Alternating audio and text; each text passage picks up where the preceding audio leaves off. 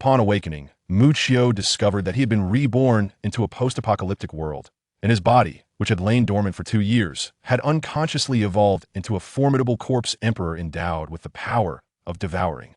At that moment, a voice echoed in his mind. "Congratulations, host! You have bound the Dacian world sign-in system." The host has arrived at the sign-in location. The first reward is the Saint Lord's demonic energy. The next sign-in location is, in this world overrun by zombies, Muccio lamented the difficulty of surviving as a mere human. Chapter 1. The Awakening of the Zombie King and the Terrifying Devouring Ability. On Blue Star, in a city within Huaxia, the once bustling streets had fallen into disrepair, littered with derelict vehicles abandoned haphazardly by the roadside, remnants of old blood staining the ground. A gentle breeze stirred a few tattered plastic bags, offering a testament to the human activities that had long since ceased in this lifeless city. Roar! Several ragged, grotesque zombies prowled the street, their vacant eyes bloodshot and devoid of life, their hands stretching into the air. Transformed by infection, they no longer relied on sight to hunt, instead depending on their acute sense of smell and keen hearing. Suddenly, one of the zombies seemed to catch a scent, abruptly lifting its head. Pop! In the next instant, its skull shattered in an instant. Blood sprayed like rain, crimson light flashing, the stench of blood immediately attracting a horde of nearby zombies. A massive wave of zombies surged forth, accompanied by a terrifying roar. Roar, splatter. More blood sprayed into the air, staining the dim street red. Upon closer inspection, the source of the blood was a colossal zombie creature, towering several meters tall, its entire body drenched in blood. The crimson zombie leapt ferociously onto a wrecked car, then swiftly bounded away, leaving behind shattered glass and numerous bullet holes on the hood. Bang! Just as the shards of glass fell to the ground, the bullet-riddled car exploded with a deafening roar. Its decaying remnants, mingled with the acrid smoke and filthy dust in the air, swept through the street like a sandstorm, infused with a strong metallic scent of blood. On the other side of the swirling dust, a squad of soldiers clad in special forces gear hurriedly approached, but halted before the thick fog. The leading captain, donned in a mask, picked up the communicator at his waist and spoke to the other side. "Mist has appeared in Zone B1. We have lost track of the Flame Demon Lord." After a moment, a cold female voice responded from the communicator. "Understood. Hold the B1 zone and do not let the target escape. I will dispatch ability users to rendezvous with you and exert every effort to encircle the Flame Demon Lord." "Yes," the captain replied, immediately putting down the communicator and gesturing to his comrades, prompting the team to move forward. On the other side of the thick blood mist, the figure of a crimson zombie flickered through the city, occasionally emitting piercing roars. Nearby zombies, sensing the commotion, instinctively trembled and joined in the cacophony. Aru. The nighttime city grew increasingly eerie and terrifying. The red figure raced frantically, and in the next moment, it dove towards a high-rise. An immense force shattered the glass, continuing unabated as it penetrated the entire building. Behind it, billowing white smoke followed as the structure collapsed, the red-clad zombie crashing into a deep alley below without a backward glance. Hiss! As its body collided with the wall, sparks erupted. The red zombie collapsed on the ground at the alley's entrance, convulsing. Its blood-red eyes brimmed with ferocity and bloodlust as a staggering zombie approached from the alley. Curiously, this staggering zombie did not shy away from the red monstrosity like the ordinary zombies on the street, but instead emitted icy blue mist, charging at the red zombie with a furious roar. Yet the robust arms of the red zombie extended instantaneously, its hand grasping the other zombie's face. Astonishingly, the thick arm exploded into a cloud of blood mist, which coalesced into blood-red tendrils, continuously bubbling with blood, while the ensnared zombie gradually withered, as if its very lifeblood were being drained. Gradually, the eyes of the red zombie became increasingly crimson, while the captured zombie was carelessly discarded to the ground, lifeless beyond redemption. The fully crimson zombie, having just cast aside the ordinary zombie, grimaced and clutched its head, its roar diminishing into a low growl before it slumped into unconsciousness in the alley. Miraculously, the body of the red zombie began to thin, its once vivid skin fading to a sickly pallor. Then, even more astonishingly, this terrifying creature with blood-red skin gradually transformed into human form, ultimately solidifying into the visage of a strikingly handsome young man. On a street several hundred meters from the alley, a squad of soldiers clad in blue Special Forces uniforms methodically searched. The silent street occasionally echoed with monstrous roars. In a dim alley, a ragged young man, nearly bare, lay slumped against a wall, seemingly lifeless. Yet upon closer inspection, one could discern the faint rise and fall of his chest. Awakened by the tumultuous night surrounding him, the young man fluttered his eyelashes and slowly opened his eyes. Rubbing his aching head, Muccio felt as though his entire body were on the verge of falling apart. Had I known I would have drunk so much at the graduation party, I wouldn't have. Hiss, why does my whole body ache? Huh. Rubbing his sore eyes, Muccio realized something was amiss. He was not lying in the soft, comfortable bed of his home, but rather in an unknown alley. He instinctively recoiled, yet his hand inadvertently brushed against something, and upon turning abruptly, he was startled to discover that what lay beside him was not a stone, but a desiccated corpse, grotesque in its appearance. What the hell? Muccio was about to let out an instinctive scream, but a chaotic torrent of memories surged through his neural pathways like a tide. It was a scene reminiscent of a hellish battlefield. A crimson figure draped in what appeared to be a garment of blood, treading upon a mound of corpses. Each corpse was emaciated, their faces etched with terror, as if they had endured some horrific fate before their demise. In that moment, the figure clad in blood appeared as a monstrous harbinger of annihilation. Roar! Surrounding the blood-clad figure were hordes of zombies. Each one, undaunted by death, bellowed towards the crimson entity. Moreover, directly in front of this sanguine figure stood a colossal, unknown breed of unicorn-like monster, its body emanating molten lava, charging forward with its gaping maw aimed at the creature draped in blood. Chapter 2. The zombies attempting to infiltrate human society. Scenes from the past replayed in Muccio's mind like a film reel, each moment leaving him dizzy and his head pounding. As he absorbed these memories, beads of cold sweat formed on his forehead. He clearly saw the blood-red figure in his recollections, his own visage. This world was no longer the reality he once knew.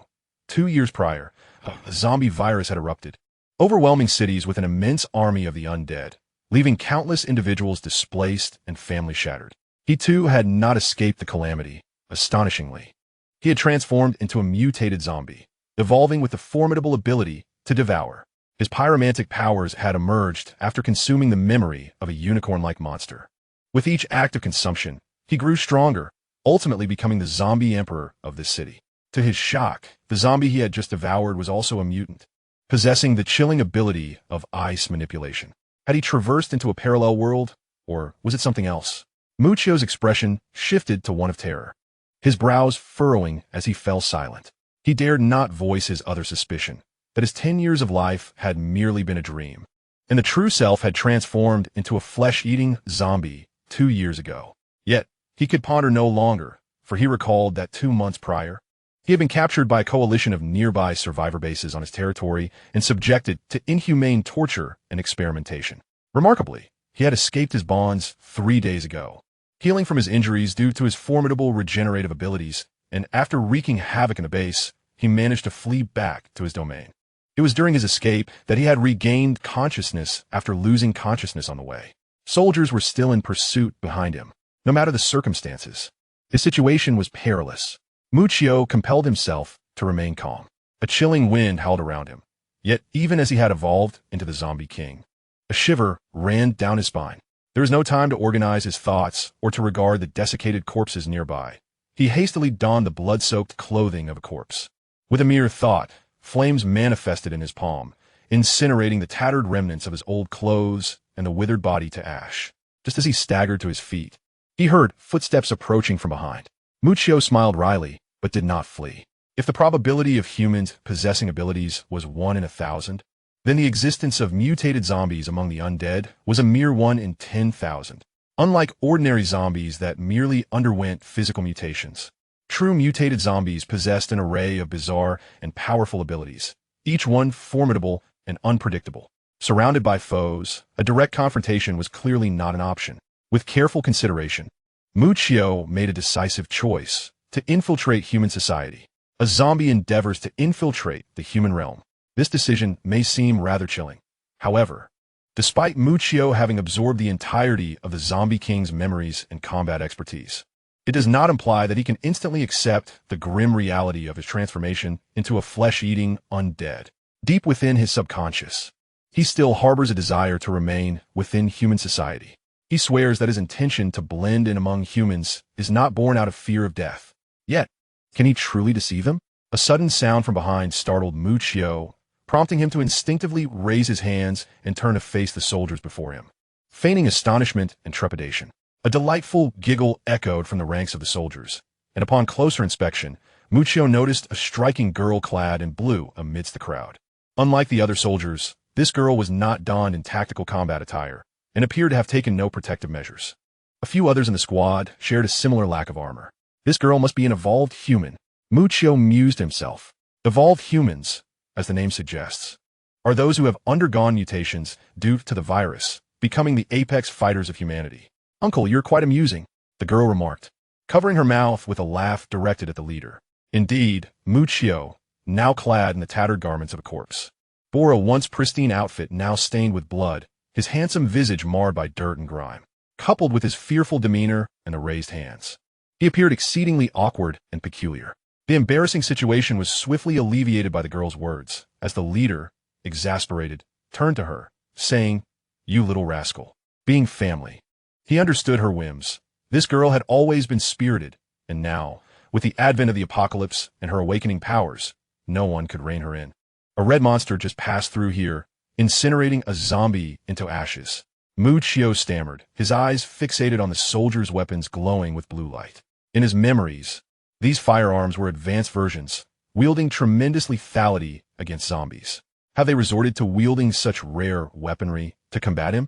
Suddenly, understanding dawned upon him, and, as he trembled, frost began to coalesce upon the ground beneath him. My home is nearby. I was merely searching for food out of hunger. I have done nothing, exclaimed the blue-clad girl, astonished at the layers of frost forming on the ground.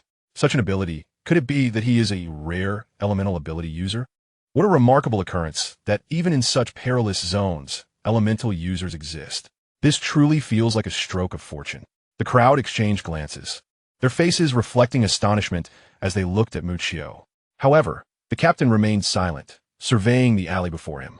He then raised his communicator. Report, the S-rank aberrant.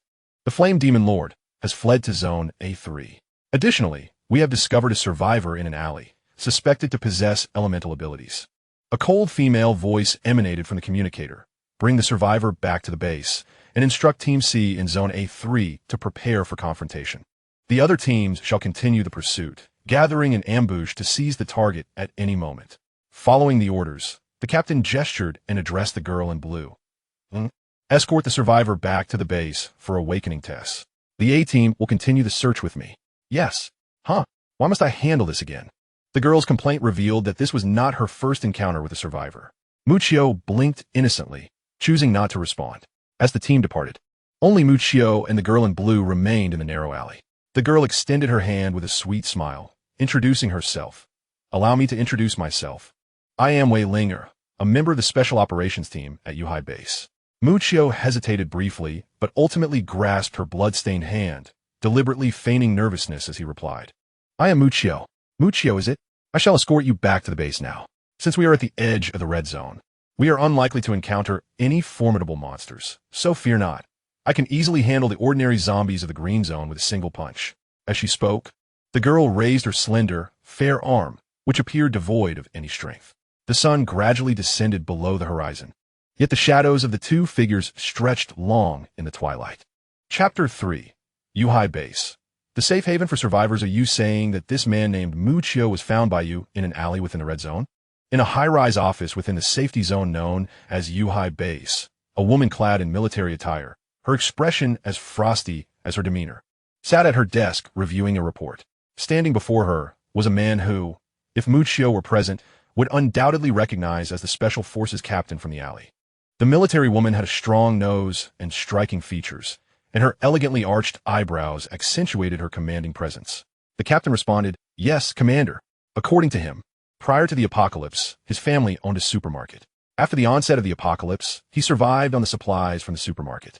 Recently, his food supplies have run out, which led him to take the risk of venturing out in search of sustenance. The military woman pondered this for a moment before breaking into a smile. Placing the document on the table, Wei, how credible do you find his account? Captain Wei remarked, "We have inspected the supermarket he described, and the entire building has been obliterated by the Inferno demon, leaving no evidence to substantiate his identity." As he spoke, a sudden thought crossed his mind regarding Muccio. who had inadvertently conjured Frost from fear in the alley. He continued with astonishment. However, from what we have gathered, this Muccio may be an ability wielder, and he might even be a rare elemental type. Oh, is that so? The military-clad woman raised an eyebrow, tapping the table thoughtfully. After a brief moment of contemplation, she declared, regardless, elemental ability wielders are precisely the talents we are currently lacking. Take him for an awakening test. If he passes, he will enter the training department for cultivation. Additionally, assign someone to keep a close watch on him and inform me immediately of any unusual circumstances. Wei Ling saluted with military precision. Understood. Muccio awoke to the bright daylight, pulling back the covers and rising from his bed. The warm sunlight streamed through the window, misleading him into believing he was still in the bustling world before the apocalypse. At this moment, Muccio had already donned a relatively clean white shirt. Unbeknownst to him, he had been residing in the U-High base for 3 days. Taking a deep breath, he noted that the air, aside from the occasional whiff of blood, bore little difference from the world he once knew. In fact, the large-scale cessation of factory operations had allowed Mother Nature to breathe easier. It was quite ironic that he found himself in a place known as the U-High base, a safe zone formed by the alliances of survivors from several nearby municipalities, housing tens of thousands of individuals, a rare sanctuary since the onset of the apocalypse. Turning to observe the few individuals sharing his quarters, he noted that aside from a handful of sound sleepers, those awake appeared gaunt and hollow-eyed, as if they had lost all desire for life.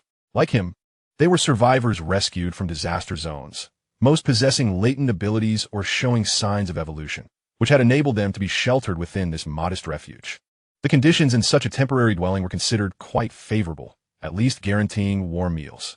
As for the fate of ordinary individuals, it was another matter entirely. The fortunate ones, possessing skills, might still earn a living in this cannibalistic era, while the unfortunate faced the reality of sleeping on the streets or scavenging from corpses, a grim norm. Taking a deep breath and tidying himself up, Muccio stepped outside. The moment he opened the door, the glaring sunlight engulfed him, prompting an instinctive raise of his arm to shield his eyes. Seated casually on a step by the roadside, he gazed at the sparse crowd ahead, tattered clothing, worn faces, and weary spirits, lost in contemplation.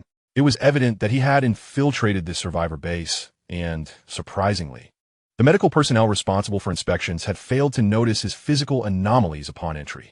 Given the deliberate exposure of his abilities, he should have attracted the attention of the higher-ups by now, shouldn't he? In my recollection, awakeners of the elemental system appear to be quite rare. During my time, as the creature known as the Flame Demon Lord, I held a profound interest in such zombies. Indeed, I was quite intrigued by the prospect of consuming them. Under normal circumstances, I would expect to be assigned to a combat team similar to my previous experiences, allowing for steady development and strategic planning for the future. It seems you have made a commendable recovery. Approaching from a distance was a strikingly beautiful young lady, impeccably dressed, reminiscent of urban sophisticates from the world before the apocalypse, a stark contrast to the surrounding desolation. Wei Ling. Muccio raised his hand in greeting. This individual had accompanied Muccio back to the U-High base. During his 3 days at the base, aside from the staff responsible for reception and review, the person he had interacted with the most was the young lady before him. At that moment, Wei Ling approached with a bag of bread in hand and naturally offered it to Muccio. Initially taken aback, Muccio soon collected himself and accepted the bread, inquiring, "Why are you being so kind to me?" It was no wonder Muccio felt astonished. While bread was not particularly precious for an awakener like Wei Ling, their acquaintance was still quite recent, and she had no obligation to make regular visits for his sake. To his surprise, Wei Ling merely playfully struck his shoulder and laughed. "Don't get ahead of yourself. I came to assist you partly because your circumstances resonate with my past, evoking a sense of sympathy, and partly because..." Muccio's attention was captivated by her words. An individual with the potential to be an elemental awakener possesses significant promise. In other words, you are worthy of my personal efforts to win you over. With that, Wei Ling patted Muccio's shoulder, exuding an air of encouragement. "So, young man, you must persevere." Muccio had already formulated his own calculations in his mind, yet he was somewhat surprised by the girl's candidness. He shook his head with a wry smile. Indeed, there is no such thing as a free lunch in this world. Wei Ling nodded in agreement, saying indeed, rare commodities hold great value. Stretching her lithe form, Wei Ling yawned slightly, rubbing her eyes as she remarked, It seems you have nearly fully recovered and should be adapting to this environment. This afternoon, someone will come and take you for testing." As she said this, she patted Muccio's shoulder again, her expression earnest as she added, "If you truly are the rare elemental awakener, they will certainly nurture your potential." Testing for awakeners? Muccio mused, unconsciously tearing open the bread's packaging and taking a bite. Filled with red bean paste, it was quite delightful. Chapter 4. Conflict. The privileges of awakeners. Through his conversation with Wei Linger, Muccio gleaned specific information regarding the so-called awakeners. The awakened refers to a unique class of individuals who, after being infected by a virus, have not succumbed to transformation into mindless undead, but instead have awakened extraordinary abilities. Among them, those who retain their rationality and are not overtaken by the virus are regarded as the noble awakened, in stark contrast to the deranged, whose existence is reduced to primal instincts of consumption and destruction, and are termed as heretics. The spectrum of abilities is vast and varied, broadly categorized into 3 distinct types: the psychic, the mutant, and the elemental. As the name suggests, elementals possess the remarkable capacity to manipulate their respective elements at will. For instance, the flame demon lord, embodied by Muccio, could effortlessly command fire, unleashing flames capable of incinerating an entire building in an instant. This flame demon lord has been classified as a dangerous S-grade heretic by the Yuhai base. Additionally, he later consumed an ice-based zombie heretic, which, despite its lower rank, remained a rare powerhouse among the undead, classified at least as a B grade according to tier standards. Elemental abilities are exceedingly rare among the awakened, a veritable gem among the masses due to their unparalleled destructive capacity, far surpassing that of the other 2 categories. When honed to perfection, the power of an awakened can be cataclysmic, capable of reshaping the very fabric of reality. On the other hand, mutant awakened tend to undergo physical transformations, with some developing a robust physique akin to that of a bear, possessing immense strength capable of demolishing buildings with a single blow. Others may manifest wolf-like claws, rivaling the speed of wolves on the plains. Typically, these individuals exhibit distinctive appearances and physiques that set them apart from the ordinary. Lastly, the psychic awakened are the most peculiar. They may lack the overwhelming destructive force of elementals or the formidable physicality of mutants. Yet their abilities are characterized by their enigmatic nature. Powers such as teleportation, invisibility, and telekinesis fall under this category. Elementals are indeed a rarity among the 3 classes of awakened, shedding light on why the organization holds such significance in your regard, remarked Wei Linger, raising an eyebrow. Muccio opened his palm, contemplating its significance. Technically, he should be classified as a psychic awakened, though his devouring ability is exceedingly dominant, placing him among the elite even within the mysterious ranks of psychics. Noticing Muccio's distracted demeanor, Wei Linger turned to him and inquired, "Hey, what's wrong? You seem lost in thought." Under the gaze of Wei Linger's crystalline blue eyes, Muccio felt a twinge of guilt and hastily replied, "What about you? What type of awaken are you?" Previously, Wei Linger had escorted Muccio back to the Yuhai safe zone, and fortunately, they encountered no significant monsters along the way. Even the few zombies that obstructed their path were swiftly dispatched by Wei Linger's driving, leaving Muccio with no opportunity to witness her abilities. Wei Linger stood up, playfully placed a finger to her rosy lips, and with a twinkle in her lively eyes, said, "It's a secret. You'll find out during the awakening test this afternoon." With that, she left, her steps light and brisk. As Muccio observed this, he shook his head and casually tossed aside the bread packaging before turning back to his humble abode. Upon entering, he was greeted by soldiers distributing food, which was typically allocated to newly arrived survivor refugees like Muccio. Unfortunately, these provisions consisted mostly of moldy and decayed biscuits and bread, often insufficient to even satisfy one's basic hunger. With a soft sigh, he acknowledged that although he had received a red bean bun from Wei Linger to stave off hunger, it was evidently inadequate to fill his stomach. Consequently, he approached to collect food, and as expected, he was handed a bag of biscuits that were severely moldy. When he attempted to take a bite, the texture was akin to chewing on rebar. Once the soldiers had departed, Muccio sighed again, placing the bag of hard biscuits beside his pillow, intending to save them as emergency rations for when hunger became unbearable. "Hey, newcomer." At that moment, a corpulent man approached, his figure resembling a bloated ball of fat. Muccio couldn't help but wonder how someone could attain such a size in this post-apocalyptic world, where sustenance was scarce. I saw you return from outside after eating bread. How dare you come here to claim our limited food? The hefty man glared at Muccio, his eyes fixated on the bag of biscuits resting on the bed. Muccio replied with a smile. There's no rule in the base that prohibits one from claiming food after having eaten. Besides, whether I take food or not is hardly your concern, is it? The other survivors in the room remained silent. Yet their eyes glistened with envy as they gazed at Muccio's bag, as if they were beholding a rare treasure. The rotund man swallowed hard and said to Muccio, in these dire times, each bite of food diminishes our supply. Don't be selfish. Give me the food, and I'll distribute it among everyone. With that, his large hands lunged toward the bag of biscuits on Muccio's bed. A sudden glint of coldness flashed in Muccio's eyes, as if a hint of crimson simmered deep within his pupils. Smack! The hefty man's robust arm, poised in midair, was abruptly seized by a slender, pale hand.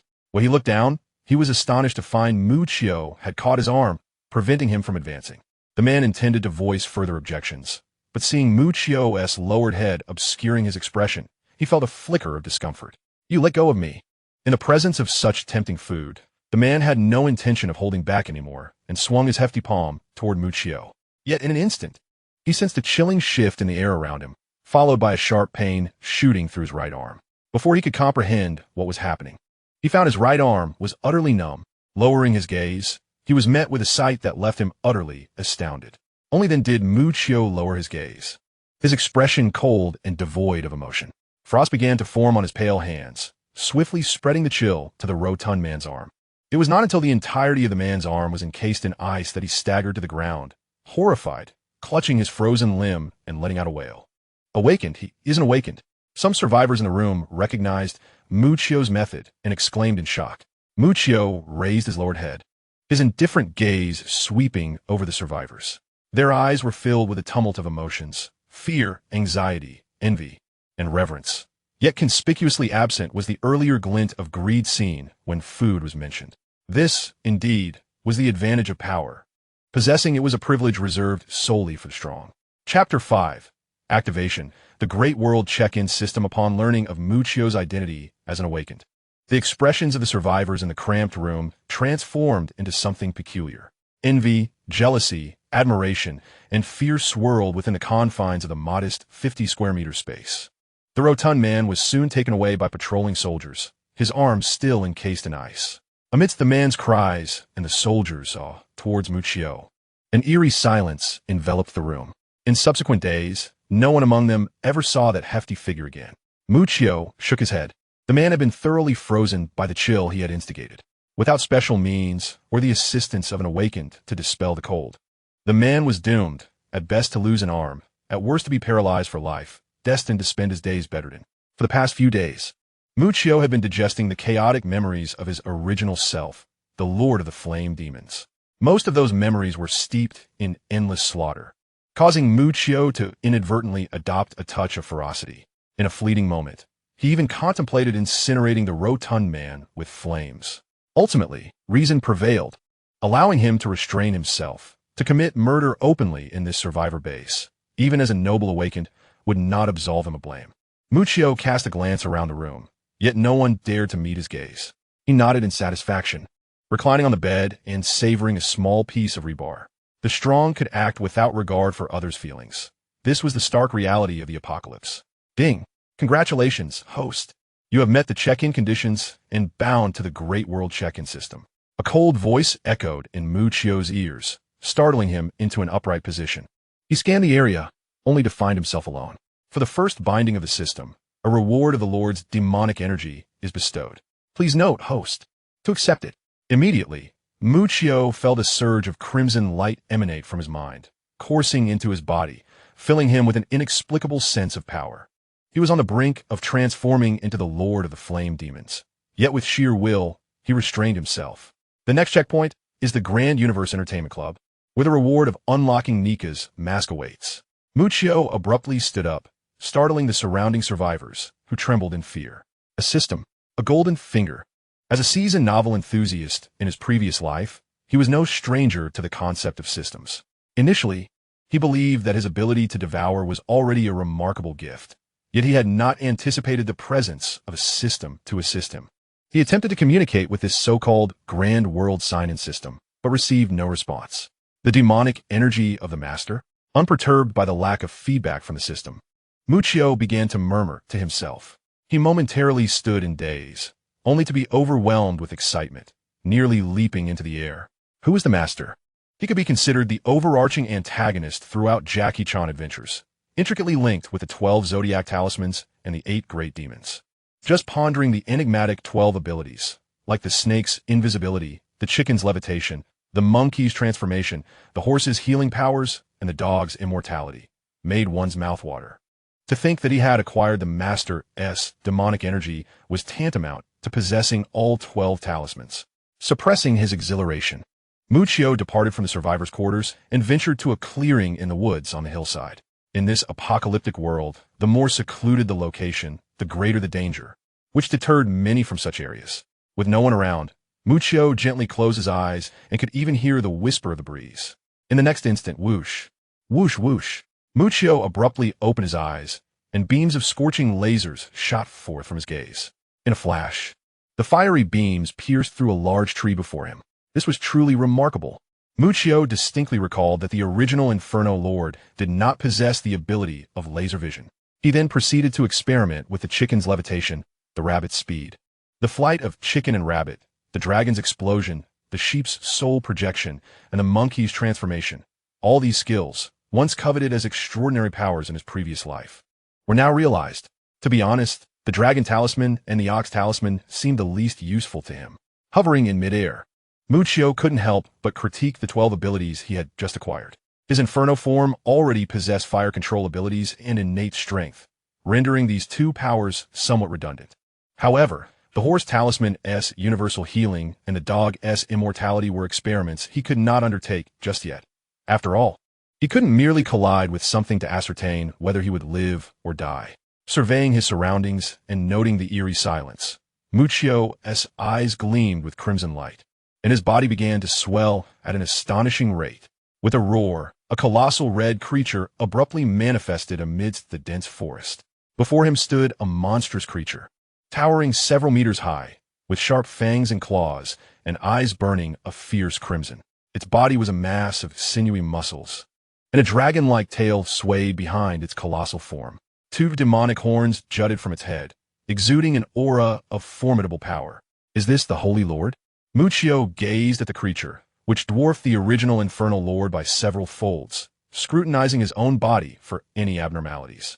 He opened his palm and murmured, "This is a rhythm defying the heavens." This body, infused with the Holy Lord's demonic essence, had wholly inherited the Holy Lord's abilities. Apart from the horns and the crimson skin, it bore a striking resemblance to the original Holy Lord.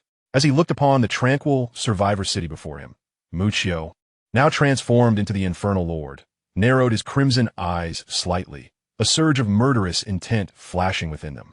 This is not good. He hastily slapped his face, silently invoking the Tiger Talisman spell. In an instant, a serene clarity washed over him, and his form shifted back from the Infernal Lord to that of an ordinary human.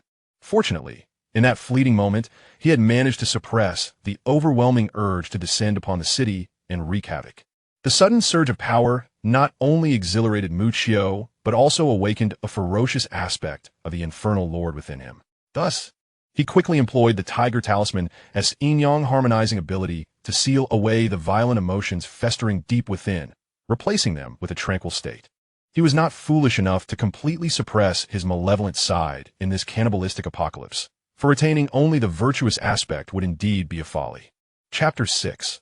The Mask of Nija. The Shadow Legion. In contrast to his previous state, this newfound tranquility allowed Muccio to better disguise his true self.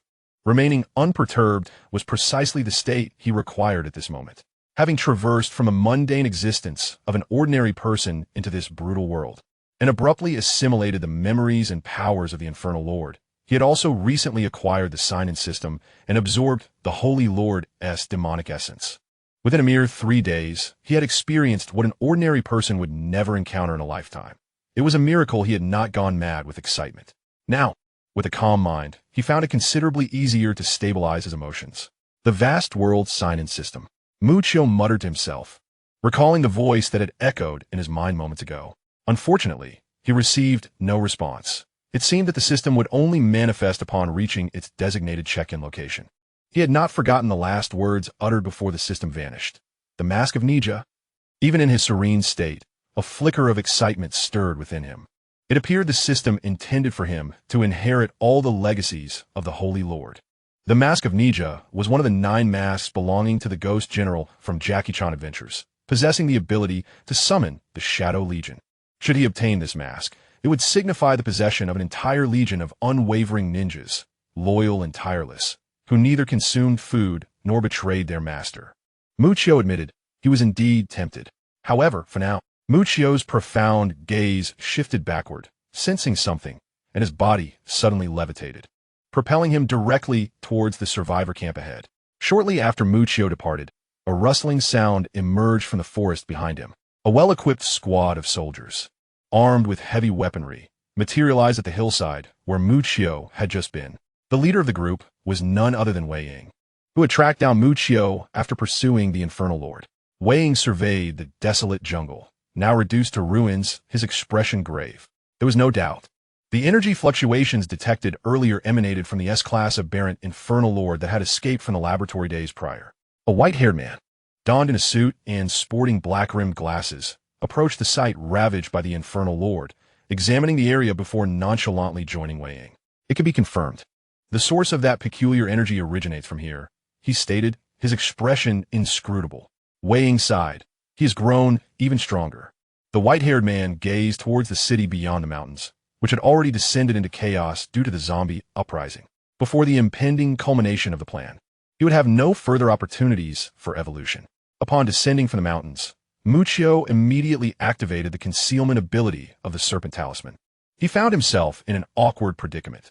The Infernal Lord's form was so immense that the moment it transformed, it tore his clothing to shreds, leaving only scanty fabric to cover his lower body. This meant he was nearly in a state of undress. Had the commotion on the mountain attracted the base's attention? Muccio's understanding of this world was still superficial, and he saw no need to antagonize the surviving humans. The Infernal Lord was merely a boss in the Red Zone. But he knew that above the Red Zone in Yuhai City lay the Black Zone, where several presences sent shivers down even his S-class aberrant spine.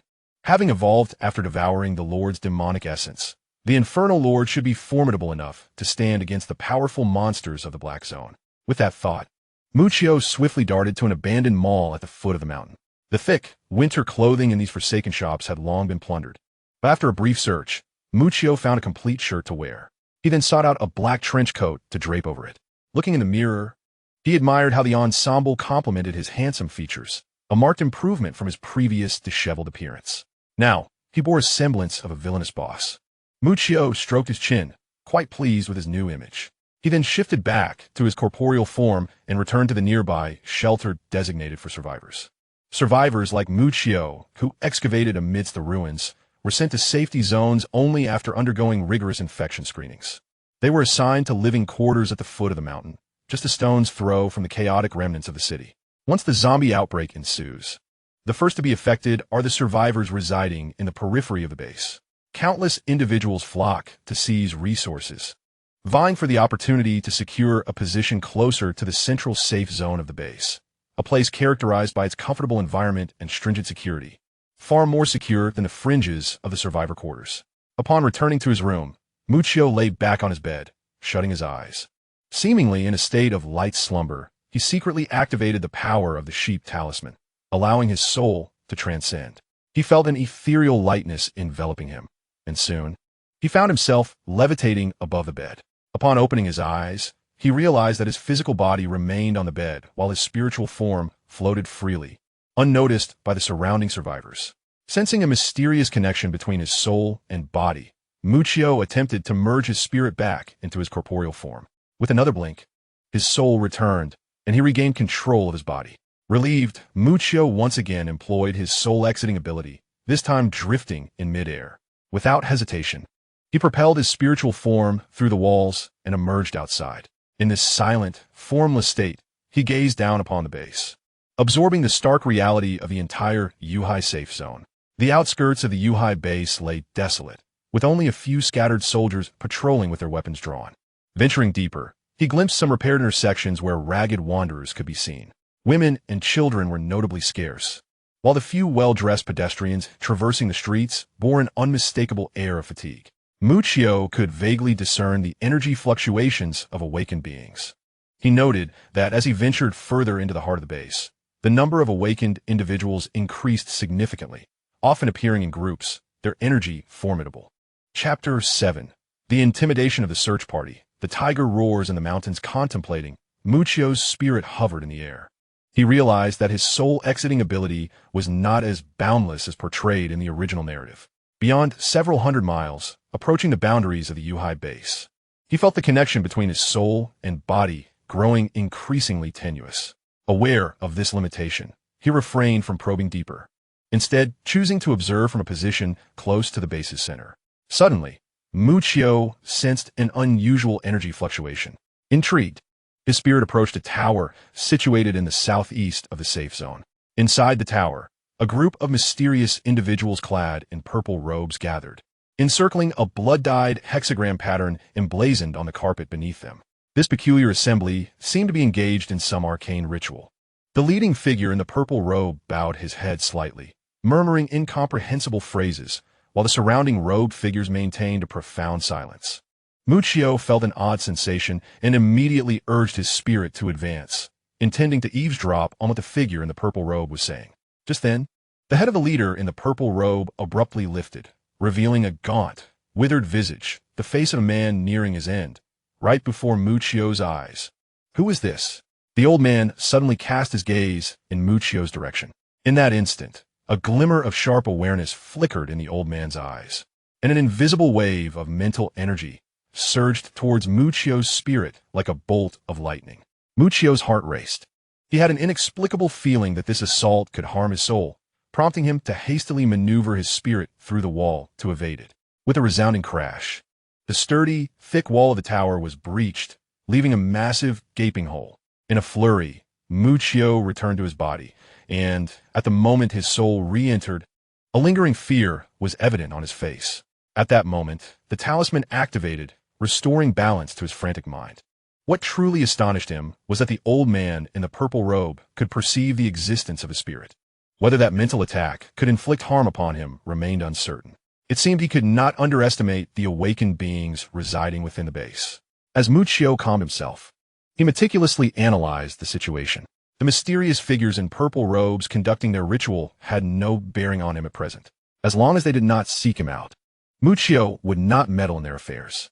Thus, he peacefully closed his eyes, genuinely intending to rest for a while. By noon, soldiers arrived with rations, and as usual, they brought with them some moldy, decaying biscuits and bread.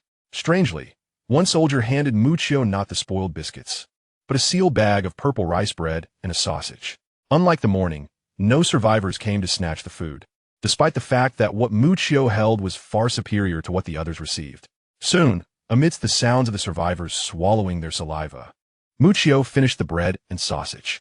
The afternoon passed, and a squad of soldiers entered the survivors' quarters, taking Muccio away. One by one, other survivors from the surrounding rooms were also let out. Before long, under the escort of the soldiers, Muccio and his group arrived at a training camp near the edge of the safe zone. Though labeled a training camp, it was merely a large sports arena from before the apocalypse, repurposed into the current training ground of the Yuhai base. Upon entering, Muccio observed that the entire area had been divided into several sections. At the forefront of these sections stood a platform. Currently, a row of survivors like themselves stood below the platform. Muccio counted, and there were dozens of them in total, including their group. Some of the survivors exhibited peculiar appearances, their physiques markedly different from the average person. Among them were those of imposing stature, their faces resembling that of bears. And even their hands were thick and dark, akin to bear paws. Some survivors bore terrifying visages reminiscent of malevolent spirits, their lips perpetually curled into sinister smiles, inducing profound trepidation in those who dared to glance upon them. Muccio and his companions were escorted by soldiers to the platform below, where they gathered alongside dozens of other survivors. Above them stood a dozen men and women, not clad in uniform attire, yet impeccably dressed and resplendent, creating a stark contrast to the tattered garb of the survivors below. The number of survivors present this time was rather scant. After all, 2 years had elapsed since the apocalypse erupted, rendering the search for survivors in the ruins increasingly arduous, with the probability of encountering awakened individuals exceedingly slim. One could only hope that a few capable hands were among them, for the tasks of the search party were becoming increasingly daunting. The individuals on the platform murmured amongst themselves, yet Muccio's keen hearing enabled him to discern the crucial information in their whispers. His gaze swept across the assemblage on the stage, and soon enough he spotted Wei Ling, a striking beauty with an elegant figure. Upon noticing Muccio, she beamed with joy, rising onto her toes to wave at him, to which he responded with a warm smile. However, during this brief moment of interaction with Wei Ling, Muccio suddenly felt a piercing gaze fixated upon him. Turning his head, he beheld a stranger among the crowd, a man with sparse eyebrows and a lecherous countenance, whose beady eyes darted in his direction, seemingly with intent. Although the man's demeanor was subtle, Muccio astutely perceived the hostility lurking within his gaze. Why does he harbor such inexplicable animosity towards me, despite our never having met? Muccio pondered. Just then, a robust man clad in a jet-black leather vest surveyed the crowd and spoke. Since you all stand here, you must have been discovered to possess extraordinary abilities, becoming the fortunate few awakened in this apocalyptic world. The multitude of survivors below were immediately captivated, their eyes ablaze with fervor directed at the man in the vest. In this desolate reality, possessing extraordinary powers and awakening men acquiring a ticket to ascend to the ranks of the elite. Wealth, women, status, fame, whatever you desire. It lies within your grasp. However, abruptly, the man's voice faltered and his expression morphed into one of ferocity. With a thunderous roar, his already imposing physique swelled with bulging veins. His muscles, previously well-defined, became even more pronounced. A thick mane of hair began to sprout upon his face, while intertwining black patterns spread across his body. The markings on his forehead vaguely formed the character for king, and even his hands transformed, now resembling formidable claws, instilling a sense of dread in all who beheld him. In an instant, a resounding roar reverberated throughout the training ground, leaving the crowd in shock and disarray. The echoes of the tiger's roar filled the air. Chapter 8. Escalating Conflict, Wei Linger's Extraordinary Ability. The multitude of survivors below were utterly awed, rendered speechless by the tiger's roar. As if witnessing a ferocious beast, their expressions were filled with terror, standing uneasily, with some individuals even collapsing to the ground in a flood of tears. Muccio remained steadfast, unfazed by this display. The roar of the man in the vest was, in fact, a psychological assault that struck at the very core of one's being, creating an illusion of dread. Even the most steadfast of ordinary individuals would not be significantly affected. Scanning the crowd, Muccio noted that a few individuals remained resolute and undeterred. He discreetly marked them in his mind and shifted his gaze back to the formidable figure of the man in the vest, who now appeared utterly otherworldly. His body cloaked in tawny fur, resembling a towering tiger. The man in the vest surveyed the paralyzed survivors below and furrowed his brow, stating, "However, while you enjoy the privileges of superiority, you must also endure challenges far harsher than those faced by ordinary individuals." At that moment, a middle-aged man in a tailored suit beside him concurred. "Those who are awakened will join our search team. The mission of the search team is to venture into perilous ruins, gather intelligence, seek resources, rescue survivors, and eliminate heretics, among other tasks." The man in the vest cast a sweeping glance over the crowd. "And you are about to become members of the search team. We shall serve as your instructors, and soon, your commanding officers and comrades." Following this impassioned speech, Muccio and the others were commanded to demonstrate their awakened abilities one by one. Muccio had anticipated the use of specialized instruments for testing, but it soon became clear that he had overestimated the situation. With the apocalypse having erupted merely 2 years prior, technology had yet to advance to a point where one could easily discern an individual's abilities. It was simply a matter of dozens of individuals sequentially showcasing their powers before the search team on stage. The man in the vest signaled to the suited individual beside him, who gestured grandly, causing a pile of earth to coalesce into a 2-meter-tall earthen figure. "Now, begin demonstrating your abilities." The first person activated their power, assimilating with the surrounding rocks, their body transforming to become as impenetrable as steel. The stone figure then lunged forward, crashing into the earthen figure, shattering it to pieces. "Indeed, this ability is well suited for a tank. We shall take this one." The suited, middle-aged man, observing the rock assimilation ability, brightened and immediately requested the individual from the man in the vest. The woman in red, feeling somewhat indignant, interjected, "What is the matter, old ma? Is your team in such dire need of personnel? Our squad is also short a frontliner." The man in the vest, referred to as Old Yin, swiftly interjected, "Enough. Xiao Zhang from Old Ma's team recently perished during a search mission against heretics. Let the new recruit be assigned to Old Ma." The woman in red retorted with exasperation, "Very well, but be sure to reserve any promising talents for us." Thus, a human trafficking transaction was completed. The man in the suit waved his hand once more, and the earth golem that had just been shattered by the stone man reassembled itself. Next, immediately, Muccio beheld a dazzling array of awakened abilities. Some individuals exhibited immense strength, effortlessly lifting and throwing the 2-meter-tall earth golem. Others awakened formidable gravitational control, crushing the golem from a distance. Even more astonishing were the psychics who had mastered swordsmanship. As a flying sword glided through the air, the earth golem was cleaved into several segments. Was this not the emergence of a contemporary sword immortal? Muccio watched in amazement. Naturally, there were also some rather lackluster awakeners. For instance, one person specialized in fried rice, while another peculiar individual could enlarge a specific part of his body several times. Drawing envy from many men nearby, Muccio pondered, should I seek an opportunity to absorb this fellow's ability? As the various abilities of Muccio and his group of survivors continued to emerge, a heated debate ensued among the awakened members of the search team on the platform. Recruit him. Upon witnessing the formidable abilities, the awakened individuals on the platform could not help but scramble to claim their share, with some even offering hefty rewards to attract these newcomers who had just entered the base.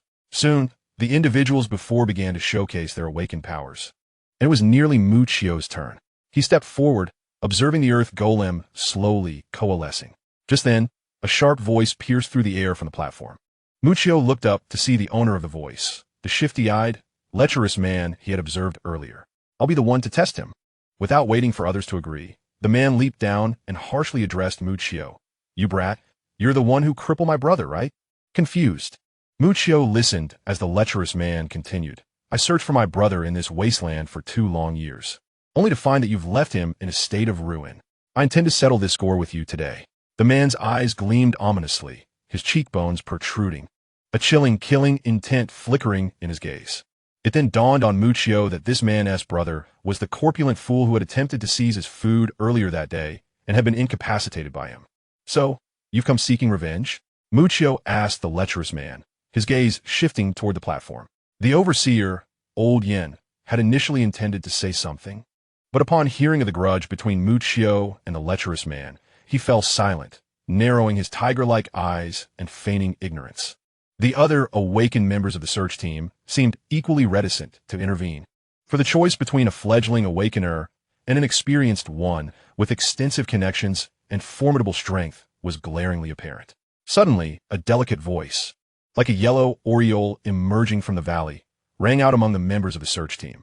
"Are you attempting to exploit your power for personal gain?" Wei Linger leaped down from the high platform, her lively eyes fixed upon the lewd man. "Muccio is under my protection. Do you dare to oppose me?" Suddenly, the man's body swelled grotesquely, his skin taking on an eerie purple hue. A thick tail emerged from behind him, and his mouth transformed into a sharp snout, a long tongue flicking in and out. In an instant, this man, known as Ma Kuan, morphed into a humanoid lizard. The lizard man narrowed his slitted red eyes and hissed at Wei Linger. "Wei Linger, get out of my way. This does not concern you." With a delicate snort, Wei Linger leapt into the air, her graceful form twisting as a furry brown tail materialized behind her. Her charming visage underwent a subtle transformation. A pair of gleaming tiger fangs appeared at the corners of her lips, and her bright eyes sparkled like 2 exquisite gems. Even a pair of small brown ears stood upright atop her head. Chapter 9. A display of power that awed all. Muccio's terrifying strength? Is this a cat girl? How adorable! The many survivors present, witnessing Wei Linger's transformation, seemed to awaken some peculiar otaku tendencies, immediately captivated by her charm. Muccio was equally surprised to discover that Wei Linger's unique ability was to transform into a cat girl. However, upon reflection, it was indeed fitting for someone with her vivacious personality to possess such powers. As Wei Linger, now a cat girl, prepared to confront the lizard man. Muccio shook his head and stepped forward. He had no intention of engaging with such a lowly opponent. Muccio, do not worry. Since you were brought here by me, you shall naturally join my team, Wei Linger said, assuming Muccio was concerned about offending anyone and thus lacking a group to accept him. Her voice, tinged with a playful tone due to her transformation, conveyed a hint of affection. Muccio chuckled softly. Despite her seemingly carefree demeanor, this young lady displayed a considerate heart.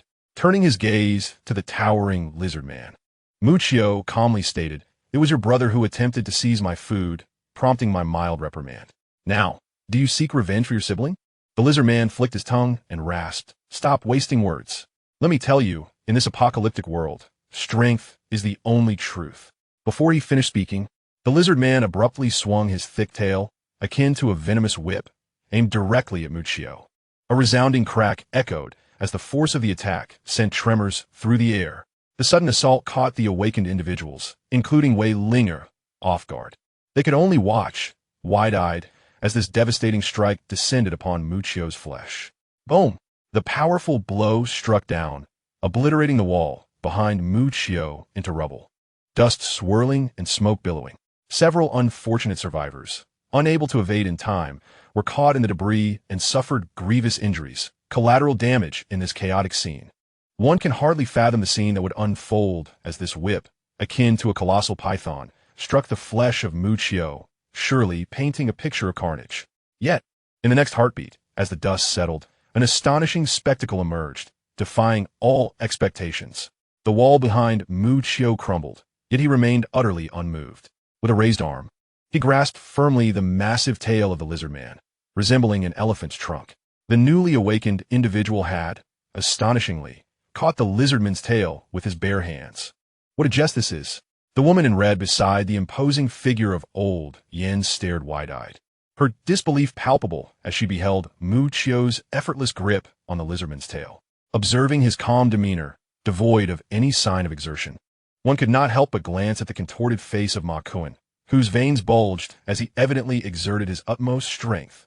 If memory serves me right, Ma Kuan is indeed a B-class awakened individual, is he not? The man in the suit, equally taken aback, turned to Old Yen for clarification.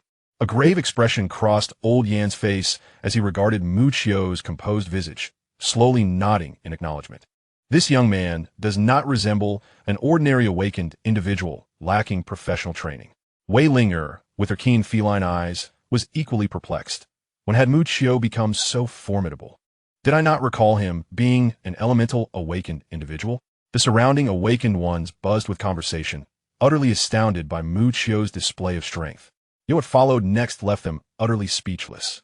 With his head bowed, strands of hair cascading down obscured Muccio's eyes, but his indifferent voice could be discerned through the slight parting of his lips.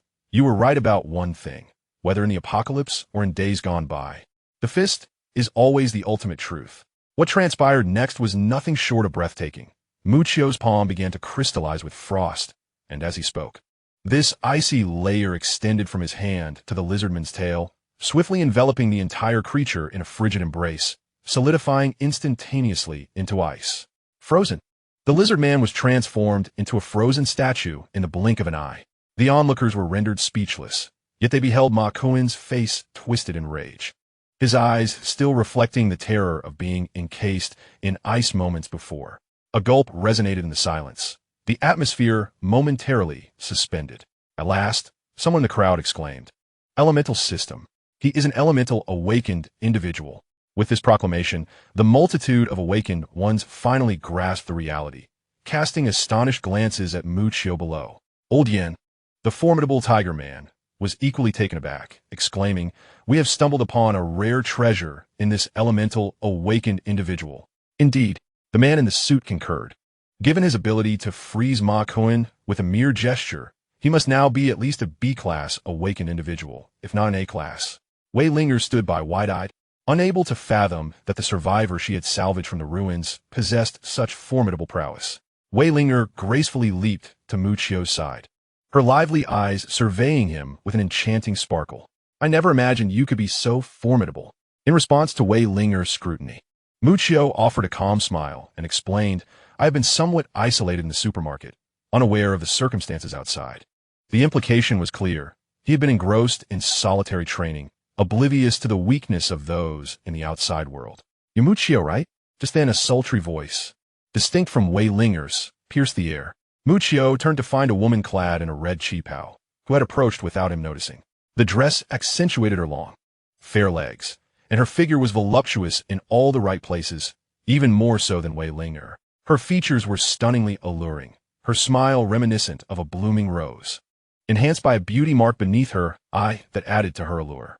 Undoubtedly, she was a breathtaking beauty, capable of causing upheaval even in the present world. "Lu Qianqian, we want."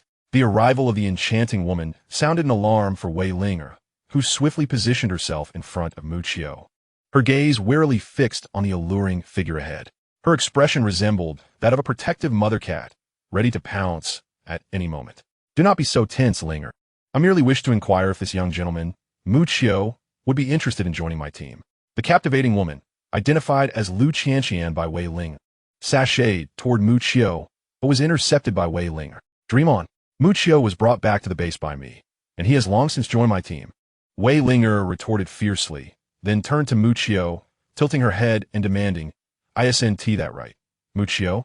Though framed as a question, her tone was assertive, revealing her sharp little canines, as if to suggest that any denial would not be tolerated. Muccio hurriedly nodded in agreement. Given the unfamiliarity of these individuals, aligning with Wei Linger seemed a prudent choice. However, Lu Qianqian remained undeterred, circumventing Wei Linger to approach Muccio, whispering, "Young gentleman, there are numerous advantages to joining my side." Her luscious lips brushed against Muccio's ear, and her sparkling eyes fixated on him, captivating and suggestive. "Hey, what are you scheming, you vixen?"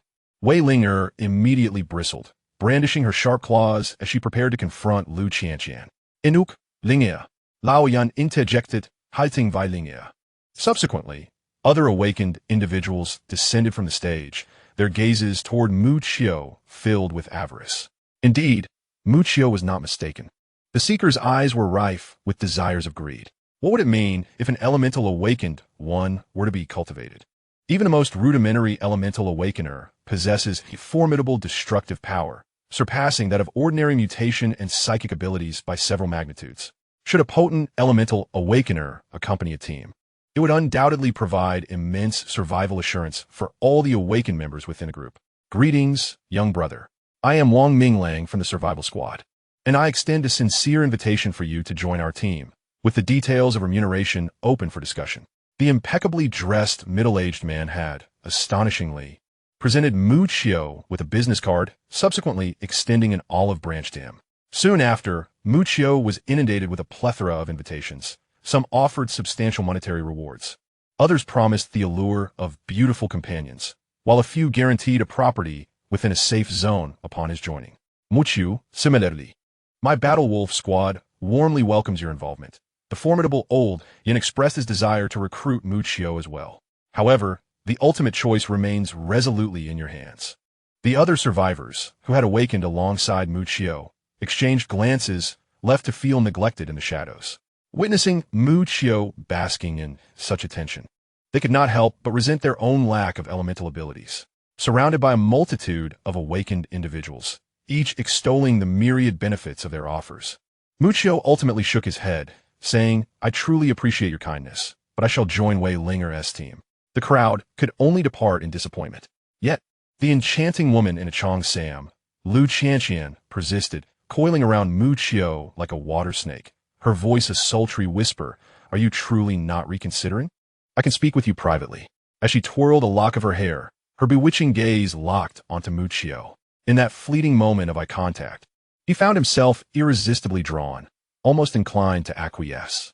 Alarmed, Muccio quickly activated his talisman's ability, striving for tranquility to quell the tumult within his heart. He directed a composed gaze towards Lu Qianqian, recognizing that she had employed a charm-like power that had momentarily ensnared his senses. Realizing her enchantment had failed upon witnessing his reaction, Lu Qianqian, with a sense of decorum, turned to leave. Before departing, she playfully tapped her porcelain hand against her crimson lips, blowing Muccio a kiss from afar. "Little brother, should you change your mind, my door is always open for you." In no time, the remaining survivors showcased their respective abilities. Many potent powers were absorbed by the search teams, yet among those left, none matched the strength of Mucio's elemental prowess. Once the awakening tests concluded, unlike the other survivors who were uniformly taken away, Unit Q was swiftly escorted by Wei Linger. Well done, Mucio. You did not disappoint my efforts to recruit you. Wei Linger, having reverted from her transformed feline form, walked down the street like a neighborly girl. Her lively demeanor clearly indicated her delight in Mucio's performance that day. Mucio felt a sense of helplessness. After all, he arrived at this Yuhai safe zone without any support. To join a team blindly. What if he were to be bullied by malicious individuals? Wei Linger, with her naive demeanor, seemed easier to deceive. He harbored too many secrets and should maintain a low profile. By the way, even though you are an elemental awakened one, I never anticipated your prowess to be so formidable. Suddenly, Wei Linger turned to him, her lips curling into a smile as she said, with your potential, you might become a guardian of the base in the future. Guardian? Mucio furrowed his brow. You must know that since the apocalypse, numerous individuals have awakened abilities after being infected by the virus, yet these powers lack clear classification standards. Consequently, people categorize all abilities based on the levels of energy they possess. Wei Linger looked up at Mucio, speaking earnestly. The D-level awakened ones are essentially the energy level at which most awakeners first manifest their powers, while becoming an A-level awakener signifies one has become a formidable force. And what lies beyond A-level? Mucio inquired suddenly. Not long ago, the base dispatched a significant number of personnel to capture an S-level aberration, the Flame Demon Lord. What's wrong? It seemed Wei Linger noticed Mucio's discomfort. Mucio cleared his throat and hastily replied, It's nothing. Please continue. Wei Linger appeared somewhat puzzled, but proceeded, at that time, to capture an S-level aberration. The base paid a hefty price. Over 1,000 elite team members and hundreds of awakened ones were nearly decimated before they finally apprehended the Flame Demon Lord alive. The scientists initially intended to utilize the S-level Flame Demon Lord for experiments, but alas, it ultimately managed to escape. A cold sweat suddenly broke out on Mucio's forehead. If he were to be discovered, would it not be akin to walking into a trap? He quickly shifted the topic. What level surpasses S-level? He distinctly remembered that in the black zone, above the red zone, there existed an aura that made even the Flame Demon Lord tremble in fear. Wei Linger abruptly halted her steps, her expression growing grave. Above S-level is the destruction level. The powerful beings of the destruction level are what I just referred to as guardians. They can protect an entire city with their strength. That is the essence of a guardian. Chapter 11. The three titans of the Yuhai safe zone are guardians, all awakened ones of destruction level. Wei Linger nodded and continued. Our Yuhai base currently has 3 guardians. The reason Yuhai safe zone has maintained its standing amidst the apocalypse and attracted survivors from surrounding regions is largely due to the contributions of these 3 guardians. Mucio felt a stroke of luck. He was relieved he hadn't succumbed to arrogance, opposing the base blindly due to his enhanced abilities. Otherwise, even the evolved Flame Demon Lord would struggle against the strength of 3 destruction-level beings. What roles do these 3 guardians hold within a base? Mucio asked with curiosity. Wei Linger fell silent for a moment, her usually vibrant complexion now dimmed. The entire Yuhai base still lacks a definitive leader, to be precise. It is not dominated by any single entity. The base is now divided and controlled by 3 major factions. After the apocalypse, the leaders of these factions jointly established the Yuhai Security Zone, each wielding cataclysmic power, making them the true sovereigns of Yuhai. Meanwhile, within a lavishly adorned office in the heart of the Yuhai Security Zone, a corpulent middle-aged man reclines in a mink fur chair, while a sharply dressed gentleman stands before him. Should Mucio be present, he would undoubtedly recognize this man as the one who previously handed him a business card in the training ground, seeking to recruit him. The man in the suit nods, indicating that this elemental awakener was brought back from the ruins outside the city, and our people had not received any prior information. The rotund, middle-aged man leans back contemplatively and muses. If memory serves, this Wei Linger is the sister of Wei Ying, correct? Since Wei Ying is associated with Xiao Hanyan, it seems that Xiao Hanyan has gained yet another potential asset. Despite his ample physique, which even loose clothing cannot conceal, a glimmer of shrewdness shines in his eyes. He casually waves his hand, saying, "Oh well, at least he hasn't fallen into the hands of that madman Wang Dapeng. Otherwise, things would become even more chaotic." With that, The middle-aged man rises from his mink chair and approaches the floor-to-ceiling windows, narrowing his astute eyes as he gazes outside. The scene appears calm, reminiscent of the world before the apocalypse, though the streets are sparsely populated with ragged passers-by hastily moving along. A look of concern crosses the affluent man's face as he wonders how long this tranquility will endure. Among the three leaders of the Yuhai base, Zhang Qing was a shrewd businessman before the apocalypse, amassing considerable wealth. After the outbreak, he awakened a treasure-hunting ability, enabling him to gather extensive resources and quickly rise to power as a formidable force. However, the most formidable among them is the one known as the Madman, Wang Dapeng. Suddenly, Wei Linger's expression shifts, and she warns Mu Qiu, if you encounter Wang Dapeng, it will be best to limit your interactions with him. Why is that? Mu Qiu inquires, puzzled by Wei Linger's peculiar reaction at the mention of Wang Dapeng.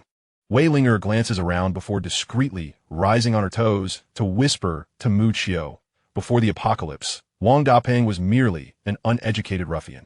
Yet, with the advent of the apocalypse, fortune smiled upon him, and he awakened an extraordinary ability.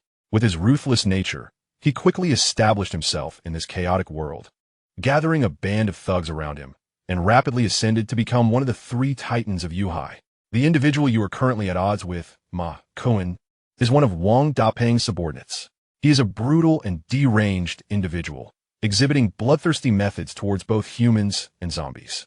Narrow-minded and vengeful. It is imperative that you exercise caution around him.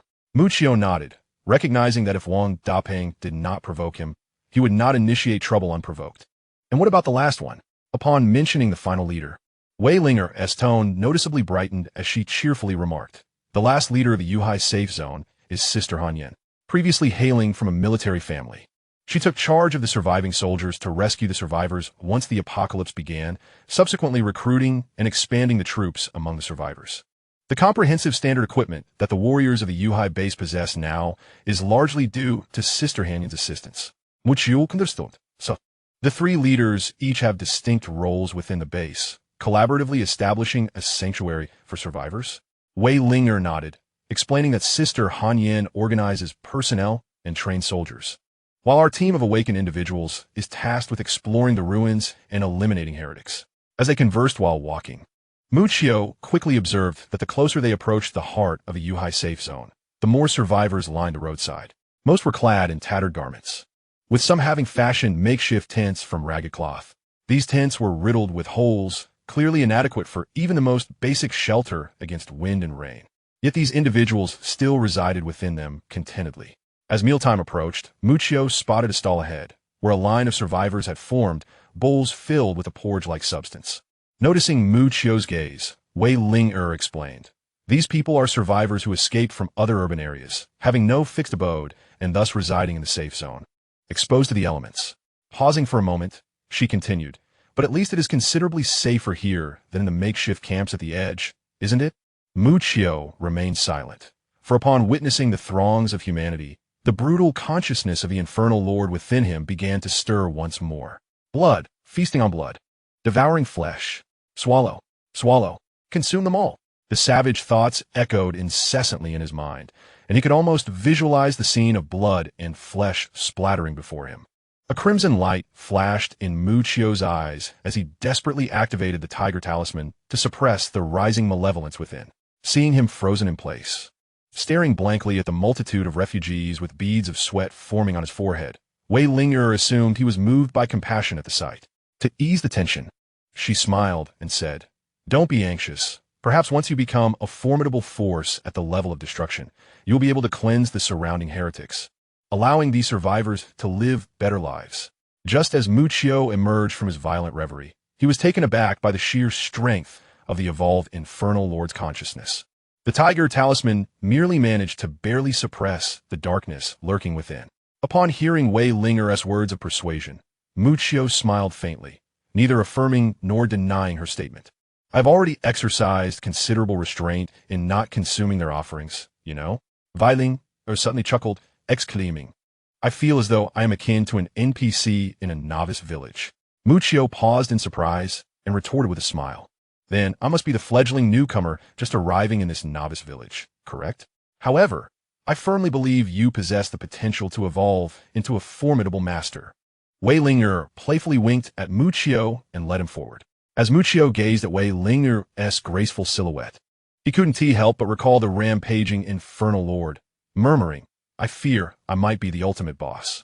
Little did he know that with the gradual enhancement of his power, the ability of a single talisman to restrain the violent and bloodthirsty emotions within him might wane. Should he fail to suppress the consciousness of the infernal lord within, unleashing it in a state of fury would transform the entire base into a mountain of corpses and a sea of blood. Shaking his head, Muchio found himself uncertain whether his presence in the human world was ultimately beneficial or detrimental. Before long, under Wei Ling'er's guidance, Muchio arrived at the affluent district of Yuhai City, situated before a row of villas. Wei Ling'er approached a two-story villa, retrieved the key, and pushed open the door to enter. Muchio, somewhat perplexed, followed her inside. The villa was a charming two-story structure, adorned with exquisite decor. The foyer had a lofty ceiling, and the balcony on the second floor featured a broad floor-to-ceiling window, offering a splendid view of the distant landscape. The overall decoration, while not ostentatiously luxurious, exuded an air of understated elegance. After giving Muchio a brief tour, Wei Ling'er suddenly inquired, "What do you think? This house isn't too shabby, is it?" No sooner had she spoken when she tossed the key she held to Muchio, saying, "Here, it's yours." Muchio was taken aback. Although properties had lost their value in the apocalypse, this villa was located in a secure area, right in the heart of the Yuhai base. A coveted sanctuary amid the chaos. He could scarcely comprehend why Wei Ling'er would so readily bestow it upon him. "Did you steal this house?" he asked incredulously. Wei Ling'er shot him a disdainful glance and replied, "Don't overthink it. This is a property I owned before the apocalypse in Yuhai, and now I am gifting it to you." Muchio was astonished to discover that Wei Ling'er was a hidden, affluent individual. This property, both in terms of location and layout, was quite remarkable, and its pre-apocalypse price would have undoubtedly been in the seven-figure range. "Is this the kind of treatment one receives for joining your team?" Muchio inquired. "Dream on. Wei Ling'er. This is a reward for your commendable performance today. A wielder of elemental awakening is certainly worthy of my investment." Muchio felt fortunate for having declined the offers from other teams earlier. He understood that this young lady was not to be trifled with. After all, a cat with ruffled fur tends to hold grudges. With that, Wei Ling'er retrieved a cloth bag from her waist and handed it to Muchio. Muchio opened the bag, revealing several pieces of white crystals, each the size of a bottle cap, with a brilliant blue gem-like crystal resting at the bottom. Noticing Muchio's puzzled gaze, Wei Ling'er elucidated, "This is an energy crystal core obtained from the mutated zombie aberrations. Awakeners can enhance their powers not only by activating their innate abilities through cultivation, but also by absorbing these energy crystal cores. However, relying solely on these cores for advancement is ultimately an act of external aid. The efficacy of the energy absorbed is rather minimal, and the production of crystal cores is a matter of chance. Moreover, the cores themselves are exceedingly precious. The lowest tier zombies yield white crystals, while higher tier zombies produce cores of varying colors. Within the base, these crystal cores serve as a form of currency, so be sure to cherish them. Consider this your novice gift package. What do you think? Am I a competent NPC?" Upon hearing Wei Ling'er's explanation, Muchio felt a sense of admiration for this custodian of order within the base. Although many survivors still faced hunger in this vast refuge, establishing such a system merely 2 years after the outbreak was no small feat. In the coming days, you may practice your abilities in the training grounds. 3 days from now, our team will embark on a collective mission, and you will have a chance to meet the other members. Wei Ling'er instructed Muchio before preparing to leave the villa. Before she departed, Muchio inquired if she knew the location of the Grand Entertainment Club, still pondering the next sign-in location for the system. Wei Ling'er regarded him with a peculiar expression and replied, "Entertainment Club?"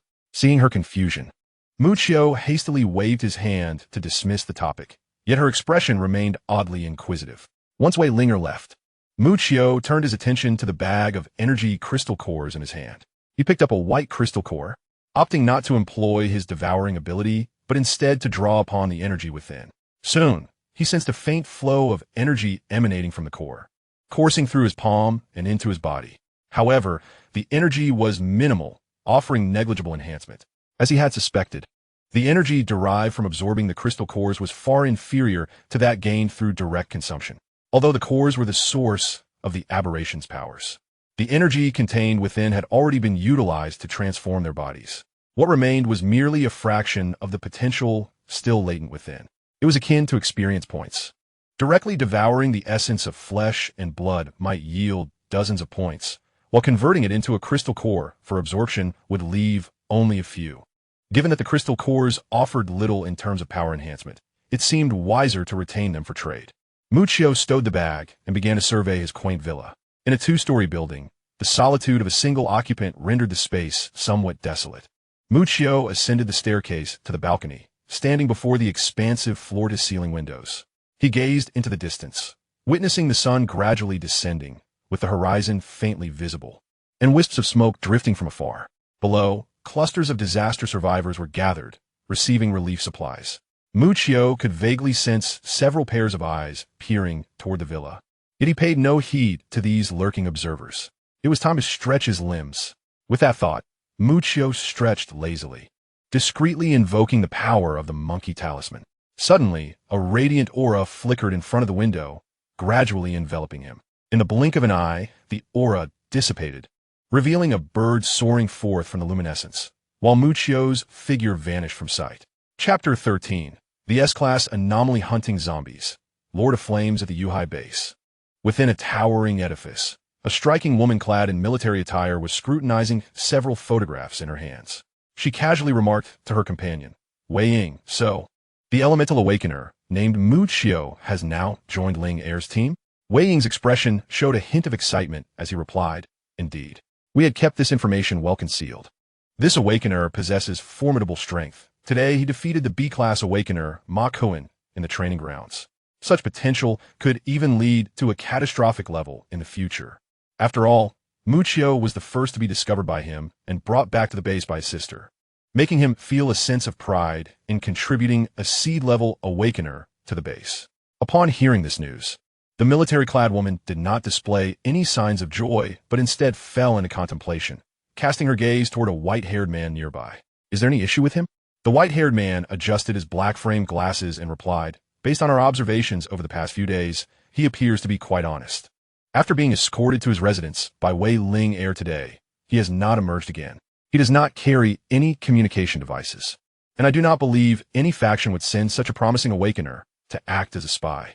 Nodding at the white-haired man's analysis, the military woman responded coolly, "Continue to observe for a while longer. Once we confirm that there are no issues, we can withdraw our personnel. After all, even though elemental types are rare, they're ultimately just potential stocks. Unless one surpasses the true S-Class, they will only garner limited attention." This military woman was none other than Xiao Hanyan, one of the 3 leaders of the Yuhai base. She proceeded to inquire further about various matters from Wei Ying and the white-haired man. Suddenly, as if struck by a realization, she said, "Wang Dapeng should be returning soon, right?" At the mention of Wang Dapeng's name, both Wei Ying and the white-haired man paused momentarily.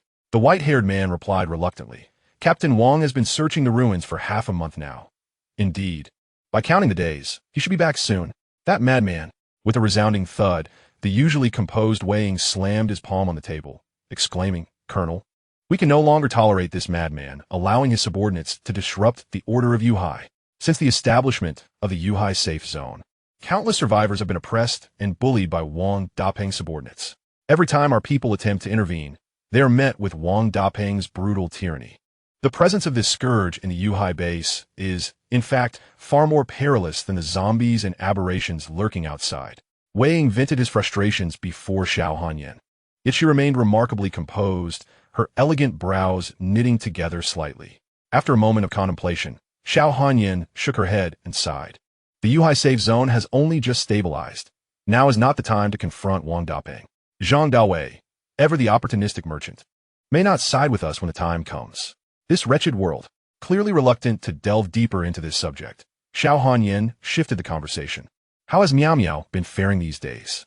The white-haired man replied, "Miao Miao still refuses to engage with others.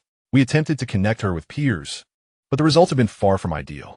At this point, Xiao Hanyan's expression turned serious. It was imperative to stabilize Miao Miao. The redemption plan was imminent, and we could not afford any missteps.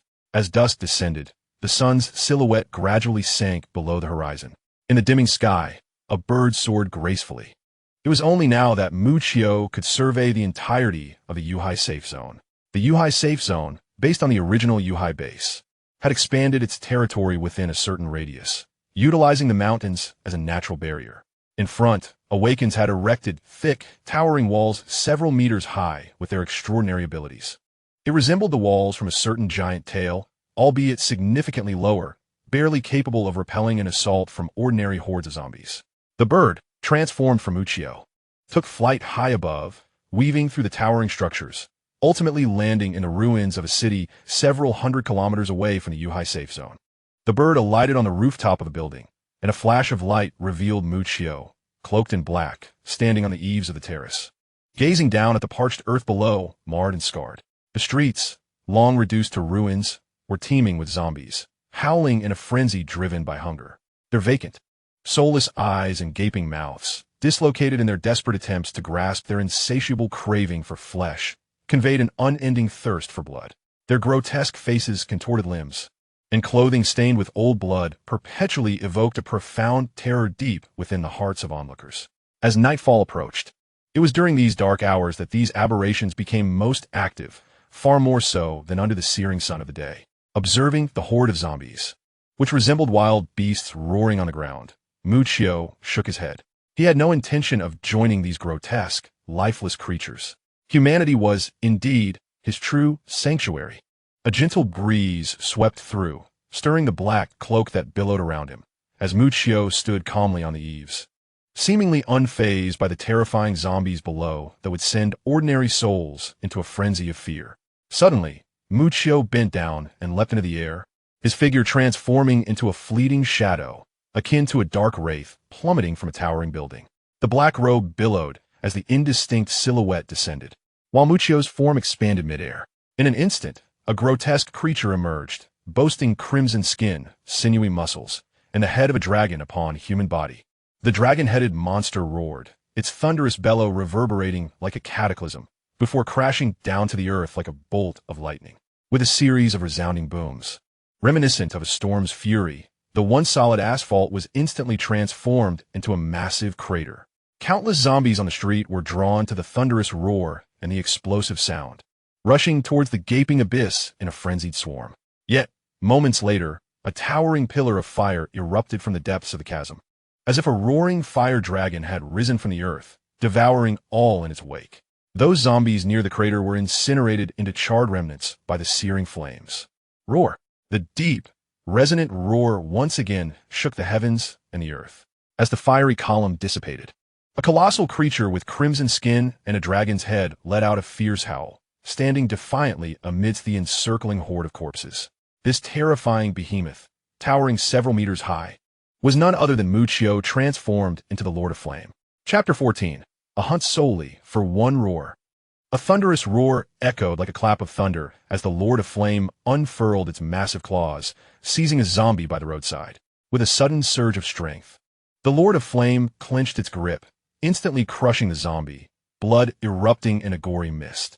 Following this, the Lord of Flame leapt from the pit with a monstrous agility, appearing in a street strewn with corpses in the blink of an eye. Its sharp claws lifted several zombies, and with a sickening squelch, the ground was drenched in pools of blood.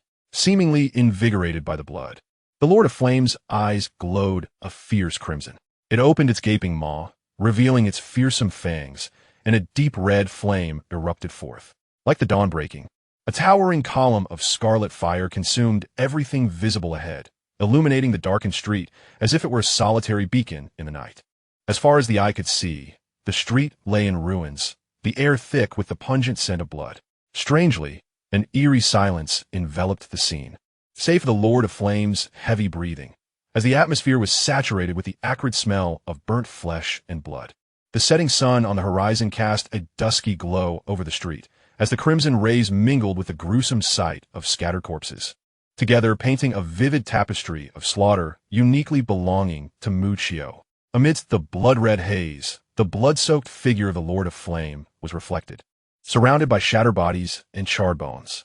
Suddenly, the ground beneath the Lord of Flame cracked violently, the earth fracturing like a spider's web, engulfing the colossal figure into its depths. In the next moment, a colossal centipede, measuring over 10 meters in length, erupted from the earth, spewing forth a viscous, dark green venom from its maw. Simultaneously, it brandished its sharp appendages and lunged towards the Infernal Lord's eyes with lightning speed. The crimson hue in the Infernal Lord's gaze deepened to a more profound shade of scarlet, yet he remained motionless, merely raising his arm. With a resounding clang, the centipede's pointed limbs struck the flesh of the Infernal Lord's arm, producing an eerie sound akin to metal clashing, but the appendages failed to penetrate even a fraction. At that instant, two beams of fiery crimson light burst forth from the Infernal Lord's eyes, piercing through the dark green venom ejected by the giant centipede and directly annihilating its mandibles. The colossal creature emitted a mournful cry, its numerous legs thrashing wildly. However, the Infernal Lord swiftly extended his blood-red palm, ensnaring the centipede's head. His arm erupted like a mist of blood, which then coalesced into a mass of crimson tendrils. Tightly encircling the centipede's head, the giant centipede thrashed violently, its essence being relentlessly siphoned away, visible streams of blood coursing through the blood-red tendrils. Within mere moments, this once mighty creature, stretching several meters long, became gaunt and desiccated. Tossing the withered carcass aside, the Infernal Lord's form swelled, and he let out a deep, resonant murmur.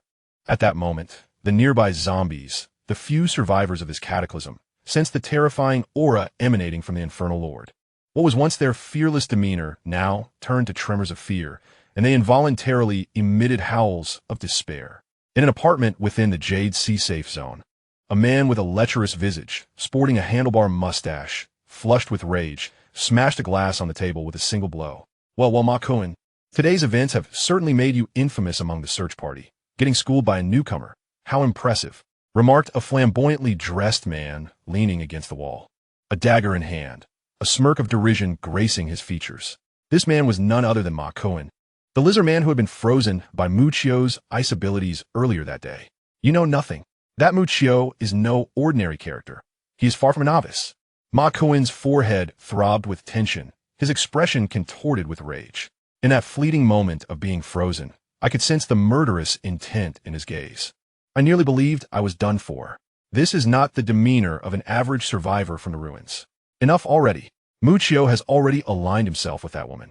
Xiaohan Yen, an elemental awakener, would surely be treated like a prized possession in her gang. The flamboyant man scoffed, twirling his dagger dismissively. Just wait. I will reclaim my honor. Monantai kun void. Calculating the days, Boss Wong should be returning soon. An ice element awakener will undoubtedly pique his interest.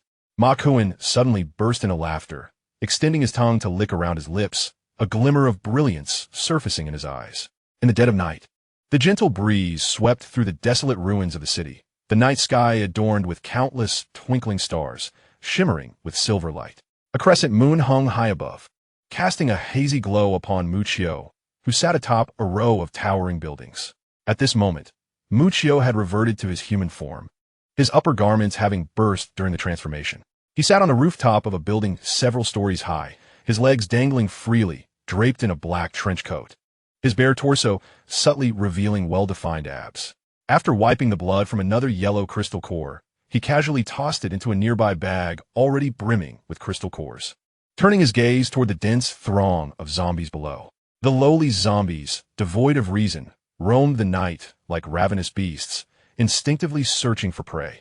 Their mournful howls and roars harmonized to form a macabre symphony unique to this long, dark night. Indeed, it was too much to expect me to coexist with these soulless beings. Observing the civilization below, now stripped of its humanity, Muccio shook his head. In stark contrast, the Yuhai safe zone resembled a paradise on earth. A faint admiration arose within him for the leadership of the Yuhai safe zone. To restore a society that had long since crumbled, even if only temporarily, was undoubtedly an arduous endeavor. For Muccio, tonight's slaughter felt more like a hunting game, both a means to familiarize himself with his newly acquired abilities and an indulgence of the dark side that belonged to the Lord of Flames. As the adage goes, it is better to allow than to restrict. After a night of revelry, the Lord of Flames' violent emotions had visibly subsided, no longer requiring the suppression of the talisman. This state resembled that of a well-fed child drifting into slumber. After all, he had feasted on dozens of aberrations tonight, surely enough to satiate the Lord of Flames for a while. Gazing up at the moon, Muccio suddenly found the dark world below to be somewhat tedious. Rising to his feet, his black cloak billowing in the wind, he ascended into the air, floating gracefully, and gazed toward the distant territory of the Yuhai safe zone, remarking, "It is time to return." Chapter 15. The shift of power and wealth post-apocalypse. As the first rays of sunlight streamed through the window, Muccio slowly opened his eyes. Rising from the plush mattress of his luxurious bed, drawing back the expensive silk curtains, he stood before the towering glass doors of the villa, where warm and radiant sunshine poured in. Truth be told, it was Muccio's first experience residing in such an opulent villa. Gazing at the delicate strands of sunlight outside, he couldn't help but marvel. At least in terms of maintaining order, the upper echelons of the Yuhai safe zone had achieved remarkable success. On the surface, it was almost impossible to perceive that this was a terrifying apocalypse, rife with zombies and rampant aberrations. Having learned from his previous experiences, Muccio refrained from carelessly employing the soul extraction ability of the sheep talisman to spy on the base. After all, his proficiency in matters of the soul remained rather feeble. Who could say what other awakened individuals adept in the realm of spirits might inhabit the base? Since discovering that there were 3 destruction-level awaken ones within the facility, Muccio understood the importance of maintaining a low profile and quietly admonished himself against further recklessness. After a brief period of rest, Muccio donned his black trench coat once more and stepped out of the villa district. In the safe zone, survivors currently had 2 methods of sustenance, one being the relief rations available to ordinary individuals, which primarily consisted of expired food and a porridge-like concoction made from wild vegetables and stale grains, barely sufficient for subsistence, let alone nutrition. Those with a modicum of strength among the awakened would barter crystal cores obtained from hunting in the ruins for canned ham from before the apocalypse. A luxury in this desolate world. Nowadays, crystal cores had supplanted pre-apocalyptic currency, given their unique functionalities, and were widely traded within the awakened community. In the realm of survivors, just a few white crystal cores represented a fortune, enough to keep a family well fed for several days. The 2-story villa gifted to Muccio by Wei Linger was situated in the affluent area of Yuhai's safe zone, primarily inhabited by awakened individuals post-cataclysm. The original occupants of the villa had long since either succumbed to madness as zombies or relinquished their homes for a few meager meals. This exemplified the drastic shift in wealth and power following the apocalypse, with a sudden outbreak of the doomsday virus transformed individuals of various backgrounds. To some, this calamity paradoxically paved the way for those destined for mediocrity to ascend to positions of power. At a roadside stall, the vendor was a young man clad in tattered clothing, with dark skin and a scarred face.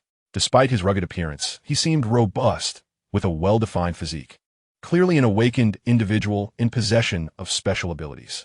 The stall offered a diverse array of goods, including canned beef salvage from the ruins, self-heating hot pots, instant noodles, as well as weapons resembling small knives, and even some branded clothing. It was evident that this awakened vendor scavenged resources with a team from the ruins before returning to the Yuhai safe zone to trade. Muccio quickly surveyed the offerings, selecting items such as ham and bread.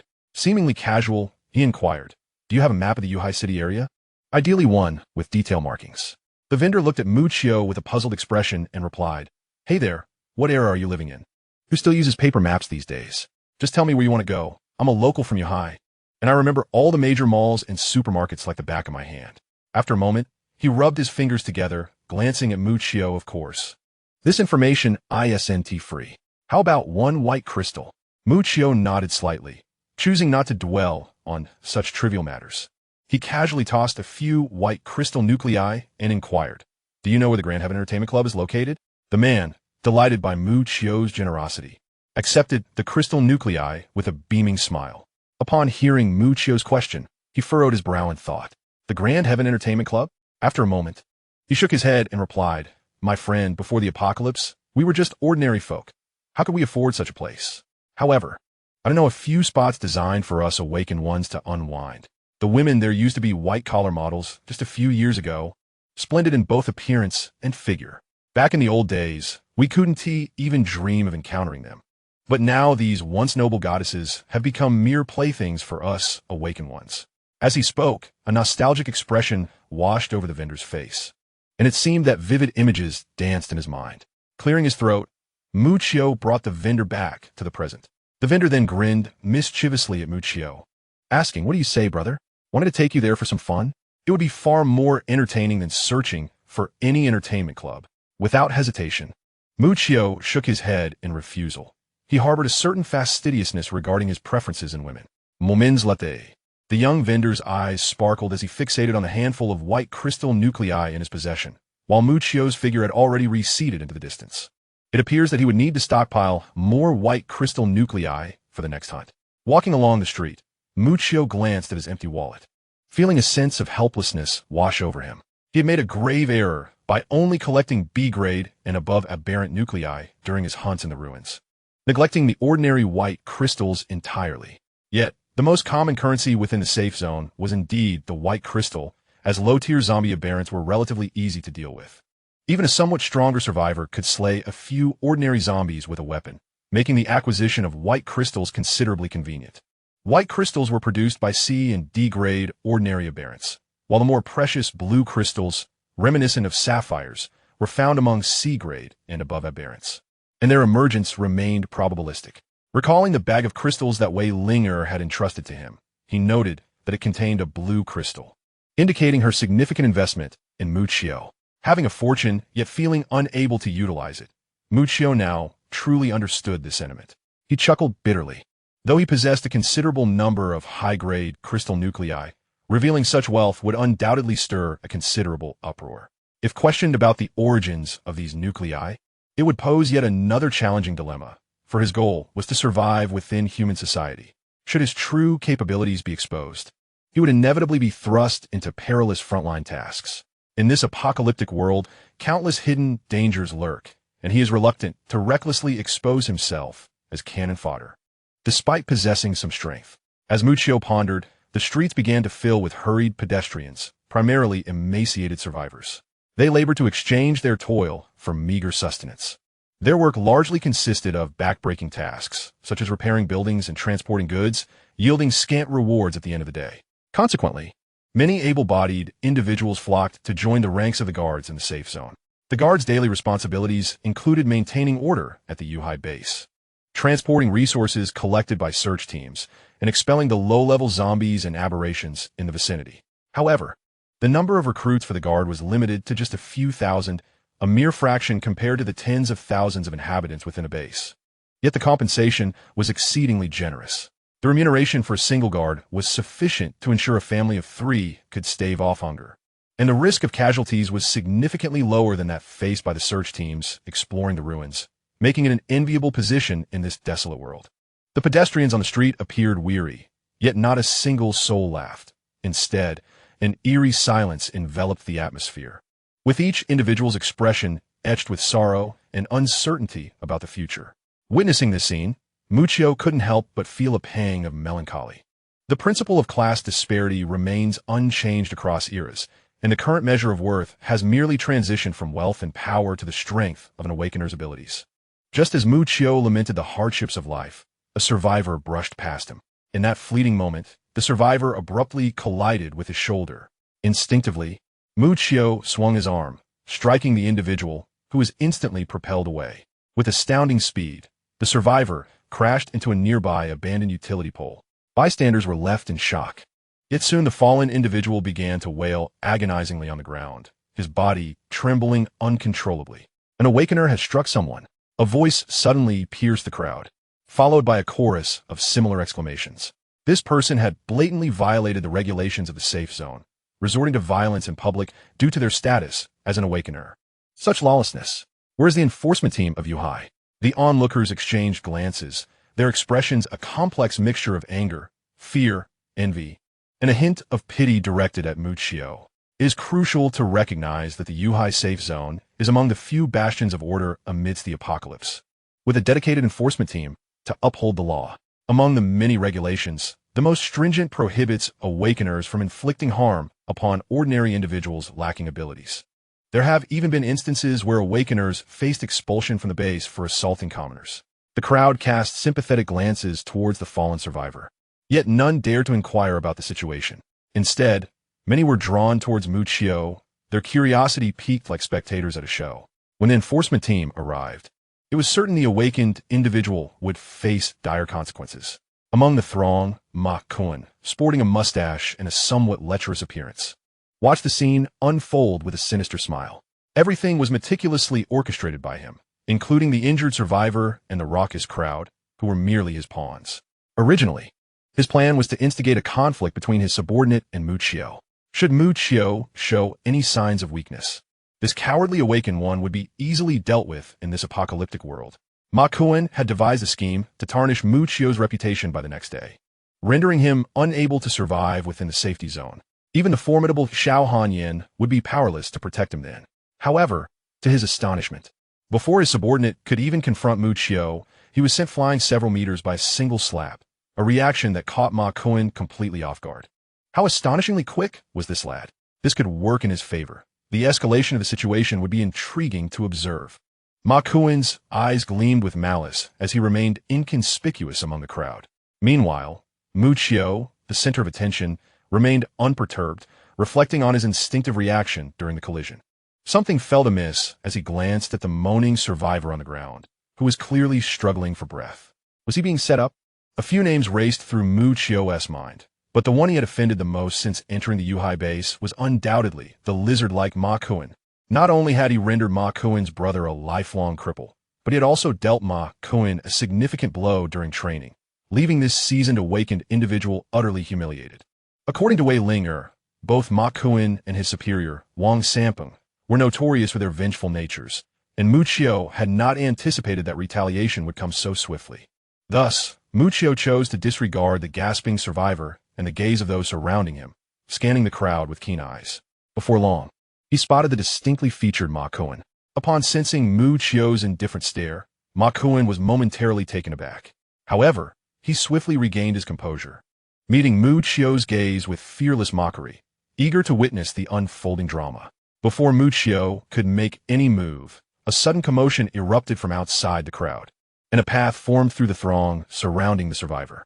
A team clad in deep black uniforms, adorned with blue eagle insignias, emerged, led by a man in his 30s or 40s, wearing a cap and possessing a resolute countenance. As he advanced through the crowd, he assessed the fallen survivor, then glanced at Muchio before surveying the surroundings and inquiring what transpired here. Ma Kun approached the man and whispered in his ear, "Captain Li, it appears that this newly awakened individual is rather arrogant." After a survivor inadvertently bumped into him, he brazenly inflicted severe injuries upon the survivor in plain sight of everyone. Don't you think such a contemptible awakened one, who relies on their powers to behave with such impunity, deserves to be detained and taught a lesson? Ma Kun's demeanor was respectful, seemingly in awe of Captain Li. It seemed that this team clad in black was indeed the enforcement squad spoken of by many. Muchio subtly sensed the situation, discovering that the energy within Captain Li had reached an astonishing A-grade level. Upon hearing Ma Kun's embellished account, Captain Li furrowed his brow but chose to remain silent. He simply motioned for the members of the enforcement squad to examine the injured survivor. A young member of the team, after investigating, reported to Captain Li his lower back collided directly with a utility pole, resulting in an instantaneous fracture of the vertebrae. Even if he were to receive treatment, he would likely spend the rest of his life in a wheelchair. The surrounding survivors fell into a heavy silence upon hearing this. In this cannibalistic apocalypse, what did being incapacitated mean? The inability to move, to perform even the most basic physical tasks, would necessitate constant care from others. Was this not a direct sentence of death for the man lying on the ground? Captain Li glanced at the man before turning to Muchio, stating, "Regardless of what transpired between you, you must accompany us for the time being." Chapter 17. The rare healer, Lu Qingfei, you must accompany us for clarification regarding the incident. He insisted. The onlookers shook their heads in dismay at the scene unfolding before them. A once promising awakened individual. Now his reputation in the Yuhai safe zone lay irreparably tarnished after this incident. Yet, Muchio's next words left everyone present utterly astonished. With a calm demeanor, he uttered 3 words devoid of any emotional fluctuation: "I refuse." At this declaration, all present were struck dumb. This was the enforcement squad of the Yuhai safe zone, the ultimate authority with an unyielding stance. They were established specifically to punish those who violated the order, and many awakened individuals had previously attempted to defy them, only to find themselves either expelled from the Yuhai base or meeting their demise. This young man certainly possessed audacity, the fearless spirit of youth. Standing beside Captain Li, Ma Geng couldn't help but feel a sense of glee at Muchio's unyielding gaze. Offending the enforcement squad would surely mean that this young man could no longer survive in Yuhai. The indifference in Muchio's tone suggested that he bore no personal responsibility for the grievously injured survivor. Captain Li's brow was furrowed tightly. This was indeed the most challenging scenario encountered during task execution, an awakened one resisting orders and defying the established order. Captain Li cast a disapproving glance at Muchio, realizing that the young man had become somewhat arrogant, believing that his extraordinary abilities granted him the right to act with impunity. Everyone makes mistakes, Li admonished. But possessing such powers does not entitle you to behave so brazenly. You still have an opportunity to redeem yourself, given your status as a newcomer. The consequences imposed upon you will not be too severe. However, as soon as Captain Li finished speaking, he ceased his attempts at persuasion, for he noticed that Muchio's attention was entirely diverted from him. Instead, Muchio's deep-set eyes were fixed on Ma Cohen, who stood behind Captain Li. With an air of indifference, he remarked, "Is this all you are capable of? It seems the lesson I imparted last time was insufficient." In that moment, Ma Cohen felt as though he were being scrutinized by the predatory gaze of a fierce beast, a chill running down his spine as memories of near-death experiences flooded back, causing him to stiffen involuntarily. What do you intend to do?" he stammered, beads of cold sweat forming on his brow. Yet, recalling that he was flanked by law enforcement officers and that he was a distinguished B-grade awakened, he steeled himself. "I'm not afraid of some rookie." Regaining his composure, Ma Cohen sneered at Muchio. "Last time, I merely fell into your trap by accident. What, do you wish to challenge me again? It appears that if I do not demonstrate the prowess of a senior to you, you remain blissfully ignorant of your own insignificance." With that, Ma Cohen's eyes reddened, and his skin began to darken, signaling his transformation into a lizard man. "That's enough." Captain Li's sharp gaze caused Ma Cohen to tremble, reverting him to his original form. Turning coldly to Muchio, he instructed the officers beside him, take him back for interrogation and ensure that the injured individual is transported to the medical team. As Captain Li issued his commands, a commotion erupted from the crowd. Upon hearing the captain's orders, Muchio's expression turned frosty, but he soon sensed something amiss, and his gaze was drawn to the throng. A striking woman, clad in blue jeans and a white lab coat, emerged from the onlookers. Upon first glance, her long, lustrous black hair framed a figure that, though modestly covered by the lab coat, was undeniably alluring. She carried a handbag and approached with an air reminiscent of urban elegance from a time before the apocalypse. No one dared underestimate this elegantly attired lady. In a world ravaged by chaos, anyone able to maintain such poise either possessed formidable strength or was backed by a powerful awakened. Upon reaching Captain Li, she furrowed her delicate brows and inquired, "Lian Bai, what is happening here?" Captain Li, upon recognizing the woman, responded hastily, "Ah, it is Dr. Liu. You have arrived just in time. Please, come and assess the condition of this survivor." Lian Bai regarded the exquisite woman as if she were a beacon of hope. Quickly summarizing the situation, after listening to his account, Dr. Liu cast a brief glance at Muchio before swiftly moving to the side of the collapsed survivor. She knelt down, her curvaceous form accentuated as she examined the individual on the ground. Familiar with the scene, she retrieved a pair of white gloves from her waist bag and immediately began to examine the injured man with a shattered lumbar spine. As Dr. Liu was conducting her examination, the surrounding survivors seemed to awaken with fervor, engaging in animated discussions. "It's Dr. Liu Qingfei. She is a living bodhisattva in our Yuhai safe zone," they exclaimed. Before the apocalypse, Dr. Liu was a doctoral student at Yuhai Medical University, a true goddess among us. "It's wonderful that she is here. That injured man should have a good chance of survival." Amidst the crowd's cheers, Dr. Liu Qingfei, donned in her white coat and revered by many as a goddess, remained steadfast and focused. A sheen of cold sweat appeared on her snow-white neck as she examined the patient's waist, her delicate brows furrowing slightly. She then extended her fair arm, and a green ribbon of energy manifested from her hand, transforming into a radiant green bandage. The verdant bandage floated and spiraled through the air, obediently wrapping itself around the survivor's lumbar region at her command. Sparkling motes of light began to visibly spread across his waist in tandem with the bandage's embrace, and the survivor let out a few faint groans. Yet, to the discerning eye, it was evident that the man's condition had markedly improved from his earlier state of collapse. Before long, after several breaths had passed, the man's condition stabilized, and the emerald bandage dissipated into the air. Dr. Lu's complexion turned pale, and beads of sweat appeared on her forehead. Rising to her feet, she addressed Leonbois, saying, "His condition is temporarily stable, but he will need to rest for some time. I will reassess him in a week, and I should be able to ensure he can walk again without issue." Wonderful. Dr. Lu truly treats both awakened individuals and us ordinary folk with equal regard. The crowd marveled. She is not only beautiful, but also possesses a kind heart. I wonder which fortunate young man will marry her in the future. Don't harbor such fantasies. Dr. Lu has long had a fiancée, though they were separated during the apocalypse. The onlookers buzzed with excitement, as if the man lying on the ground were their own kin, casting admiring glances at Dr. Lu Qingfei. Chapter 18. The Saint of the Apocalypse, the advancing Muqiu unfazed by the crowd's admiration. Lu Qingfei walked directly to Muqiu, who was also observing her. Her visage is enchanting, her demeanor elegant, and her figure striking. She must be at least a D-cup, he mused. However, what truly astonished him was the extraordinary level of energy within her, reaching an A-class intensity. This was the first time he had encountered a female awakened with such potent abilities in Yuhai. Her identity was not to be underestimated. Just as Muqiu pondered this, Lu Qingfei furrowed her brow and suddenly pointed at him, inquiring, "Do you find this amusing?" Muqiu was taken aback. Yet, as Lu Qingfei gently parted her crimson lips, her tone was icy cold.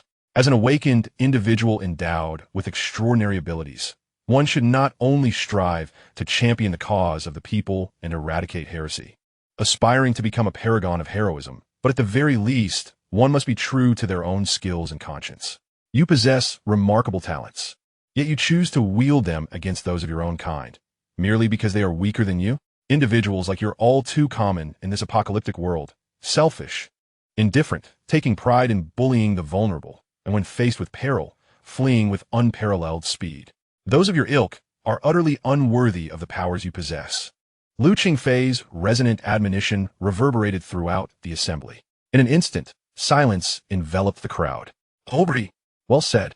The nearby survivors, previously numb, were suddenly stirred by her impassioned rhetoric, their expressions transforming from apathy to indignation, each face alight with outrage. Such individuals are utterly unworthy of their abilities. Get out of the Yuhai safe zone. You do not deserve to be here. A few led the charge, and soon the collective fury ignited, as if to unleash the pent-up grievances of the past. A deluge of curses rained down upon Muqiu like thunderclaps. Upon witnessing this scene, Ma Kuan realized that, although it deviated somewhat from his original plan, the outcome was undoubtedly more favorable. He had not anticipated Lu Qingfei's timely intervention, yet it served to bolster his cause. With her stirring words, Muqiu's reputation was now irreparably tarnished. Ma Kuan relished the thought of Muqiu's disgrace, as it would facilitate his own schemes against him. With this in mind, Ma Kuan cast a scornful smile toward Muqiu. Countless insults and accusations surged forth like a mighty tide. While an ordinary person might attempt to defend themselves amidst such condemnation, Muqiu, caught in the vortex, remained remarkably composed. The power of the tiger talisman bestowed upon him an unparalleled tranquility. Suddenly, a peculiar smile crept upon Muqiu's lips, his voice soft yet clear enough for all present to hear. How could this man still smile amidst the barrage of hostile gazes and scornful jeers? Was he truly mad? The crowd was left bewildered. Even Lu Qingfei, at the forefront of the confrontation, furrowed her brow in perplexity. As the cacophony gradually subsided, Muqiu's laughter intensified, until the venue echoed solely with his sardonic and defiant mirth. Muqiu turned his gaze toward Lu Qingfei, a glimmer of amusement dancing in his eyes. Such scrutiny made Lu Qingfei uncomfortable, sending chills down her spine, and she could not shake the ominous premonition that gripped her. Muqiu's laughter came to a halt. You are correct. Possessing power indeed grants one the freedom to act as they please. Suddenly, a glimmer of icy light flashed through Muqiu's eyes. With a swift motion of his right arm, a brilliant azure streak shot forth from his palm. This resplendent beam, reminiscent of a lightning bolt, struck directly at the injured survivor lying on the ground. In an instant, the man was enveloped in a frigid embrace, his entire body crystallized in ice, his face still bearing an expression of bewildered terror. The entire sequence, from the moment Muqiu unleashed the azure beam to the survivor's abrupt entrapment in ice, transpired in the blink of an eye, leaving the onlookers momentarily stunned. What are you going to do? An ominous premonition began to swell within Lu Qingfei's heart. She fixed her gaze on Muqiu, her eyes betraying a rare flicker of anxiety. A subtle smile graced Muqiu's lips as disheveled strands of hair danced in the wind, veiling his profound gaze. In the next moment, he abruptly closed his outstretched palm. Crack! The sound drew the attention of the crowd. They turned to witness the ice encasing the survivor, appearing to shatter, as if crushed by an invisible force, fissures sprawling across its surface. Suddenly, like a mirror fracturing, the massive ice sculpture shattered instantaneously. Within the fragments lay the severed limbs of a human, crimson blood splattering the ground as the ice splintered. The survivor's head remained ensconced within a solitary block of ice, his visage frozen in terror, wide eyes brimming with dread and horror, while blood continued to flow from the severed neck. Now, who dares to blame me? Muqiu's demeanor remained unperturbed as he surveyed the surrounding survivors. Most bore expressions of shock, still reeling from the horrifying scene they had just witnessed. A select few, seasoned by the apocalyptic landscape, gazed upon Muqiu's gruesome display with trepidation, hastily averting their eyes, unwilling to utter another word. Seeking death, a rush of air heralded Li Anbu's approach. As he swiftly closed the distance to Muqiu, with a deft pivot, his rugged human hand transformed into the talons of a hawk, lunging fiercely toward Muqiu's eyes. With a dismissive grunt, Muqiu extended his hand, mirroring the claw formation, and at the moment Li Anbu's talons were poised to strike, he seized Li Anbu's wrist with the grip of a branding iron. Before Li Anbu could comprehend the swiftness of Muqiu's counterattack, he felt a numbing chill creeping up his restrained wrist. Looking down, he saw frost coalescing around his wrist, rapidly advancing toward his hand. An elemental awakener? Li Anbu blurted out. Before he could utter another word, the members of the enforcement team, witnessing their leader in peril, hastily drew their sidearms, unleashing a hail of bullets toward Muqiu. Observing this, Muqiu's expression hardened as he tightened his grip on Li Anbu's talon-like hand. As she extended her left hand, a pale blue mist, reminiscent of frost, manifested before her, swiftly solidifying into an imposing ice wall of human height. The barrage of bullets struck the icy barrier as if it were metal, sparking fire in every direction. Occasionally, a few bullets would create shallow indentations. Yet despite the hundreds fired, this formidable wall remained unbreached. What a marvel, a monster! Exclaimed a survivor, trembling at the astonishing sight before them. Chapter 19. The principle of survival of the fittest in the apocalypse, the surrounding survivors were thoroughly intimidated by Muqiu's display of power, retreating in fear, anxious that she might turn her wrath upon them. At that moment, Muqiu's right hand was still firmly grasping Li Anbu's claw, the chilling frost creeping along his arm. In a flash, Muqiu appeared before Lu Qingfei, locking eyes with her, revealing the shock and panic reflected in her gaze. How amusing, Muqiu remarked with a smile. What do you think? You may cling to your foolish ideals of mercy, but do not presume to impose them upon others. The laws of this world dictate that the strong prey upon the weak. Indeed, possessing power allows one to act with impunity, just like, here, Muqiu paused momentarily. Behold, she opened her right hand, a blue ice spear forming within her palm. With a swift motion, she raised her arm high, and in the next instant, the ice spear was launched like a bolt of thunder. Onlookers caught a fleeting glimpse of a streak of azure light racing through the air, aimed directly at Ma Kun. In an instant, he was rendered unable to react, watching helplessly as the blue light grew larger in his vision. Not good. Realizing too late, a spear nearly a foot long was upon him, and he instinctively twisted away, transforming into his lizard-man form, his skin wrinkling into an eerie shade of blue-purple. Though this was his most formidable shape, he could not evade the oncoming strike. Ma Kun narrowly avoided a fatal blow, but the sharp-eyed spear pierced his shoulder. With a distinct crack, the spear shattered as it penetrated his scapula, accompanied by a spray of blood. Ma Kun, overwhelmed by the excruciating pain, fell to his knees, clutching his shoulder and howling in agony. Muqiu cast a glance at Ma Kun, internally shaking her head. Her ice elemental power still lingered at the B-grade level, acquired from absorbing the abilities of a zombie anomaly. The only reason she could suppress Li Anbu, an A-grade awakener, was due to her own formidable strength and the extensive combat experience she had gained as the Lord of Flames. Yet, relying solely on B-grade abilities proved insufficient. Despite her myriad techniques, she found herself somewhat outmatched against higher-tier awakeners. It appeared she would need to devise a means to elevate her ice powers to a higher grade. After a moment of contemplation, Muccio turned his gaze towards Lu Qingfei. Even clad in a white lab coat, her striking figure remained undeniable. Her long, lustrous black hair framed a refined and elegant visage, exuding an air of sophistication. Do you see? It is a simple truth. I possess power, and thus I can toy with life at will. This encapsulates the greatest lesson of this apocalypse. It baffles me how you have survived until now, unable to grasp such a fundamental concept. His seemingly innocuous words were laced with a biting sarcasm, piercing Lu Qingfei's heart like a sharp needle. A flicker of anger crossed her pale face as she retorted, I have nothing to say to a cold-blooded and heartless being like you. Being human? Muccio narrowed his eyes, maintaining a smile. He had long since transcended that label. He then glanced at Ma Kuan, who was kneeling on the ground, wailing while clutching his shoulder. Such a minor character was hardly worth his time, had it not been for Muccio's consideration of the awakened one's sensitive identity. He would have dispatched Ma Kuan with a mere flick of his wrist.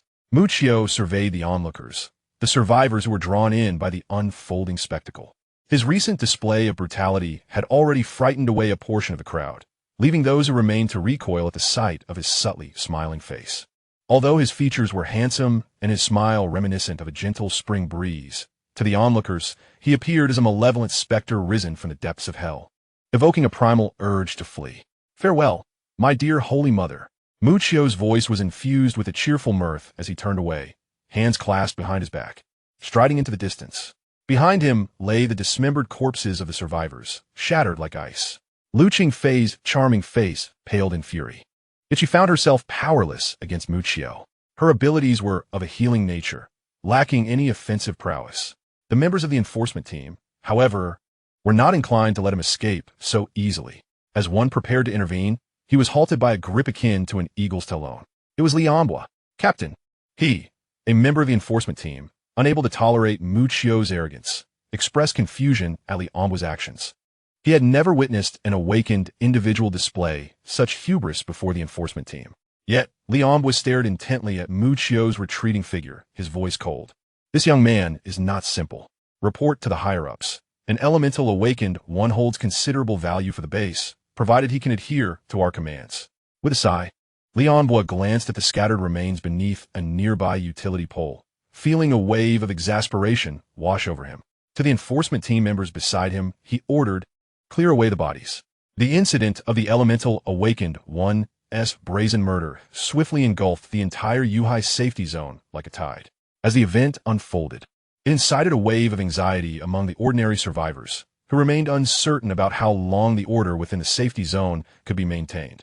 There are even those who criticize the inaction of the enforcement team, alleging that they are shielding a rare elemental awakened being. Amidst the swirling rumors from the outside, Xiao Hanyan received word on her end.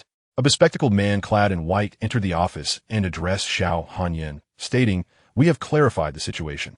The survivor killed by Muccio was a petty thug, yet he was under the employ of Ma Kuan. This individual frequently resorted to violence to extort belongings from nearby survivors. The enforcement team has reprimanded him numerous times, but due to Ma Kuan's backing, he remains unmanageable." Before her lay an open map on the desk, as Xiao Hanyan listened to the man's report, examining the markings on the map.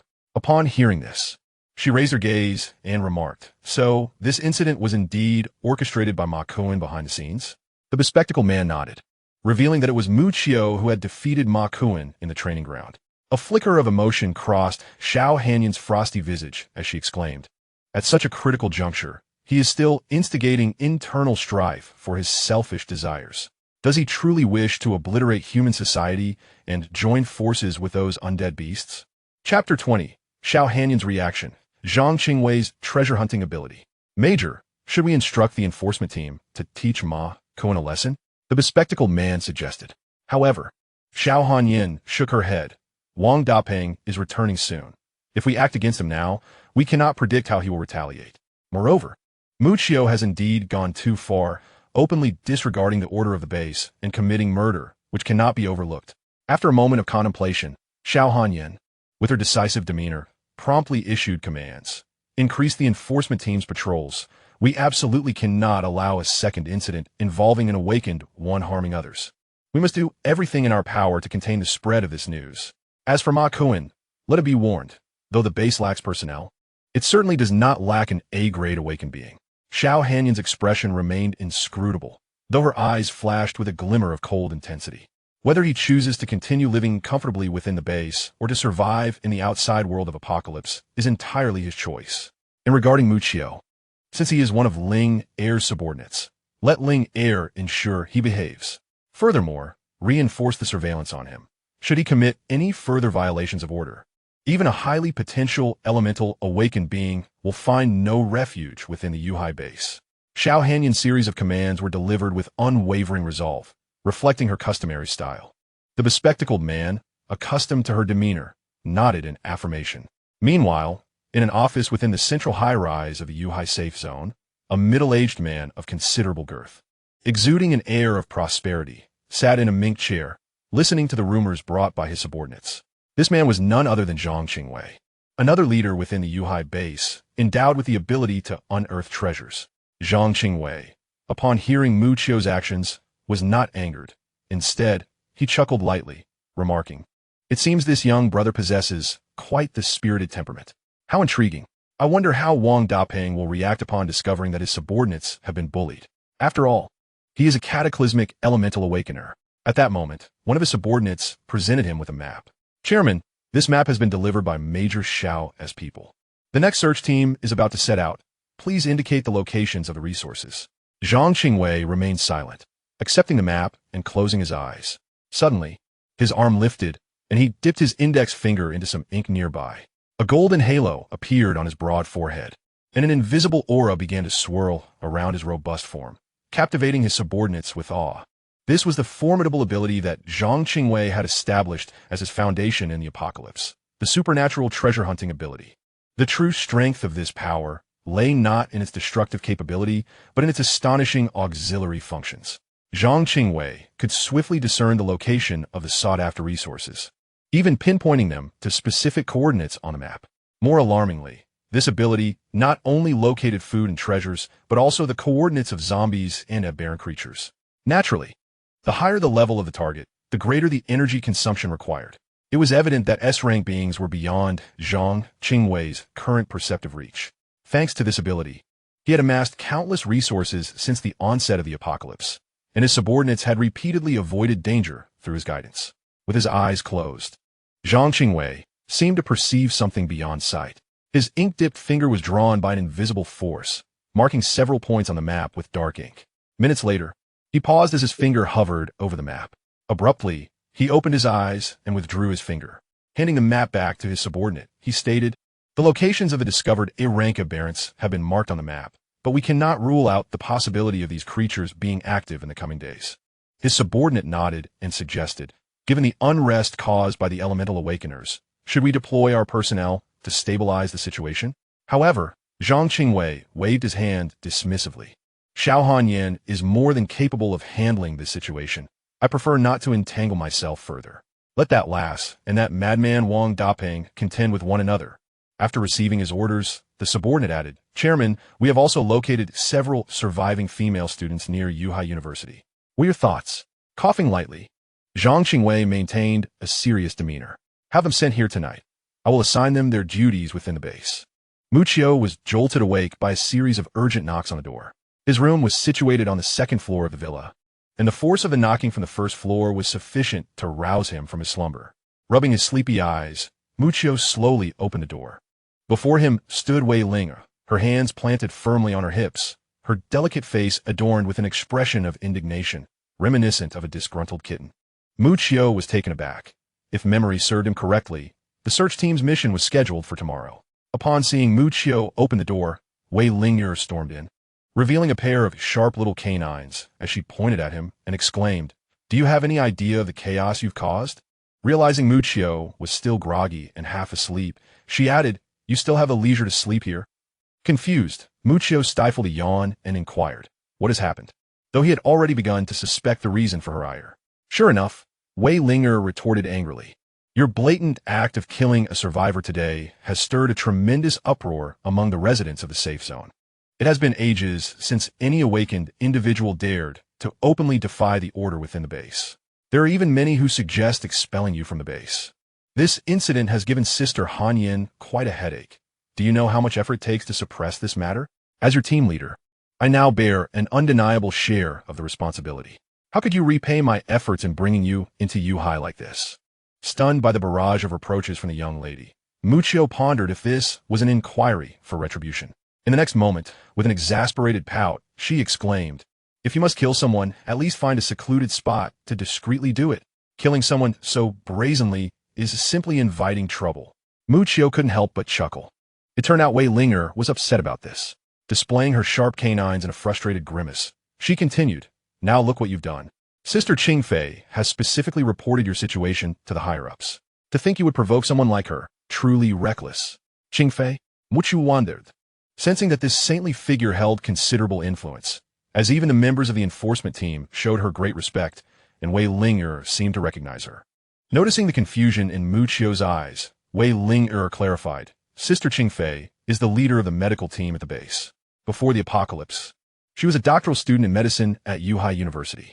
After the outbreak, she awakened a healing-type ability. Kind-hearted, she often uses her own resources to assist the struggling survivors.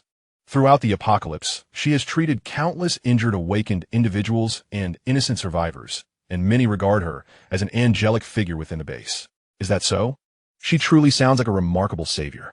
Muchio's lips curled into a smile as she recalled Lu Qingfei's righteous indignation from the previous day, her demeanor overflowing with sympathy. Prompting a chuckle from her, it appeared that the organizational structure of the Yuhai base was quite comprehensive. Indeed, Wei Linger exclaimed, unable to contain herself upon hearing Muchio's praise for the Yuhai safe zone. The Yuhai base comprises 3 main divisions, categorized by function into the search team, the law enforcement team, and the medical team. The members of the search team are those of us who possess a certain level of destructive capability and self-defense reconnaissance skills. Our primary duty is to scour the ruins and rescue survivors within the city. The law enforcement team is tasked with maintaining order within the safe zone, which includes the recruited ordinary citizens serving as guards and a special enforcement unit specifically targeting awakened individuals. Muchio recalled her encounter with the A-rank awakened one, Li Anhua, who surely belonged to this special enforcement team responsible for handling matters concerning awakened individuals. The responsibilities of the search and law enforcement teams are divided to uphold the order of the Yuhai safe zone. As for the medical team, it comprises only a few dozen members, yet they are all exceptionally rare healing-type awakened ones. Do not underestimate this small medical team. Since the outbreak of the apocalypse, countless new viral diseases have emerged, leaving ordinary doctors utterly helpless, especially with the scarcity of medicines making treatments even more challenging. Ultimately, these bizarre ailments rely solely on the awakened members of the medical team for salvation, including injuries sustained by the search team, which can only be alleviated quickly by those possessing healing abilities to save the lives of their awakened counterparts. At this point, Wei Linger cast a sympathetic glance at Muchio and sighed. As for Sister Qingfei, she is a vital member of the Yuhai medical team. If you cross her, you may find yourself in trouble. Should you sustain injuries or contract some virus in the future, I fear no one from the medical team will come to your aid. Moreover, Sister Qingfei has numerous admirers in the search team. You attracted her attention so brazenly yesterday, so be cautious of potential sabotage when you venture out." Wei Linger spoke with meticulous detail, laced with concern. Clearly, her presence here today was not solely to relay a warning from her superiors, but also to offer a gentle reminder to Muchio. Amused, Muchio thought it funny that this girl was evidently worried about her, yet dared not voice it directly, instead opting to caution her under the guise of reprimand. "I truly appreciate your guidance, Captain Wei," Muchio replied with a smile. "It seems I have inadvertently caused you trouble this time." Wei Linger pouted, adopting an adorably defiant expression, and huffed, "As long as you know, when you see Sister Qingfei, you better be a bit more courteous, understood?" Muchio nodded in agreement, smiling in acknowledgement. Since Wei Linger had expressed her concerns, she felt it wise to heed her advice. And regarding that Ma Kuan, the higher-ups have already warned him. Should he trouble you again, just let me know, and I shall ensure he find himself in quite the predicament. As she spoke, Wei Linger did not forget to brandish her fair, delicate fists, presenting a fierce demeanor. As for you, it would be wise to remain composed. Tomorrow the search team is set to venture beyond the city to undertake a mission. A commendable performance on your part would serve as my due recompense. Meanwhile, within a bar located in a bustling district of the Yuhai safe zone, The atmosphere was festooned with vibrant decorations. A cacophony of noise enveloping the space as throngs of people surged through. The rhythmic beats and the alluring dance of bodies filled this underground establishment. A surprising sight since the onset of the apocalypse had drastically diminished such congregations of humanity. Even the Yuhai safe zone had only restored a fraction of its critical medical research facilities. The rapid resumption of power in this bar hinted at significant backing. In a lavish private booth within the bar, a somewhat portly young man with a buzz cut reclined on an upscale sofa, clutching a bottle of liquor while two scantily clad, attractive girls nestled in his embrace. Standing before him was a man with a thin mustache, bearing a rather unsavory appearance. Ma Kuan, nursing his still throbbing shoulder, lamented to the rotund man before him, "Brother Hao, that Muchio clearly does not regard our boss Wang with any seriousness. Even after I invoked our leader's name, he dared to remain so arrogant. A newcomer is practically urinating on our heads. You must avenge me." With a woeful expression, Ma Kuan recounted the events to the seemingly younger man before him. Yet he felt no humiliation, for this man possessed an extraordinary influence even within the Yuhai safe zone. He was none other than Wang Hao, the younger brother of Wang Dapeng, one of the three formidable guardians of the Yuhai safe zone. Though Wang Hao's own abilities were not particularly strong, he was fortunate to have an exceptionally powerful and unhinged brother. Following the apocalypse, Wang Dapeng, who had once been a mere petty thug, emerged as a formidable force, quickly establishing himself as a ruthless overlord in this new world due to his potent powers and fierce temperament. With such a towering figure as his brother backing him, Wang Hao commanded a legion of loyal subordinates, thriving amidst the brutality of the apocalypse. Listening Torstai Monantai Kunesh grievance, Vang Ho Rendinent.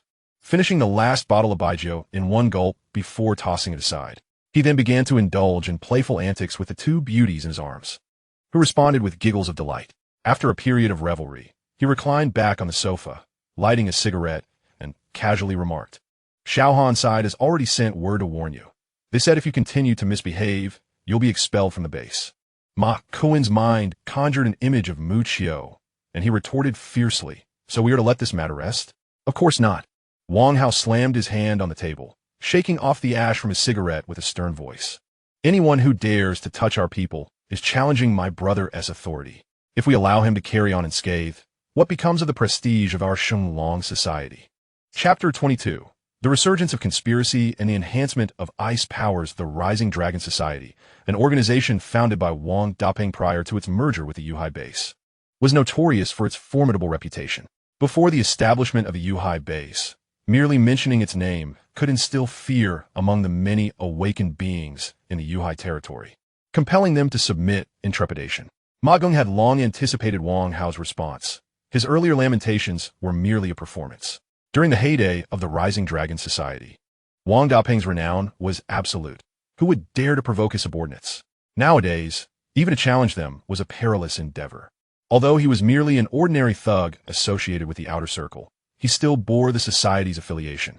The act of Muchio executing him in plain sight would be a blatant affront to the Rising Dragon Society. Ma Geng rubbed his shoulder, which still throbbed with pain, yet a sinister smile crept into his heart. To dare to tug at Wang Dapeng's whiskers, Muchio was courting death. In truth, he had indeed been pierced through the scapula by Muchio's ice spear yesterday. But what was his awakened ability? The most notable trait of the lizard's power was its capacity for limb regeneration, although he was far from mastering it at his current level. The injury had already healed significantly within a day. Now his sole focus was on how to exact revenge on Muchio. After all, Muchio was an elemental awakened being.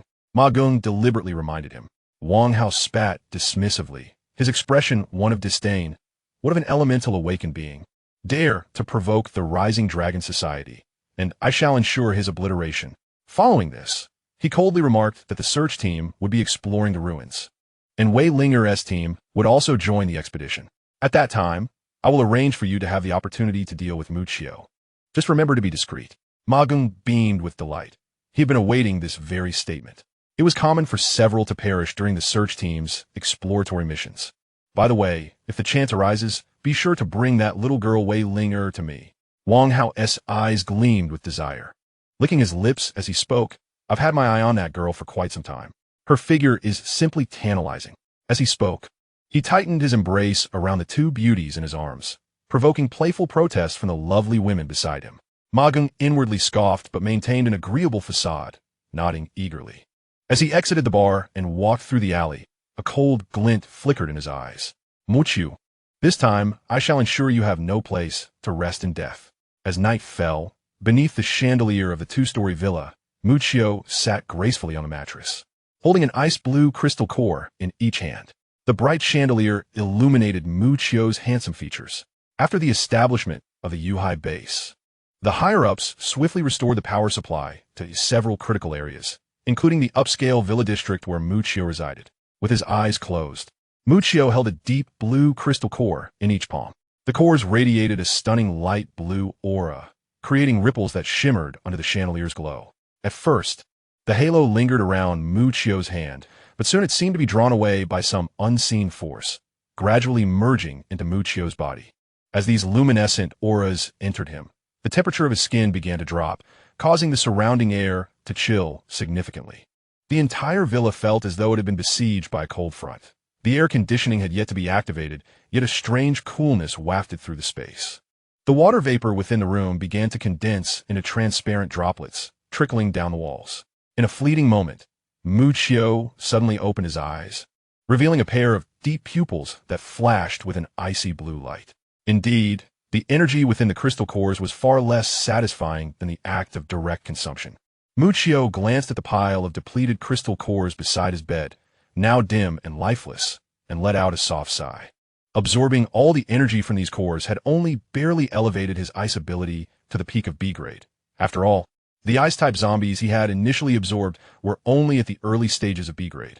If another assault akin to yesterday's were to occur, it would not merely be Ma Kuin's shoulder that the ice spear pierced. Half of his body would be frozen upon contact, only to be shattered by the sheer force of the ice spear moments later. The fact that Muqiu had absorbed so many crystal cores without breaking through the bottleneck illustrates the formidable challenges faced by ordinary, awakened individuals in their advancement. Muqiu felt a tinge of helplessness. Logically, the infernal demon had devoured no less than 8,000 human awakened beings and aberrations over the years, establishing itself as a terrifying force in this apocalypse. Yet, the only powers of real use to him were the fire abilities and the icy powers from the zombie aberration absorbed during his rebirth. One could not help but acknowledge that the infernal demoness luck was rather unfortunate, having only consumed 2 elemental type abilities. Tomorrow, he would join his team to explore the city ruins, and he felt a flicker of anticipation.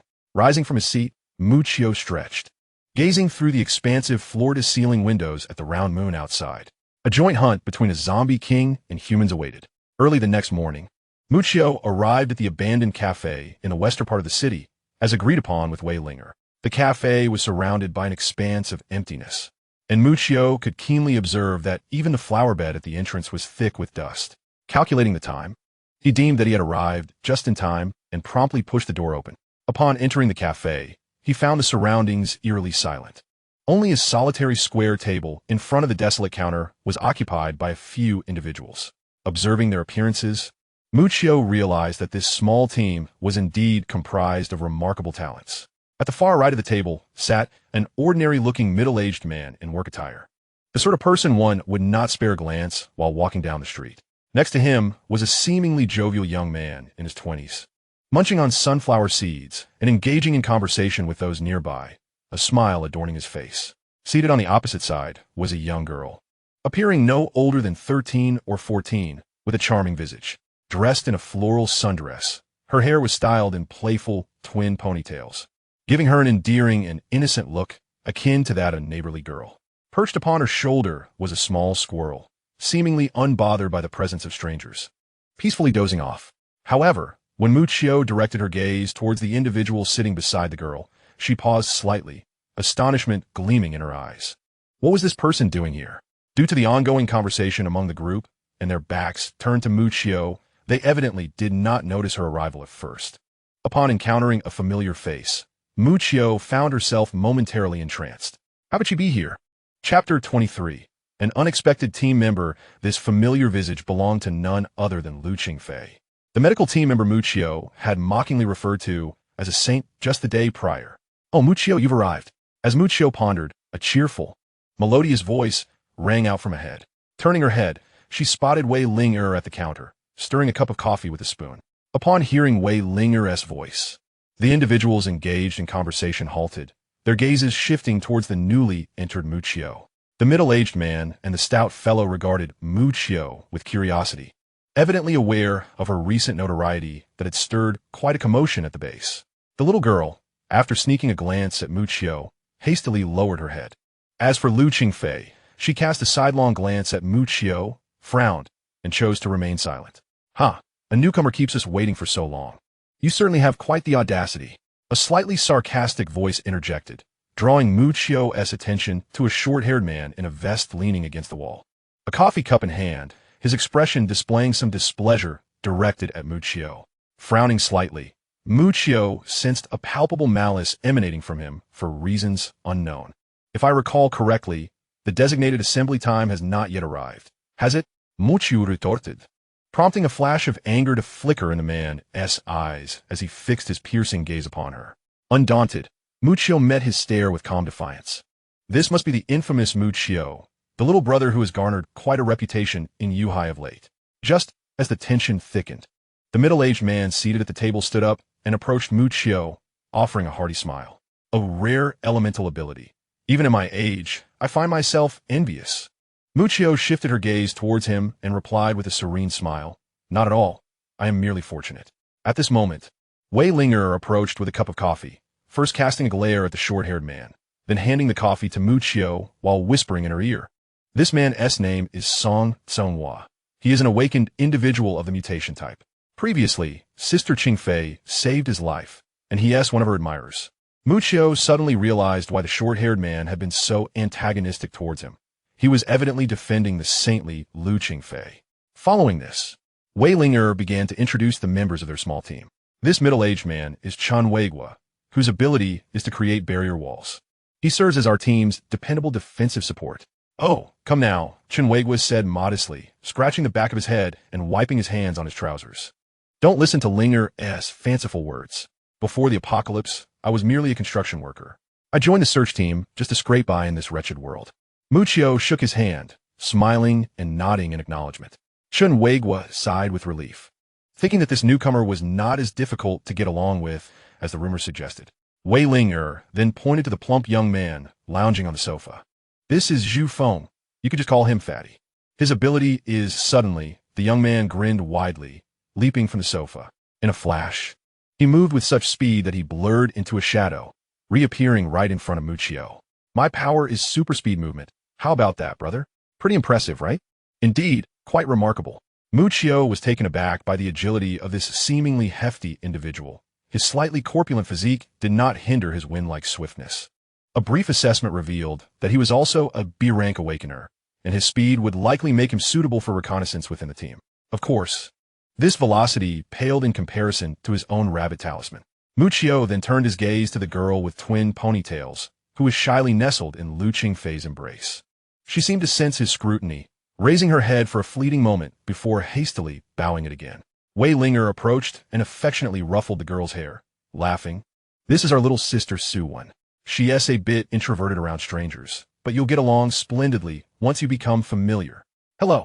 Upon hearing Wei Ling introduce her, Su-Wen blushed and greeted Mucio shyly. Naturally, Mucio bore no ill will towards such an adorable little sister and responded with a warm smile. Wei Ling then remarked to Mucio, "Do not underestimate Su-Wen. Her ability is said to allow her to hear the voices of all things." Su-Wen, flustered, quickly waved her hands, nearly dislodging the squirrel perched on her shoulder. No. Right now, I can only communicate with some sentient small animals." Wei Ling pinched Su-Wen's fair, slightly plump cheek and chuckled. "Even so, little Wen remains an essential source of information for our team. Thanks to her insights, we've avoided a great deal of trouble during our missions." Mucio nodded, recognizing that if this little sister truly possessed the ability to communicate with all beings, she indeed held immense potential for growth. Next, Wei Ling turned her attention to Lu Qingfei, momentarily at a loss for words on how to introduce her, especially since they had unresolved issues from not long ago. Before Wei Ling could utter a word, Lu Qingfei stood up first. Although a hint of awkwardness crossed her face, she smiled at Mucio and said, "Linger has already informed me of what transpired that day. I indeed misunderstood you, and I apologize for my rashness.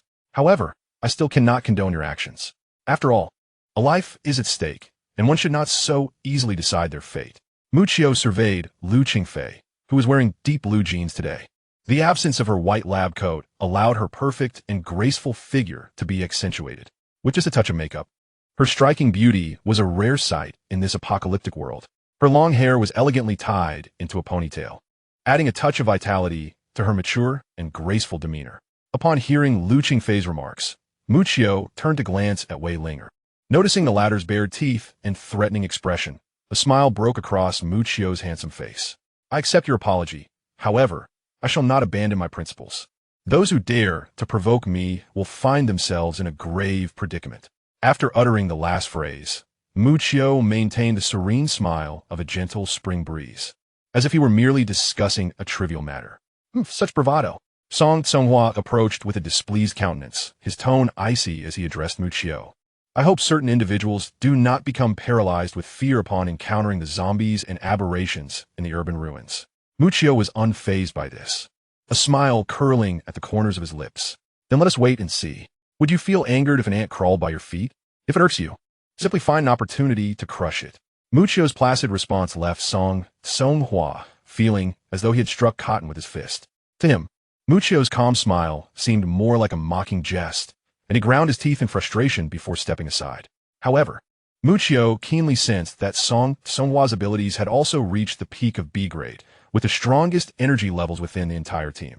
Such prowess placed him among the elite in the search team, which explained his arrogant demeanor. All right. Today marks our first meeting. If it weren't for our mission, we should definitely indulge in a couple of drinks. Zhu Feng, the plump one, stepped in to mediate the situation. He casually draped an arm around Muccio's neck and smiled broadly. Welcome, Brother Mu, to our Dream Butterfly team. Muccio was taken aback. Dream Butterfly? He stiffly turned his head, noticing Wei Linger's face had become somewhat unnatural.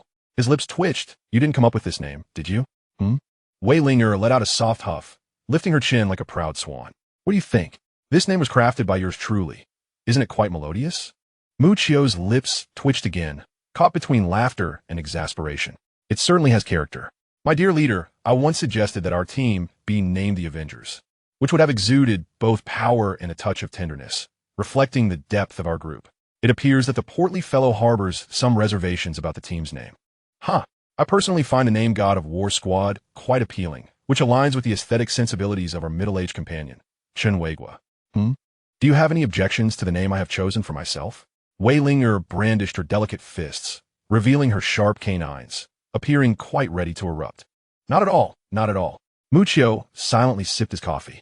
The flavor was too intense. Indeed, he was ill-suited for such refined products. The group did not linger in pleasantries for long, promptly gathering their gear in preparation for departure. Muccio noted that aside from Old Chun, who carried a standard-issue rifle, and Song Tsonghua, who had a handgun holstered at his waist, the others bore no obvious equipment, with only Lu Qingfei carrying a small medical kit. Following the others to the back door of the cafe, Muccio was met with the sight of two imposing off-road vehicles, parked one behind the other at the alley's entrance. The vehicles were clearly modified, with broad, robust tires and reinforced front and rear bumpers.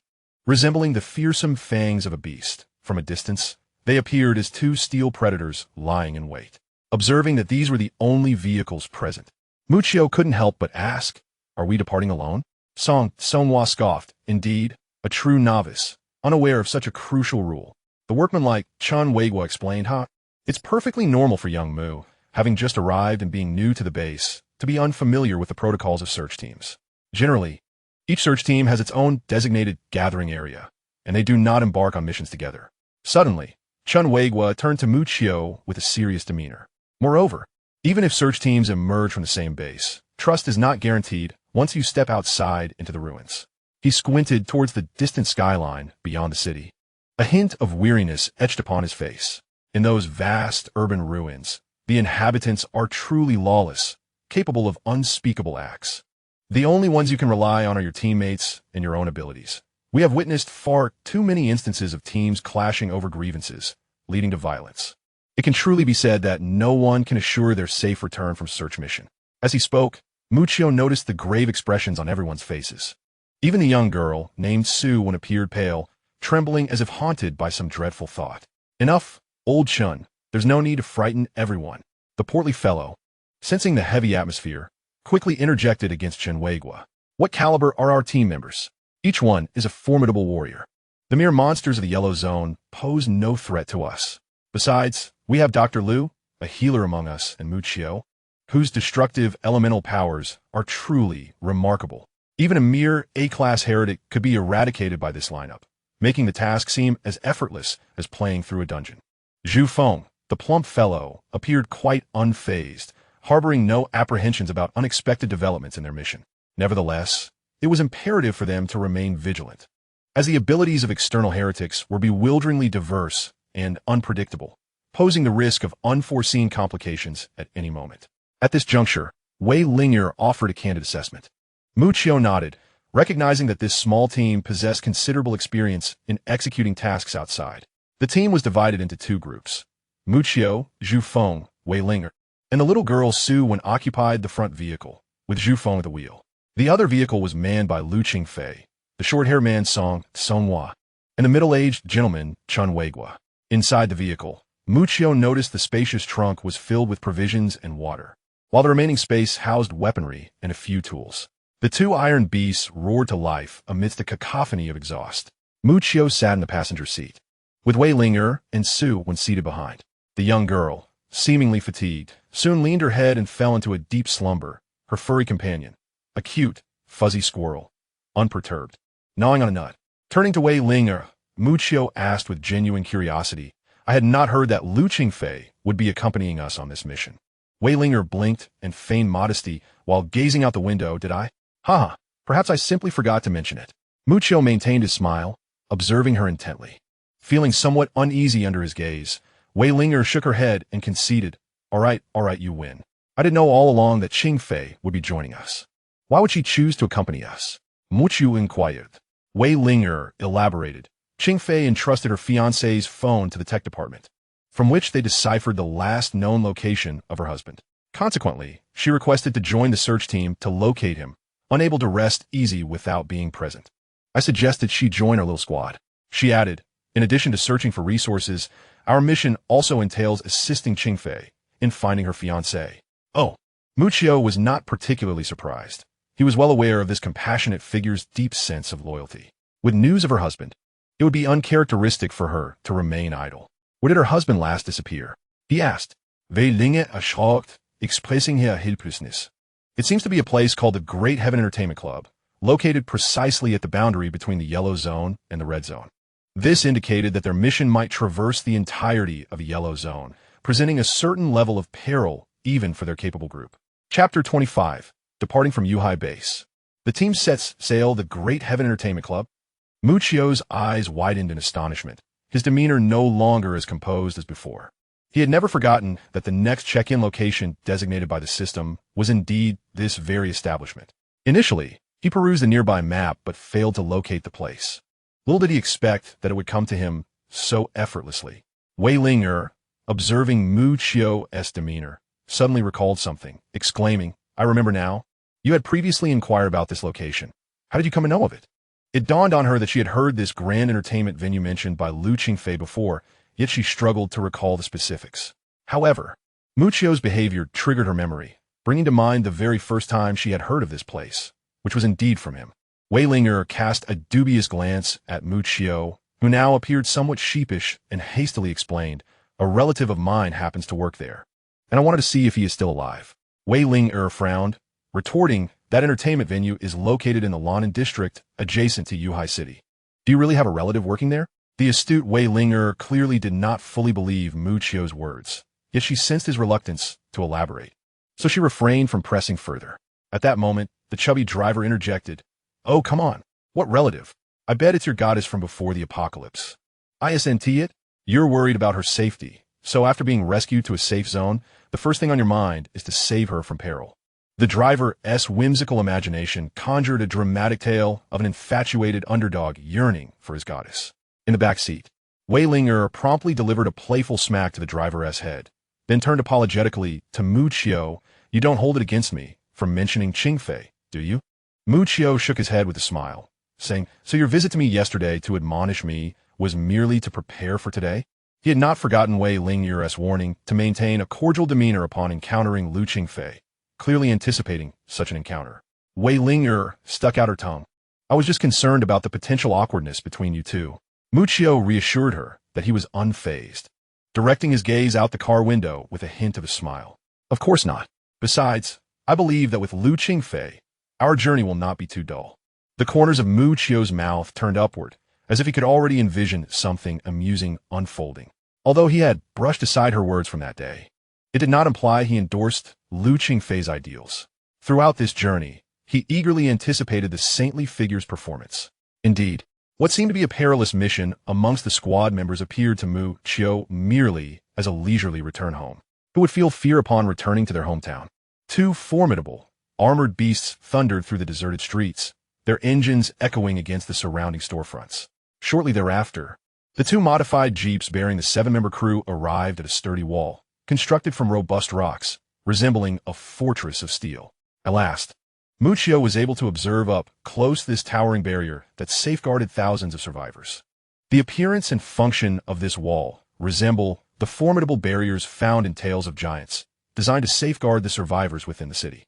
However, it is evident that this wall exhibits a far superior craftsmanship, towering several zhang in height, with a smooth, solid surface that exudes a hue reminiscent of blue iron. Muccio surmised that awakened individuals, possessing extraordinary strength, must have excavated the bedrock from underground and transported it here, where others, similarly gifted, meticulously polished the rock to construct this formidable steel wall.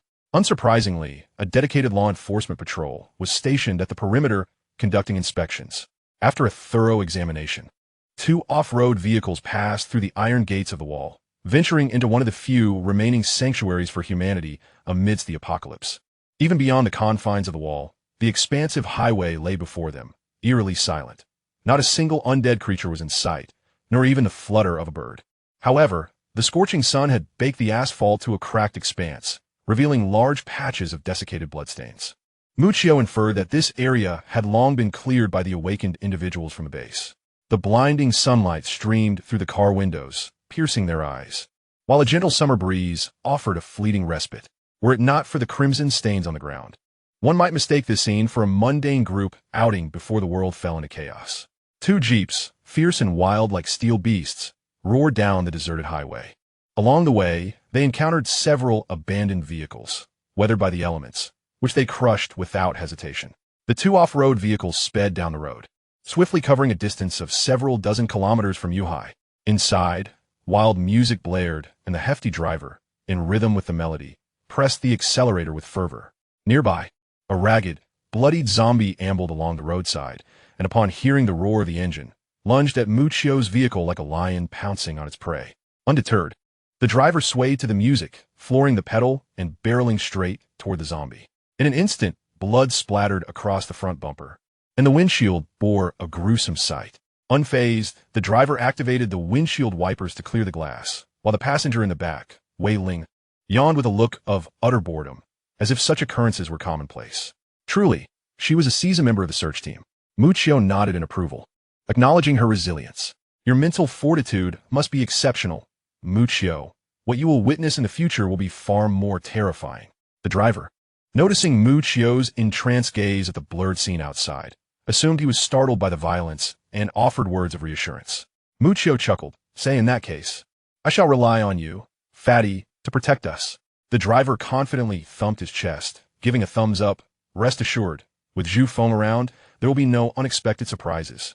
Chapter 26. Listening to All Things. In stark contrast to the swiftly reclaimed Yuhai safe zone, Lannan City soon faced an imminent collapse shortly after the outbreak of the apocalyptic virus. Within a mere month, the city was overrun by countless mindless zombies, transforming into a veritable paradise for these irrational monstrosities. Here, the numerous undead feasted upon each other, evolving into a horde of terrifying aberrations. In a district of Lannan City, several hundred kilometers away from Yuhai, thousands of famished zombies, their bodies emaciated, stared with hollow eyes, brandishing grotesquely sharp claws and emitting incessant, rasping sound from their throats. The air was thick with a nauseating stench of decay and blood, creating a miasma that repulsed all who inhaled it. Deprived of fresh flesh for an extended period, these zombies struggled to sustain themselves solely on the meager residual energy within their decaying forms. When their innate powers could no longer support their mobility, they would turn on one another in a frenzy, viciously battling, devouring, and seizing each other's energy to survive. This primal instinct was devoid of reason or intelligence. It was merely a manifestation of their biological survival. Suddenly, one zombie appeared to sense something, opening its maw wide and lunging with claws extended towards a distant iron fence. At that moment, the thunderous roar of an engine pierced the air. A menacing, armored jeep surged forth like a steel beast, crashing through a nearby iron barrier. The horde of zombies behind the fence was mercilessly crushed beneath the weight of this formidable machine. In an instant, a cloud of blood mist filled the air, and dismembered limbs scattered in all directions, painting the vehicle in a vivid crimson hue. "Wow," the rotund figure exclaimed as he disembarked from the vehicle, sporting a pair of oversized sunglasses and a self-satisfied grin as he admired his handiwork. The scene was saturated with a dark and horrific aesthetic of violence, akin to a classic piece of art. A look of rapture crossed his face, as if he were reveling in the magnificence of his creation. Enough of the theatrics. Do not forget that we are here for a serious purpose. Wei Ling and the little girl Su Wen stepped out from behind the vehicle, their expressions contorted in distaste at the gruesome sight before them. Muccio also emerged from the passenger seat, draped in a black trench coat and casually clad in fitted trousers, exuding an air of nonchalance. As the pungent scent of blood permeated the atmosphere, it felt almost tangible, as though it sought to infiltrate his skin, awakening the latent demons within him. Muccio exhaled deeply, surprisingly experiencing a rare moment of relaxation amidst the chaos, as if it were a reminder of home. Simultaneously, another armed off-road vehicle roared into the fray behind them. From it emerged the compassionate Lu Qingfei, the middle-aged gentleman Chun Weigua, and the devoted Song Songhua. The 7 individuals convened, united in their grim endeavor. Wei Ling was the first to speak. The city is rife with high-level aberrations. Driving in would create too much noise and easily provoke a zombie uprising. From here on, we must proceed on foot. With that, she produced a tablet, upon which an electronic map was etched. It marked numerous locations within the city where abundant resources were concealed. Our task was to ascertain the precise locations of these resources and eliminate the formidable aberrations surrounding them. Should we encounter any survivors amidst the ruins of this city, we must do our utmost to ensure their safety and report back to the base for rescue. Wei Ling succinctly outlined the general course of our mission, then pointed to a specific area on the map, glancing at the floral-dressed girl, Su Wen, beside her. Su Wen nodded in understanding and gently whistled, placing her finger to her lips. Muccio, sensing something, looked up just in time to see a sparrow, no larger than a palm, swoop down and land delicately in Su Wen's tender hand. Su Wen suddenly emitted a series of cryptic sounds. The sparrow, as if comprehending her, chirped a couple of times before taking flight into the distance. Muccio watched in awe, while Chun Weigua couldn't help but exclaim, "No matter how many times I witness Xiao Wen's abilities, they never cease to amaze me." After a brief interval, the sparrow returned, and Su Wen offered a nut, prompting the little creature to affectionately nuzzle her cheek. Sister Linger, Mao Mao reported that there's a dark cluster of zombies to the southeast, and within it lurks a creature that sends shivers down Mao Mao's spine. Muccio examined the sparrow, realizing it was far from ordinary, although its inherent ability was modest. It was indeed rated D level. Observing its swift demeanor, this little sparrow was likely endowed with speed-related powers, making it an excellent scout. Upon hearing the news, Wei Ling scrutinized the marked locations on the map, pondered for a moment, and then declared, "In that case, let us take the long route and first search for medical resources at the Third People's Hospital of Lonan City.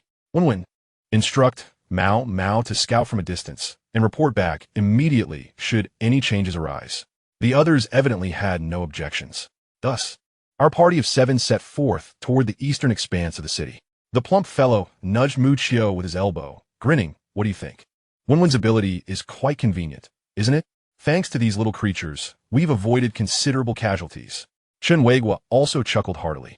Hearing the praises, Su Wen's cheeks flushed once more. "Oh, it's nothing. I owe it all to everyone for protecting me."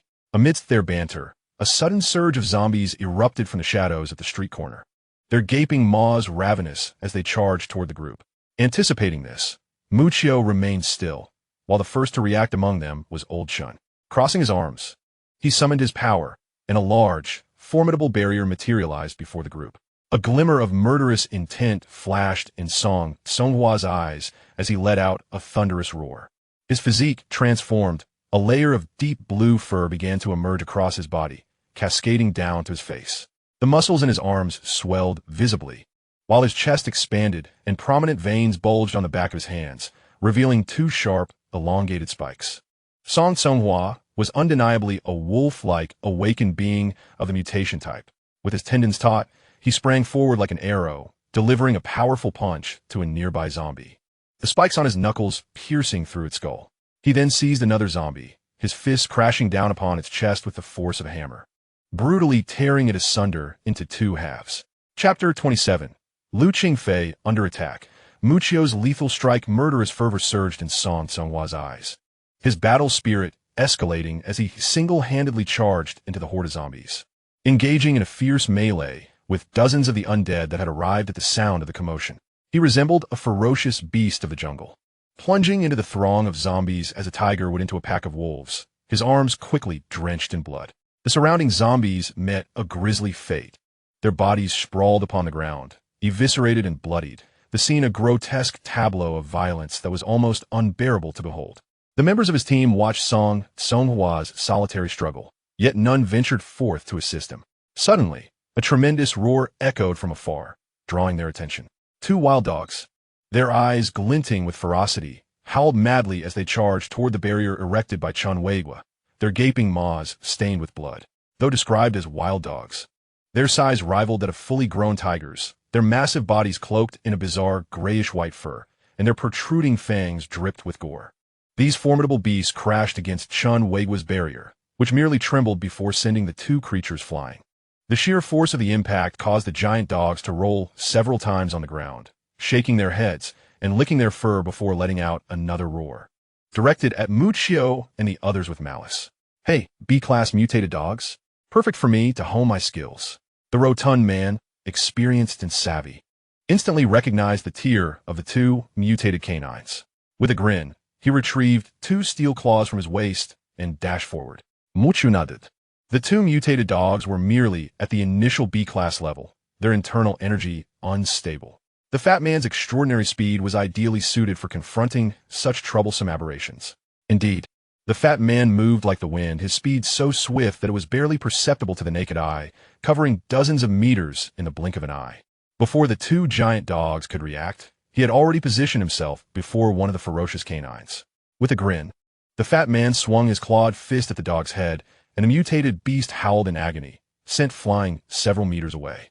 The other mutated giant dog quickly caught on, opening its gaping maw to lunge at the fat man.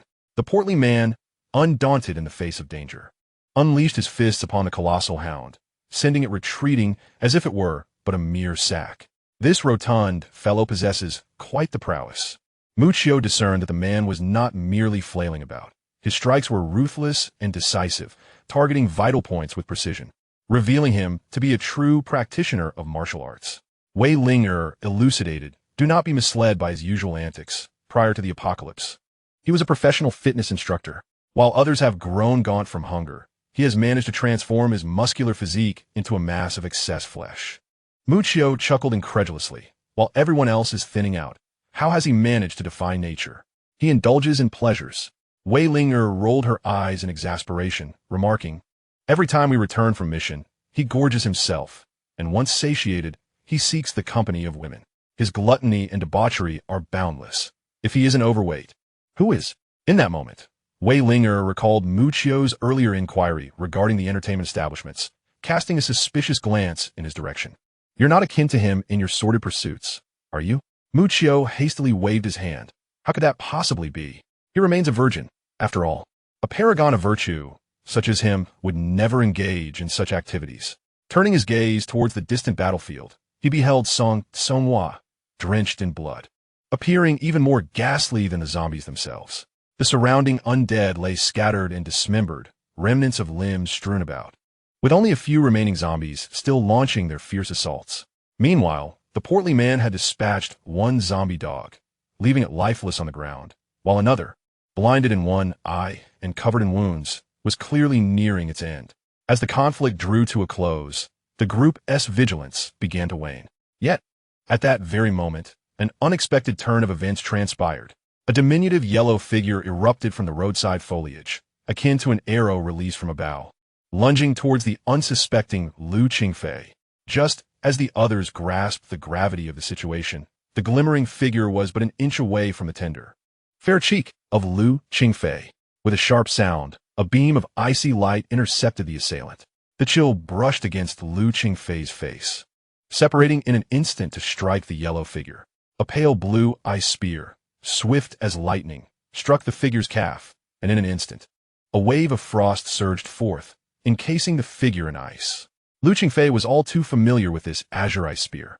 She abruptly turned to look behind her, where she saw Mu Qiu standing quietly, his arm adorned with tendrils of icy blue energy.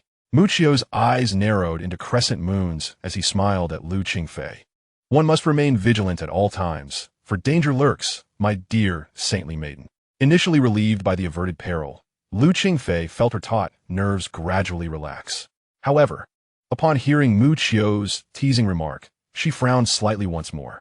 She was not fond of Mu Qiu's sarcastic tone, yet she still addressed him. "Thank you. I will be cautious."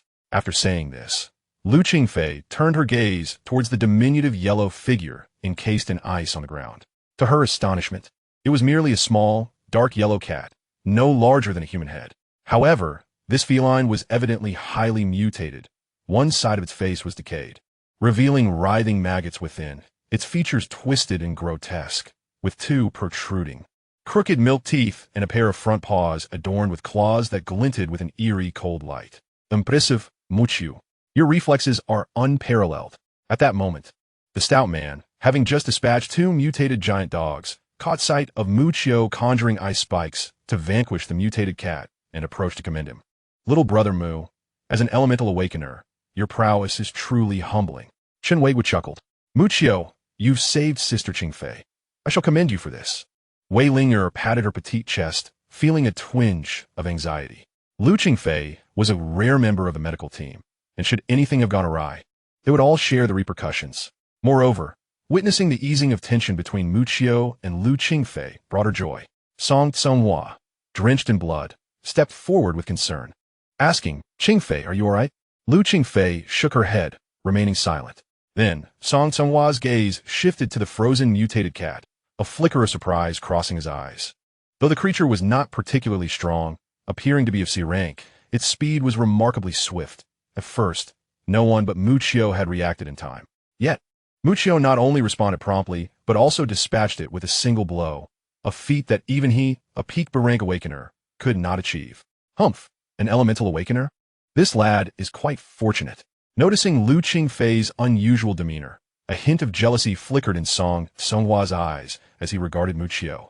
Chapter 28. Hidden Threads. The mysterious London hospital, the seven gathered at the street corner, surrounded by an eerie silence, the air thick with the scent of fresh blood. Lu Qingfei observed that both the stout man and Song Tsonghua bore various wounds. After transforming into a werewolf, Song Tsonghua's consciousness had become frenzied, akin to a feral beast, engaging in brutal combat with the zombies, resulting in the most injuries. Some of his wounds had even been tainted with zombie blood. While untreated, they would not lead to further mutation. They would still incur a degree of viral infection. Meanwhile, the stout man had also sustained considerable injuries from his confrontation with the two zombie dogs. Lu Qingfei swiftly employed her bandaging abilities to heal the wounds of Song Tsonghua and the stout man. The injuries on their bodies visibly healed at an astonishing rate, prompting the stout man to exclaim in astonishment, "Having a healer in the team is splendid. Usually we would have to tend to such wounds ourselves. But with Dr. Lu in our ranks, it is indeed convenient. I say, Dr. Lu, you should simply join our little squad." Lu Qingfei merely smiled faintly, casting a playful glance at Mu Qiu, and with a hint of insinuation remarked, "I fear that there are those who would rather I not join." Mu Qiu shrugged with a smile, responding, "How could that be? I firmly believe that your presence will render this journey far more intriguing. All right, enough of this. We cannot linger here for too long. The scent of blood may attract the aberrants from other areas, and that would spell trouble. Weilinge interjected, aware that this zombie-infested district was ill-suited for prolonged stays. The group understood, and the rotund figure eagerly began to extract the cores from the surrounding corpses. To their slight disappointment, the drop rate of cores from these ordinary zombies was exceedingly low. After excavating dozens of them, they had only unearthed 10 white cores. However, the 2 B-class mutated zombie dogs each yielded a pale yellow energy core from their jaws. The rotund figure beamed with joy upon their discovery and turned to Wei Linger, saying, "I say, Linger, I personally brought down these 2. Surely it is not unreasonable for me to keep one?" Wei Linger retorted sharply, "Absolutely not. We agreed to distribute these cores only upon returning to the base. Behave yourself." The rotund figure was on the verge of tears, despair nearly spilling from his eyes. Hastily collecting the cores, the group made their departure. Along the way, Wei Linger provided Muccio with some insights regarding the search team's expeditions. It was then that Muccio learned that these search teams ventured out in batches. Their current team comprised over 10 members, each assigned to different urban areas for exploration. The team to which Muccio belonged, known as the Dream Butterfly Team, was primarily responsible for several districts within London City, while the quest to locate Lu Qingfei's fiancée was merely a side mission. Due to their location in a remote suburb, the zombies on the streets were far fewer than in the city center, and high-tier aberrant creatures were conspicuously absent, allowing Muccio and the others to advance much more swiftly. Muccio hardly needed to engage, and when he did, it was only to unleash ice spikes to eliminate a few obstructing zombies. During their journey, the group passed by a large supermarket where, following a reconnaissance by the mutated sparrow summoned by Su-1, it was discovered that over 1,000 ferocious zombies were confined within. Upon receiving this alarming information, the group dared not approach any closer and quickly opted for a detour. A horde of over 1,000 zombies was already terrifying enough, and it was likely that high-tier zombies lurked within, far beyond the capabilities of their 7-member team to withstand. Just before departing, Wei Linger once again retrieved the tablet marked with a map, making additional annotations. Observing this, Muccio could not help but inquire. Yet, Wei Linger seemed uncertain as she replied, "It reminds us to mark the areas of danger we encounter on the map, which we must report upon our return." How peculiar. A glimmer of insight flickered in Muccio's eyes as he appeared to connect the dots, but chose to remain silent. After nearly 2 more hours of travel, guided by the map, the group finally arrived at their first destination, the Third People's Hospital of London City. Strangely, upon my arrival here, an eerie chill enveloped me. As the portly fellow approached the iron gate of the hospital, he shivered, halting his steps. Wei Linger cast him a disdainful glance and retorted, "Cease your morbid utterances, Wen." At that moment, Su-1 was playfully engaging with a squirrel perched on her shoulder.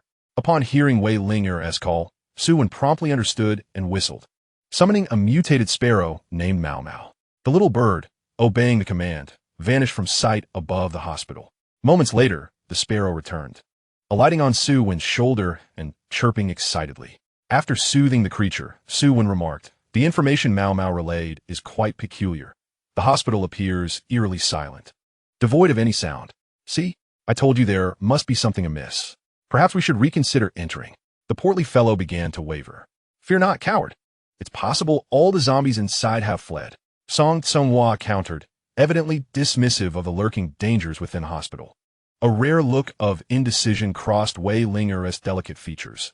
After a moment of contemplation, she declared, "Very well, let us venture inside to investigate. If any danger arises, we will retreat at once." After some deliberation, the group concurred, unanimously selecting the portly fellow to take the lead. He gazed at the overcast sky above the hospital. A frown of dismay etched upon his face, lamenting, "You're not toying with me, are you?" Yet, with no alternative, he grit his teeth and pushed open the dilapidated iron door of the hospital. The lobby of the hospital lay in utter ruin, and being situated in a remote area. Combined with the encroaching dusk, it exuded an atmosphere of eerie desolation, shrouded from daylight for far too long. London City had long since devolved into a desolate urban wasteland. Its power grid utterly collapsed. The elevators within the hospital lay inoperative, forcing the group to ascend via the stairway. The dimly lit corridor was steeped in an oppressive ambience, emanating a musty odor of decay from prolonged neglect, with dust accumulating on the handrails. Su-1 cautiously tugged at Wei Linger's clothing, while even the portly fellow, leading the way, felt his legs tremble, frequently glancing back. I suggest we turn back. If necessary, we can find another hospital. The portly fellow swallowed hard, his confidence waning. Chapter 29. The soul's second departure. The disappearance of Song Tsonghua. Useless waste. Step aside. I shall lead. Song Tsonghua impatiently shoved the portly fellow aside, retrieving a flashlight from his backpack and taking the lead. Naturally, the portly fellow had no objections and obediently retreated to the rear. The oppressive atmosphere of the dark hospital corridor felt particularly stifling. The short flight of stairs seemed to stretch on interminably. Only the sound of heavy breathing echoed in the silence around them. What they truly feared as awakened beings was not the eerie silence surrounding them, but the potential dangers that lurked ahead, shrouded in uncertainty. The group traversed the corridor, reaching the second floor, where not a soul, be it human or zombie, was in sight. An unsettling stillness enveloped the hospital as if time itself had come to a standstill. Something felt amiss. The eldest among them, Old Chun, finally spoke up, his seasoned experience immediately sensing the anomaly. How could such a large hospital be devoid of life? Even if all had succumbed to zombification, they wouldn't all have fled.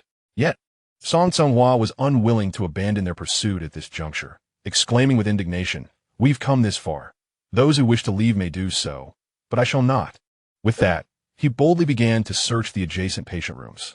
Chen Weigua opened his mouth to interject, but ultimately refrained, letting out a resigned sigh as he followed in Song Tsonghua's wake into the ward. Muchio turned to the portly figure beside him and inquired, "Has he always been like this?" The hefty man leaned closer and whispered conspiratorially, "A rebellious boy in his youth, if you catch my drift." He then feigned profundity, adding, "Such youth often lack maternal affection, which explains their infatuation with mature women like Dr. Liu." Muchio glanced appreciatively at Liu Qingfei's impressive stature and nodded in understanding. "Indeed, she is quite mature. Were you all discussing?" "Hurry up," Wei Linger admonished as she noticed the two whispering behind. The remaining members of the group dispersed, each opening the doors of the patient rooms to commence their search. Muchio pushed open the door to a room marked as the nurse's lounge. The moment he entered, a pungent odor of disinfectant mingled with the stench of decay assailed his senses. It was evident that this room had remained undisturbed for quite some time. Pinching his nose, Muchio surveyed the small space of less than 50 square meters. A metal table occupied the entrance, a small bed suitable for one lay in the corner, and a massive glass cabinet was filled with an array of unidentifiable glass vials. Upon closer inspection, Muchio noticed a pool of long-dried blood in the corner by the bed, a clear indication of the chaos that had ensued during the outbreak of the apocalypse. Even the metal table was littered with shards of broken glass, and the chairs were overturned, suggesting a violent struggle had taken place within these walls. Intriguing, Muchio mused, for it was evident that this room had been attacked by zombies, yet there was not a single corpse to be found. A smile crept to his lips as he stroked his chin, a familiar pose of contemplation. Moments latte. He exited the room and approached the counter in the corridor of the second floor. There, he noticed old bloodstains, and with meticulous attention, he discovered deep scratches on the counter, likely caused by desperate fingernails. Seated at the counter, Muchio closed his eyes and summoned the power of the sheep talisman. His spirit began to transcend, a soft, rosy mist emanating from his being, gradually coalescing into his own visage. As Muchio's spirit manifested, he immediately sensed an inexplicable chill pervading the hospital, a sensation only a soul could perceive. The existence of a spirit is inherently ethereal. Muchio guided his spirit to penetrate the walls and explore the various patient rooms. In no time, he traversed the entire second floor, yet found no useful clues. He then ascended through the ceiling to the rooms above, this time with greater swiftness, darting through the chambers like a gust of wind. As anticipated, all the rooms were devoid of life. Some were in disarray, with instruments and medications strewn across the floor, yet not a single corpse was in sight. What transpired here? Just as Muchio was about to delve deeper, his spirit suddenly sensed something amiss and swiftly retreated to his body. In the process, his spirit passed through a rotund man who had just exited a nearby room. The chilling aura of the spirit caused the man to shudder, tightening his coat around him, muttering, "Why is it so cold in the middle of summer?" I knew this cursed place was suspicious. As the man continued to murmur, he spotted Muchio, who had just returned to his corporeal form, seated at the counter. Pointing at Muchio, he exclaimed indignantly, "Well, Muchio, while we are all searching for resources, You are here slacking off. Don't think that just because you are an elemental awakener, I won't say anything. Our team has never tolerated idlers. The man seemed to have found an opportunity to reprimand Muccio, but before he could continue, he noticed two figures, a large one and a small one, approaching from the distant staircase. Startled, he leaped back and quickly hid behind Muccio. Amused, Muccio waved at the approaching figures. As they drew nearer, he recognized Wei Linger holding little Su Wen's hand, walking towards them. The man sighed in relief, wiping the cold sweat from his brow, his expression somewhat awkward. Wei Linger, intrigued, asked, "What are you two up to?" "Nothing, nothing," he replied, adamantly refusing to admit his fear of the eerie atmosphere in the hospital. Soon after, Lu Qingfei and Old Chun also descended the stairs. Wei Linger eagerly inquired, "Zista King Fei, how is the situation?" Lu Qingfei, with a smile, responded, "It's quite good. The medications in this hospital are well preserved, and there are even a few operational machines." "That's wonderful," Wei Linger exclaimed, jumping up and embracing Lu Qingfei's fair neck, displaying a sense of great triumph.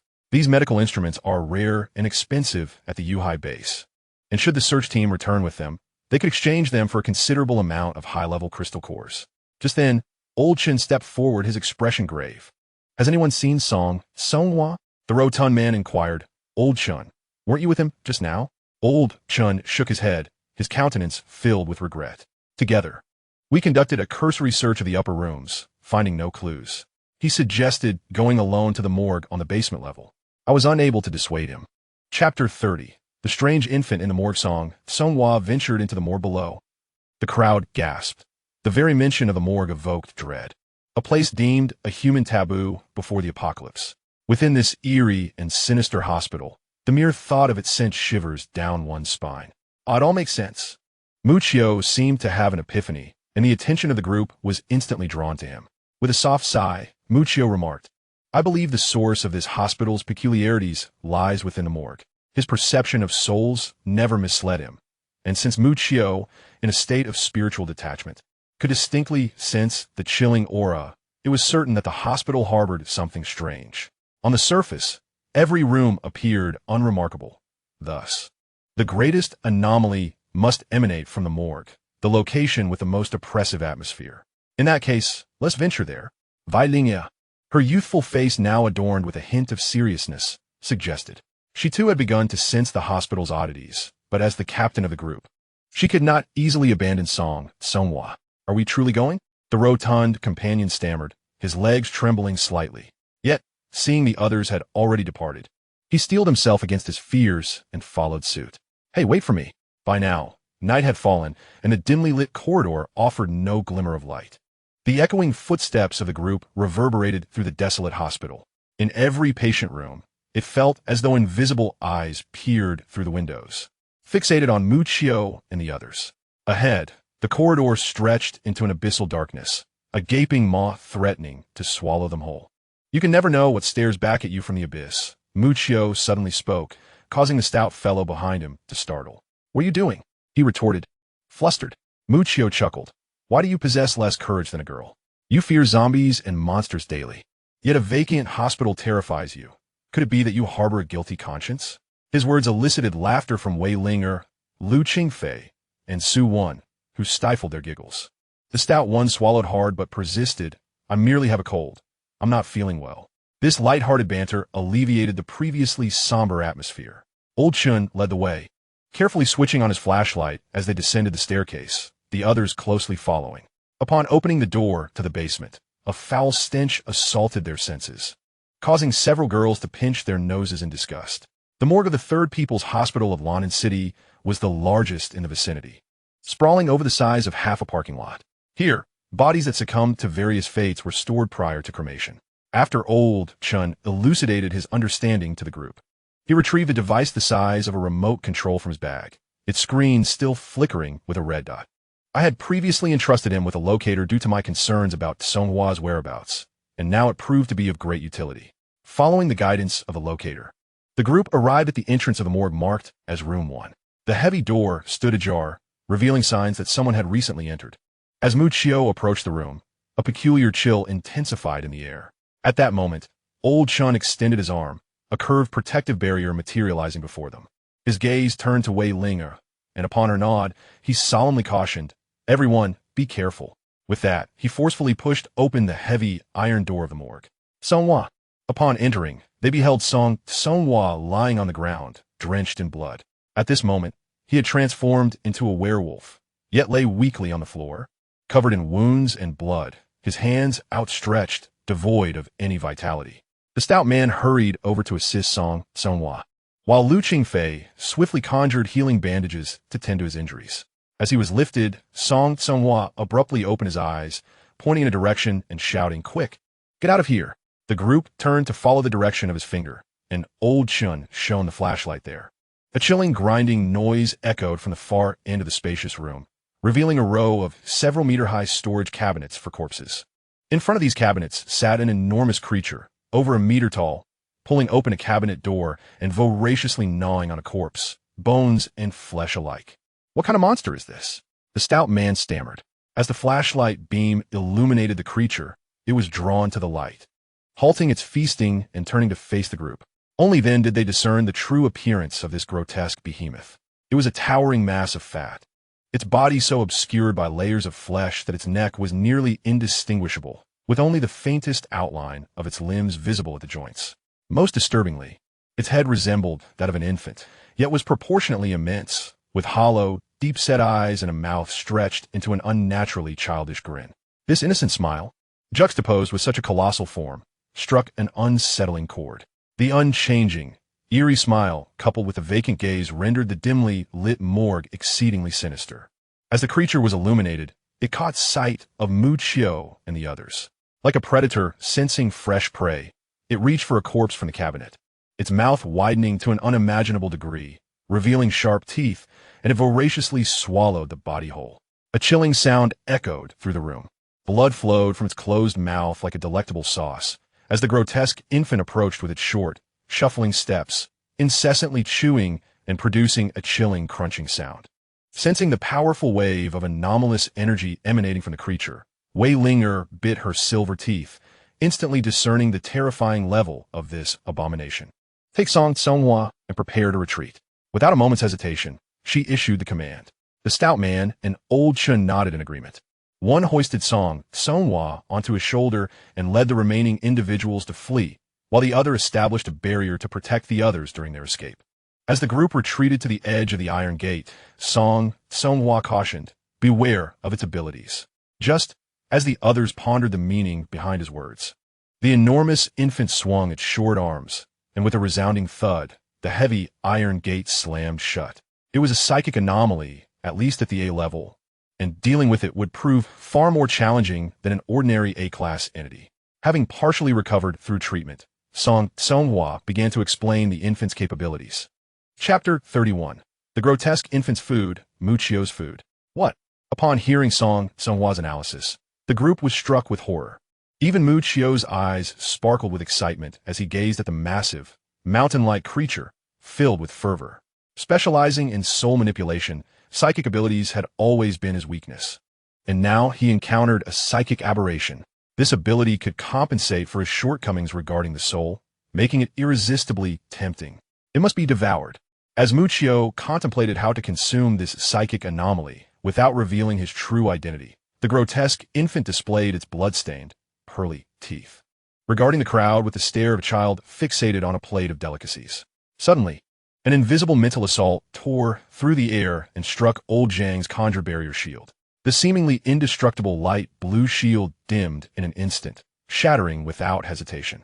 Old Zhang, caught off guard, was propelled several meters by the force of this psychic energy, crashing into the wall behind him. The residual shockwave barreled toward the few individuals behind Old Chun like an air cannon. In that critical moment, Mu Qiu's palm shimmered with energy, coalescing into an ice wall to shield the group. The invisible shockwave collided with the ice barrier, causing it to crack instantaneously, while the explosive aftershock dissipated in the chaos. Withdrew his tingling palm, Mu Qiu acknowledged that the human form's physicality was still vastly inferior to that of the evolved monster, the Flame Demon Lord. Although this infant was merely at the A level, in his Flame Demon state, he could crush it with a single hand. However, he could not reveal his identity before others. relying solely on his B-class ice abilities and human physique to defeat this troublesome infant left Mu Qiu feeling a sense of vexation.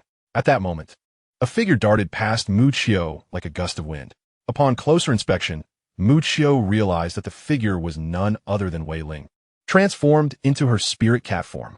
In a swift motion, Wei Linger appeared before the monstrous infant, her outstretched claws morphing into fluffy feline talons, launching herself towards the creature's oversized head. Meow! With a delicate cry, her sharp claws were mere inches from the grotesque infant. The creature stared blankly at Wei Linger's airborne form, its mouth agape, as if gazing at an intriguing toy.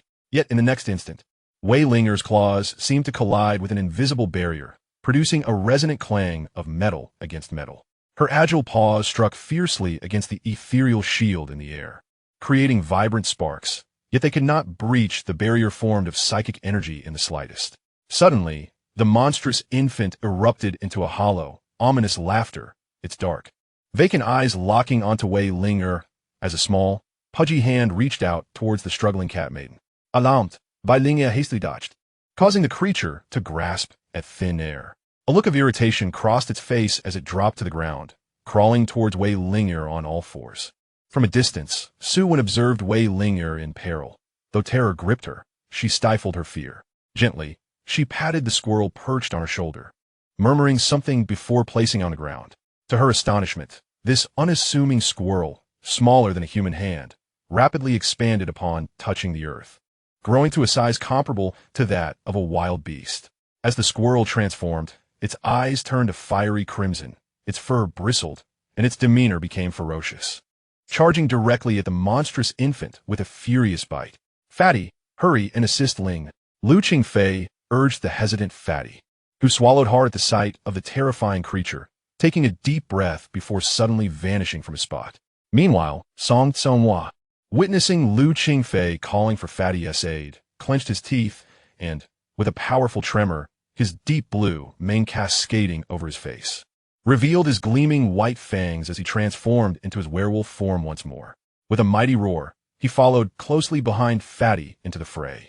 Lu Qingfei, seeing Song Tsonghua, who was gravely injured, still willing to fight, opened her mouth to intervene, but before she could speak, he had already disappeared from view. With a soft sigh, she cast a hopeful glance towards Mu Qiu. Mu Qiu smiled faintly, meeting her gaze as he reassured her, "Fear not, my dear saint. This time I shall certainly intervene. It's time for feast." With that, a gust of wind swirled beneath his feet, causing his black cloak to billow dramatically. Observing Mu Qiu spring into action, Lu Qingfei breathed a sigh of relief, her face brightening with a smile, though her eyes remained filled with concern as they turned back to the battle ahead. The portly individual excelled in speed, and in mere moments, his somewhat corpulent physique collided with the enormous mass of the monstrous infant. With ironclad tiger claws adorning his hands, he channeled his inner strength into a punch that struck the creature's thigh. How solid! It felt as though his fist had impacted a mound of flesh. The spikes of the tiger claws failed to pierce the mutated skin of the infant, and instead, the recoil left his arm tingling with numbness. Although the creature sustained no injury, it was evidently provoked by this unwelcome disturbance. With a sweep of its fleshy hand, it unleashed a tendril-like telekinetic attack. Before the portly individual could react, an invisible whip lashed out, sending him crashing to the ground. Almost immediately, a powerful wave of force surged towards him. This time targeting his head, he sensed a fierce wind rushing past his ears, and despite the searing pain on his skin, he rolled to the side, narrowly avoiding a devastating blow that shattered the earth beneath him, leaving a deep gash in its wake. Meanwhile, Su Wen's massive squirrel was also caught off guard by an invisible telekinetic force, which unfurled it effortlessly before being swatted away by the creature's impatient hand. Following closely behind, Song Tsonghua noticed that the creature's attention was entirely captivated by the portly individual. Seizing the moment, he brandished the claws on his knuckles and surged towards the creature's back. Simultaneously, Wei Linger, who had been spared by the creature, seized her opportunity and lunged for its neck. With a sharp sound, her claws pierced through the creature's neck and back. In an instant, two sprays of crimson erupted. The monstrous infant let out a pained roar, its once eerie smile replaced by a grotesque grimace as it turned its ferocious gaze towards the two attackers, mindlessly swinging its fists in their direction. Wei Ling and Song Songhua stumbled to evade the creature's massive blows, caught in the liminal space between exhaustion and the resurgence of strength. Yet in the next heartbeat, two more telekinetic attacks hurtled towards them. Chapter 32. The squad's grueling battle. Wei Ling's peril, one telekinetic strike barreled towards the injured Song Songhua like a cannonball, prompting him to instinctively raise his arms to shield his head. With a thunderous crash, a faint yellow barrier materialized before him. Turning to inspect the source, he saw Chan Weigua, who had been flung aside by the telekinetic force earlier, leaning against a wall, having conjured a protective barrier to deflect the fatal blow. However, Wei Ling was not as fortunate. As she launched herself at the creature's neck, she found herself suspended in midair, with no chance of escape from the impending strike. Ling! Old Chen bellowed in despair, for she was too far away, and he lacked the strength to conjure another barrier to shield her. Aware of her precarious situation, Wei Ling exerted herself in a desperate attempt to evade the lethal blow, even as she remained airborne. At that very moment, a formidable telekinetic assault surged from behind, its overwhelming force akin to the howling northern wind, sweeping in with an unmatched ferocity. It was over. Wei Ling realized she had reached a dead end. Her delicate features turned ashen, and in despair, she closed her eyes. Was she destined to perish? In that instant, her mind was flooded with memories. In this apocalyptic world, she had lost so much, yet it was precisely this loss that deepened her appreciation for the preciousness of life. The silhouettes of former comrades, family, and friends vividly appeared in her thoughts, and she suddenly felt an unwillingness to leave this world. A tear traced a path down her cheek, her face reflecting profound reluctance and regret. "Dear lady, why are you so melancholic?" The anticipated jolt of pain failed to manifest. Instead, a voice as soothing as jade graced her ears. In the next moment, she felt herself enveloped in a warm embrace. Wei Ling slowly opened her eyes, remnants of tears still glistening at the corners. Before her was a strikingly handsome face, one she knew all too well. It was he whom she had once brought into the Yu-Hai base, Muchio. Muchio, Wei Ling instinctively murmured, her feline ears twitching, her expression revealing a rare daze. Muchio encircled her slender waist with his left arm, drawing her close, while his right hand conjured a crystalline blue ice wall to shield against the onslaught of the monstrous infant's telekinesis. The tremendous turbulence from the collision swept through the room, rendering the already silent space even more desolate. With his black trench coat billowing, Muchio gently descended from the air, his expression remarkably composed beneath the tousled strands of hair. How could he remain so unflappable? Song Songhua, witnessing Muchio's divine descent, was momentarily struck by an inexplicable emotion. Once they reached the ground, noticing that the girl was still staring at him in a daze, Muchio couldn't help but chuckle. Wiping the tear from her cheek, he reminded her, "Hey, dear lady, shouldn't you come back to reality now?" Wei Ling, startled by his words, suddenly realized she was still cradled in his arms, and her face flushed crimson as she hurriedly stood up. Yet, Muchio seemed oblivious to her embarrassment, instead directing his gaze towards the frenzied, monstrous infant not far away. It was almost time to put an end to this farce. As Muchio spoke, he crossed his arms in front of him, his fists shimmering with a delicate azure glow. As he unfurled his arms, a magnificent, translucent blue ice sword materialized in his grasp. "If you still have strength, join me." Muchio narrowed his eyes, a fiery determination gleaming within them as he looked at the monstrous infant. Wei Ling's feline ears perked up. In the next instant, wielding the ice sword, Muchio dashed towards the creature with remarkable speed, and Wei Ling, her claws poised and fierce, followed closely. "I'm coming too." At that moment, the corpulent figure unexpectedly produced a meteor hammer, instantly activating his super speed abilities. He spun vigorously, transforming into a colossal top adorned with sharp blades. The massive top whirled in place, rapidly rolling toward the monstrous infant.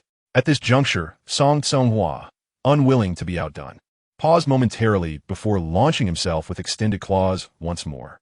The large-headed infant, still recovering from the excruciating pain radiating from its neck and back, beheld the renewed assault from the group. Enraged, its innocent yet twisted visage contorted into a mask of fury as it rose from the ground. With both pudgy hands flailing before it, an intangible aura of mental energy materialized, morphing into grotesque visages of human faces. The faces, varying in age from frail elders to innocent children, were imbued with emotions of hatred, sorrow, anger, and pain, as if they were a collective embodiment of negativity. These contorted faces floated in mid-air, propelled by the infant's commands, rushing toward the group. They understood well that being struck by such a soul-affecting mental force would be exceedingly perilous, and thus evaded the onslaught of terrifying visages as best they could. At that moment, Chun Weigua, leaning against the wall and recovering from his injuries thanks to Lu Qingfei's healing, retrieved a rifle from his coat and began firing frantically at the large-headed infant. The barrage of gunfire rained down upon the infant's mountainous form, yet it remained unscathed. However, the infant struggled to maintain control over the myriad of bizarre faces conjured by its mental energy. Seizing the opportunity, Song Tsonghua leapt into the air. Aiming his blade-like fist directly at the infant's eye socket, blood gushed forth like a fountain from the corner of the infant's eye. With a piercing scream, the large-headed infant clutched its eye and toppled backward. Simultaneously, the corpulent figure's human top soared to the sky, crashing violently onto the infant's wounded back. Meanwhile, the enormous squirrel, controlled by Su-Wan, regained its senses and lunged at the infant's hind leg with its crimson eyes. Old wounds had yet to heal before new ones were inflicted. The large-headed infant howled in rage, utterly incensed that what it considered mere prey could inflict such harm upon it. A hint of crimson flickered in its eyes as its fingers splayed, seemingly poised to unleash a devastating counterattack. Muccio's eyes shifted, a terrifying shadow of crimson flashing deep within his pupils. In that instant, an overwhelming pressure, perceivable only to aberrant creatures, cascaded over the large-headed infant's body. The infant felt a tremor from the depths of its soul, and for the first time, astonishment and fear flickered within its pupils. It was in this brief moment of hesitation that Muccio seized the chance, leaping high with his ice sword and plunging it fiercely into the infant's chest. Time seemed to stand still at that very moment. In the desolate and silent morgue, the only sounds that pierced the air were the hurried, anxious breaths of the onlookers. With a crack, the ice sword in Muccio's palm shattered. Simultaneously, the wound on the chest of the grotesque infant monster suddenly froze solid. And in an astonishingly rapid manner, the ice spread across the creature's massive form. Within mere breaths, the entire body of the monstrous infant had been encased in ice. Chapter 33. Devouring, the mental ability targeting the soul. Has it finally come to an end? Chun Weigua, propped against the wall, managed to rise, the weight of his rifle arm feeling extraordinarily heavy. Well done, Muccio. The stout man leaped forward, gazing at the frozen grotesque infant, feeling a significant portion of the gloom in his heart dissipate. The infant's face still bore an expression of distorted rage, yet within the depths of its pupils flickered an eerie glimmer of dread and terror. Wei Linger, with her keen feline eyes, noticed this peculiar detail and approached. Locking eyes with a monstrous infant, her expression one of confusion. What could it possibly fear? Is it death? At this moment, Lu Qingfei also drew near, her countenance adorned with a gentle smile. Thank you for your hard work, Muccio. After all, it was Muccio who dealt the fatal blow to the grotesque infant. Otherwise, considering the creature's momentum, another powerful strike could have led to further casualties among the members present. A strange smile also graced Muccio's lips. There's no need for thanks. This is simply my duty. The two of them, appearing like amicable siblings, dispelled any lingering awkwardness from earlier tensions. TCH, Song Tsonghua found the scene rather displeasing and snorted derisively as he walked past Muccio, a hint of resentment gleaming in his eyes.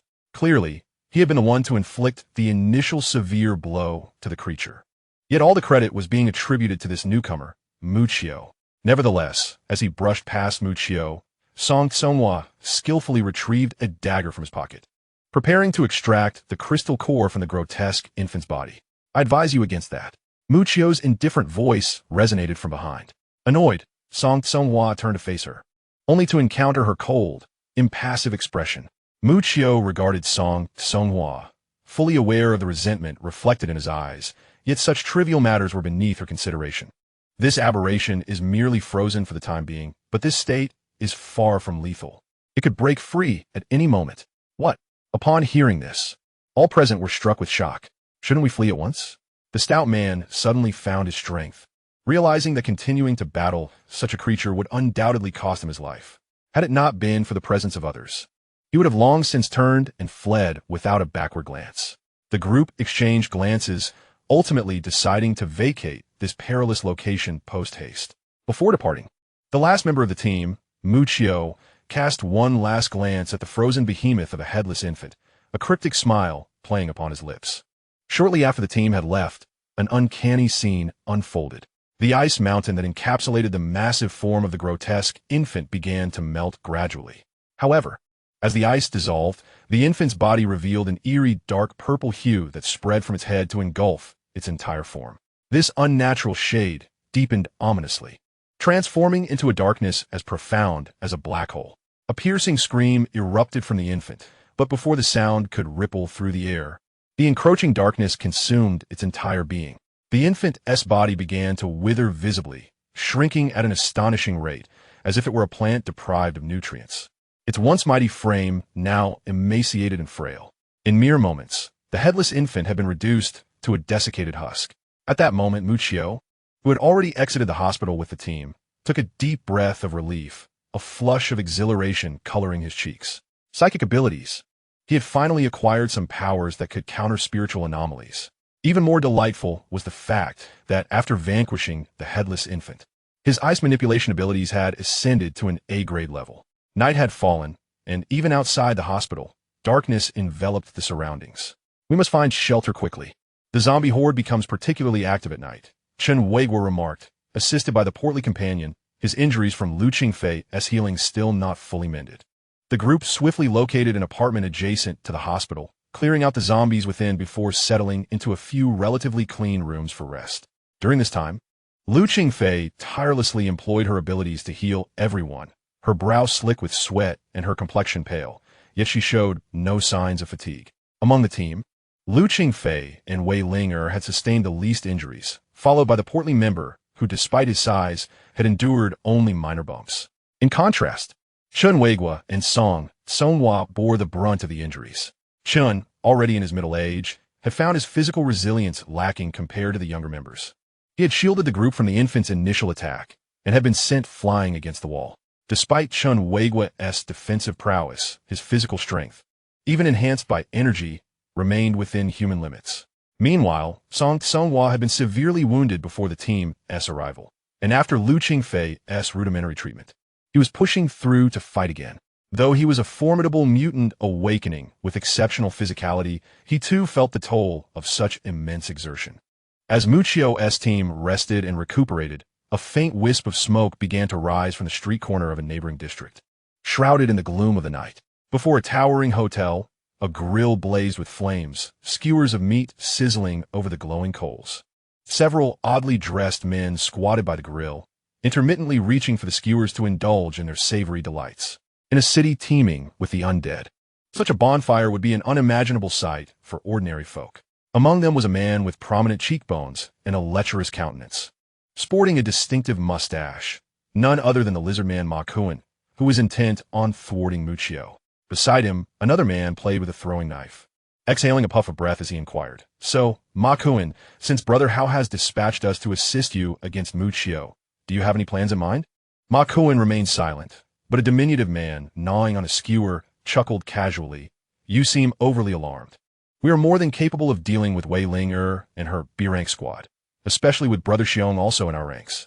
As he spoke, his gaze shifted to the muscular giant beside the fire, known as Brother Xiong. This imposing figure had a robust physique, with bulging muscles that coiled like serpents as he devoured his meat. Just then, distant rustlings accompanied by low, guttural growls echoed through the air. Chapter 34. A New Scheme. Song Songhua's envy, a horde of zombies, seemingly attracted by the smoke of the bonfire, surged toward Ma Kuan and his companions like famished beasts. Yet, this peculiar team exhibited not a hint of panic. The muscular giant swallowed his last morsel, slowly rising to face the encroaching darkness filled with danger. Ma Kuan and the others, seemingly accustomed to the impending horror, remained still. With a roar, the giant charged into the throng of zombies, his sinewy muscles rippling as he moved with primal ferocity, appearing more beast-like than the mindless undead. His massive fist struck a zombie, sending it flying with a dull thud, and the force of the blow toppled a line of zombies behind it. Those that fell struggled to rise, but were met with the giant's fist, which pierced through their skulls, splattering blood across his face. In that moment, a morbid thrill flickered across his otherwise stoic visage. As his countenance reddened, A surge of vitality coursed through him, reaching a fever pitch. He began to roar and sprint toward the seemingly endless horde of zombies. To him, the hundreds of undead appeared as mere stalks of grain waiting to be harvested. His colossal fists wove through the mass of the living dead, blood erupting like sauce in a display of violence that surpassed the imagination. Suddenly, a swift, sharp-toothed zombie darted from a mass, a specter of terror, and B-rank mutated zombie. The mutated zombie's sharp claws raked across the muscular shoulder of the brawny man. Strangely, no trace of blood appeared on his shoulder, only a series of white marks. This fierce strike had not even pierced the flesh of the muscular giant. In the next moment, the brawny man was ignited by ferocity, baring his blood-stained teeth in a menacing grin. He abruptly seized the emaciated body of the mutated zombie and hurled it violently into the air. Then, with a flurry of punches that rained down like bullets, his fist struck the mutated zombie's body with overwhelming force.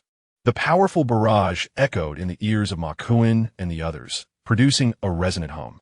Within mere moments, the mutated zombie was drenched in blood, its arms hanging limply on the brink of death. Today, Brother Xiong truly reveled in the battle. A man with a flamboyant red hairstyle, clutching a bottle of white liquor, chuckled as he downed the drink in one gulp, witnessing the gruesome scene before him. The short, deformed man revealed his sharp teeth and said to Ma Kuan, "How do you plan to deal with Wei Linger and her team?" "I say Brother Xiong alone is more than enough." The man wielding the flying daggers playfully twirled his blades, clearly brimming with confidence in a muscular giant. For this brawny man, known as Brother Xiong, was indeed a bona fide A-class awakened. However, Ma Kuan gazed at Brother Xiong, who was engaged in combat with a horde of zombies in the distance, a calculating glint flashing in his eyes. Stroking his mustache, he said with a sly grin, "Why should Brother Xiong take action against a group of B-class awakened? In this city's ruins, it is quite common for a team to be annihilated by a horde of zombies." As night descended, the stars hung silently in the sky, seemingly the only source of light for this desolate city. Shortly after Muccio and the others departed from the Third People's Hospital in Launcher City, a strange, cold breeze swept through the morgue on the basement level, gently pushing open the heavy iron door. Soon, a man clad in a red robe floated silently into the room. The moment the red-robed man entered the morgue, a chilling aura enveloped the entire space once more. Had the rotund man been present, he would have undoubtedly sensed that the frigid energy emanating from this individual was far more intense than that of the grotesque, oversized infant. The red-robed man first surveyed the disarray of the morgue, clearly noting the signs of a fierce struggle that had occurred not long ago. Subsequently, his gaze fell upon the withered corpse of the grotesque infant, now entirely drained of its vital essence. After a meticulous examination, the red-robed man frowned and retrieved a communicator from his robes. "This is experiment site number 3. The specimen designated A007 has been eliminated by unidentified individuals. Observations of the scene indicate that the specimen was destroyed by a group assault, and the lethal method employed appears to involve some form of sharp weapon. The total number of assailants is estimated to be between 6 and 8. The experimental subject's body had transformed into a mummified corpse, employing methods somewhat akin to my own." As he spoke, the man in the red robe turned his head, revealing a pallid face devoid of any trace of blood, and beneath his lips, a pair of bat-like fangs gleamed ominously. This was undoubtedly the handiwork of a search team. At dawn the following day, after a brief respite, the group dared not linger excessively and, having regained a modicum of strength, departed from their temporary abode. Along the way, it was evident that Chun Weigua and Song Songhua had not fully recovered. Particularly, Song Songhua's body bore the severe repercussions of his overexertion in battle. Aside from Lu Qing phase treatment, he now required the support of the stout man to walk. Consequently, the primary combat strength of the team temporarily shifted to Muccio and Wei Linger. In this region, the number of zombies was already sparse, and since they had previously cleared the area, the zombies during the day were significantly fewer than before. Occasionally, a few indiscreet zombies would launch an assault, but Muccio would unleash ice spikes as a ranged attacker, while Wei Linger, transformed into a spirit cat, would fend them off in close combat. Observing Muccio, who faced the onslaught of zombies with unwavering composure, standing before the group like a guardian deity, Song Songhua, supported by the stout man, felt a pang of resentment. This opportunity to shine before his beloved was rightfully his. Remarkably, the progress in eradicating the zombies was swift. In less than 2 hours, Muccio and the others returned to the vicinity of the initial off-road vehicle. Creatures of the caliber akin to the grotesque infant in the morgue should logically not manifest in this yellow zone. We could say we were exceptionally fortunate this time. Old Chun rubbed his sore back and sighed, expressing uncertainty about the potential dangers that might still lurk in the area. Let us depart for the next region, he suggested. The group promptly boarded the vehicles, and the two off-road vehicles roared to life, preparing to leave this perilous zone. Chapter 35. Storage Equipment. Spatial storage unit. The heavy warehouse door creaked open, revealing heaps of flour and rice stacked into bulging sacks. Despite being coated in layers of ancient dust, the grains appeared to shimmer as if kissed by golden light. By heavens, I knew that surviving calamity would lead to fortune. We have struck gold, exclaimed Muccio's team, standing outside the warehouse, as the stout man gazed with rapturous eyes upon a nearly full stock of grains, his expression reminiscent of a lovesick admirer. After escaping the hospital that harbored the grotesque infant, Muccio and his companions departed the neighborhood the following day, venturing into a region closer to the center of London City. Here, the streets were noticeably teeming with zombies, and occasionally, a few mid to high-tier aberrations would intermingle among them. Even their B-level team had to tread cautiously, for should they provoke a horde of thousands of zombies from a single street, even an A-level awakener would meet a bitter end. After enduring a period of arduous concealment, a few individuals managed to eliminate several lower-tier zombies and finally arrived at a large grain store that existed before the apocalypse. Upon opening the granary, they were greeted by a remarkable sight, which elicited an exclamation of surprise from the stout man. It appeared that this grain store had only recently commenced operations prior to the outbreak of the apocalypse. The supplies had not yet been depleted, resulting in a magnificent accumulation of provisions. However, it was still premature to rejoice, as the rice had remained stored for 2 years, likely rendering it unfit for human consumption as aged rice. Chun Weigua, who had been a migrant worker before the apocalypse, possessed unique insights into these grains. He stepped into the warehouse, opened several bags of rice, and inhaled their aroma. After a thorough examination, a look of delight finally graced his face. Not bad. The quality is quite good. The stout man became animated, diving into a pile of grain bags without regard for the dust accumulating on him, rolling about in exuberance. "TCH, what a lack of refinement," remarked Song Songhua, who stood at the entrance of the warehouse, disdainful of the stout man's antics. Wei Linger, holding Su Wen's hand, entered the granary, her face illuminated with joy as she jumped up, exclaiming, "So much grain. Once we return to the base, we could exchange it for several blue crystal cores." Muccio couldn't help but smile at the delight radiating from the young lady. Indeed, Wei Linger's smile was quite infectious. This was one of the reasons Muccio had chosen to accompany Wei Linger's team on this excursion. Only by being alongside these vibrant, living humans did Muccio feel a sense of humanity, rather than merely existing as a bloodthirsty monster sustained by devouring zombies and aberrations. Lu Qingfei surveyed the warehouse brimming with grain and suggested, "Let's first gather these provisions." Wei Linger nodded in agreement and retrieved a fist-sized iron sphere from her bag. The sphere was adorned with several technologically intricate cracks, and its metallic surface gleamed with an unparalleled smoothness.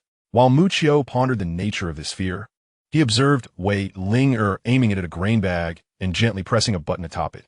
A faint blue metallic beam emitted from the sphere, casting an illuminating scan over the mountainous pile of grain. Then, an extraordinary occurrence transpired. The bags of grain illuminated by the beam instantaneously vanished from their original positions. Muccio narrowed his eyes. While others may not have perceived it, he distinctly observed that the grains, upon being struck by the light, were disassembled into some form of particles, which were subsequently drawn into the fist-sized sphere in Wei Linger's hand. "Is this some kind of storage artifact?" Muccio suddenly inquired with a chuckle. Wei Linger burst into laughter, responding, "Do you think this is a cultivation novel?" She looked at Muccio, holding up the sphere as she explained, "This is a high-tech storage device known as a spatial storage module. A strategic weapon from an era of advancement acquired through trade between our Yuhai base and another safe zone. The space encompasses approximately 30 square meters, designated for the storage of resources acquired during expeditions, though it strictly prohibits the inclusion of living organisms. The spatial storage device is exceedingly rare. Each exploration team is equipped with one by the base, which must be returned upon their return." As Muccio received this storage apparatus, known as the spatial storage device, from Wei Linger, he was struck by its chilling metallic texture, the material of which remained a mystery. Logically, such advanced technology could not have been produced so swiftly, especially amidst the apocalypse where skilled personnel and resources are scarce, unless it was the handiwork of a uniquely empowered awakener. As Muccio gazed at the unremarkable spherical iron object before him, he pondered the possibility, for the powers of awakeners are indeed varied and extraordinary, and the emergence of an ability capable of creating such high-tech equipment would not be surprising. The group gathered the sacks of grain in the warehouse and stored them in the spatial device, nearly filling the 30 square meters of storage space before Wei Ling finally stowed away the precious apparatus. After leaving the large grain store, the team continued to cautiously explore the surrounding neighborhood. During their search, they encountered several supermarkets and shops. However, curiously, all the food and supplies had been completely cleared out, with not even a trace of zombies remaining. It was evident that this area had been scoured recently. Old Chin stood in a shop, surveying the empty shelves, and remarked, "I have discovered signs of looting in several nearby stores, along with some dry blood. A battle must have occurred here not long ago." Chen Weigua cast an inquiring glance towards Wei Ling, suggesting, "I recommend we swiftly complete our exploration of this area. There may still be survivors present. Moreover, among these survivors, there are undoubtedly awakeners with abilities." In contrast to Wei Ling, the seasoned Chen Weigua appeared more fitting as the leader of the team. Yet, the pragmatic old Chen always sought Wei Ling's opinion before embarking on any operation. Upon hearing old Chen's suggestion, Wei Ling readily acquiesced, having little hesitation. For old Chen's presence served as the team's strategist, consistently offering the most suitable advice for the current situation. Wei Ling held the hand of the youngest member, Su Wen, while old Chen followed closely behind to ensure their protection. Song Songhua had hoped to seize this opportunity to be alone with Lu Qingfei, but regrettably, his health had not yet recovered, making it difficult for him to ensure his own safety in the face of danger. Ultimately, he joined the group alongside Fatty. The two parties scoured the northern streets while exploring the southern neighborhood. When Wei Ling inquired about Muccio's choice of partner, he replied, "I prefer to operate alone. I will investigate the center of the neighborhood to save some time." Chapter 36. Solo action. Testing mental abilities. This area is far more perilous than the previous suburbs. Acting alone poses a significant risk. Lu Qingfei cautioned from the side. Although she disapproved of Muccio's approach as a member of the team, she did not wish for any harm to befall him. Qingfei need not concern herself. For a person who prides himself on his formidable prowess, he is unlikely to encounter any peril. Observing Lu Qingfei's deep concern for Muccio, Song Songhua felt an intense pang of jealousy, and he began to mock Muccio with biting sarcasm. A flicker of coldness flashed in Muccio's eyes as he turned to Song Songhua with a faint smile and said, "On this occasion, I shall spare you for Ling's sake, but should there be a next time, I will ensure you vanish from this world forever." Muccio had no regard for an ant beneath his foot, yet he could not tolerate one daring to ascend his leg. As Song Songhua met Muccio's frigid gaze, he was suddenly overwhelmed by the sensation of being hunted by a ferocious beast, feeling akin to a trembling kitten cowering beneath its paw, utterly paralyzed. The sound of swallowed fear escaped his throat. In that moment, he found himself devoid of any thoughts of resistance. An illusion. It was impossible. This must be a figment of his imagination born from his injuries. He bit down on his tongue, a trickle of blood escaping the corner of his mouth. Watching Muccio, who had now turned away, a surge of nameless fury began to rise within him. Wei Ling, hearing her name so affectionately uttered by Muccio, felt a blush creep upon her cheeks as she stamped her foot and declared, "You may come and go as you please. I shan't concern myself with you." Ultimately, Muccio graciously declined the group's pleas and ventured alone toward the heart of the district. Before his departure, Chen Weigua entrusted him with a walkie-talkie, urging him to reach out should he find himself in danger. As Muccio's figure faded from view, he activated the invisibility granted by his chicken-rabbit flight and serpent talisman, soaring several dozen meters in the blink of an eye. His intention to act independently was not to conserve the team's time. Rather, he sought to experiment with his newly acquired psychic abilities. Having mastered the art of soul assault, he felt a newfound confidence in his ability to separate his spirit from his body in the future. Within mere minutes, Muccio traversed several kilometers. He landed deftly on the eaves of a building, gazing down at the densely packed horde of zombies, and executed an audacious maneuver that would terrify most. He leapt directly into their midst The horde momentarily paused, taken aback by the sudden appearance of a living human amidst them. However, driven by insatiable hunger, they wasted no time and lunged at Muchio with their sharp fangs and claws, as relentless as a flood. The black trench coat billowed behind him in the wind, stray strands of hair dancing across his forehead. Yet Muchio remained eerily still. It was as if he were frozen in place by fear. Yet in the next moment, those bloodthirsty zombies charging toward him were hurled back as if struck by an invisible whip, their bodies torn and mangled. Only Muchio could perceive the thick, ethereal tendrils of psychic energy that emerged around him, striking out at the surrounding zombies with the force of a torrential river. The countless unseen appendages unleashed upon the horde sent them sprawling, their numbers decimated by the onslaught. Thick, crimson blood cascaded through the air, accompanied by shattered limbs, creating an invisible barrier around Muchio, a sanctuary where no entity dared to encroach. Beyond this ethereal boundary lay a relentless horde of the undead. Such a display of power was far more terrifying than that of the grotesque, oversized infant. Now, I too have become a creature of tentacles. Muchiu chakel lightly, unfazed by the endless tide of monstrous corpses looming before him. Having absorbed the psychic abilities of the monstrous infant, he had yet to master these intangible tendrils with precision. But wielding them for extensive assaults was well within his grasp. Although hundreds of zombies have been vanquished by Muchio's psychic appendages in mere moments, the encroaching horde remained a dark, impenetrable mass.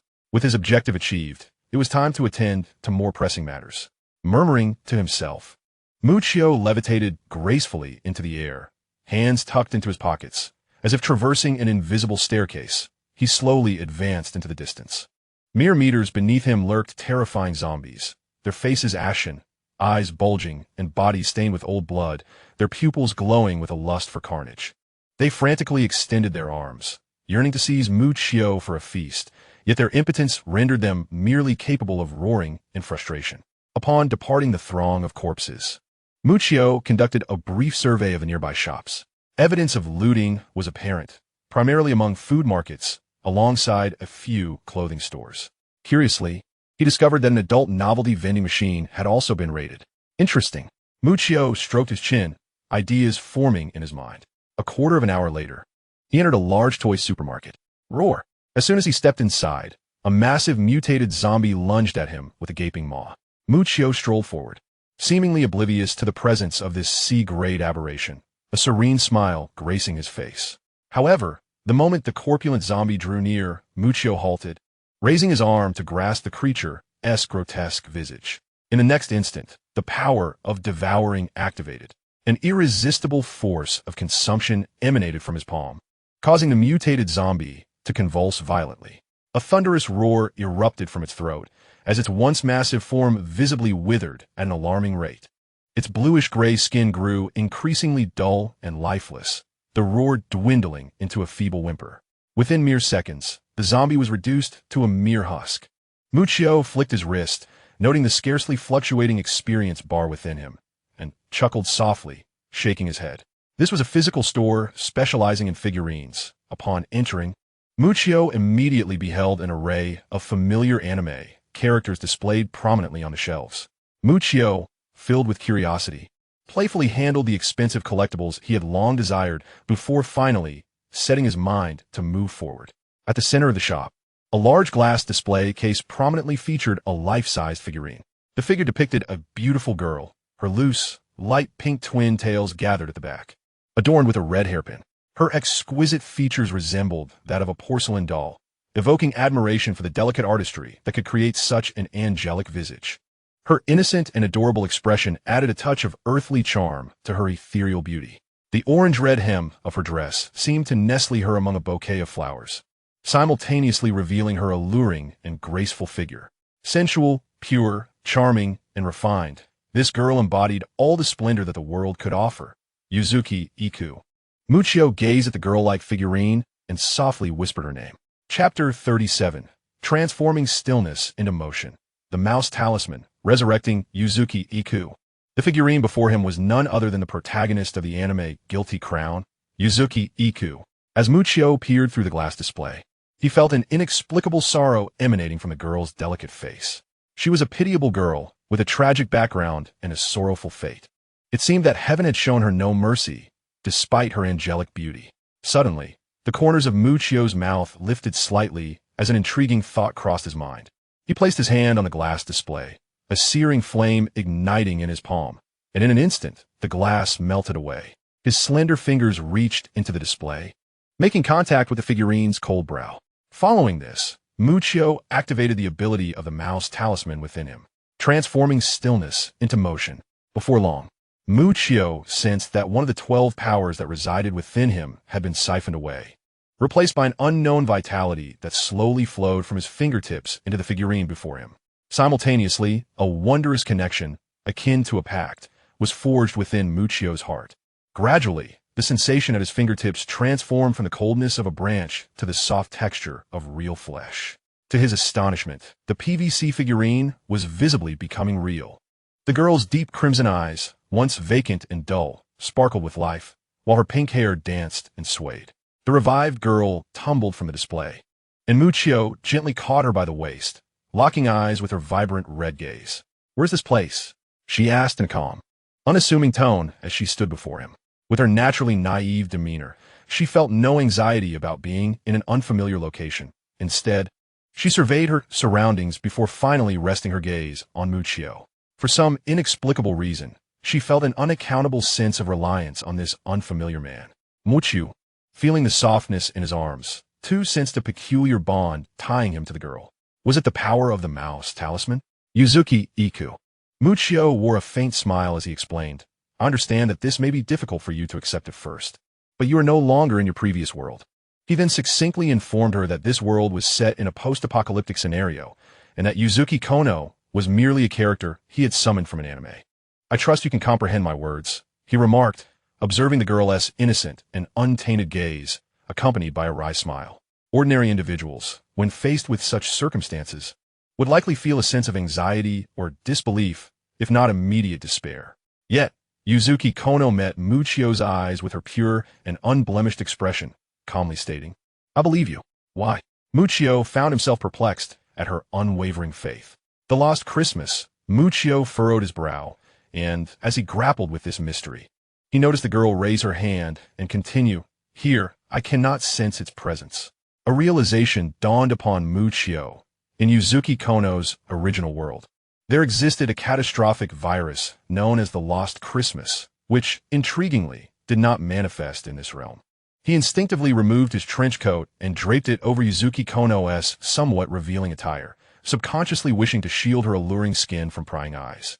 Almost reflexively, the girl flinched, stepping back, but in doing so, a cylindrical vial of medicine fell from her waist. Her breath quickened as she sought to retrieve the syringe-like bottle that had clattered to the ground. Yet her speed was no match for Muccio's. Upon witnessing the vial fall, Muccio's eyes sparkled with interest. With a subtle gesture, the vial levitated through the power of his talisman, gliding effortlessly into his palm. Holding the vial that swirled with enigmatic particles, Muccio felt a flicker of joy within him. He had not anticipated such an unexpected boon from a mere whim. The void genome. His gaze intensified as he realized that the reagent in his possession was the source of the protagonist's formidable power, the ability to delve into the fears of others in the original narrative. It was said to decode the intron sequences within the human genome, transforming the latent power into tangible void weapons. Without a moment's hesitation, Muccio crushed the vial, activating the power of absorption. He could vividly sense a mysterious force coursing through his body, a powerful energy touching the divine realm. "I too wish to experience this," he murmured with a soft chuckle as an unknown force, named the Void, began to burgeon within him. "This is meant for you," the girl murmured, collapsing to the ground. Staring blankly at Muccio, who was enveloped by countless laws of the Void, her delicate brows furrowed, her eyes reflecting the guilt and remorse of failing her mission. It appeared that at this stage, Yuzuki Kono had yet to encounter the protagonist, Sakuma Itsuki. Observing the disappointment etched in the girl's expression, Muccio stepped forward to assist her, gently caressing her tender cheek as he spoke. "You need not feel sorrow, for this world is no longer the one you once inhabited. In truth, there exists a far more terrifying virus than the Lost Christmas." Subsequently, Muccio succinctly conveyed the grim realities of this apocalyptic world to Yuzuki. Yuzuki listened with an endearing innocence, as if still reeling from the incident involving Muccio's consumption of the void genome. Eager to wield his newfound power, Muccio longed to extract the fears lurking within others. However, he was suddenly reminded that the extraction from the void necessitated the target to be a human under the age of 17 infected with the apocalypse virus. While finding such individuals was feasible, where in this world could one locate the so-called apocalypse virus known as Lost Christmas? Contemplating this disheartening question, Muccio's smile faded. Was the power of kings obtained through injection entirely without purpose? Yet, there remained a singular opportunity. Turning to Yuzuki, his eyes sparkling with unprecedented sincerity and excitement, he thought, if there were to be one last human capable of being extracted from a void, it would undoubtedly be this exquisite and angelic girl before him. Chapter 38. New Power, Void Genome. Though it may seem abrupt, Miss Yuzuki, I implore you to lend me your strength, Muccio suddenly exclaimed, drawing Yuzuki closer by her delicate shoulders and gazing intently into her deep crimson eyes. In the next moment, his right hand opened, reaching towards the softness of her chest. Muccio, what are you doing? A sudden voice, filled with indignation, pierced the air. Muccio froze mid-motion, turning to behold Wei Ling and her companions entering the room. Cursed luck! Muccio had been so absorbed in experiencing his newly acquired power that he had completely overlooked the presence of living beings at the entrance. Thus, when Wei Ling and the others stepped inside, they were met with an astonishing sight. Muccio, leaning forward beside a beautifully delicate girl clad in a black trench coat, her bare arms revealing porcelain skin. It appeared her attire was quite minimal. What astounded them further was Muccio's embrace of the girl's slender waist, his right hand reaching toward an indescribable area of her chest. Muccio, I never imagined you to be such a person. Wei Ling reacted most vehemently, first covering the eyes of the youngest among them, Su Wen, and subsequently, when Muccio turned to face her, she seized a nearby backpack and hurled it at him. For the first time, Muccio found himself in a state of flustered awkwardness, unsure of how to justify his actions. Yuzuki, however, appeared somewhat bewildered. She was oblivious to her surroundings and the identities of those before her, instinctively retreating behind the reassuring presence of Muccio. Autumn.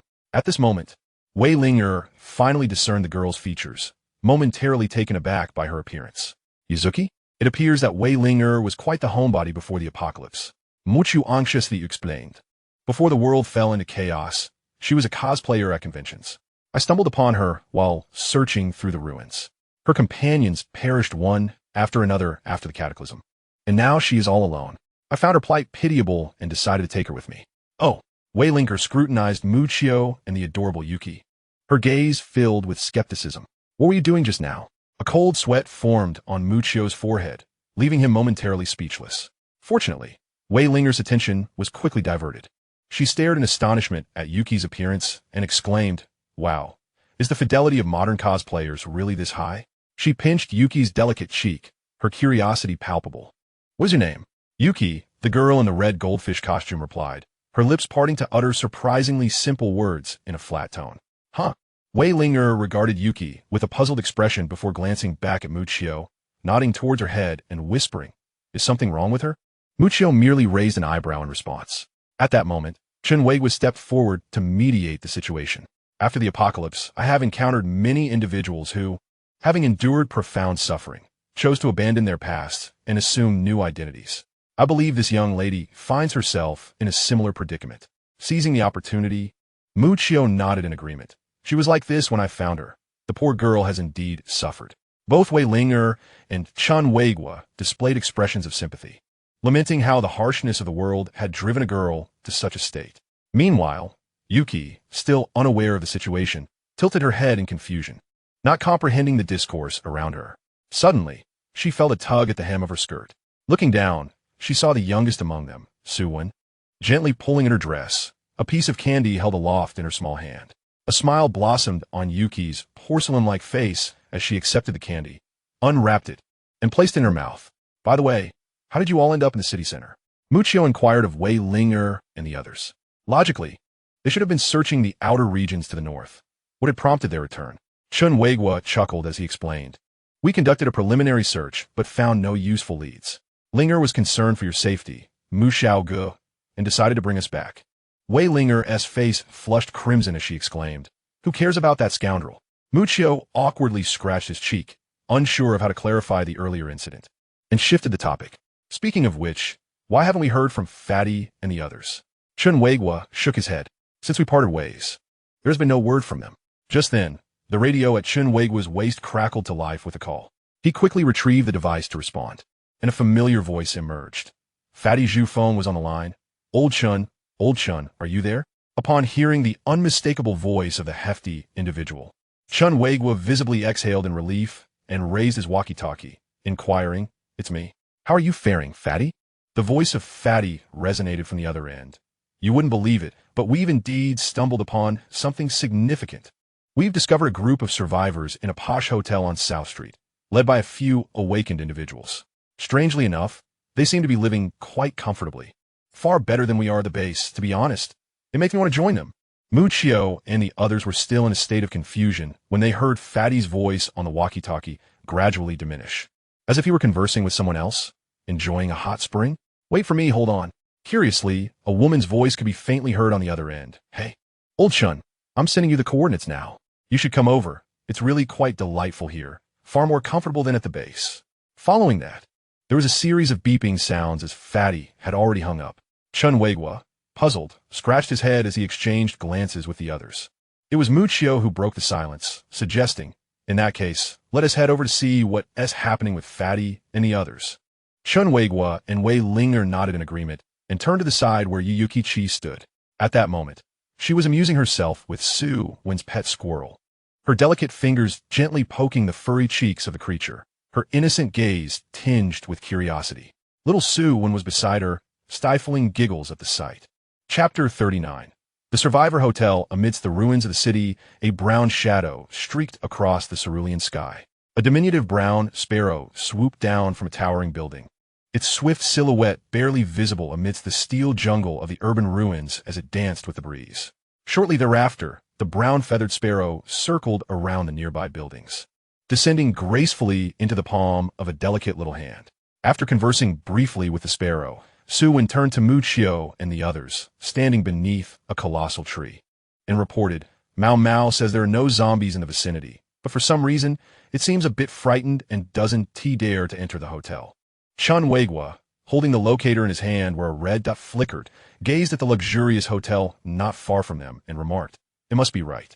This is the hotel Fatty mentioned." Having embarked from the toy supermarket in the heart of the district, Muccio and Wei Linger traversed several kilometers before arriving at the hotel before them. The New Century Resort Hotel loomed majestically in the outskirts of London City, boasting numerous stories. Even after 2 years, the exterior paint of the hotel entrance had not faded, and 2 stone lions perched at the entrance added an air of grandeur and magnificence to the establishment. Had the surrounding zombies been cleared away? Muccio stroked his chin, sensing that the zombies near the hotel had been systematically eradicated. Wei Linger turned back to address Muccio and the others. "Muccio, ensure the safety of Wen and Yuji Chi, while Old Chun and I scout the path ahead." It was evident that Wei Linger had yet to acclimate to addressing Yuji Chi. Thus, the 5 of us gradually made our way towards the entrance of the hotel. Following closely behind Wei Linger, Muccio suddenly sensed something, halting in his tracks. Yuji Chi, trailing behind him, collided directly into Muccio's back. Bang! Suddenly, the hotel's imposing doors were forcefully swung open from within, and 2 men clad in security uniforms emerged. These men, with iron batons affixed to their waists, wore amicable smiles. They were 2 awakened. In an instant, Muccio discerned the prowess of the 2 security guards, recognizing that their abilities were formidable, likely at the initial stage of B rank. Upon exiting the door, the guards greeted the vigilant Wei Linger and her companions with a smile. "You must be the companions Mr. Zhu spoke of, the stout one?" Although the 2 guards appeared devoid of hostility, Wei Linger and her group remained cautious. "Mr. Zhu and the others have been waiting for you inside for quite some time. Please come in." With that, the 2 security guards took the lead. Wei Linger exchanged glances with Muccio and Chun Weigwa, and the group followed the guards into the hotel. The interior of the hotel was extravagantly adorned, resplendent, and opulent, a place that would have been frequented only by the elite before the apocalypse. Even more astonishing was the fact that this hotel maintained a functioning power supply. It is worth noting that 2 years had passed since the onset of the apocalypse, and the entirety of London City had long succumbed to paralysis. Yet this hotel managed to sustain electricity throughout this duration, which was truly remarkable. Even the majority of facilities in the Yuhai base had yet to restore power. And this sanctuary amidst the zombie hordes seemed to offer a more luxurious existence than what most residents of the base experienced. Perceiving the astonishment in Wei Linger and her companion's eyes, one of the security guards cheerfully explained, "The hotel is equipped with a generator, which, thankfully, maintains power for the floors below the third, providing us survivors with considerable convenience." Observing them, there was no trace of the desperate struggle for survival characteristic of the apocalypse, presenting a stark contrast to the survivors in the impoverished districts of the Yuhai base. What could possibly embolden these two guards? Muccio keenly noted that both security personnel were robust, their features full and showing no signs of hunger or suffering. Occasionally, well-dressed ordinary individuals passed by, some clutching tattered clothing, others carrying food, all adorned with satisfied smiles.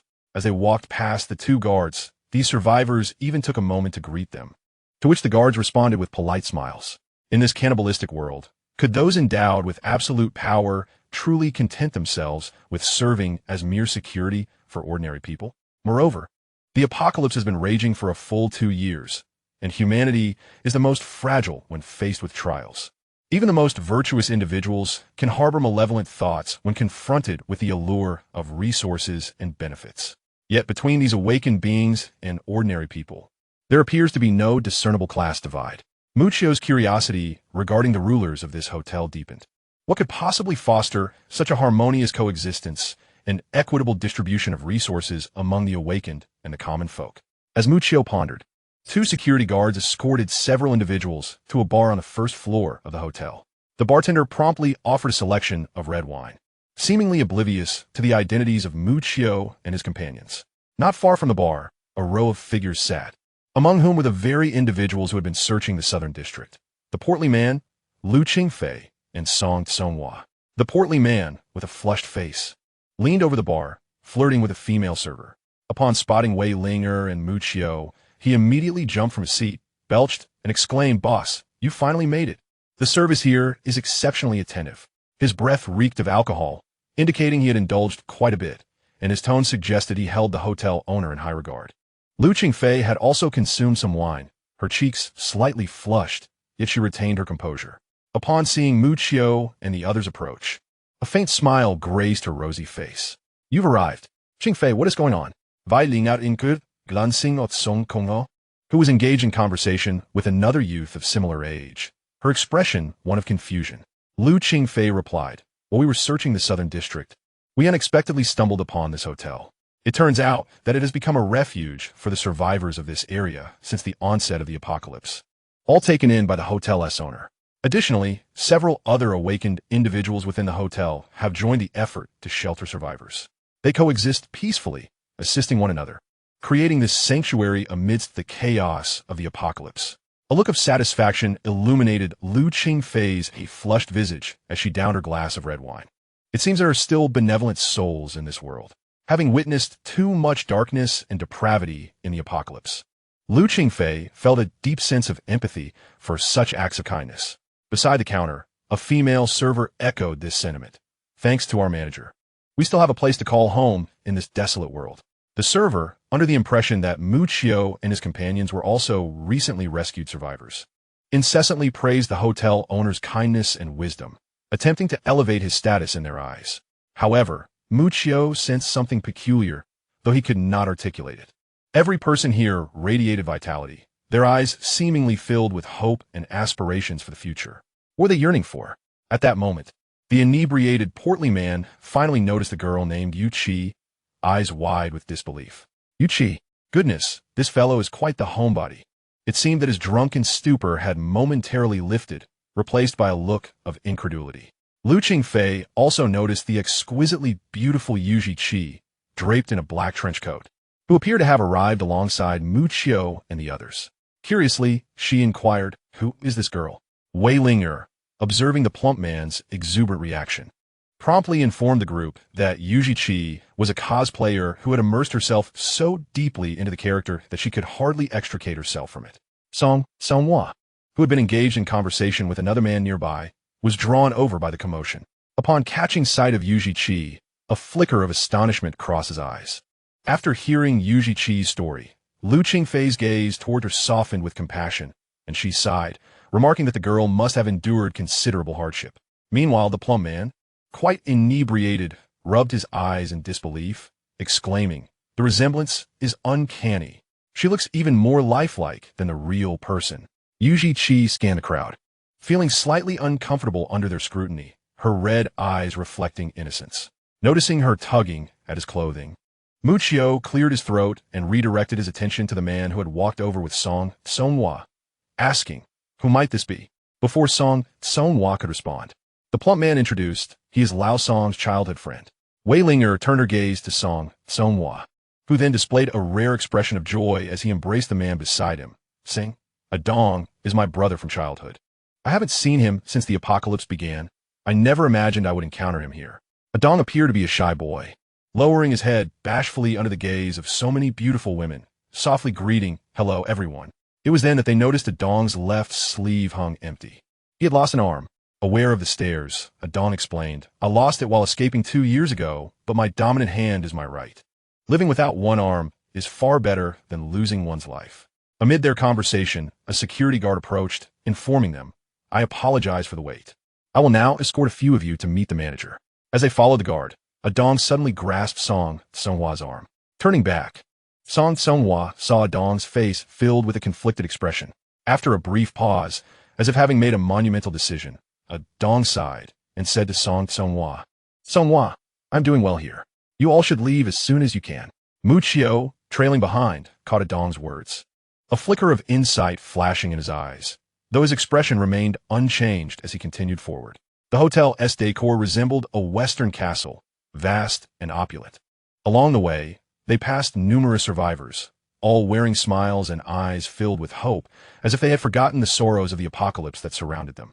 A couple strolled through the spacious lobby of the hotel, hand in hand with their child, exuding an atmosphere of warmth and harmony, resembling a typical family outing. The spouses whispered sweet nothings to each other, their eyes brimming with tender affection. Truly, this place resembled a paradise untouched by the outside world. Indeed, such scenes have become a rarity in the post-apocalyptic era.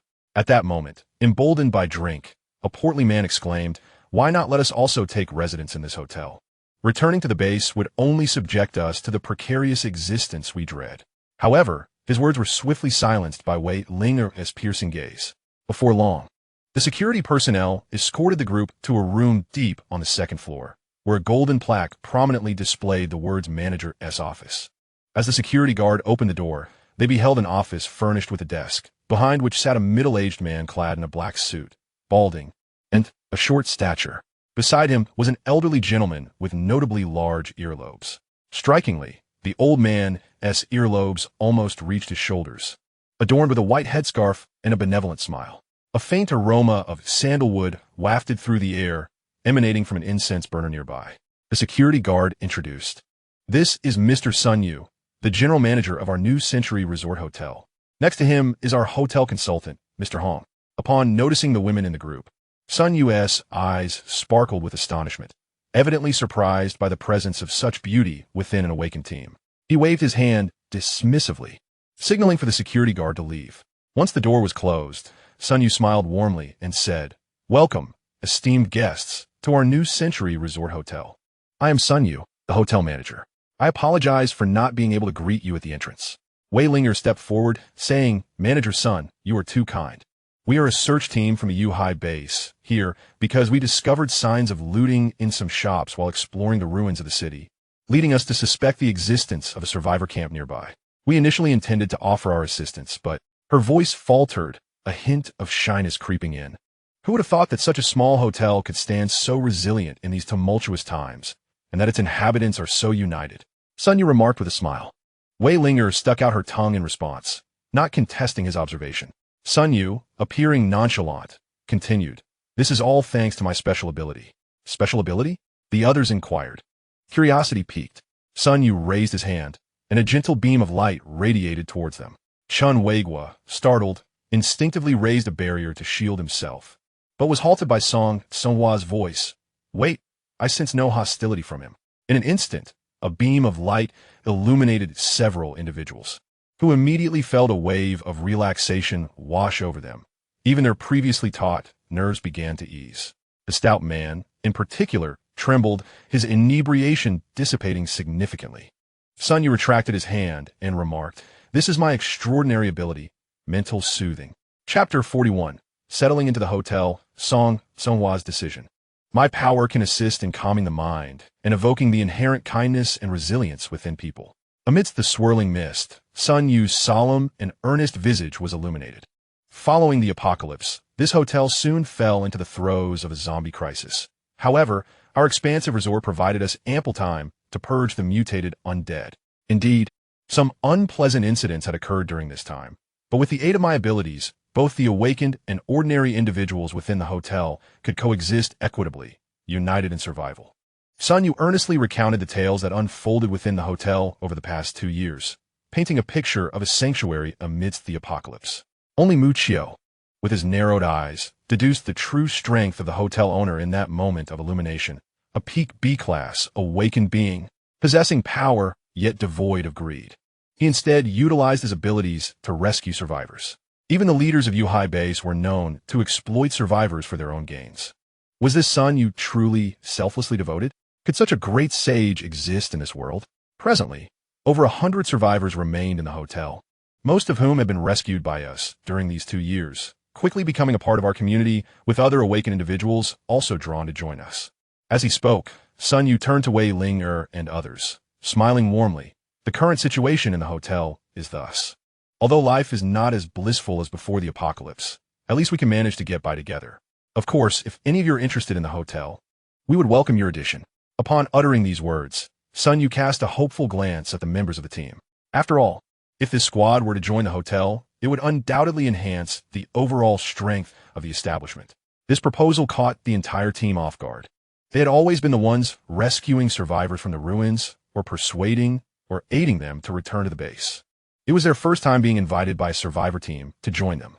Lu Qingfei greatly admired Sun Yu's approach and stepped forward to respond.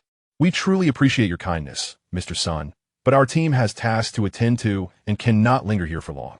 Should you require assistance, please do not hesitate to inform us. Upon our return to the base, we shall report it for support." Although the search team was tasked with rescuing survivors from the ruins and bringing them back to the base, this was contingent upon the needs of the survivors themselves, and the base did not impose strict demands in this regard. Sun Yu nodded in understanding and remarked, "In that case, I appreciate your efforts." As night had fallen, he had arranged accommodations and meals for his companions, suggesting they rest at the hotel for the night and set off the following day. Naturally, the others were reluctant to decline Sun Yu's kindness. The security guard led them away, and just before leaving, Muchio, walking at the end of the line, turned back and flashed a meaningful smile at Sun Yu. This smile, reminiscent of a gentle spring breeze, inexplicably sent chills down Sun Yu's spine. As the premier luxury resort in Lannan City, the hotel boasted top-tier chefs. Almost as soon as the team arrived at the dining hall, a line of serving carts arrived in synchrony. The portly member of the group, having subsisted on compressed biscuits for days, eagerly devoured the exquisite steak before him. He mumbled, "Boss, this hotel is quite splendid. The food and drink here far surpass what we had at the base." At that moment, Song Songhua suddenly set down his chopsticks and stated solemnly, "I've made my decision. I will stay here."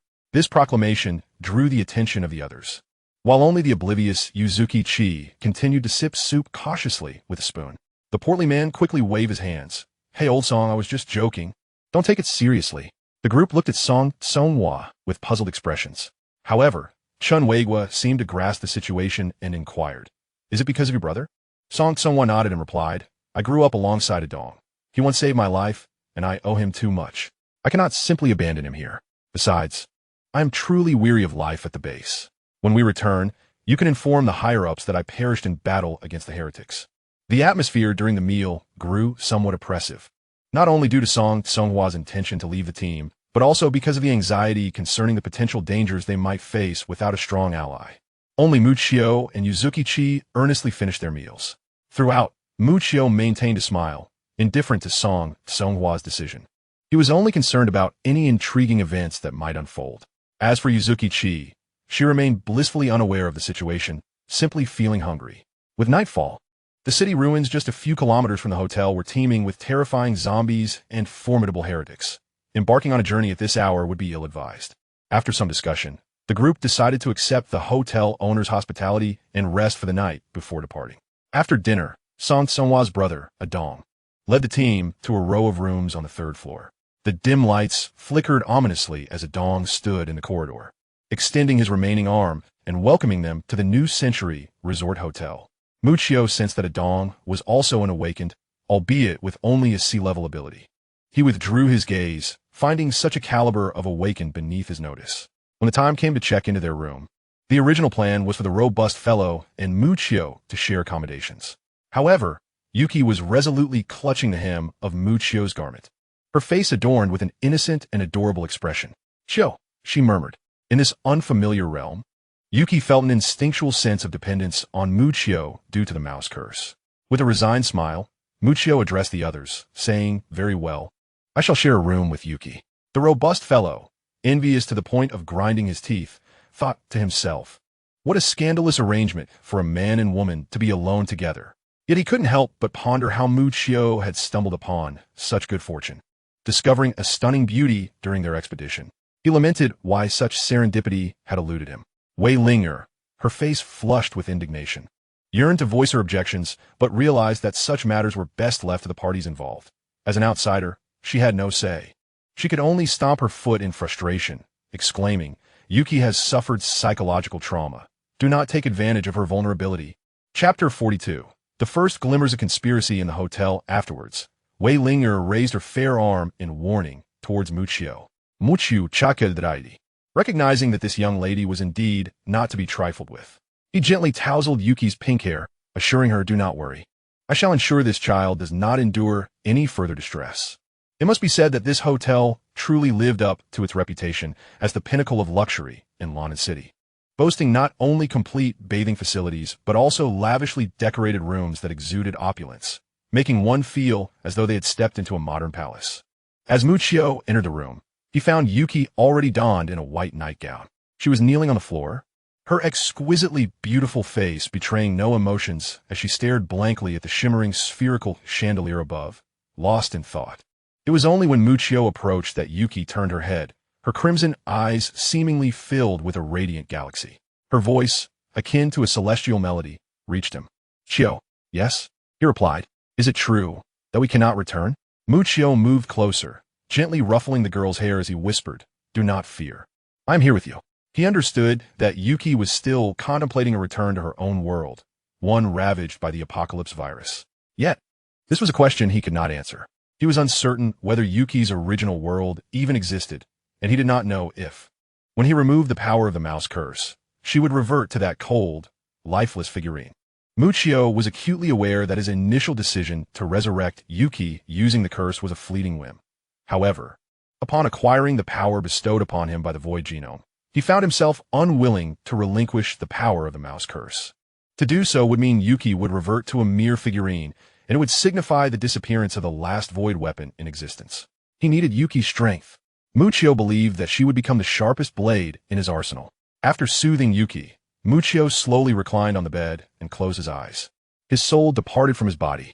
In an instant, a chilling wind swept through the air. A spectral entity, invisible to ordinary eyes, emerged from Muchio's crown, gradually coalescing into the visage of Muchio upon the ceiling.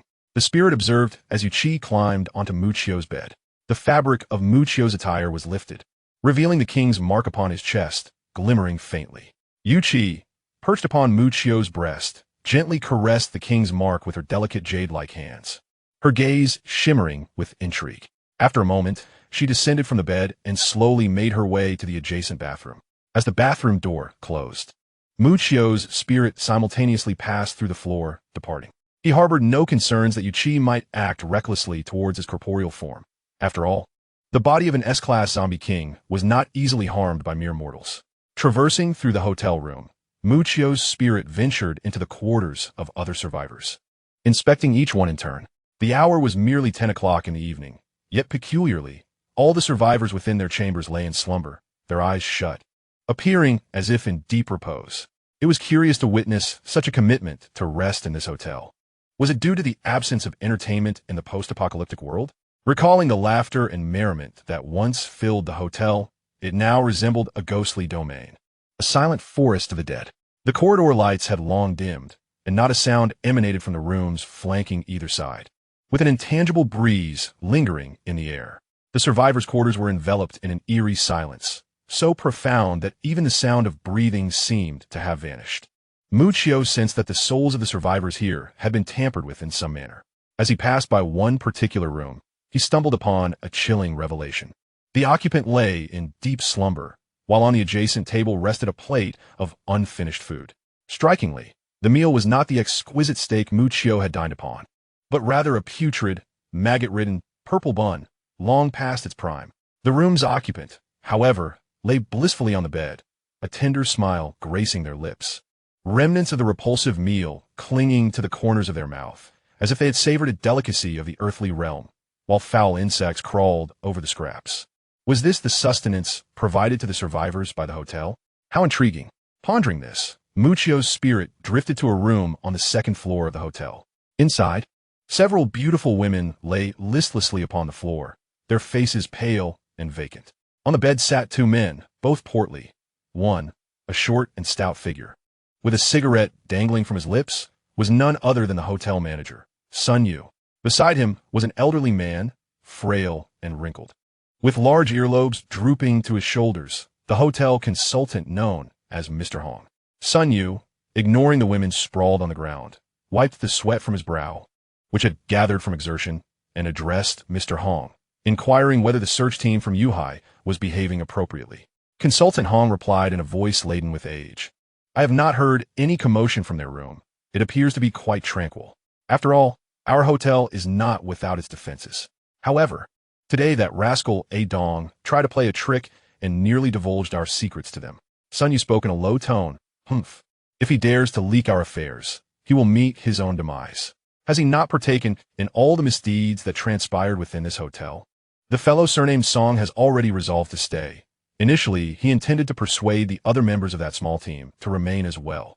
But it seems that plan has faltered," Consultant Hong expressed with noticeable regret. Chapter 43.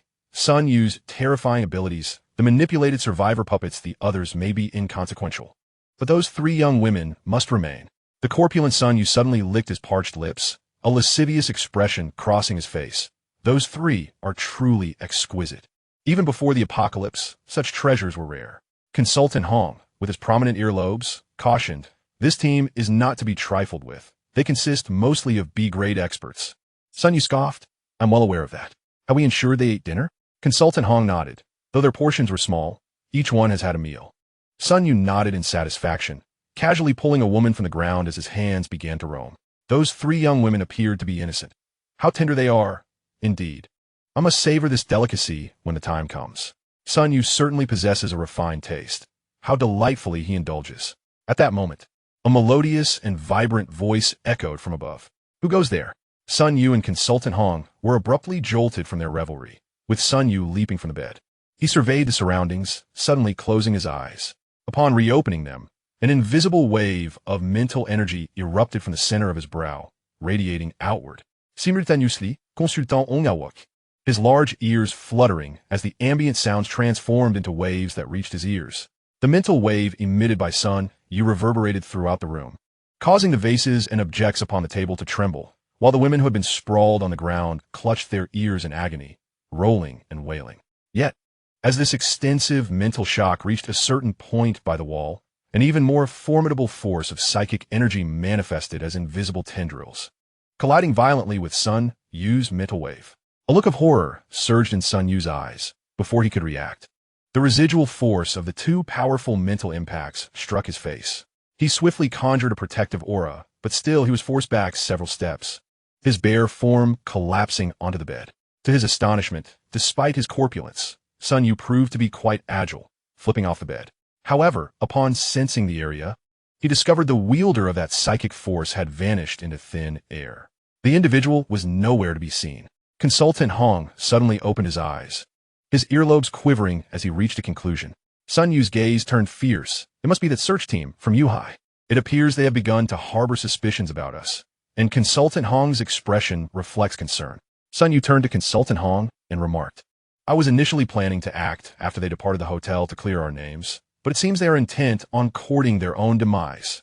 With that, disregarding his own nudity, Sun Yu closed his eyes once more. This time, a circular halo, reminiscent of a grinding wheel, emanated from his forehead, rapidly expanding throughout the 100 square meter space, soon enveloping the entire floor and ultimately the entire hotel. As the grinding halo enveloped the hotel, countless pairs of eyes belonging to the survivors lying in bed suddenly snapped open simultaneously. These eyes, varying in size, shared a singular characteristic, a vacant, dazed expression, as if they were puppets at the mercy of others. In a dimly lit corridor, the previously closed doors burst open with a resounding bang, and figures resembling the living dead emerged from the rooms, their hollow, penetrating gazes fixated on a particular room on the 3rd floor as they shuffled forward. Suddenly, a loud knocking echoed from outside the door. The stout man, exhaling a yawn and displaying visible irritation, approached to open the door, muttering, Who is it? It's the middle of the night. Can't a person get some peace? As soon as the door creaked open, a swift flash of cold light pierced through the wooden door, creating a gaping hole.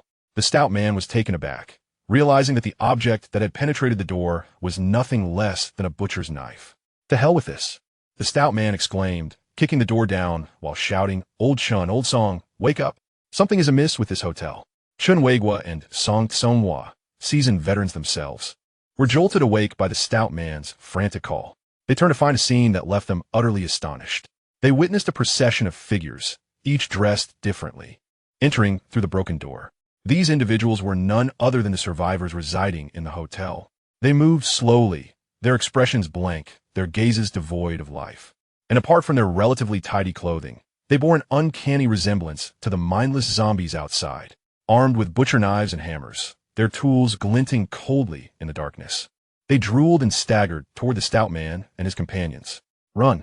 The trio, having just awakened from their slumber, instinctively understood the peril they faced. Chun Weigua quickly conjured a blue barrier to encompass the 3 of them. The stout man and Song Tsonghua signaled to one another and unleashed their own abilities to fend off the approaching survivors. Unsure of the situation, they hesitated to strike too forcefully, but fortunately, these survivors were merely ordinary humans.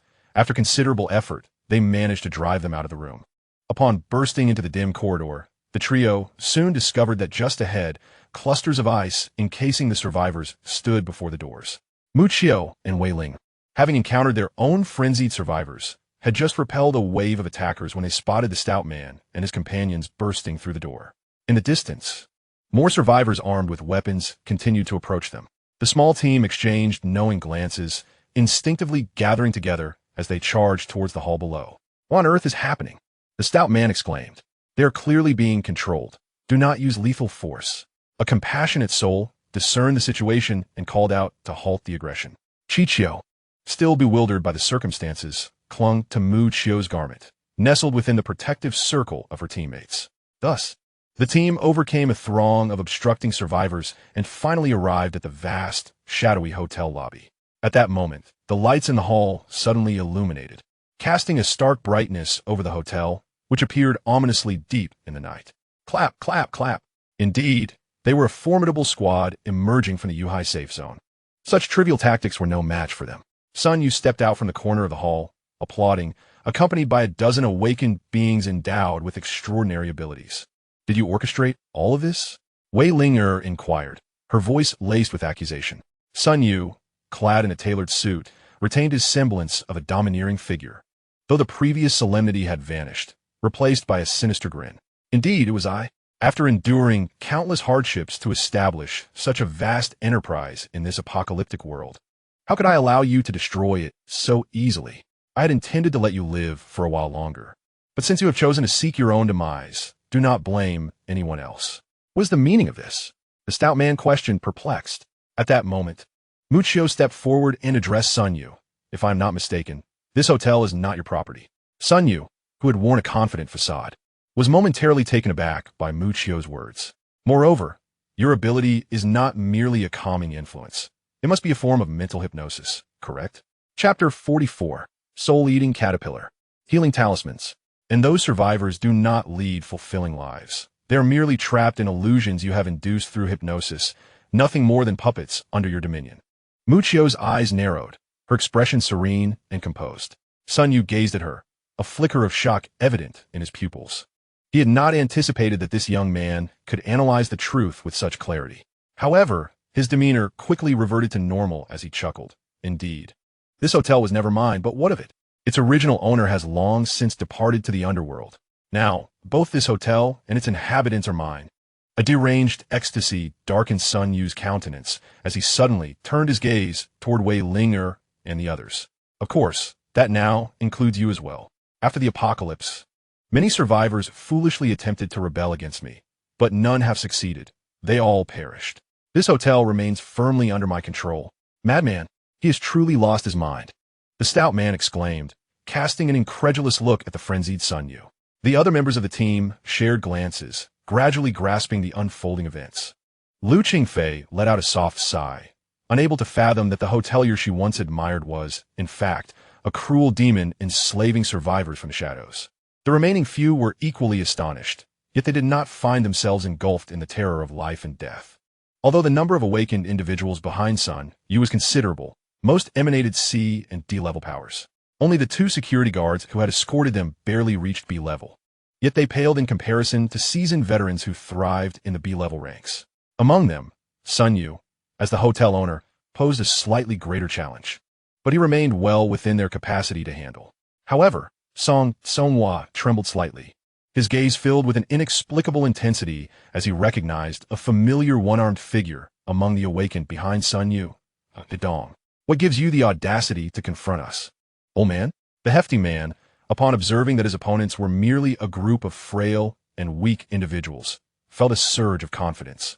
Puffing out his chest as he shouted angrily, "Is it merely that feeble lot behind you?" Sun Yu, as if anticipating this, flashed a calculating gleam in his eyes and turned his gaze toward the elder with long earlobes beside him. Consultant Hong nodded, retrieving a thumb-sized perfume bottle from his pocket. He uncorked the bottle, and a faint, alluring fragrance wafted through the air. Be careful. Chun Weigua immediately conjured a barrier.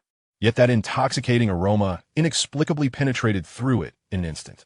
Suddenly, everyone was enveloped by an indescribable, enticing scent. This is bad. Hold your breath. The team members hurriedly pinched their noses, but it was evidently too late. They could all feel their internal powers being siphoned away by an invisible force. Their abilities suppressed to the point of impotence. Awakened ones like Wei Ling and Song Songhua, who had undergone mutations, found themselves collapsing to the ground. Their bodies rendered weak and limp as they lost their transformed states due to the lack of supportive energy. I had already introduced the larvae of the soul-devouring butterfly into the dinner you consumed. This larval toxin remains dormant within an ordinary human. Yet upon contact with this unique pollen, it grows uncontrollably, voraciously consuming the host's energy. If an ordinary person is ensnared by the soul-devouring butterfly larvae, they will meet a swift demise, while an awakened one's energy will instantly nourish the burgeoning larvae. Sun Yu suddenly burst into uproarious laughter, looking at the helpless team as if he were witnessing the greatest of jokes. A bunch of fools. This was the price of their foolish naivety. How is this possible? Su Wen gazed incredulously at the brown-furred squirrel perched on her shoulder, which had been verified earlier by Guogua. The larvae of the soul-devouring butterfly only affect awakened humans, remaining undetectable by ordinary animals or beasts. Chun Weigua's voice faltered, clearly struggling against the encroachment of the larvae. The sensation felt as though their very marrow was being diluted, their bodies enduring excruciating pain alongside the extraction of their powers. Oh, little worms. Muccio quietly sensed a lively little worm breaking free within his body, eagerly yearning to consume the extraordinary powers that resided within him. However, as a wisp of pale red energy was drawn into the larva, the soul-devouring butterfly, which held an innate advantage over awakened beings, unexpectedly perished in an instant. The magnitude of the energy within a being of catastrophic proportions is unfathomable. Even a mere fragment of such world-destroying power is insurmountable for a newly emerged insect. The members of the squad could not withstand the dual onslaught of their physical and mystical energies, collapsing in agony upon the ground. The stout one could not help but howl in despair, while the powerless Chi trembled, succumbing to the ground in weakness. "Ah, I didn't realize you had such resilience," Sun Yu remarked, observing that Muchio alone remained upright amidst the group, initially attributing it to Muchio's admirable fortitude. With a sense of pride, he declared, "I've severed all signals within a 5-kilometer radius. Any hope of calling for reinforcements is but a foolish dream. If any of you wish to join us now, I might consider sparing your lives." The elderly man surnamed Hong added, "Wise individuals recognize the times. You are all still young. Why gamble with your lives?" At that moment, a friend of Song Tsonghua, named Adong, stepped forward, urging, "Tsonghua, don't push yourself. Joining our hotel would be quite beneficial for awakened ones like us." Song Tsonghua struggled to lift his head, veins bulging on his forehead, beads of sweat cascading down his face. He glanced at Adong, his expression inscrutable. Before he could respond, Muchio, who had remained motionless, suddenly chuckled softly. "How intriguing. This is precisely why I accompanied them here," he mused. Sun Yu was taken aback. "Is this fellow mad? Is he here merely to encounter someone as amusing as you? Or perhaps a foolishly entertaining individual?" Then, an unexpected scene unfolded before all present. Muchio casually strolled over to Chi-E, who was in the most precarious state. "How can this be? This lad is untouched by the poison." Sun Yu's face was etched with disbelief, but what transpired next left him utterly astounded. Muchio knelt beside Chi-E, gently caressing her cheek, and to everyone's amazement, a halo of white light emanated from his palm, gradually flowing into the girl's chest. "Ah," Chi-E sighed softly, feeling the excruciating pain recede. In just a few breaths, she surprisingly rose to her feet with Muchio's support. What is happening? At that moment, all eyes were fixated on Muchio, and the atmosphere was charged with astonishment. Healing all ailments, the talisman of vitality. Chapter 45. The Moment of Glory, the Twin Powers of Muchio. What is this? Witnessing Chi-Yi's swift recovery under the white halo, everyone present felt an overwhelming sense of disbelief. Healing abilities? Isn't Muchio an elemental awakened one? The plump man stared wide-eyed in bewilderment at the scene before him, struggling to articulate his thoughts. Following that, Muchio approached Wei Linger and Lu Qingfei, similarly releasing a white halo that enveloped the two women's chests. In an instant, both felt the ebbing of their powers slow, and the excruciating pain in their bodies diminished considerably.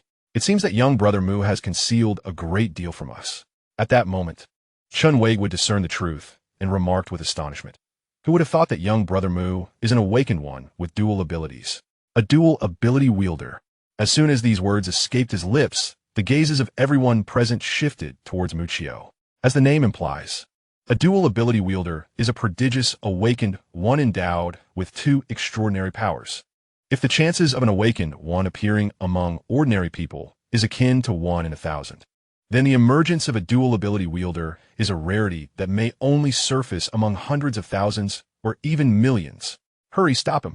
Although Sun Yu did not comprehend why Muchio remained unharmed, he realized that they could not afford to be idle and immediately commanded his subordinates to act.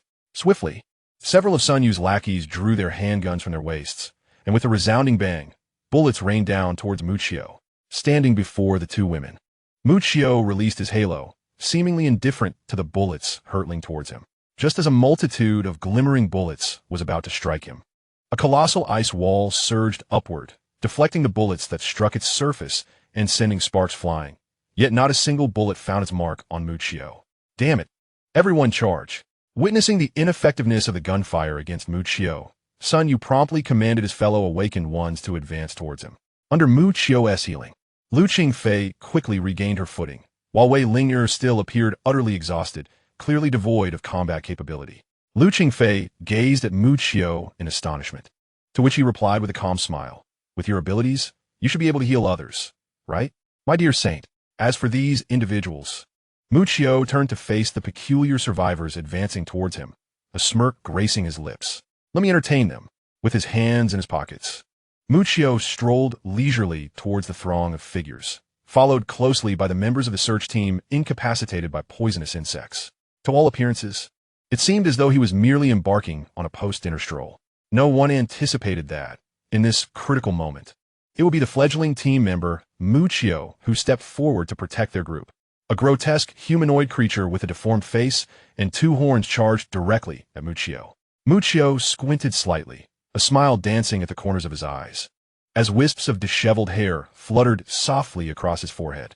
Before him loomed a myriad of colossal ice spikes, hurtling towards the two-horned monster with the swiftness of thunder. In an instant, the creature's body was punctured, transforming into a crimson abyss. But this was merely the beginning.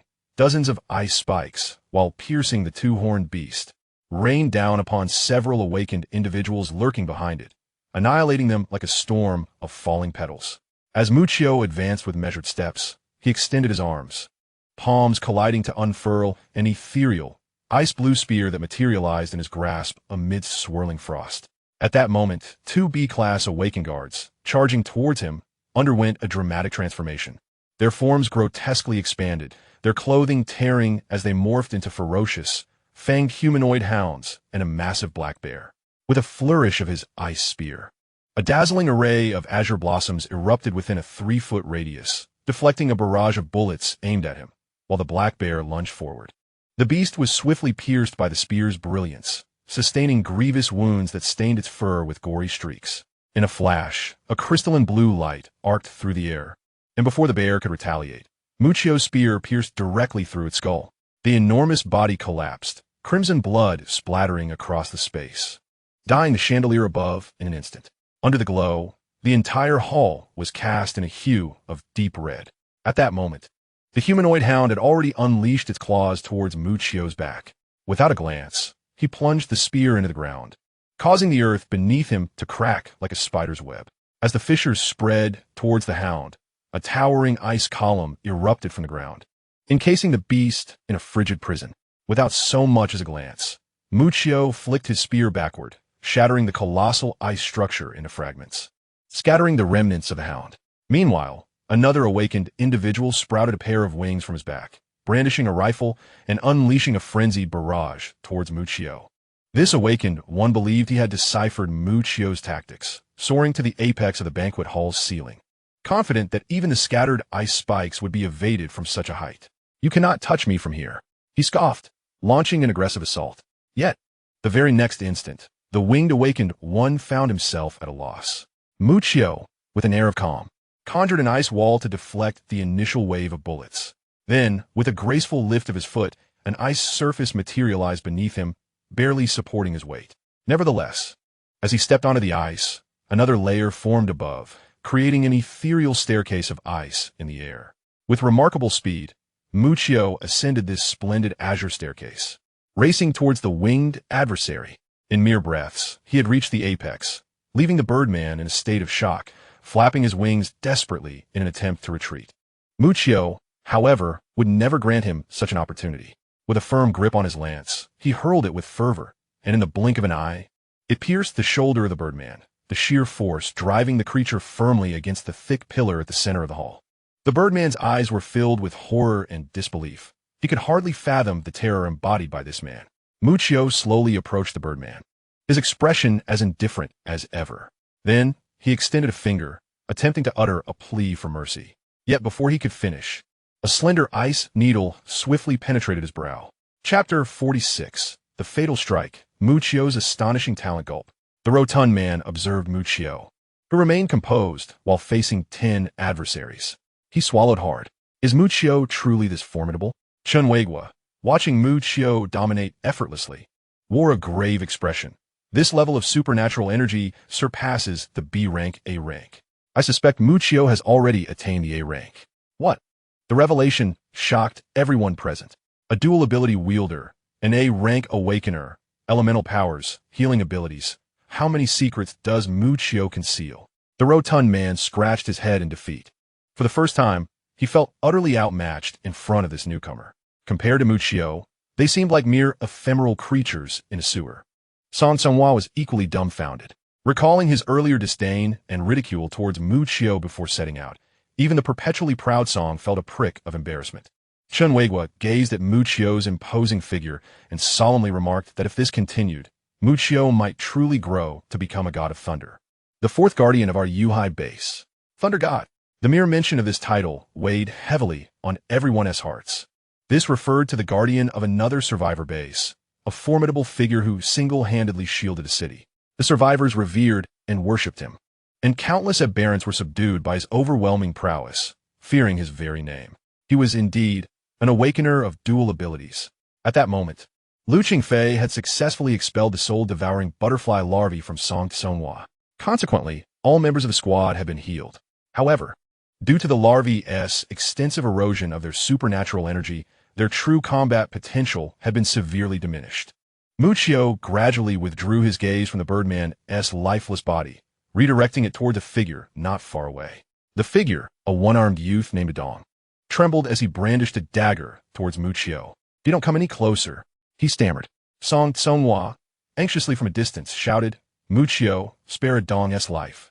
As Muchio approached, Dong's face turned ashen with fear, trembling as he fell to his knees, the dagger slipping from his grasp. At that moment, however, the hotel owner, Sun Yu, shouted from a distance to Dong, "Do not forget the deeds you have committed. You are cornered with no way out if captured." Muchio's attention was drawn to Sun Yu, and in that fleeting instant, Dong's expression transformed into one of fierce resolve. "I am sorry, but there is no turning back now," he cried out, leaping to his feet. His remaining right arm swelled suddenly, covered in hard, sharp scales as his fist, akin to a barrel, surged toward Muchio's temple with lethal intent. This punch gathered all the strength he possessed, an unstoppable force fueled by a murderous glare, aiming for a fatal blow. Seeing Muchio distracted by Sun Yu, Dong realized his fist was mere inches from Muchio's vital point. Hope ignited within him. If he could kill him, everything could return to normal. But in the next moment, Dong's hopeful gaze froze in disbelief. Muchio cast a fleeting glance at Dong, conjuring a chilling spear that pierced through Dong's skull with brutal precision. Why? It was so close. Dong's eyes filled with emptiness, his gaze locking onto Muchio's. The man's eyes were so cold, as if he were gazing at an animal destined for the dinner table. Dong's remaining arm fell lifelessly to the ground, extinguishing any trace of life. Dong, witnessing his friend's demise, Song Tsonghua, despite his weakened state, crawled desperately to Dong's lifeless body, weeping uncontrollably. Yet Muchio paid no heed to the fallen corpse, his figure drifting toward the hotel owner, Sun Yu. Sun Yu was taken aback, and upon glancing around, he realized that apart from the elderly man with the surname Hong, no other awakened ones remained alive. Sun Yu concentrated his abilities to the utmost, unleashing an overwhelmingly powerful mental wave directed at Muchio. But Muchio merely paused for an instant, seemingly unaffected by the mental onslaught, and in a blink, he was beside Sun Yu. Sun Yu's jaw dropped in astonishment. Only another mental type awakened could perceive that as the mental attack surged toward Muchio, numerous invisible psychic tendrils erupted around him, nullifying the assault entirely. "No, you cannot be."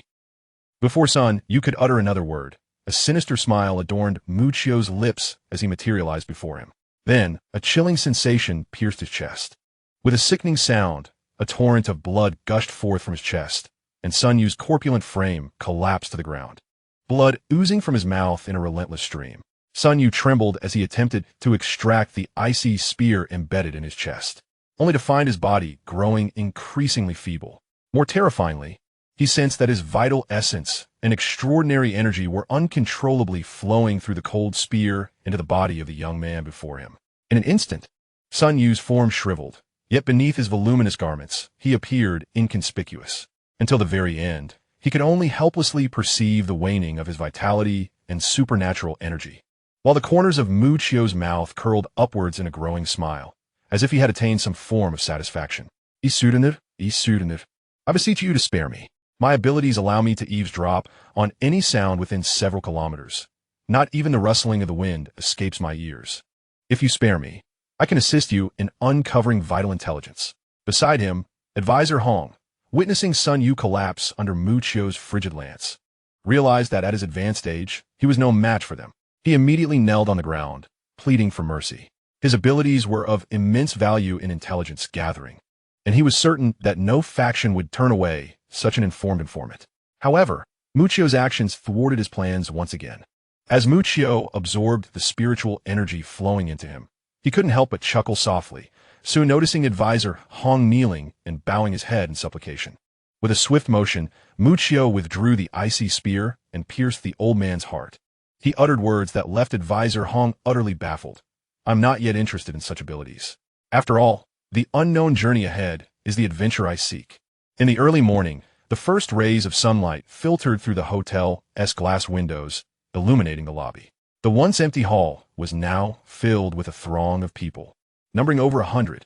Yet, these survivors exhibited vacant stares and dazed expressions, sitting on the ground with drool trickling from their lips, occasionally erupting into fits of silly laughter. They appeared ensnared in a surreal dream, unable to extricate themselves from its grasp. Wei Ling stood at the forefront of the lobby, not far from her. Large patches of still-drying blood stained the floor, a testament to the ferocity of last night's battle. "Boss!" The portly figure rushed in from afar, wiping the sweat from his brow. "The survivors in the hotel are all here now." Wei Ling nodded softly and glanced toward Lu Qingfei. However, Lu Qingfei turned her gaze toward the listless survivors huddled together, shaking her head in resignation. They have all fallen victim to Sun Yu's hypnotic backlash. They need to return to the base for systematic treatment. Moreover, the damage Sun Yu inflicted upon their minds is irreversible. Even after treatment, they may not be able to return to a normal life. At that moment, Chun Weigua entered the lobby. "The signal jammer has been destroyed. We can now report the situation back to the base." Lu Qingfei, however, inquired with curiosity, "What about the others?" "Song Songhua has gone to bury his friend. And as for Mu Qiu and Yi Qi," Wei Ling pouted slightly, gesturing towards the ceiling. "They're on the rooftop. Oh, the wildflowers in bloom. Please do tell me, why do people inflict harm upon each other and engage in conflict? The quietly blooming flowers. What do you see from up there? Why can't people simply forgive one another?" A celestial melody drifted from the rooftop.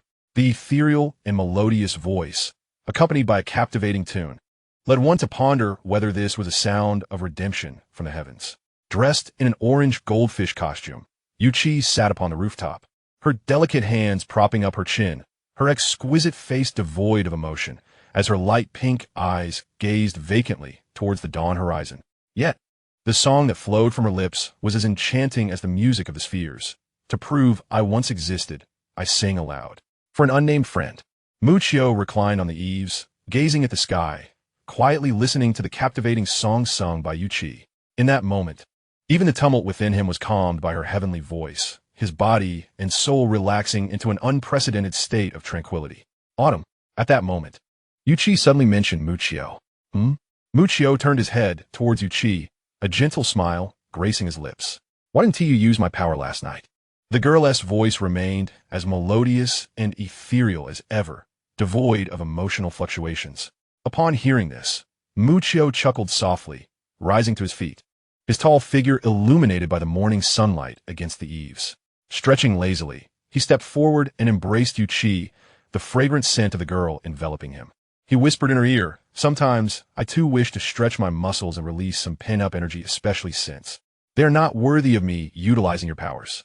Mu Qiu's gentle voice reached Yu Qi's ears, and the girl, somewhat perplexed, nodded in understanding.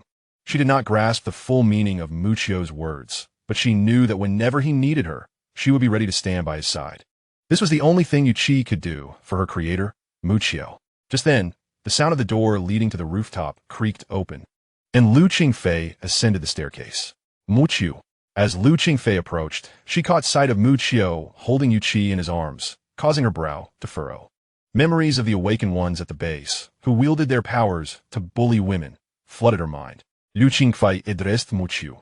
"Last night's events were largely thanks to you." Mu Qiu smiled without responding. Lu Qingfei gazed at his handsome visage, momentarily hesitating as if she wished to say something, but ultimately turned her gaze back to him. "Because of Adong's death, Cheng Hua has been feeling rather low. Adong was also coerced, and last night you clearly could have." "Are you implying that I should not have killed Adong last night?" Mu Qiu countered. Lu Qingfei, fearing that Mu Qiu might misunderstand her intentions, quickly clarified, "That is not what I meant.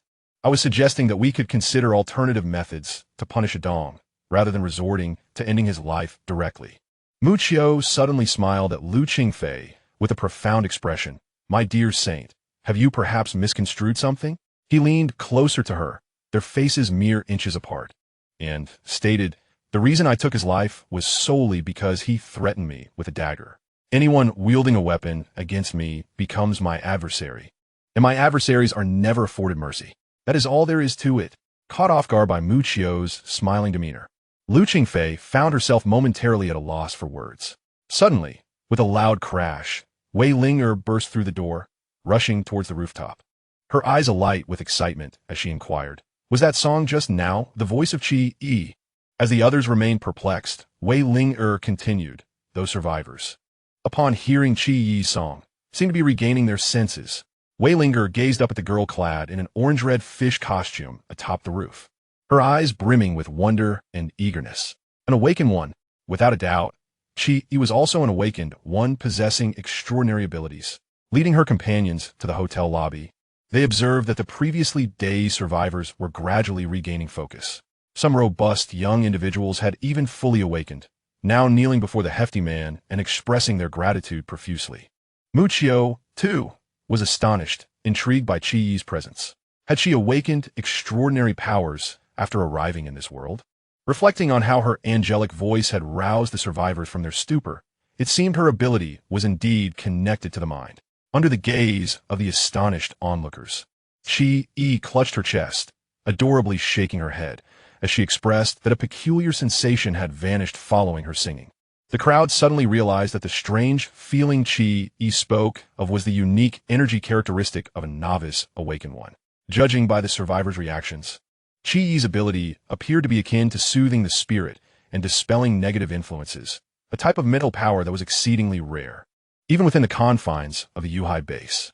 Upon returning, Chi-E might very well join our medical team. With the exception of Muccio, the others turned their serious gazes towards Chi-E, exclaiming, "We entrust you with this responsibility." Chapter 47, Departing the Hotel. Searching for the rescue signal as Chi-Yi's melodious voice once again faded from the lobby, the faces of the crowd lingered in a state of rapture. What a beautiful song. Why do I feel so compelled to weep after hearing it? Oh, how I miss my family. Tears of emotion glistened in the eyes of both survivors and team members, all touched by Chi-Yi's song, which evoked memories of loved ones, partners, and friends. Meanwhile, Muccio quietly observed Chi-E from a distance. At this moment, he finally comprehended why even he, the Lord of Flames, felt a soothing calmness within when he heard the melodic voice of Yuzuki Inori, awakening as a B-rank awakener right from the start. Perhaps it was due to the cumulative effect of the mouse talisman. Upon awakening, Yuzuki's extraordinary ability astonishingly reached the B-rank level. A voice that soothes the soul? This power truly mirrors the essence of this girl.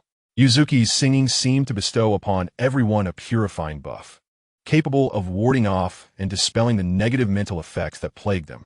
Under the influence of Yuzuki's song, a portion of the survivors swiftly regained their senses. However, a significant number remained in a daze, unable to fully awaken from their dreamlike state.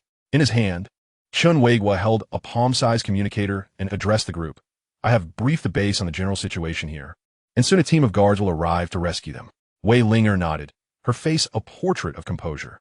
Clearly, this was the most prudent course of action at present. After all, their team had other tasks to attend to and could not remain here indefinitely to tend to these survivors. Wei Linger produced a spherical spatial storage device and set aside a portion of the provisions contained within. She instructed those who had regained their senses to take care of the remaining survivors, and the team members once again embarked on their journey. Before departing, Song Songhua, who had been absent for an indeterminate time, returned to the hotel to rejoin the group. This time, the haughty demeanor that once adorned Song Songhua's face had vanished. Yet his gaze towards Muccio bore an unusual intensity. An A-rank elemental awakener. This was a prospect they had never considered before. The newcomer, who had required the team's assistance upon leaving the base, had now become their most formidable asset. Even Song Songhua dared not provoke an A-rank elemental awakener lightly, even if the latter was merely a hair's breadth away from that level. However, following this encounter, not only did the team gain Muccio as an A-rank powerhouse, but they also welcomed Yuzuki Inori, a mental awakener, lifting everyone's spirits considerably. The subsequent mission was to depart from the hotel and head towards the border of Lannan City to locate Lu Qingfei's fiancée, while exploring the living resources and survivors along the way before returning to the base. This was ostensibly the most reliable plan for the team. Yet, just as they were about to leave the hotel, an apparatus at Chun Weigwa's waist emitted a sound. His brow furrowed as he glanced at the locator device, noticing a red dot flashing furiously not far from their position. Chun Weigwa's expression darkened, revealing an unusual look of distress as he turned to the others. "A search team approximately 20 kilometers away is in trouble and is now signaling for our assistance. Upon hearing this, the team fell into an immediate silence, their faces reflecting a myriad of complex emotions. Even Lu Qingfei exhibited a hint of hesitation.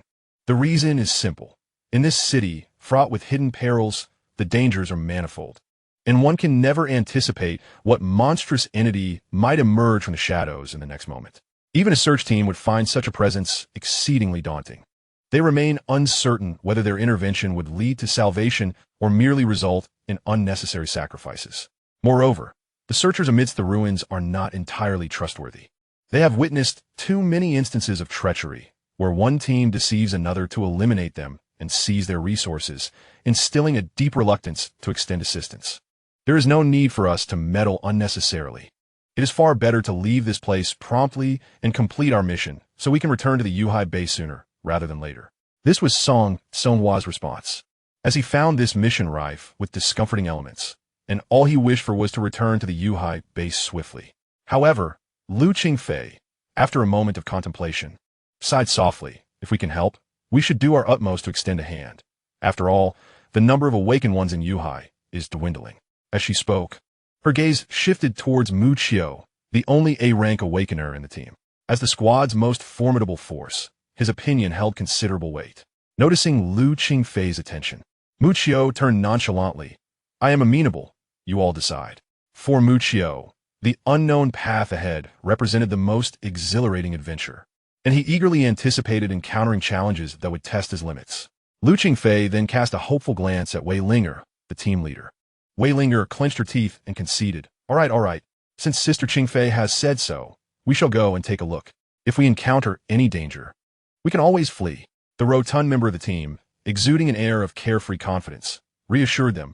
Chief, why are you all flustered? We have Mu Qiu, this A-rank elemental awakener with us.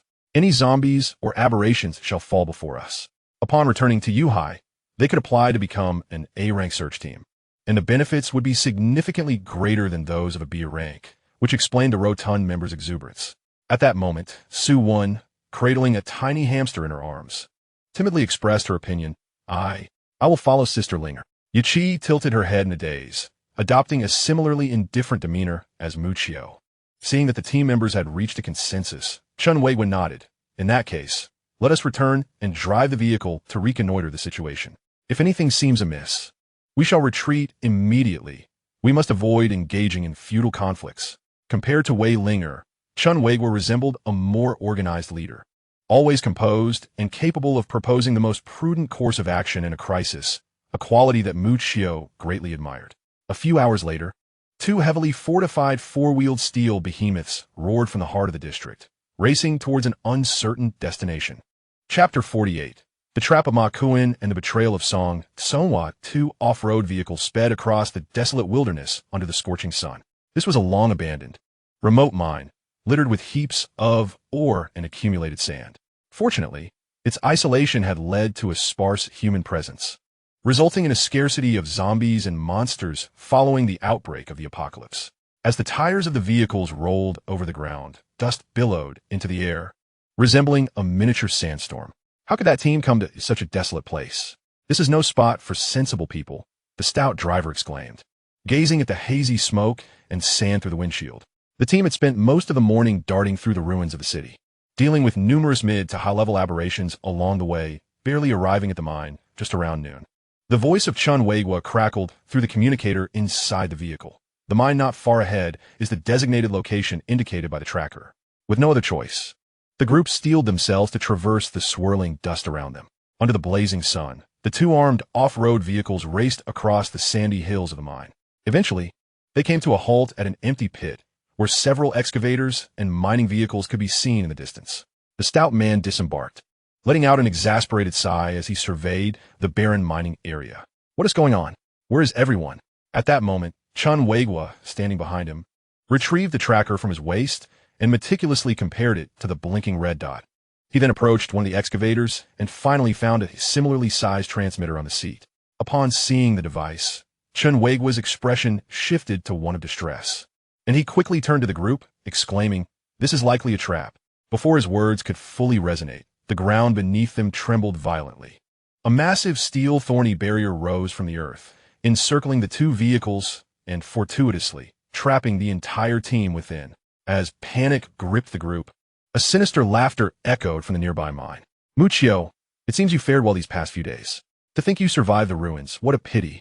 Muccio appeared unfazed, as if anticipating the encounter, turning her gaze towards the mine's entrance, while the other members of the team followed suit. As the dust settled, several strangely dressed figures emerged, revealing a man with a handlebar mustache and a lewd expression, who regarded the trapped individuals below with a mocking smile. Upon seeing him, Muccio narrowed her eyes, her face betraying no emotion. Wei Ling recognized the figure as well and retorted, "Ma Kuan, what are you planning?" Ma Kuan exchanged glances with his companions and erupted into laughter. "What am I planning? Isn't it quite obvious? Are you aware that the heinous act of assaulting the search team amidst the ruins has gravely transgressed the order decrees of Yuhai? Should this news reach the base, there shall be no sanctuary left for you in Yuhai. Not even Wang Dapeng could shield you." As she spoke, Wei Ling discreetly signaled to Chun Weiguo behind her, who immediately drew out his communicator. Yet, their subtle maneuvering could hardly elude the keen perception of Ma Kuan and his alert team. A red-haired member of Ma Kuan's crew, adorned in a punk style, skillfully twirled a flying knife, his eyes shimmering with intensity. The knife seemed to possess a will of its own as he tossed it with a flick of his wrist, slicing through the air with precision. A gust of wind accompanied the blade, which swiftly pierced the confines of their cage.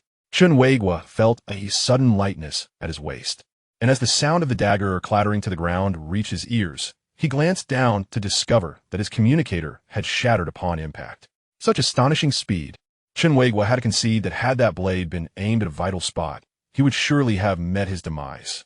"Listen, I advise you not to waste your efforts. A stalling tactic will not work against me," Ma Kuan declared with a smug shake of his finger, followed by a sinister chuckle. "Muccio, did you ever envision that your offense against me would lead to this day?" His bare skin marred by peculiar, dark tattoos, with the right side of his face completely obscured by ink, showing signs of impatience. The tattooed man frowned at Ma Kuan's words, exclaiming, "Enough with the idle chatter. Dispose of them quickly. I'm only interested in the treasures they carry." He licked his lips, evidently salivating over the resources that Muccio and his companions had painstakingly gathered. Meanwhile, a diminutive man behind them leered hungrily at Wei Ling, Yu Qi, and Lu Qingfei, nearly drooling at the sight. "Damn it, I haven't had a taste of fresh meat since I got out," he lamented. "Wei Ling is off limits as per Hao Gu's instructions, but I must say I intend to sample Lu Qingfei and that girl in red first." The punk's gaze then shifted to the terrified Su Wan, declaring, "I want her. I prefer the tender ones." Just as their conversation unfolded, a heavy thudding echoed from the depths of the cave behind them. They turned to behold a brawny figure emerging from the shadows, his muscles rippling with strength. In his grasp, he held a mangled corpse of a zombie, its head drooping, blood oozing profusely, clearly lifeless. The imposing figure radiated a ferocious aura, reminiscent of a beast poised to strike. The mere presence of this muscular man indicated that his strength surpassed the B-class level. Xiongye. The group regarded the brawny man with awe. He casually discarded the zombie to the side and cast a disinterested glance at the team trapped within the steel cage before meandering away. Hastened to conclude this. "Understood, Xiongye." Ma Kuan replied obsequiously, redirecting his attention once more to Muccio and his companions. "This time, I'm solely targeting Muccio. You may choose to leave this place and pretend nothing has occurred. Otherwise." Ma Kuan's voice faltered as his gaze suddenly grew fierce. "Today, you shall all meet your demise here." Upon hearing these words, the crowd was taken aback, exchanging startled glances. Yet, Guamuccio remained unfazed, gently stroking the silky hair of Chi-Ro, exuding an air of calm indifference, as if the turmoil around him bore no relevance to his existence. Ma Kuan and his companions observed from a rocky outcrop above the cavern, their eyes glinting with the predatory amusement akin to hunters appraising their trapped prey. At that moment, the previously silent Song Songhua could no longer contain himself and proposed to the group, "Let us depart from this place." "What are you saying, Song Songhua? Are you suggesting we abandon Muccio?" Wei Ling gazed at him in disbelief. "What else can we do?" Song Songhua stepped forth, his eyes brimming with rage, unable to suppress the fury within as he pointed at Muccio, exclaiming, "Are we to remain here and accompany him to his doom? Old Song, Muccio is our comrade. Do not forget who saved us at the hotel. The chubby man's eyes mirrored a fierce indignation, as if he were encountering Song Tsonghua for the first time. Chi-Ro appeared bewildered, her annoyance with Song Tsonghua's volatility palpable. Witnessing the futility of his attempts to persuade the others, Song Tsonghua turned his earnest gaze toward Lu Qingfei. Qingfei, they have lost their minds. We must leave this place. Faced with the ingratiating expression of Song Tsonghua, Lu Qingfei found herself at a loss for words. She had always regarded him as a younger brother, readily forgiving his impulsive behavior on occasion.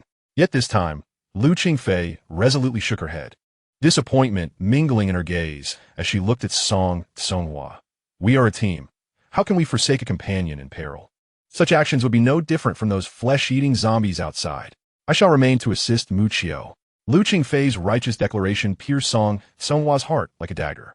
He had not anticipated Lu Qingfei would also reject him, and in a fit of fury, he pointed at Muchio and shouted, "This is all your fault. If it weren't for you, Adong would still be alive. If it weren't for you, we wouldn't have found ourselves in this predicament." Muchio, however, regarded Song Tsonghua's outburst with disdain, never one to argue with the dead. Once more, Song Tsonghua looked at the team, only to find their gazes filled with derision, disgust, and indignation directed at him. His expression shifted dramatically, and in the face of life and death choices, he finally made his decision. He raised his hand and addressed Ma Kuin and his group. "You are targeting Muchio, are you not? I have no intention of opposing you. Allow me to leave this place." A sly smile crept onto Ma Kuin's face as he nodded toward the diminutive man behind him. The diminutive man signaled, and a narrow opening appeared in the iron fence beside Song Tsonghua, just wide enough for a single person to pass through. Without a backward glance, Song Tsonghua dashed out from behind the barrier and fled. "Traitor!" The stout man spat in disgust, utterly contemptuous of Song Tsonghua's actions. "Who would have thought that such a treacherous wolf in sheep's clothing would emerge from our team?" Yet, what transpired next was wholly unexpected. As Song Tsonghua fled the confines of the fence, a steel thorn suddenly erupted beneath his feet, piercing through his soul in an instant. He stumbled and fell, but a flying knife sliced through the air, impaling his thigh and pinning him to the ground. The group led by Ma Kuin erupted into wild laughter at this scene. "Fool!" They jeered as a man with a flamboyant hairstyle brandished a flying knife, reveling in the moment. "How can we let you go at this juncture? To alert others? Offending our Shenlong society means you cannot live in peace." With those words, Ma Kuin and his companions erupted into another fit of laughter, tears of mirth even glistening in their eyes. Their previous offer to let them go had merely been a ploy to witness the internal strife among Muchio's group. They had never intended to allow any of them to escape. Should their actions come to the attention of the Yuhai base, the enforcement squad would undoubtedly not spare them. Observing the pitiful sight of Song Tsonghua writhing on the ground, no one felt pity for the traitor. Yet, a shared sense of melancholy lingered in the air, reminiscent of a rabbit mourning a fox, for they were about to face a far greater peril. That was the formidable metal titan, Jin Xiong. Chun Weigua gazed warily at the muscular man seated atop the rock, his eyes betraying both caution and trepidation. He was a seasoned A-class awakened, a powerhouse among the elite, and a trusted lieutenant of Wang Dapeng. Who would have imagined that Ma Kuin had even summoned him? It appeared that they were in for a fierce battle. Chun Weigua scanned the formidable figures surrounding Ma Kuin, noting that they were all equally formidable adversaries, which only deepened his distress. As a veteran A-class awakened, he couldn't help but wonder if Muchio stood a chance against him. The stout man, upon hearing Chun Weigua's words, also felt his confidence wane. Anxiety etched across his face. At that moment, Wei Ling had transformed in her catgirl form, her sharp claws glinting with an icy sheen. "How can we know until we fight? With so many of us here, why should we fear just 5 of them?" Shui Wan, undaunted, patted the brown-furred squirrel perched on her shoulder. Guowa, the squirrel, agile and sprightly, leaped to the ground, shaking its fur before rapidly expanding in size. In the blink of an eye, the palm-sized creature had transformed into a massive, wild-eyed beast reminiscent of a forest predator. Observing the youngest member, Shui Wan, summon her courage, the stout man found renewed resolve within himself. Swallowing hard, he stepped forward with a defiant tone, declaring, "I am not afraid of you. Do not think that your 5 can easily overpower us. Who said we wanted to fight you?" Upon hearing this, Ma Kuin's eyes glinted with a sharp light, and his mocking smile broadened. He casually produced a remote control and slowly pressed a button. In an instant, those within the steel bars felt the ground tremble violently. With a sharp crack, dust billowed as the massive steel door of a nearby mine swung open. From within came a primal roar, and pairs of bloodshot eyes glared menacingly from the shadows. As sunlight streamed into the entrance, colossal figures emerged. Their forms were grotesque and varied. Some resembled cockroaches, yet were as large as tigers. Others appeared dog-like, but sported 2 heads with vicious, sharp teeth. There were even mantises standing upright like humans, and enormous wild boars, alongside hordes of zombies and mutated creatures. Without exception, these monsters emitted ravenous roars, their eyes gleaming with a bloodthirsty light, and upon closer inspection, there were indeed dozens of these aberrations. These were the anomalies we had diligently captured over the past few days. The Seeker team stumbled into the lair of these anomalies and, after a fierce battle, were devoured by zombies, becoming the nameless heroes who sacrificed themselves for the construction of the Yuhai base. What do you think of this reasoning? Ma Kuan grinned maliciously at the roaring horde of aberrations, saying, "Enjoy yourselves. This feast has been specially prepared for you." The hefty man stared blankly at the approaching swarm of monsters, his legs trembling uncontrollably as he muttered, "It's over. This is truly the end." Dozens of B-class anomalies, with several possessing abilities that had already reached A-class. Chun Weigu's expression was more serious than ever before. He had never faced such a large number of high-tier anomalies, marking this as the most perilous encounter in his extensive searches through the ruins. "This time, we are in serious trouble," he said, casting a wry smile at the others. Chapter 50, The Extreme Battlefield. Surrounded on all sides, Muchio, I eagerly await to see what you will do now. Hordes of zombie-like monsters charged towards the cage where Muchio and the others were held, their blood-red eyes betraying an insatiable hunger for flesh. The hefty man, wielding a cleaver, frantically hacked at the steel bars behind him, desperately attempting to carve out a path to safety. Yet it was all in vain. Despite the blade chipping away, the bars remained unyielding. Just then, the barrier before them crashed into the ground with a thunderous boom, leaving an open invitation for the beasts to approach, as if they were fish on a chopping block. Ma Kuan looked down at the team with a mocking grin. Not missing the chance to taunt Muchio, "If you kneel and bow 10 times, I might just spare you." Muchio looked up, only to see Ma Kuan and his entourage standing atop the mine, their faces lit with wild laughter. In the not-so-distant front, hordes of monstrous aberrations surged towards Muchio and his companions, who were but bloodied prey. Suddenly, Muchio let out a light chuckle, his voice not loud, yet dripping with mockery in the ears of Ma Kuan and the others. This fellow, with death looming, remained defiantly obstinate. The diminutive man behind Ma Kuan grinned widely, expressing his anticipation for the expression that would grace Muchio's face in his final moments, predicting it would be quite a spectacle. "Hey, Muchio, do share your thoughts quickly. Our lives are hanging by a thread." The rotund man, valuing his life the most, was particularly anxious, having never witnessed such a terrifying multitude of advanced zombies, especially while confined in a cage with no hope for escape. What to do? A smile graced Muchio's face as he stepped forward. He approached the barrier of iron thorns, where a narrow opening had been made for a single passage. With a flick of his right hand, he summoned a mist that enveloped the air, and an ice-forged tang, Dao, materialized before him. Grasping the blade with a reverse grip, he pressed it against the iron barrier. With a sudden force transmitted through the icy blade, he elbowed it, and with a resounding crack, the iron barrier splintered like a spider's web. The wall that the rotund man had previously struggled to breach was now effortlessly torn open by brute strength. Only war remains. Muchio gazed at the approaching horde of corpses, excitement coursing through him as he raised his right arm and licked his lips, a fleeting glimmer of nostalgia flashing in his eyes.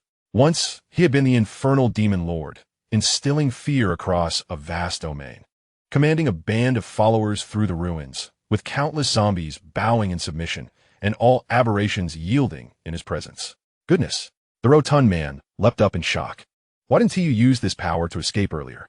Yet, Muchio appeared oblivious to his words, a rare, wild grin illuminating his face, his eyes glimmering with a crimson hue. Amidst the swirling dust, he charged headlong into the throng of zombies. Madness, pure madness. The rotund man clutched his hair in despair, lamenting Muchio's reckless actions. We cannot let Muchio face this alone. Wei Ling, snapping back to reality, rallied with Su Wan and the frenzied squirrel. hastening to follow Muccio. The rotund man felt a weight on his shoulder and turned in panic, only to find Chunwagwa shouldering a rifle, patting him reassuringly. With a hearty smile, he said, "Little Zhu, if we survive this, we must celebrate with a drink. Should I perish, do remember to take care of your sister-in-law and my daughter." Seeing the team following closely behind Muccio, the rotund man shook his head, muttering, "I see you all have gone mad." Yet his feet quickened to match their pace. "I too have lost my senses, but so be it. At least it proves my existence in this world was not in vain." Lu Qingfei glanced at Su Wen, standing nearby, and asked Wen, "How are you feeling?" Su Wen's face was flushed, and after a moment, she exhaled softly. "It's no use. Their emotions are too frenzied for me to communicate with them." Lu Qingfei clasped the hands of Yu Qi and Su Wen, quietly remaining behind the crowd. With their abilities more inclined toward support, there was little they could do at this moment. Their only recourse was to offer powerless prayers. They hoped that, despite the significant disparity in strength, their side would emerge victorious. On Muccio's face, a beautiful visage filled with concern, he charged forth with the force of a thunderclap, his black windbreaker billowing behind him in his rapid advance. The horde of zombies, accompanied by the terrifying presence of monstrous beasts, shook the very ground of the mining area, sending dust soaring, while beneath the haze glimmered pairs of bloodthirsty, crimson eyes. Yet Muccio remained undaunted, his dark figure slicing through the air as he raced across the terrain, wielding a crystal blue tang knife that struck with the speed of lightning, leading the charge into the sea of corpses. Several zombies lunged at him with gaping, blood-soaked maws, but the crystal blue blade cleaved the air with unparalleled sharpness, resembling the scythe of death as it swiftly pierced the necks of several zombies, sending grotesque heads soaring into the sky. Amidst the icy blue brilliance of Muccio's blade and the splattering of blood, a dazzling curtain of ice and fire seemed to weave itself, cascading over this extreme battleground of humanity versus the undead. This scene greatly invigorated the members of the squad, prompting Wei Ling'er and her companions, who followed closely behind Muccio, to plunge into the fray, determined to surround and annihilate these terrifying creatures, whose eyes were filled with a bloodlust devoid of reason. Just then, two vicious streaks of light flashed towards Muccio's chest. Swift, precise, and brutal, their intent resembled the primal instinct of wild beast hunting, aiming to rend Muccio's heart asunder. Sensing the danger, Muccio raised his arm, positioning the tang knife across his chest. The sound of a fierce clash echoed as metal met metal. Steadying himself, he beheld a massive mantis-like creature blocking his path, its adult-sized form imposing and grotesque, exhibiting an eerie dark red hue. Its forelimbs bore two gleaming serrated blades, shimmering ominously. The colossal mantis, thwarted in its first attack, soared into the air, brandishing its jagged weapons once more, this time targeting Muccio's head. Simultaneously, a deafening buzz approached as a gigantic flying cockroach, its unwieldy body swooping down from behind Muccio, prepared to strike. The creature's size was immense, its wings and tentacles thrumming with force as its mouth opened wide, ready to devour Muccio whole. In an instant, he found himself besieged from all sides. Chapter 51, Surrounded and in Peril. The squad members, a glimmer of cold resolve flashed in Muccio's eyes as his left hand gestured in the air, instantly conjuring a long blade of swirling frost. Muccio knelt slightly, exerting force with his right arm, as the crystalline blue blade clashed against the serrated double-edged of the mantis. Remarkably, the mantis's blades were held at bay, unable to advance even an inch. Simultaneously, Muccio deftly reversed his grip on the congealed, ice-long knife, aligning the blade closely against his arm and thrusting his elbow back. The sharp edge of the long knife pierced directly into the maw of the colossal cockroach behind him. The creature let out a piercing shriek, a putrid, dark green liquid splattering forth from its mouth, corroding the sandy ground beneath, leaving deep pits in its wake. With a firm grip on the tang knife, a tremendous force reverberated from within, causing the gigantic mantis to stagger backward, its limbs faltering as it tumbled into the sandy pit. As Muccio pivoted, the long knife was withdrawn from the cockroach's mouth, just in time for a fearsome two-headed hound to crash through the mass of corpses, charging toward Muccio with a menacing growl. With a cold snort, Muccio leaped into the air, an icy surface rising beneath him, as a spear of ice materialized in his hand. He hurled it with great force. the cold spear flickering momentarily in the air, impaling the colossal cockroach firmly into the ground. Meanwhile, the oncoming two-headed hound, witnessing its strike miss, howled skyward, its eyes filled with ferocity. At that moment, Muccio stood poised in midair, surrounded by the howling corpses, resembling a formidable war deity, single-handedly resisting 3 A-class aberrations. The onlookers were left in awe, their expressions reflecting disbelief at Muccio's valiant feats. Had he not just recently ascended to A-class? The portly man could hardly fathom that such a display could be executed by a novice. Was this the innate talent of a top-tier elemental awakener? Terrifying indeed. In front of Chinwagwa, a barrier was erected to fend off the encroaching zombies as he unleashed a barrage of gunfire, astonished by Muccio's performance. What nonsense is this? Ma Cohen, did you not claim he was merely a B-class awakener? This single individual has toppled 3 A-class monsters. Are you leading us to our doom? Witnessing Muccio's formidable prowess, Ma Cohen's companions could no longer remain seated, rising to confront him with their queries. They had yet to break through to the A-class level, and even capturing these aberrations was largely due to Brother Xiong's contributions.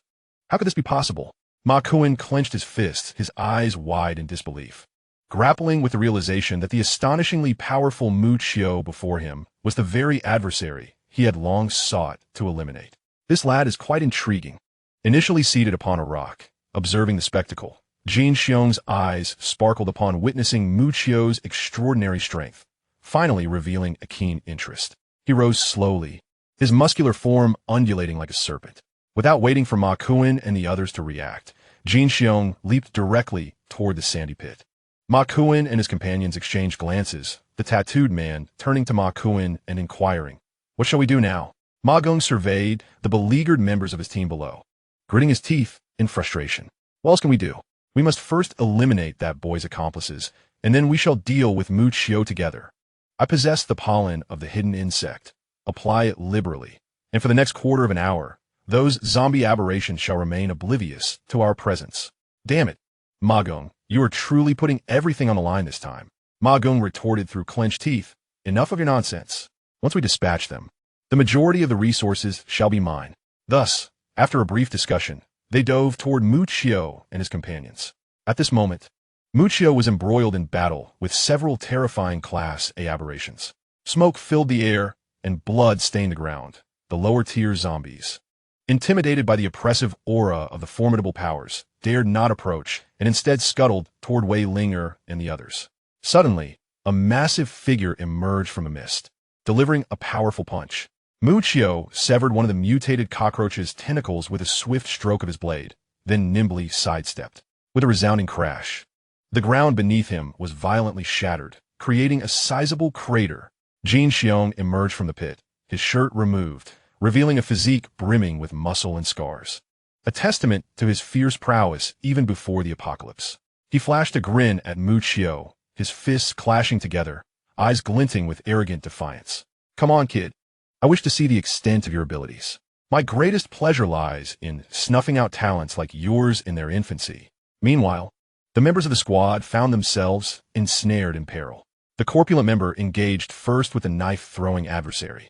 His ability, characterized by swift movements, was stymied as the knife-thrower merely stood his ground, skillfully directing a multitude of blades toward him. The rotund man could only dodge frantically while remaining vigilant against the potential emergence of zombie aberrations, unable to spare time for a counterattack. On another front, Chinwagwa was obstructed by the tattooed man. As a crucial shield for the team, his only means of offense was the rifle slung across his back. He stood behind a square barrier, unleashing a barrage of gunfire at the tattooed figure. Yet, the tattooed man showed no signs of fear. A bluish iron hue manifested upon his skin, rendering him as resilient as a statue of bronze.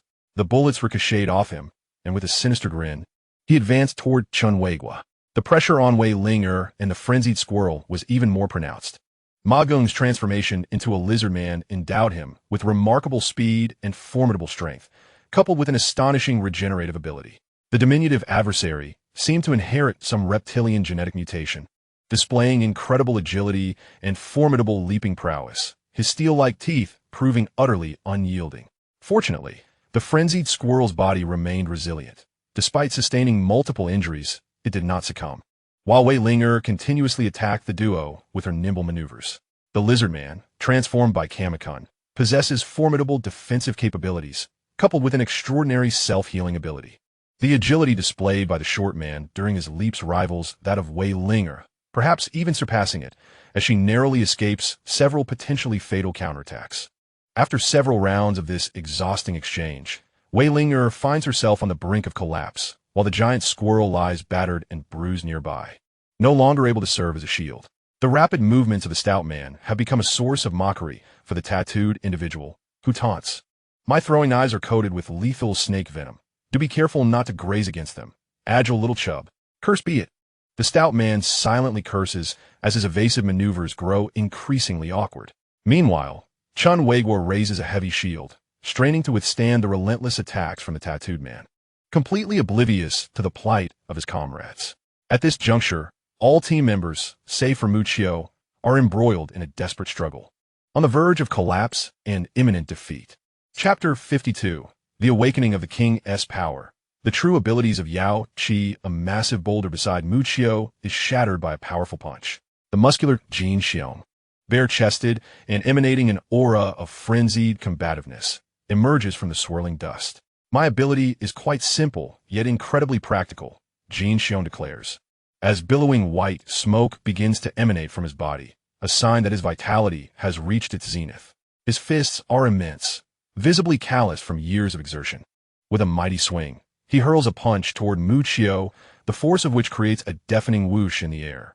Muchio deftly sidesteps, the punch crashing into the ground before him, instantly creating a massive crater in the earth. Unparalleled strength. My ability embodies sheer power. With but a single fist, I can demolish a house. Jin Xiong, despite his imposing physique, moves with surprising agility, darting swiftly toward Muchio, unleashing a flurry of punches that target vital points. Muchio sways left and right, narrowly evading Jin Xiong's lethal strikes, even feeling the rush of wind from the punches whizzing past his ears. Quite intriguing. Muchio muses, calmly dodging the onslaught. Observing the overwhelming fighting spirit etched upon Jin Xiong's face, Muchio suddenly breaks into a smile and halts his steps. Jin Xiong notices this momentary pause, but his focus is solely on capitalizing on the perceived opening, channeling energy into a punch aimed at Muchio's crown. Yet Muchio stands undaunted, grinning broadly as he counters with a punch of his own. The clash of their fists reverberates through the air, unleashing a powerful shockwave that sends several low-level zombies tumbling to the ground. In that instant of collision, Jin Xiong's expression undergoes a dramatic transformation. While Muchio remains firmly planted in his stance, Jin Xiong is forced to retreat several steps, momentarily disoriented before regaining his composure. You little rascal. Clutching his somewhat sore wrist, Jin Xiong's gaze towards Muchio could no longer remain composed. The recent collision had evidently placed him, an A-level awakener with unparalleled strength, at a disadvantage. Remarkably, Muchio's strength surpassed his own. Jin Xiong steadied his mind, suppressing the disdain within, and regarded Muchio with a newfound seriousness. Very well. You warrant my full effort. In that moment, Jin Xiong's muscles coiled like serpents, and the extraordinary energy within him surged furiously through his organs. White steam erupted from his body, rapidly ascending, and his skin took on an eerie, deep crimson hue. Just then, a B-level mutant zombie, sensing the vigorous vitality emanating from Jin Xiong, let out a fierce roar and lunged at his robust figure. Jin Xiong cast a sidelong glance, and with a steam-emitting muscular arm, he unleashed a punch that, with unmatched force, obliterated the zombie's head amidst a cloud of dust. At that moment, the previously repelled 11 aberrant creatures, bearing scars and blood, glared with fury and converged upon Muchio. In their rage, they disregarded Jin Xiong, launching a coordinated assault on Muchio. Blades flashed and fists flew, with bloodthirsty fangs poised to rend Muchio to shreds. Muchio, Lu Qingfei, watching from behind iron bars, screamed as she beheld him encircled by 4 A-level beings, perilously trapped. Any A-level awakener would face a gruesome fate before such a terrifying assembly, let alone Jin Xiong, who stood out even among the elite of the Yuhai base. In that critical moment, however, Lu Qingfei suddenly realized her left hand was empty. An orange-red figure had already dashed towards Muchio. Yuanqi, A girl clad in an orange-red goldfish suit recklessly plunged into the horde of corpses, with Muccio surrounded by ravenous wolves not far away. The other members of the squad struggled to fend off the relentless onslaught from Ma Kuen's group. Yet, witnessing Yuan Qi charging alone into the fray, they instinctively poured all their strength into escorting her to Muccio's side, despite their confusion over her intentions. The cost of such a valiant act proved to be devastating. Chun Weiguo dismantled the barrier before him and erected a towering shield to protect Yuan Qi. The tattooed man seized this opportunity, delivering a brutal punch to Chun Weiguo's neck, rendering him disoriented and sending him sprawling far away. The chubby one and Wei Linger abandoned their previous battle to fend off the swarm of zombies closing in on Yuan Qi.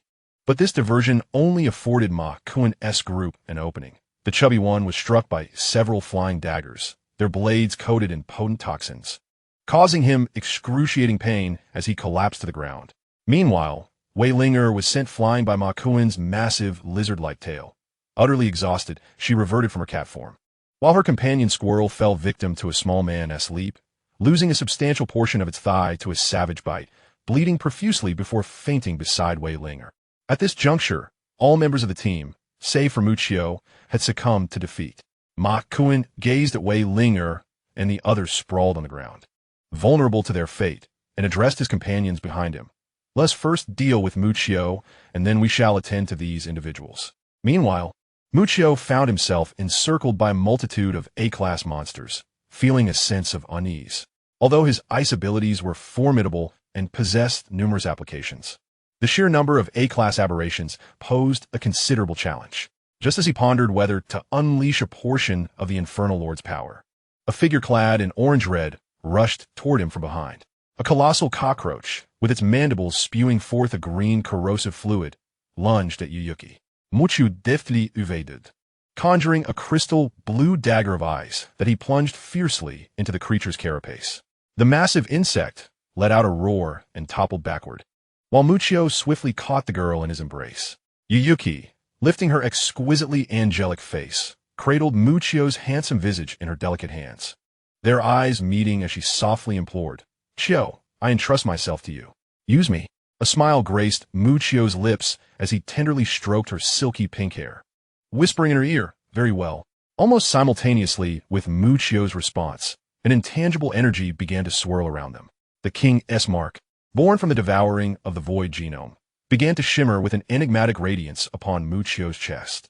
Sequences resembling strands of genetic composition entwined around them, and Muccio's eyes swiftly transformed into a profound crimson, locking gazes with Yuyuki's deep red pupils. As if a chain of order had materialized as crystalline white ribbons flowing around them, Muccio raised his right hand, gently hovering over the girl's delicate chest. As onlookers watched in bewilderment, an astonishing spectacle unfolded. A glaring white void materialized at Yuyuki's chest, revealing what appeared to be an infinite abyss. Brilliant silver ribbons instantly wrapped around Muccio's arm, and to everyone's astonishment, he plunged his right hand deep into the endless chasm within Yuyuki's chest. Yuyuki let out a soft moan, her waist, delicate as if boneless, embraced by Muccio, her eyes fluttering closed as if consciousness had faded. With a swift motion, Muccio drew forth something from that boundless white void. In an instant, a dazzling light erupted around them, soaring into the heavens and illuminating the sky. Chapter 53. Drawing the Sword. The void, Muccio's surge in power. What in the world is that? The spectators gazed in awe as the radiant pillar shot skyward, piercing the heavens, its overwhelming force stirring the clouds into a swirling vortex, leaving them utterly astonished. But soon, an even more staggering scene unfolded. There stood Muccio, cradling the girl in his left arm, while his right hand was raised high, lifting a colossal sword that towered over him. No, compared to a longsword, the weapon in Muccio's grasp resembled a fearsome greatsword, a black-gray hilt and a silver-blue blade of a menacing form, with the tip shaped like a cutting edge.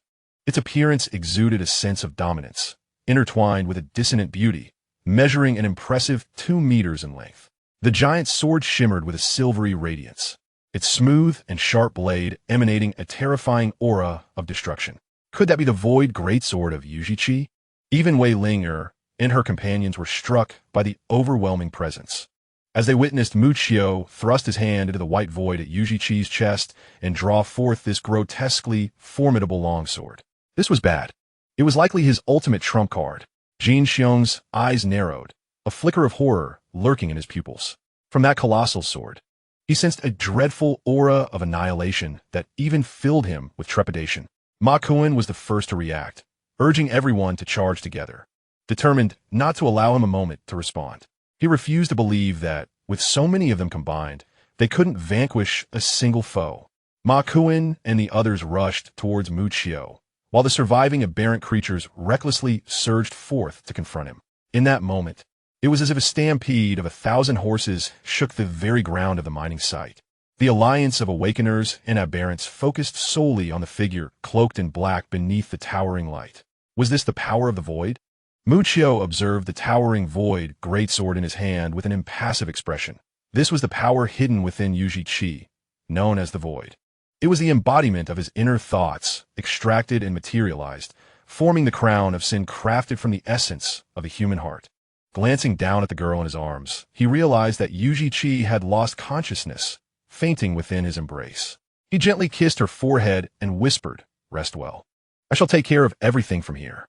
Feeling the abundant strength coursing through him, he gazed down at the throngs of aberrants charging toward him, his face still adorned with a serene smile. This was a power entirely distinct from the devouring abilities, although it lacked the apocalyptic might of the Flame Demon Lord. The enhancement it bestowed upon Muccio was markedly different. Cradling Yuji-Chi in his left arm, he wielded the towering greatsword with his right. As he moved, shards of ice crystals appeared beneath his feet. With a swift motion, Muccio swung the void greatsword, the blade slicing through the air, creating a dazzling arc of silver light that cleaved the sky. This was dire. Sensing the lethal vibrations contained within that silver arc, Ma Kuan and the others hastily halted, deploying their strongest defensive forms to withstand the impending assault. Even the mightiest, Jin Xiong, had to cross his arms, his body radiating an unusual crimson hue, a final resort to sacrifice his physical stamina for a body of steel. Yet, the undaunted aberrants would not relent in their bloodthirsty advance. Whoosh! The silver, elongated blade swept through, and for a moment, it felt as though the very air had stilled. In the next heartbeat, a resounding roar reverberated through the heavens and earth, akin to the very mountains crumbling and the ground splitting apart. The crowd turned in astonishment, witnessing a nearby gravel and rock mine mountain cleaved in twain by a single, formidable strike. The heretics charging towards Muccio were met with a sudden, visceral severance.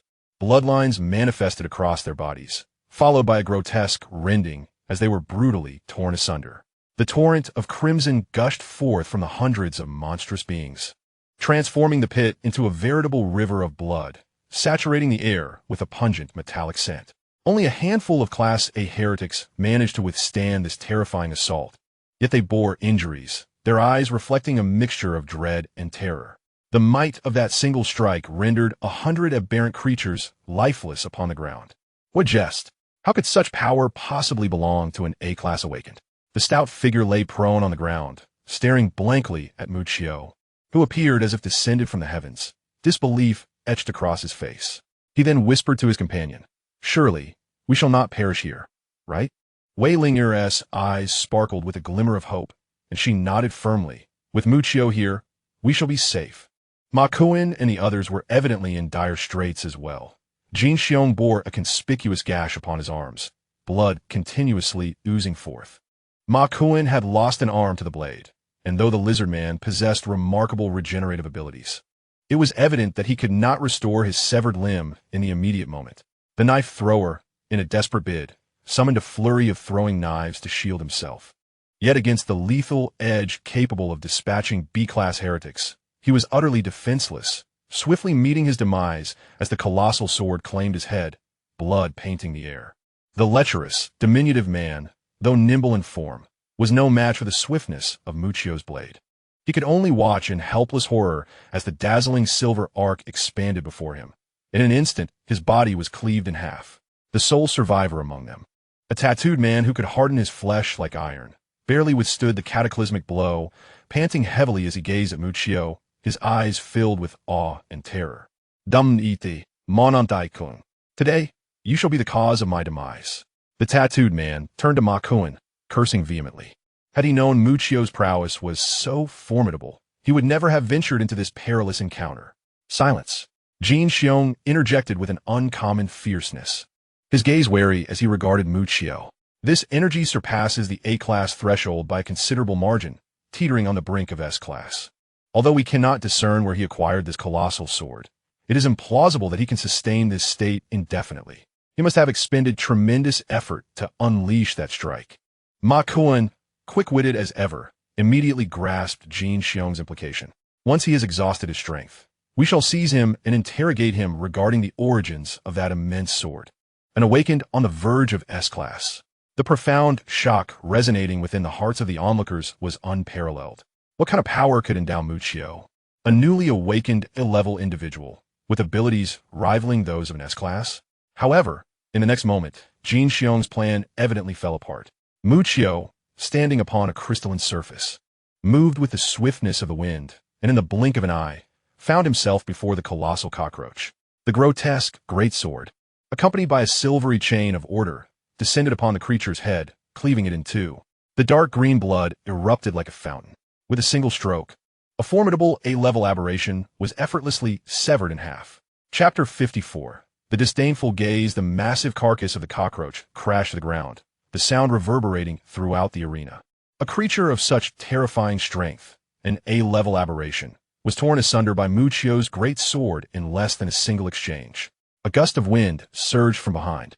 Yet Mucio remained oblivious until a glimmer of cold light approached his face. It was only then that he swung his great sword, positioning it before him. An exquisite circular light screen abruptly manifested upon the blade, just as the scythe-like dual blades of the giant mantis sliced through the air with a whoosh, striking the luminous barrier with a resounding clash. The seemingly delicate screen remained unyielding, while the towering mutated mantis was jolted back, stumbling to the ground. The mantis, with its crimson compound eyes wide open, flapped its wings, preparing to take flight.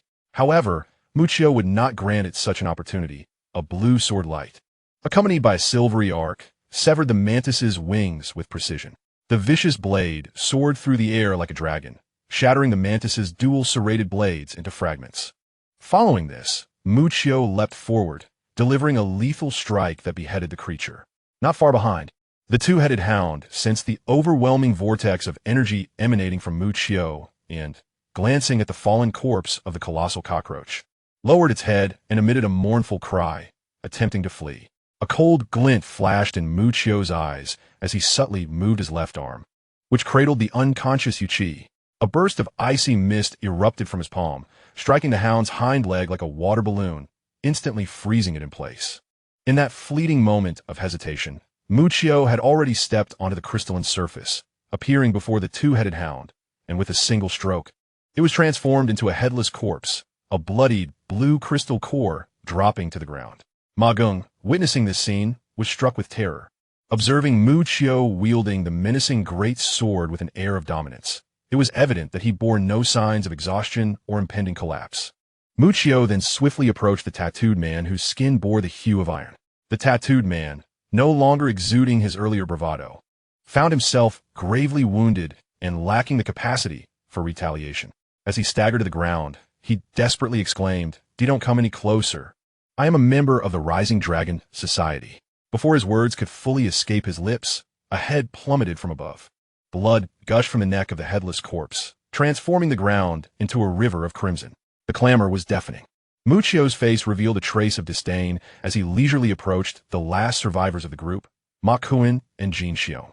Ma Kuan bore a deep gash across his chest, and one of his arms was severed, blood gushing from the wound. Yet, despite his grievous injuries, he paid no mind to his suffering and, seeing Mucio approach, lamented, "Mucio, we are all members of the Shenglong Society. Brother Xiong is a capable aide under Boss Wang. If anything were to happen, Boss Wang would undoubtedly not let you off lightly." Noticing the indifferent expression on Mucio's face, Ma Kuan hastily added, "Boss Wang is one of the three guardians of Yuhai, a being of catastrophic strength that you cannot afford to provoke. Perhaps we should take a step back." Mucio brushed past Ma Kuan without a word. A glimmer of hope ignited in Ma Kuan's eyes, his grotesque visage twisting into a feigned smile. Just as he was about to utter some flattering remarks towards Muccio, a sudden chill gripped his chest. He looked down to find a crystalline blue icicle piercing through his heart, blood streaming forth. Terror filled Ma Kuin's gaze as he turned to look at Muccio's retreating figure, but the blood surging in his throat rendered him speechless. His eyes gradually lost focus, and soon, an overwhelming darkness enveloped him. Muccio retracted the arm that had unleashed the icicle, cradling the peacefully sleeping Yuchi closer. He had never regarded Ma Kuin as anything more than a mere clown. Jin Xiong, meanwhile, licked the blood trickling from his arm and met Muccio's approaching form with a calm demeanor, as if he were not the one facing a life-or-death crisis. Unlike Ma Kuin, who clung desperately to life, he had no time to ponder the reasons behind Muccio's sudden surge in power. The only thought on his mind was survival through battle. In a low voice, Jin Xiong declared, "By holding that woman, do you look down upon me?" Having endured countless challenges and life-threatening trials, he found Muccio's nonchalant attitude towards him to be utterly disrespectful. Cradling a woman in his arms clearly hindered his full combat potential. To Jin Xiong, even a fight to the death was a profound affront. Muccio's steps were measured, seemingly cautious not to disturb the slumbering beauty in his embrace. A slightly contemptuous tone escaped his lips. That single syllable ignited a fierce rage within Jin Xiong. His muscles starting to bulge with tension, white steam rising from his back like a dense fog. Muccio, his fury reached a peak in an instant, body temperature soaring as he turned a vivid crimson at a visible rate. The contours of his muscles and the veins beneath his skin became starkly apparent. And in that moment, Jin Xiong resembled a monstrous figure cloaked in human skin, standing at the zenith of human strength. Jin Xiong unleashed a powerful punch, the force of which sliced through the air, accompanied by a sound reminiscent of a roar. The sheer might of this blow could easily topple a skyscraper. Even before his fist made contact with Muccio, the wind generated by the strike tousled Muccio's loose hair, yet his expression remained as tranquil as a still pond, curiously unfazed. That infuriatingly calm demeanor, Jin Xiong's face twisted into a more sinister grimace. For reasons unknown, from the very moment he laid eyes on Muccio, he harbored a deep-seated disdain for his nonchalant attitude. How could such an expression exist in this brutal, cannibalistic apocalypse? Suddenly, an ice wall appeared before Muccio. Jin Xiong's massive fist punctured the thick, crystalline barrier in an instant, and it seemed poised to strike Muccio directly. Excitement flickered in Jin Xiong's eyes as he envisioned the gruesome scene of Muccio's flesh being torn apart. However, at the very moment his iron fist shattered the ice wall, Muccio raised the void greatsword high. A silvery light shimmered along the blade, materializing as an impervious shield that stood firmly before him. When Jin Xiong's fist collided with this luminous barrier, a sharp crack echoed as he distinctly heard the sound of his own bones fracturing. Yet, the shimmering shield remained steadfast in its defense. Like a soldier loyal to the end, the blade vibrated violently, and a magnificent silver arc sliced through the air once more, this time severing Jin Xiong's legs. The once mighty man collapsed helplessly to the ground, gazing up at Muccio, who approached with a maiden in his arms and a colossal sword in hand. His eyes filled with unwillingness. "No, I refuse to accept this. Without that sword, you are nothing." "Oh," Muccio responded with an indifferent expression. Yet the fearsome blade in his hand loomed larger in Jin Xiong's vision. Perhaps this was the last thought Jin Xiong would entertain. Chapter 55. The terrifying twin abilities of Yuzuki Ki dust swirled in the powerful gusts generated by the swing of the great sword, obscuring the vision of the onlookers. The members of the team could only vaguely discern Jin Xiong's formidable figure collapsing to the ground after a brilliant flash of the blade. However, amidst the unseen haze of dust, it became apparent that as Muccio drove the great sword into Jin Xiong's heart, an inexplicable energy was being drawn from within him, ultimately channeled through the blade into Muccio's body. Correspondingly, Jin Xiong's once mighty physique appeared to wither as though vitality itself was being siphoned away. When the last vestiges of his unique energy were drained, Jin Xiong's ashen body dissipated into the air like smoke. Sensing the newfound power coursing through him, Muccio did not ponder further. He directly infused this energy into the core of the flame demon lord, entwining it with the potent magic imbued by the bull talisman. Absorbing the immense power of Jin Xiong, Muccio cradled the delicate figure of Yuchi in his arms, his right hand gripping a 2-meter-long, fearsome giant sword.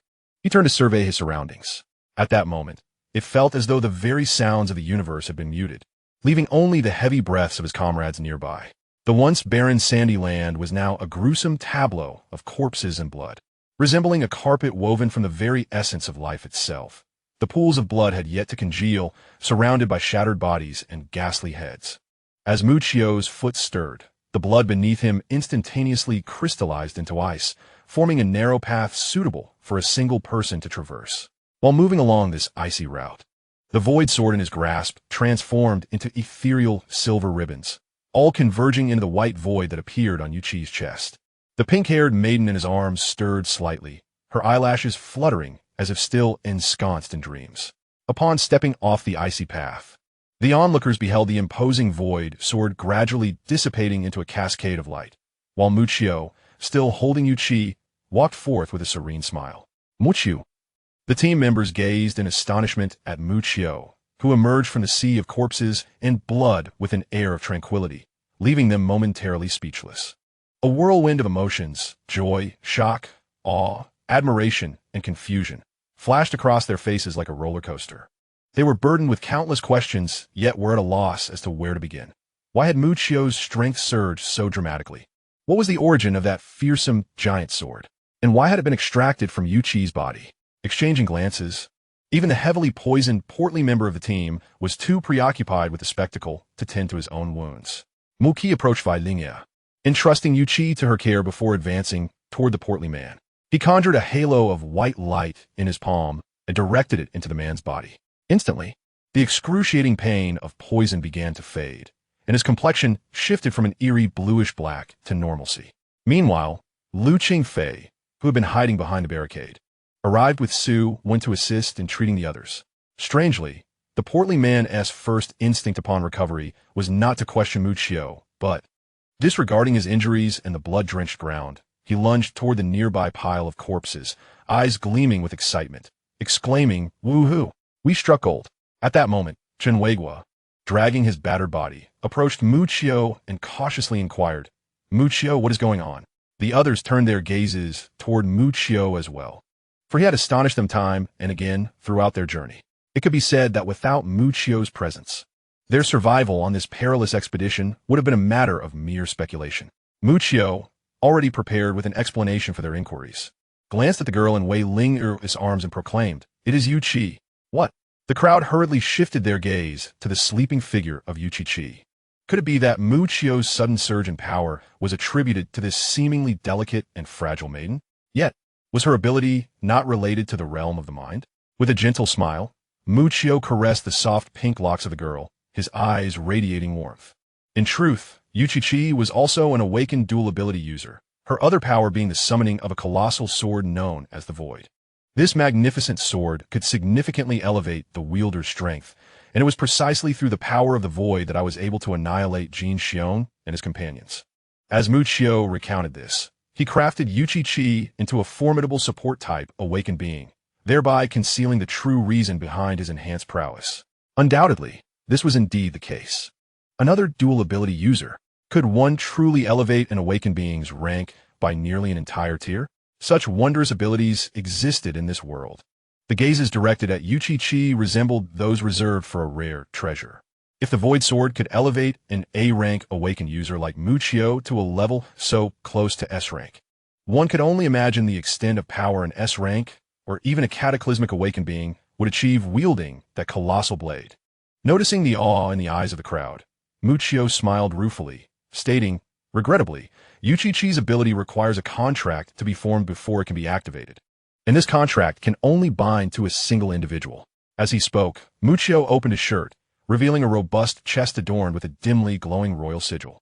"I see," came the collective sigh from the crowd, a sentiment that seemed quite reasonable. If such immense power were accessible to anyone, then Yuchi would undoubtedly become the target of numerous factions. Indeed, this was remarkably akin to the Yuchi depicted in anime. A portly member of the group marveled from a distance. "Regardless, we owe you a great debt, Muccio. Without you, we might have found it exceedingly difficult to reach this point," Chen Weigua remarked with a sincere smile, clearly expressing his heartfelt gratitude towards Muccio. The other members of the team also conveyed their appreciation, for Mu Qiu had saved their lives on several occasions. Even Lu Qingfei had to concede that Mu Qiu's contributions to the team far surpassed her own. In response to their gratitude, Mu Qiu did not decline, but instead replied with a meaningful tone, "I must also thank you all for guiding me through such an enjoyable journey." The experiences along the way had proven quite fascinating to Mu Qiu. Had he remained the lord of the flame demons, he would never have encountered so many beautiful sights. However, Wei Ling, unabashed, interjected with a huff, "Isn't it just my discerning eye that brought Mu Qiu into our fold? It was all my effort." Chapter 56. The tragic fate of Song Songhua. Just as the group engaged in animated conversation, a wail echoed from a distance, reaching their ears.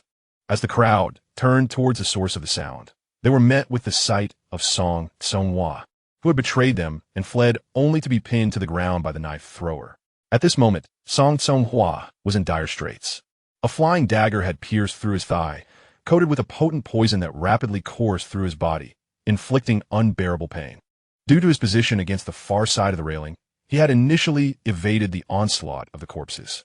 However, after a while, as the poison's torment intensified, he found himself compelled to cry out for help. A few approached Song Songhua, and a rotund individual cradling a handful of gleaming crystals immediately spat, "Traitor! How dare you betray us?"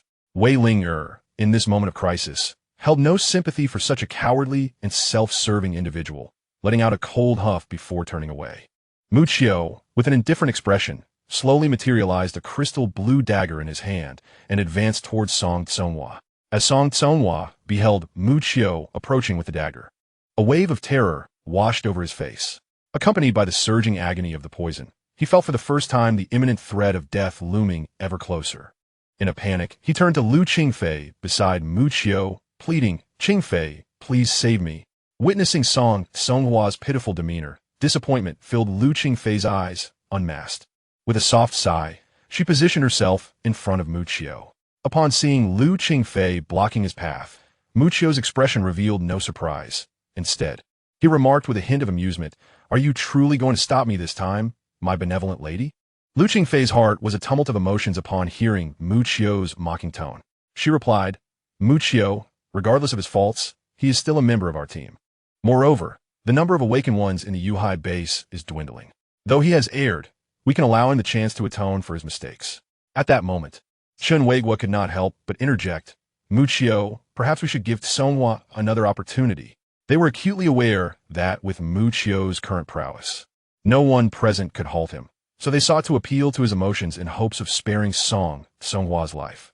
Asmir graced Mukviu's lips, as if he had thought of something amusing. He coldly laughed as he bypassed Lu Qingfei and approached the nearly lifeless Song Songhua. "I believe I mentioned that should there be a next time, I would ensure you find no resting place." Mu Qiu's calm words fell upon Song Songhua's ears like the sentence of death. In the face of mortality, Song Songhua no longer cared for dignity.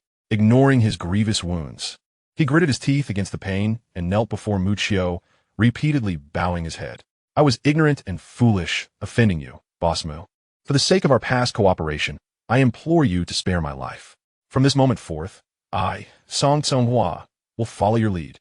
At that moment, any remnants of his arrogance vanished, and he continued to bow until blood oozed from his forehead, yet he dared not cease. After enduring dozens of resounding blows, Song Songhua, trembling and bloodied, cast a glance at Mu Qiu. He observed Mu Qiu casually discarding a frost dagger, a faint smile gracing his countenance. "I can assure you that I will not take your life, but there is one condition. Do not let our paths cross again." Beside them, Lu Qingfei and Chen Weigua immediately displayed expressions of relief. Although Song Songhua had been expelled from the team, it was certainly preferable to losing his life. Elated, Song Songhua felt as though he had narrowly escaped death. However, a sinister thought crept into his mind. Once he returned to the base, he would surely report Mu Qiu for the cruelty inflicted upon a fellow comrade. With irrefutable evidence and the looming authority of the higher-ups at the base, Mu Qiu would face dire consequences, if not death. But suddenly, the right side of Song Songhua's body went numb, followed by an excruciating pain. "Ah!" he screamed, his voice a heart-wrenching wail, as he realized that his right side had been cleanly severed, blood gushing from a wound. Mu Qiu, retracting his hand, held the ice blade. now stained with crimson, exuding an eerie beauty. He had struck with precision, deliberately avoiding any fatal injuries to ensure that Song Tsonghua would not perish immediately despite the grievous loss of half his body. "I told you I won't kill you," Muchio remarked, turning to Lu Qingfei and Chun Weiguo with a gentle smile. "The stench of blood here is overwhelming. Soon it will attract the attention of nearby zombies. If you wish to avoid a grim fate, you should leave swiftly." His face retained that spring-like, charming smile. Yet to Lu Qingfei and Chun Weiguo, it appeared to be a devil's grin. They glanced at Song Tsonghua, who writhed in agony, his remaining half contorted grotesquely. Blood pooled beneath him, and his one remaining eye bulged with pain, sweat beading on his forehead, tears streaming down his face, his pupils filled with horror and dread. Chun Weiguo shook his head at Lu Qingfei. In such a state, it would be kinder for Song Tsonghua to succumb to death, especially since a horde of zombies would soon arrive, and in his current condition, he would merely serve as a meal for them. Lu Qingfei gazed in shock at Muchio's departing figure. What had this young man experienced that had hardened his heart so? His handsome exterior seemed nothing more than a facade. Within him lurked the soul of a demon. Meanwhile, far off on a hill dozens of kilometers away, a well-equipped team of over 100 individuals traversed the forest with remarkable agility, dressed in uniform black attire. At the forefront was a man clad in a pristine white suit, wearing black-rimmed glasses, his hair as white as snow, his expression utterly indifferent. Unlike the other fleet-footed members of the team, the man with white hair moved at a rather languid pace. Yet, astonishingly, as soon as his foot touched the ground, his figure appeared several dozen meters away, leaving a palpable tremor in the air behind him. Chapter 57. The White Reaper, the smile of Yuzuki Kiri in an instant. The white-haired man had traversed a considerable distance. Even though he walked as if leisurely strolling, he effortlessly distanced himself from his subordinates. "Captain," a voice suddenly echoed from above. The white-haired man looked up to see a winged humanoid figure soaring gracefully, its wings flapping as it circled in the air. "If we continue for another 10 kilometers, we will reach the center of Launcher City." As the white-haired man was about to nod in acknowledgement, a rustling sound abruptly emerged from the nearby shrubbery. Following this, a pair of blood-red eyes flickered, revealing a massive wild boar, its menacing tusks glistening, charging forth from a thicket. The target of this formidable beast was none other than the man leading the group. The boar's tusks reached skyward, stained with traces of blood, and its bulk far surpassed the ordinary. A single charge was potent enough to demolish a building. This was indeed a powerful mutant creature with an A-class energy level. A powerful gust of wind accompanied the boar's colossal form as it barreled forward. Yet the white-haired man seemed utterly unfazed, casually inquiring, "Have we pinpointed the exact location?" Adjusting his glasses, the white-haired man remained composed as the wild boar hurtled towards him, just as the creature's horrific tusks were about to collide with him. The space around the white-haired man warped momentarily, and he vanished from sight. The boar's strike missed entirely, crashing instead into a massive tree behind. Its tusks became ensnared deep within the trunk, leaving it bewildered. Meanwhile, the white-haired man found himself perched upon the broad back of the wild boar. Drawing 2 sword hilts from his waist, he gripped them firmly, unleashing 2 beams of laser light from the handles. With a deft flick of his wrist, the brilliant lasers pierced through the boar's thick neck. In the blink of an eye, he reappeared on the ground nearby, clutching a blue crystal core. Sunlight filtered through the gaps in the leaves, casting intricate patterns, while the white-haired man maintained an impassive expression, a glimmer briefly flashing in his black-framed glasses. The massive body of the mutant boar collapsed to the ground, blood gushing from its neck like a fountain. Above, the awakened individual, holding a map, pondered, "We should now be able to ascertain our approximate location." The white-haired man halted his steps, gazing at the approaching members of the enforcement team, and commanded, "Notify the surrounding search teams to suspend all operations and assemble at Launcher City Square within half a day." "Understood." The awakened individual hovering above the airspace posed no surprise.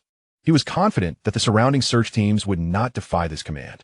This man was one of the rare S-class awakeners within the base, and also the captain of the enforcement team in the U-High 3rd Squad, known as the White Reaper, G.U. Phone, in a convenience store near the outskirts of London City. A portly man fixated on a boiling pot, a droplet of saliva trickling from the corner of his mouth. The alcohol boiler contained the last remnants of packaged food resembling canned luncheon meat found in the store. In recent days, The squad members had been scavenging for resources amidst the ruins while remaining vigilant against the ever-present dangers, subsisting on tasteless instant biscuits and canned goods that offered no culinary pleasure whatsoever. This dire situation had left the gluttonous man in a state of craving, prompting him to propose that the weary group utilize the alcohol boiler and available ingredients to prepare a simple hot pot. Chun Wei-guo approached, clutching a few cans as he walked by the shelves. Noticing the man's insatiable gaze fixed on the boiler, he cautioned, "Do not let your guard down. Since our arrival in this neighborhood, the number of zombies has dwindled significantly. We are nearing the city center, where one would expect to encounter hordes of zombies. This situation feels rather peculiar." Upon hearing this, the portly man shuddered, suddenly recalling the bizarre infant encountered previously at the Third People's Hospital of London City.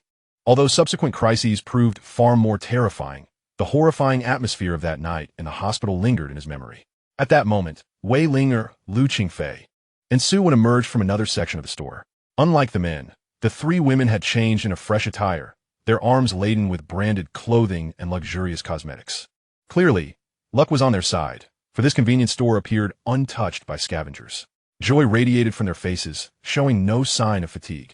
It seemed that shopping bestowed upon girls an innate advantage, rendering them immune to exhaustion. Wei Linger approached, her hands adorned with exquisite garments, and upon spotting the squatting figures of the portly man and Chun Wei-guo, she expressed her surprise.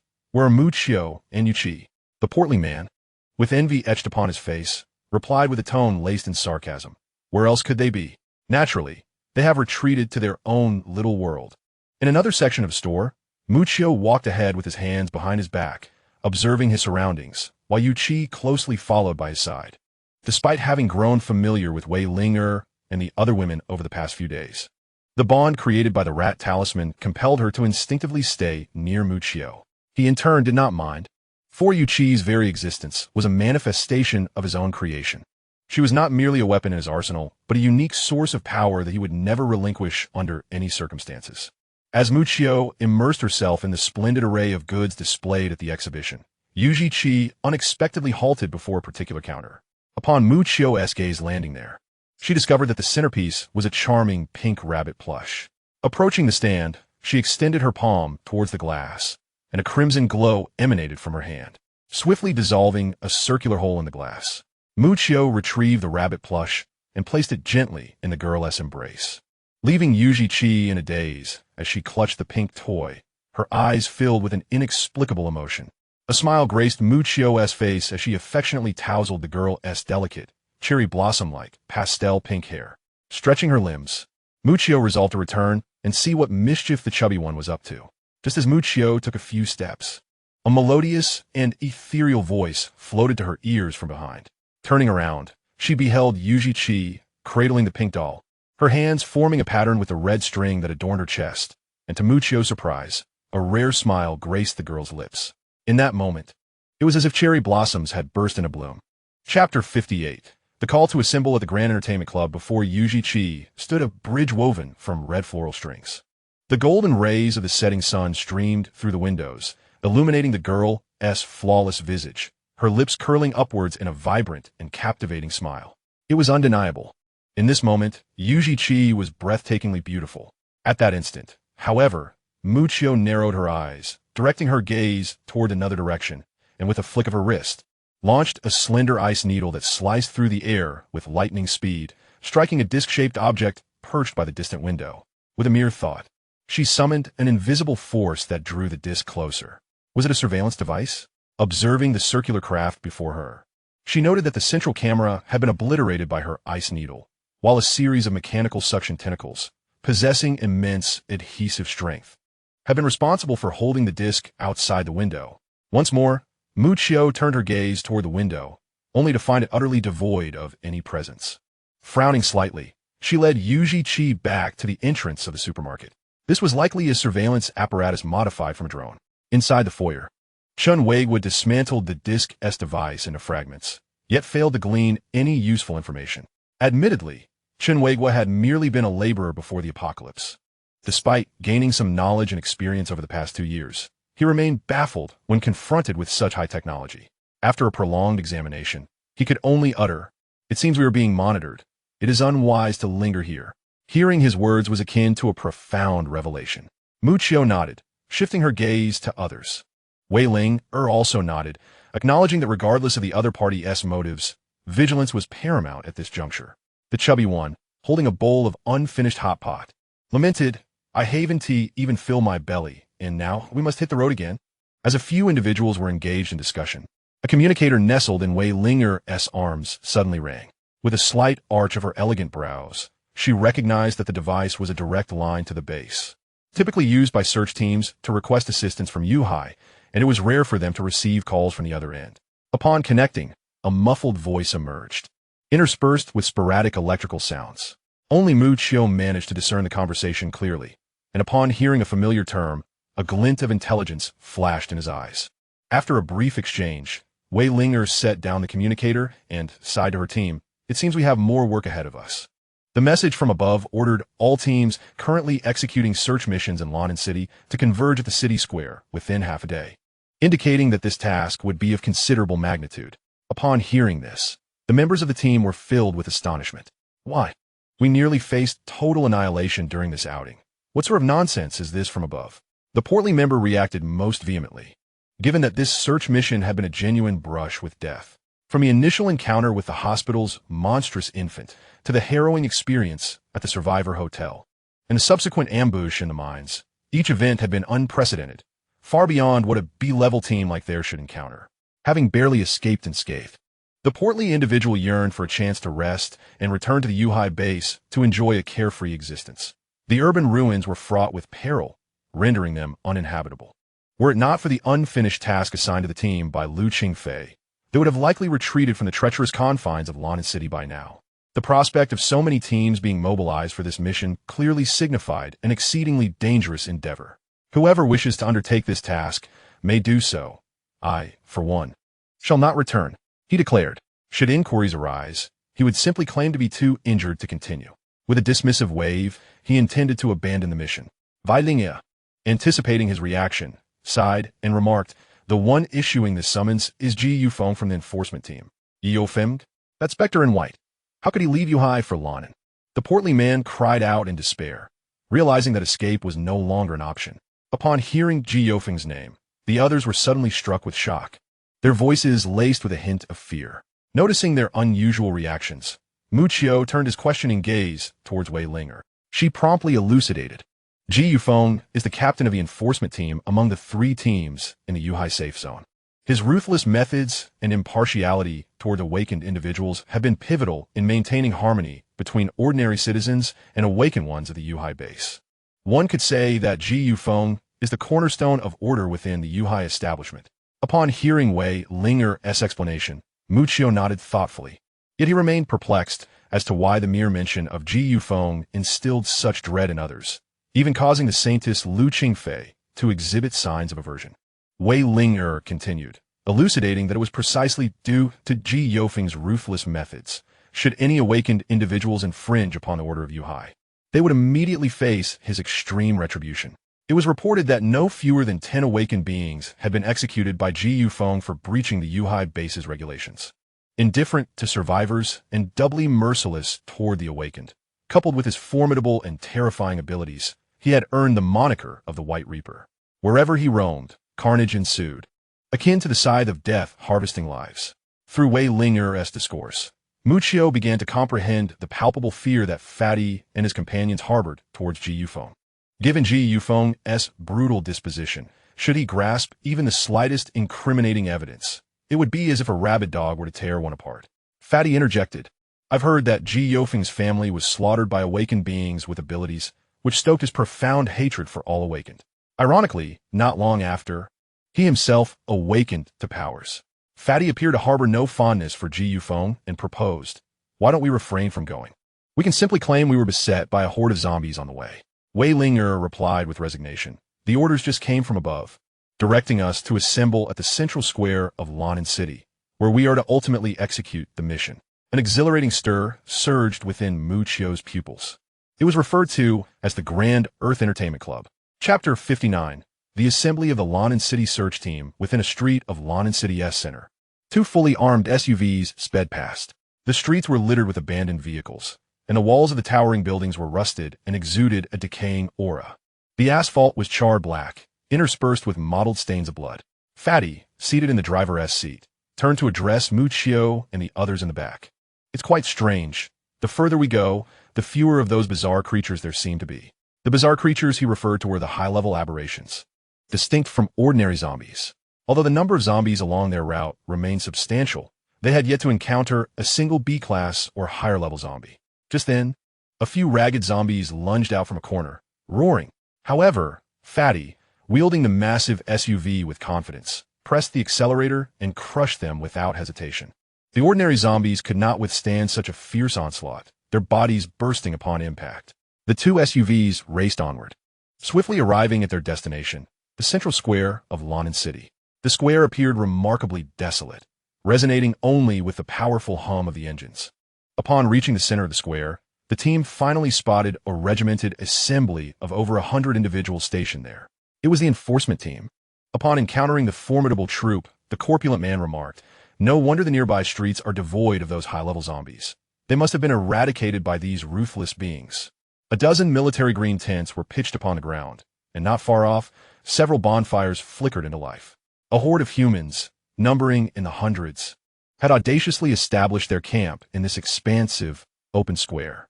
Muccio observed with keen interest the uniformed law enforcement warriors clad in black. Though only a small fraction were awakened, the remainder of humanity evidently bore the marks of specialized training, their physiques robust and vitality abundant, resembling elite soldiers from the pre-apocalyptic era. After a few individuals disembarked, a man donning a military cap emerged from the enforcement team. Once he confirmed the identities of the gathered, he led his small squad to a bonfire at the center of the square. A cluster of awakened individuals had already congregated near the tent beside the bonfire. Among them stood a man in a white suit, his white hair framing a strikingly composed visage, exuding an air of cold indifference even upon the arrival of Muccio and his companions. Wei Linger guided her group to an empty spot by the bonfire, observing that several search teams had also recently arrived. The corpulent man leaned in to whisper to Muccio that a motionless fellow is the captain of the enforcement team. Yofeng, be cautious not to give him any leverage. He is far harsher on awakened beings than on zombies. Upon hearing this, Muccio's gaze shifted towards Ji Yufeng, the captain known as the White Reaper. This formidable leader, perceptive in nature, turned his head the moment Muccio's eyes fell upon him. Ji Yufeng regarded Muccio with his unfeeling gaze. Unfazed by the icy scrutiny, Muccio responded with a serene smile and a slight upward curve of his lips. At that moment, the distant roar of a powerful engine pierced the air. A lavish, eye-catching convertible sped towards them from across the street. A young man, adorned in extravagant attire and sporting sunglasses, stepped out of the vehicle. With a flamboyant hairstyle, he resembled a dashing young aristocrat out for leisure. Several similarly dressed young men followed in his wake, though none could rival the ostentatious charm of the sunglasses-clad gentleman. Approaching the assembly, the man removed his sunglasses with a flourish and declared, "Good morning, everyone. The Hunter's Fragrance team has arrived, and it brings me great joy to see all of you old friends safely gathered here." He appeared quite familiar with the search teams present. Upon spotting Ji Yufeng in his white suit seated before a tent, a look of surprise crossed his face, and he approached with flattery, saying, "Brother Ji, what brings you here personally? Whatever task you have, just give us the word, and we shall see it done thoroughly." However, Ji Yufeng, unimpressed by the flattery, merely cast a cold glance at the sunglasses-wearing man. The latter felt as if plunged into an icy abyss, shivering instantly from the chill of Ji Yufeng's demeanor. As he witnessed the flattery fall flat, he dared not utter another word. The man in sunglasses turned, and upon glancing in the direction of Muccio's team, a look of delight illuminated his face. He swiftly approached Wei Linger and Lu Qingfei, presenting a self-assured smile he believed to be charming. Is this not the enchanting Miss Ling? It seems fate has conspired to bring us together, even amidst the terrifying ruins of this city. What a remarkable twist of destiny." With that proclamation, he bent down, attempting to grasp Wei Linger's hand. A clear expression of disdain crossed her features as she evaded his unwelcome advance, retorting, "Chu Nan, there is no connection between you and me, you frivolous dandy. It is truly unfortunate you survived the zombies." Seeing his tactics fail with Wei Linger, the man shifted his attention to Lu Qingfei, only to be met with the same merciless rejection. The rotund companion cast a disparaging glance at the man in sunglasses and explained to Muchio, "This pretentious fellow is named Chunan. Before the apocalypse, he was the epitome of a wealthy layabout, and somehow, after the outbreak, he awakened supernatural abilities. Thankfully, the order in Yuhai keeps him in check. Otherwise, countless young women would undoubtedly suffer." "A virgin?" Muchio exclaimed in astonishment. "Ah, old Chun, you have arrived." At that moment, a group of search team members clad in work attire approached Chinwagwa. Their ages ranged from their 40s to 50s, with some donning yellow hard hats, resembling individuals freshly emerged from a construction site. Upon seeing them, Chunwagwa's face brightened. Old Zhang, you have made it." The lead worker jovially threw an arm around Chunwagwa's shoulders, grinning widely. "It has been ages since we gathered. After all, we were comrades in labor back in the day." Then, turning his gaze toward Muchio's group, he inquired, "Where is Tsonghua?"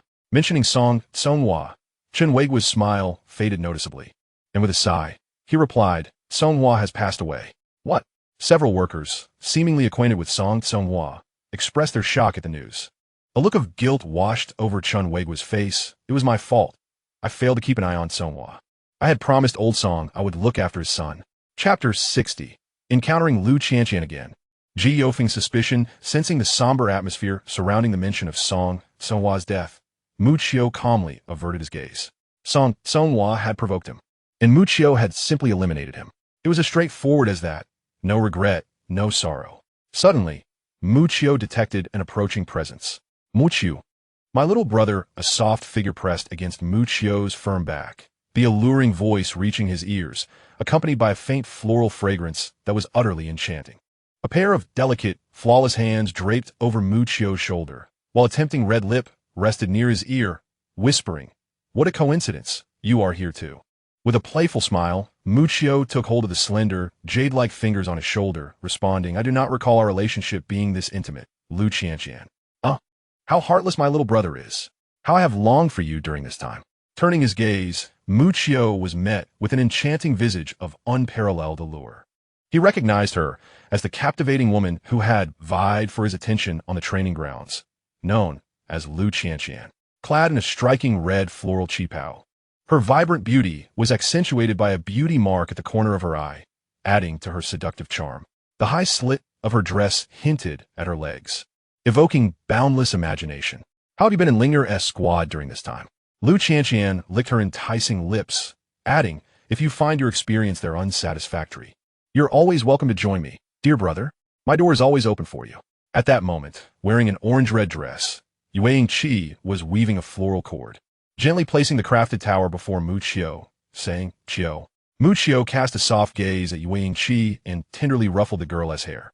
Seeing Yue Qi's angelic face, Lu Qianqian momentarily paused, a flicker of astonishment crossing her eyes. She soon recovered, her sultry smile returning. "No wonder little Muchio looks down upon associating with ordinary women like myself. It seems he is already in the company of such a stunning beauty." Chunnan, dressed in splendid attire, felt disheartened as he was simultaneously rejected by Wei Ling'er and Lu Qingfei. Yet his spirits lifted when a striking orange silhouette captured his attention. Goodness, is there such a gem? The beauty, her figure, her ethereal demeanor. Chunnan swore he had never encountered such a uniquely captivating girl, as if she had stepped out from the realms of a fantasy world. Unable to resist, he approached her, attempting to strike up a conversation. "Excuse me, beautiful lady," he began, displaying his gentlemanly demeanor in hopes of winning her heart. However, his eyes inadvertently caught sight of the alluring figure of Lu Qianqian. Lu Qianqian. Upon seeing her, Chunnan's expression shifted to one of sheer alarm, his body trembling involuntarily. Lu Qianqian's crimson lips curled into a smile as she teased, "Oh, isn't this the Virgin? What a coincidence that you were summoned too. Well, Sister Qianqian, I am indeed a part of the Yuhai base.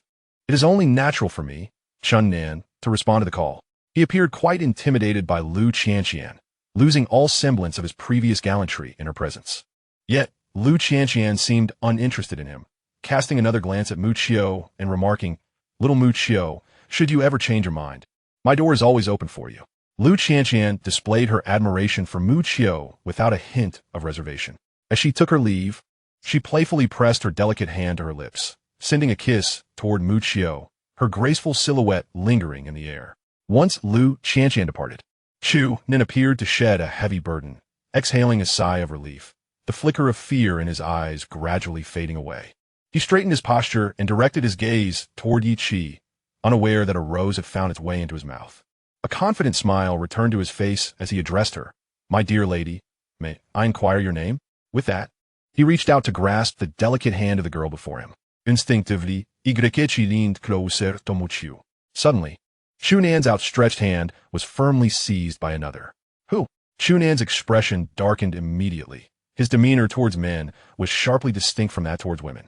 Muqiu narrowed his eyes and smiled lightly. "What is your intention? You bastard." Chunan's fury ignited. In Yuhai, no one had ever dared to speak to him in such a manner. However, before he could finish his retort, a scene of sheer terror unfolded before him. He observed a bluish luminescence swirling around the palm of Muqiu, which swiftly expanded into a magnificent frost that crept along Chunan's arm, instantly encasing it in ice. Terrified, Chunan's face blanched. Even he, despite his usual arrogance, recognized he had encountered a formidable opponent and hastily withdrew. Elemental affinity? Chu Nin clutched his frozen arm. Dread etched across his features. Yet, Muqiu paid him no heed, instead taking Yi Qi's tender hand and walking away. From a distance, Ji Yufeng witnessed the spectacle, narrowing his eyes at Muqiu's retreating figure. Is he the Muqiu that Wei Linger brought back from the ruins? He inquired of the man beside him. Clad in a military cap, he has now joined Wei Linger's team, came the reply. I recall our team closely monitoring him not long ago, correct? As Ji Yufeng spoke, his gaze shifted to Yi Qi beside Muqiu. Who is this girl? He asked. No one in the base possesses such a visage. She must be a new recruit. His subordinate responded. Yi Qi's exquisite features resembled those of a porcelain doll emerging from an anime, unforgettable after a single glance. It was no wonder his subordinate was so certain. Ji Yufeng nodded slightly, his indifferent countenance revealing no discernible emotion. Yet his eyes remained fixed on the silhouettes of Muqiu and Yi Qi. Grade A, Ji Yufeng murmured, his lips moving. The moment Muqiu unleashed his power, Ji Yufeng sensed the overwhelming surge of extraordinary energy. He found himself intrigued. How had someone who merely a week prior was a low-tier Grade B awakener ascended to Grade A in such a brief span? Keep a close watch on his movements. Ji Yufeng instructed his subordinate slowly. Chapter 61. The Church of Exotic Origins. The Archfiend's archenemy. As night fell, the stars twinkled against the backdrop of a summer evening.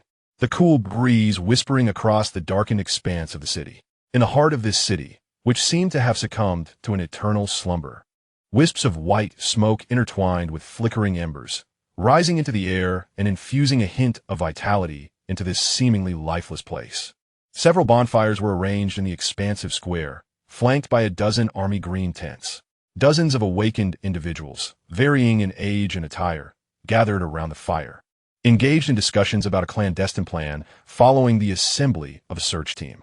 Muqiu sensed that the members of this search team possessed at least B-level capabilities, with over a dozen having attained A-level prowess. His gaze then fell upon a white-haired man clad in a suit, the expression on his face one of indifference. Ji Yufeng, the captain of the enforcement team. The fluctuations of his abilities radiated with a greater intensity than those of the others. If the powers of the A-level awakened were akin to a pool of warm water, Ji Yufeng's essence was a pristine spring. He was unmistakably an S-level awakened individual. Muqiu narrowed his eyes slightly, the smile on his face diminishing considerably. For reasons unknown, upon seeing Ji Yufeng, the consciousness of the infernal demon within him grew restless, a nameless fury surging from the depths of his heart. Ji Yufeng stood beside the tent, signaling to a middle-aged man nearby.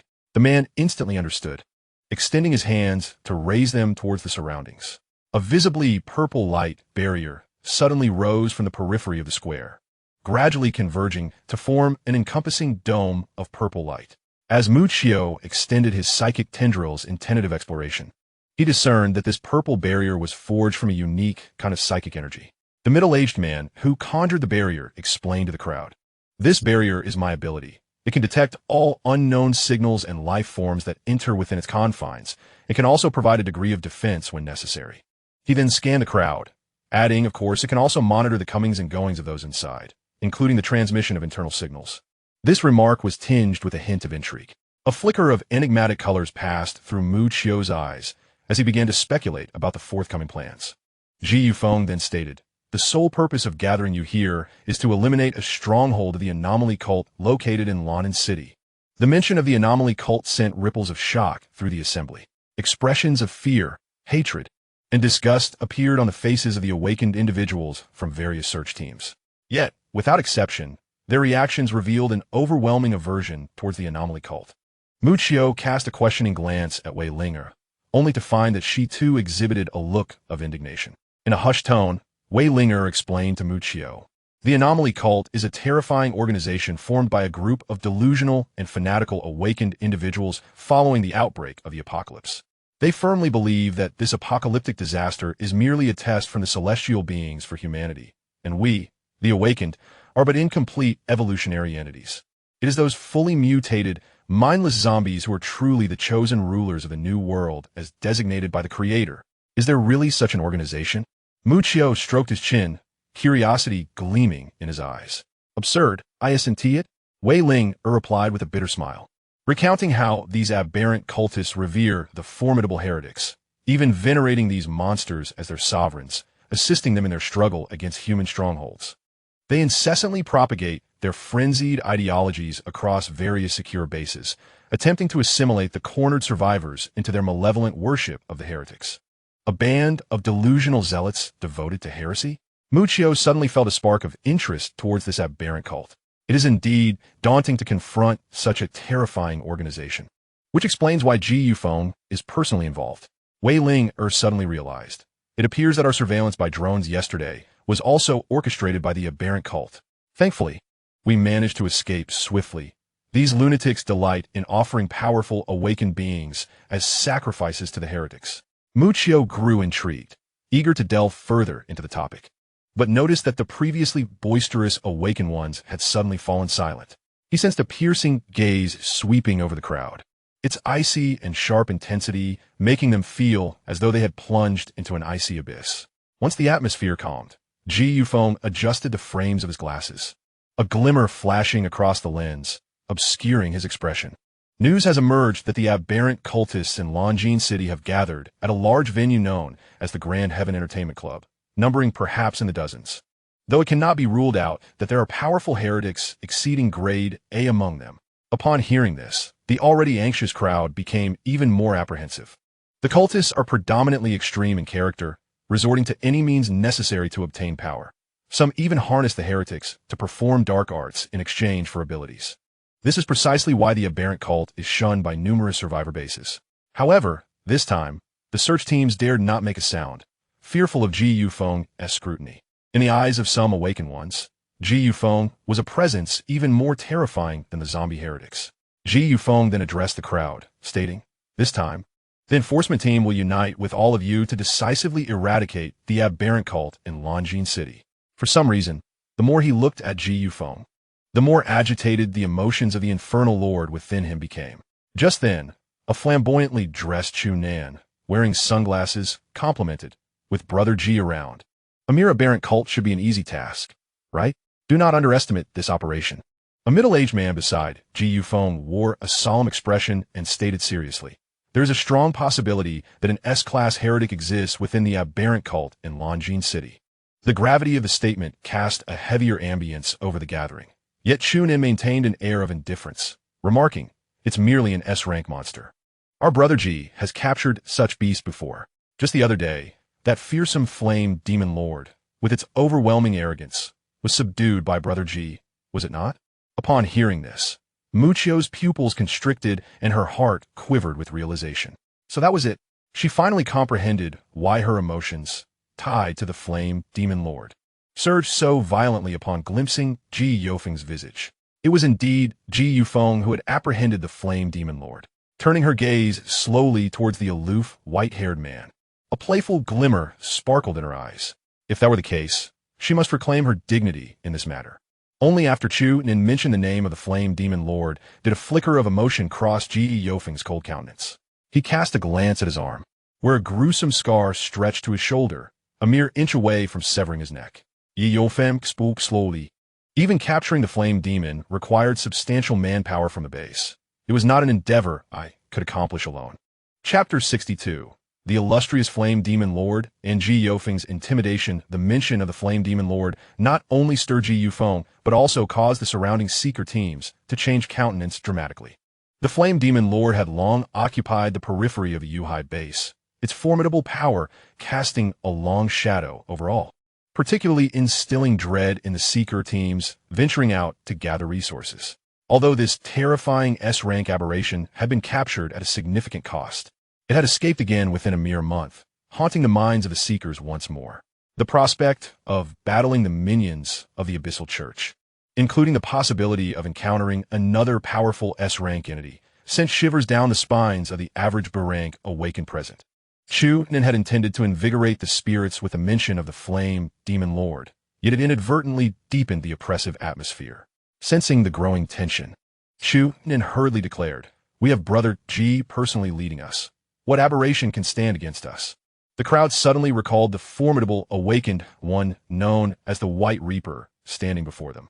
Ji Yofeng's gaze swept across the awakened present, and where his eyes fell, the Seekers recoiled, fearful of being scrutinized by the White Reaper, with none daring to meet his gaze. Except for one, Ji Yofeng's eyes landed on Muchio. With an unruffled demeanor, returned his gaze with a knowing smile. For some inexplicable reason, Ji Yufeng felt an odd sensation wash over him, as though he were suddenly under the scrutiny of a terrifying aberration. He furrowed his brow, suppressing his thoughts, and turned his frail form towards the multitude of Seeker team members. Under the ethereal glow of the moonlight, his pristine white suit gleamed with an almost supernatural luster, complemented by the pallid, indifferent visage of Ji Yufeng, resembling a spectral messenger emerging from the depths of a hellish realm. A battle was imminent, and Ji Yofeng's icy proclamation reverberated in the ears of every member present. This is a war in which death is inevitable. Those wishing to depart are free to do so. However, each member leaving the team will incur a deduction of 100 merit points. Upon hearing this, the eyes of the assembled search team widened in shock, their hearts quaking with trepidation. Each squad, upon concluding their reconnaissance missions, would report the resources and intelligence they had gathered to the higher echelons of Yuhai, subsequently earning rewards in the form of merit points. These merit points, a currency unique to the search teams of the Yuhai base, could be exchanged for crystal cores, weaponry, and other commodities common in the post-apocalyptic world, even providing access to information on resource locations. In essence, merit points were the lifeblood of these search teams. Typically, a single mission would yield a modest 10 to a dozen merit points. Thus, Ji Yofeng's immediate threat to deduct 100 points fell akin to a death sentence for these teams. The awakened individuals exchanged glances, their faces betraying hesitation. Ultimately, none dared to rise and opt for departure. What was the purpose of their arduous scavenging in the desolate urban wasteland, if not to leverage their abilities for a better existence in this dystopian reality, in this new world? Merit points held far more significance than wealth ever did before the apocalypse, rendering the notion of relinquishing them utterly unthinkable. Their resentment towards this coercive mandate was palpable, yet they remained silent, for the enforcer was none other than the infamous White Reaper, who would dare to provide him with grounds for reproach. It was well known that this White Reaper was exponentially more ruthless towards the awakened than he was towards ordinary survivors. As Ji Yufeng surveyed the assembly and noted the absence of any defections, he adjusted his black-rimmed glasses, his gaze beneath the illuminated screen remarkably frigid. After a meticulously orchestrated meeting, Ji Yufeng had meticulously planned the operation to eradicate the anomalous cult stronghold within Lanyi City the following day. In a towering edifice situated at the heart of Lanyi City, dim lights flickered in the shadowy corridor. From the depths of his corridor came the sound of wheels turning, revealing several figures illuminated by the sparse light. A pallid man clad in a red robe emerged from the shadows, accompanied by several figures cloaked in black. Most astonishingly, a group of individuals in purple robes was seen hauling a massive cart enclosed by iron bars, nearly obstructing the entire breadth of the corridor, covered by a dark curtain. The contents of the cart remained shrouded in mystery.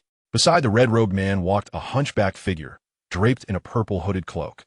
Surely, the Yuhai personnel are nearly upon us, are they not? The man in the red robe inquired, his tone monotonous and hoarse. A figure draped in a purple robe remarked, "They have already begun summoning search teams from the surrounding areas. It seems they are quite serious this time.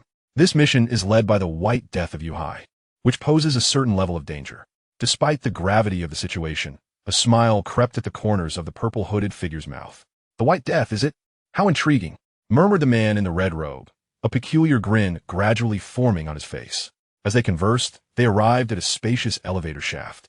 Several black-robed figures behind them began to haul up a covered cart. The purple-robed figure slowly pressed the button for the underground floor. With a chime, a glimmer of light flashed from the top of the elevator, which then unexpectedly began to move. Remarkably, even in this perilous heart of the city's wasteland, there existed a mechanism sustaining power. As the elevator descended, the purple-robed individual turned to the man in red and said, "The people above have started inquiring about the results of the experiments conducted here." "Results of the experiments?" The man in red replied, his voice hoarse and dry, a faint smile appearing on his pallid lips. "I believe this is the perfect moment to unveil the fruits of our labor. The White Death and his team shall meet their demise here." With another click, the elevator reached the bottom. The man in red led his entourage out into the shadowy underground parking lot, where pairs of blood-red, ravenous eyes stared vacantly ahead. One of his subordinates switched on a flashlight, revealing that the owners of these crimson eyes were, in fact, tattered and blood-soaked, terrifying zombies. These grotesque creatures stood silently in the vast parking lot, reminiscent of lifeless wax figures. In the dim and humid atmosphere, the flashlight illuminated their vacant, hollow eyes and fearsome visages. Chapter 63. The Ominous Veil. A moonlit conversation. The man in red waved his hand to signal, and his black-robed subordinates immediately understood, lifting the curtain over the iron cage. What followed was even more horrifying. Within the steel confines were several disheveled, emaciated human survivors. Their limbs were bound with coarse ropes, their mouths sealed with tape, fear etched across their faces, tears staining their cheeks. The black-robed figures unceremoniously tossed the survivors on the ground. One of them produced a dagger from his waist and slashed the arms of several survivors. Crimson blood gushed forth from the wounds, instantly saturating the air with a heavy, metallic scent. The horde of zombies was swiftly roused by the scent of blood, their eyes narrowing with ferocity as they gazed hungrily at the fallen survivors.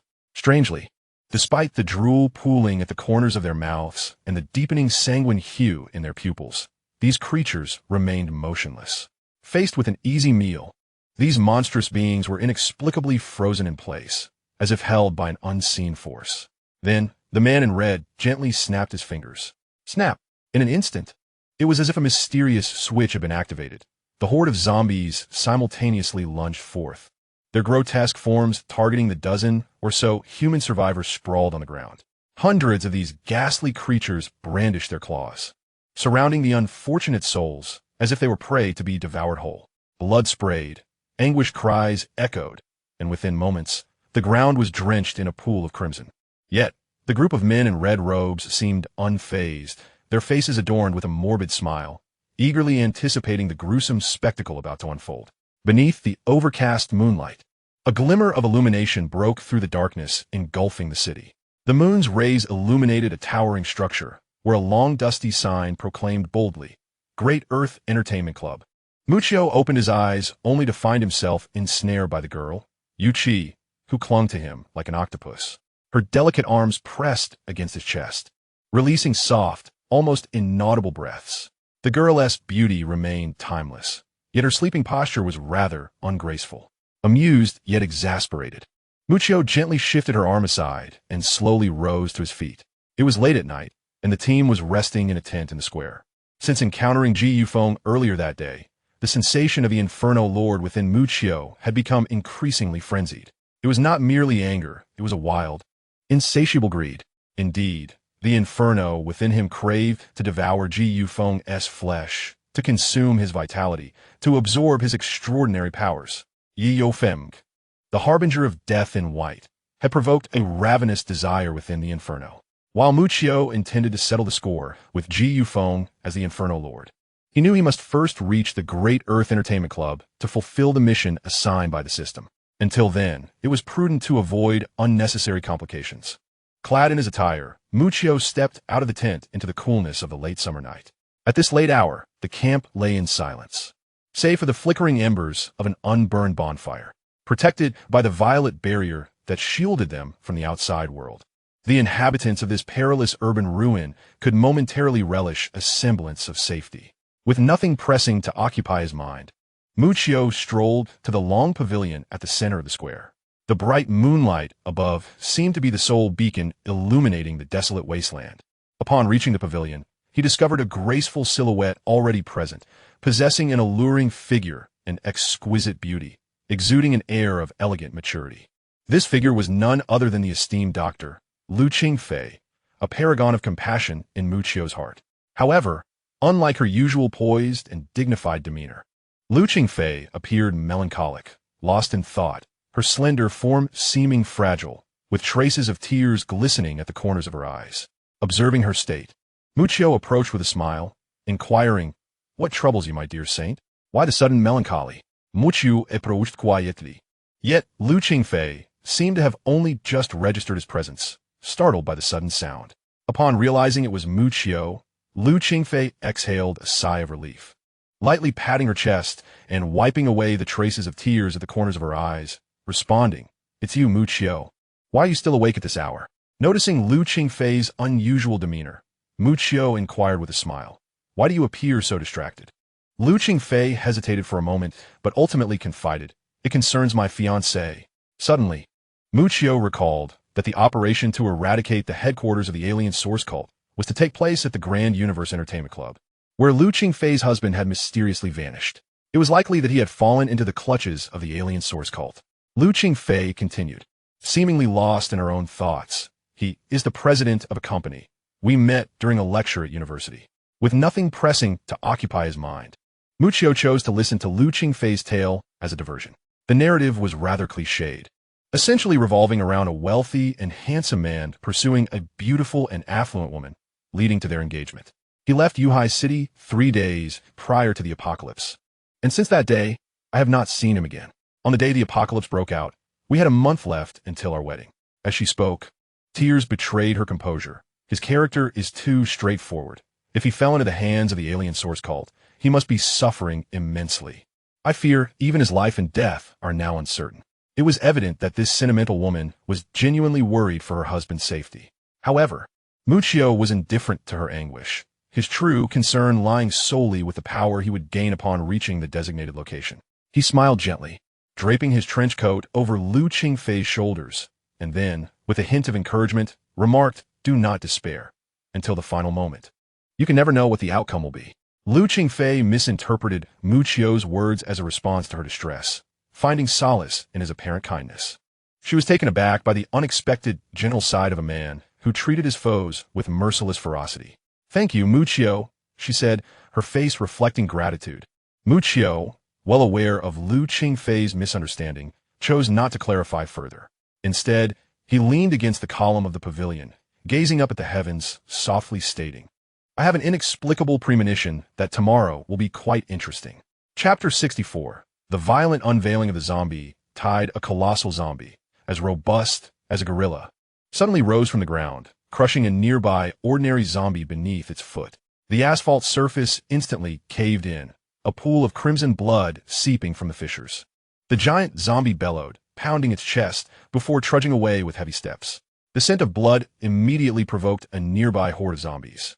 Several grotesque figures of the undead lurched toward the corpse lying within the crevice. Suddenly, a shadowy figure darted past, instantly sending several zombies flying. It was astonishingly a mutated zombie with claws sharp as daggers. With astonishing speed, the mutated creature seized a dismembered corpse from the ground and vanished into the depths of the alley like a fleeting specter. A low guttural growl, reminiscent of torn vocal cords, echoed through the district. Swarms of zombies were scattered throughout the area, jostling against one another, interspersed with an array of bizarre and grotesque aberrations. After a night of fermentation, the previously sparse undead, cleared by the enforcement team, had congregated once more in alarming numbers. The city center was particularly congested with an overwhelming throng of zombies, clad in tattered garments stained with ancient blood, their faces twisted in grotesque expressions, bulging eyes glaring out. Some even exhibiting deformities akin to ferocious beasts ready to pounce from the jungle. Suddenly, the earth trembled as the thunderous roar of engines and the rumbling of wheels resonated from afar, stirring up dust and debris. A fleet of more than a dozen olive-green Hummer military vehicles emerged on the distant street. These military green Hummers raced forward, evidently modified, resembling iron beasts traversing through a jungle. Following closely behind the line of military vehicles were several other modes of transportation, including equally armed off-road vehicles, luxurious and flashy sports cars, and a few galloping steeds. Even more absurdly, among the convoy were several enormous yet swift yellow bulldozers, their operators clad in work vests, resembling laborers just returning from a construction site. The thunderous sound of rolling wheels instantly roused the entire street's zombies, ravenous creatures charging forth in droves towards the approaching convoy. From a distance, the multitude of zombie heads formed a dark mass, surging towards the vehicles like a crimson tide. At that moment, a row of square cannons unexpectedly rose above the lead military vehicle. Boom! Thick smoke billowed forth as a series of red shells were launched with a deafening blast. Whoosh! Directly in front of the horde, a colossal mutated zombie was struck by the shell. With a resounding explosion, dense black smoke and searing flames shook the entire district. The aftershock of the blast rippled out for dozens of meters, engulfing the surrounding aberrations in a wave of explosive force, sending charred remains and blood splatter soaring into the air. Rather than recoiling in fear, the remaining zombies, invigorated by the scent of blood in the air, eagerly surged forward, their grotesque bodies flailing as they charged towards the convoy. At that moment, a detached, emotionless voice emanated from the communication devices within all the vehicles. Almost simultaneously with the issuance of this command, the front bumpers of several military Hummers transformed into spikes forged of steel. As the speed of the tires increased, the engine roared, and the armored military vehicle charged headlong into the tide of corpses ahead, resembling a formidable battalion of valiant warriors. The grotesque zombies, terrifying in the eyes of ordinary people, appeared almost as fragile as paper before this metal beast. The sharp thorns of makeshift spears swiftly pierced the zombies' weak flesh. The violent collisions, accompanied by the tearing and slicing of bodies, transformed the modified steel tires into instruments of destruction akin to the tracks of a tank, effortlessly crushing the frenzied undead. The thick smoke and blood mist coalesced to create a scene replete with the aesthetics of violence. This spectacle left the search team members in the rear utterly astounded. Unlike their small squads that explored the urban ruins with utmost caution, fearful of making even the slightest noise lest they be overwhelmed by a terrifying horde. The law enforcement team's ferocity in carving a path through the sea of corpses was truly unforeseen. Goodness, is the strength of this enforcement team truly this formidable? The rotund driver, gripping the steering wheel, gazed in astonishment at the transparent sea of corpses and blood ahead, his eyes wide with disbelief. Wei Linger, however, wore an expression of expectation. This is typical of Ji Yofeng's style, whether dealing with zombies or humans. As her brother Wei Ying was a colleague of Ji Yufeng, she had naturally gleaned much about him from Wei Ying. With an unusual seriousness, Wei Linger remarked, "It is said that when the enforcement team was first established, there were proposals for combat squads, extermination teams, rescue teams, and so forth, but ultimately Ji Yufeng insisted on naming it the enforcement team. Ji Yofeng's enforcement team not only upholds the order of Yuhai, but also enforces the laws of the entire world." Muchio, listening to Wei Linger's words, was taken aback to learn of such origins behind the team's name. To enforce the laws of the world? Muchio chuckled lightly. "I must say, Ji Yufeng possesses quite the audacity. Indeed, without such courage, how could he possibly live up to the moniker of the White Reaper?" The flames of battle continued to rage ahead. Under the relentless charge of the armored vehicle, a breach had been opened in the horde, yet countless zombies, undeterred by death, continued to surge forward. More accurately, they had long since died, which is why they fearlessly pressed on. The roof of the front military vehicle was opened, and the soldiers of the enforcement team took the opportunity to unleash a barrage of gunfire. The tongues of flame erupting from the muzzles as countless bullets rained down upon the tide of corpses. A multitude of zombie heads were struck by the swift bullets, bursting apart like watermelons, blood spraying into the air, saturating the ground with a crimson deluge. The densely packed horde on the streets was swiftly parted, revealing a pathway, through which dozens of vehicles carrying the living could be seen. Among the foremost of the armored vehicles, Ji Yufeng, clad in a white suit, sat within, orchestrating the operation. The communicator in the vehicle crackled to life. "Captain, we have opened a breach in the horde. If this continues, it is anticipated that we shall soon reach our destination." Upon hearing this, Ji Yufeng, seated in the passenger seat, exhibited no semblance of joy, His pale lips slowly uttered the chilling words, "Something feels amiss." A nearby officer expressed his confusion. "Captain, we have easily evaded the horde of zombies. This should be a cause for celebration." Chapter 65. Entering the Trap. The doors of the club swing open. Gu Feng remained silent, instead commanding the team to advance further. The entire enforcement squad's process of clearing the zombies proceeded with remarkable ease, without even a single loss of manpower. This success invigorated the search team, following closely behind, instilling confidence in their forthcoming plan to eradicate the aberrant cult. Yet, only a scant few among them held an optimistic view in light of this seemingly favorable situation.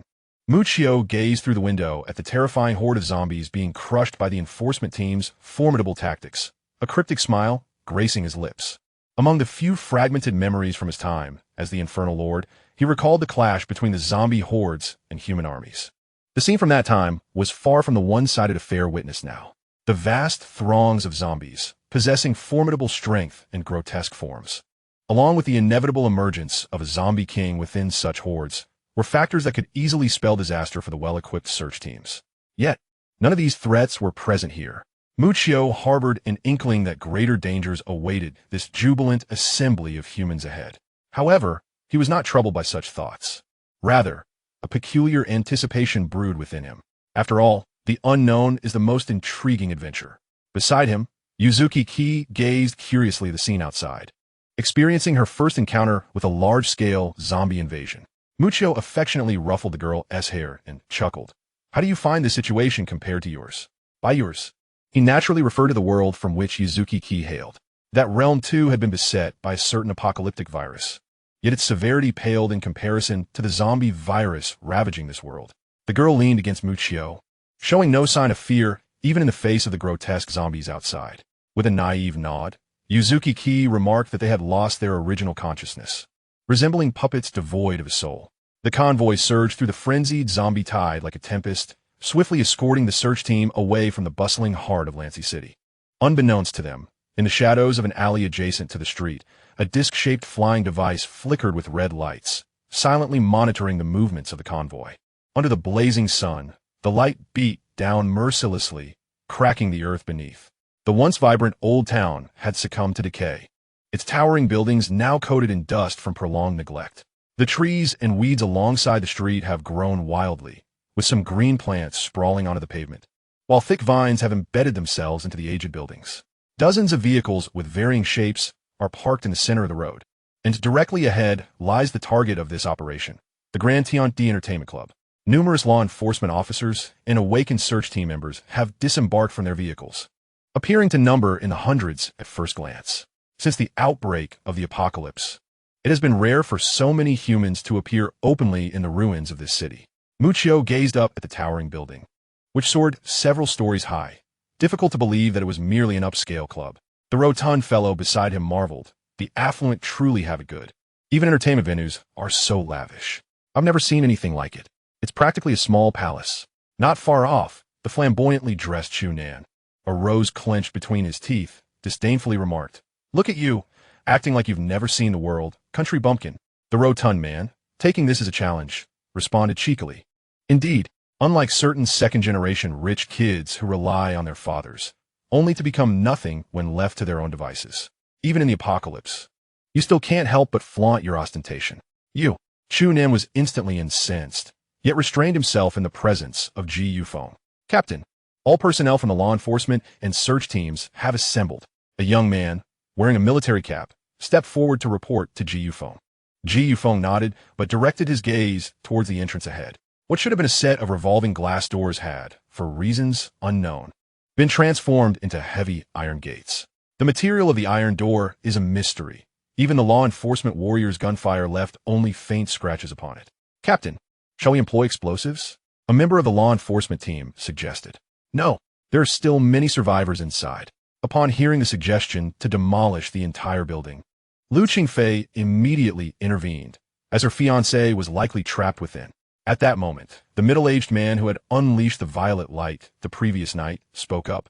The Grand Tianti Entertainment Club is the largest entertainment center in Lannan City, frequented by dignitaries from all walks of life. The survivors inside have likely been taken hostage by the alien source cult. After a brief hesitation, The man continued. Boss Zhang's nephew seems to be missing here as well. Before we left, Boss Zhang specifically urged us to do our utmost to rescue his nephew.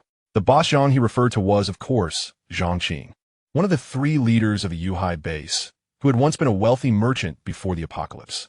As the team members engaged in heated discussions, vacillating in their decisions, Ji Yufeng suddenly raised his hand. The crowd fell silent, and Ji Yufeng proclaimed, "No need, it is already opened." As soon as he spoke, a clicking sound echoed from the iron door not far away. Everyone's hearts jolted. Turning toward the sound, they realized that the heavy iron door, no one knew when, had already silently opened. Beyond the door lay the ultimate objective of their mission, the Alien Source Church. Members from both the enforcement unit and the hastily assembled search teams stared into the pitch-black entrance, exchanging uncertain looks. Could this be an empty city ruse? The fat man swallowed hard, unease rising in his chest. This time, no one answered him, because the same stunned silence weighed on everyone else's mind. Anyone with eyes could tell that traps surely lay within. Yet with the mission pressing, they found themselves at a loss. Ji Yufeng's expression remained as indifferent as ever. He gave a single order, "Follow me inside." With that, he stepped forward alone, walking straight into the building. At this point, everyone could only obey. After all, with the White Reaper leading the way, there was at least some comfort.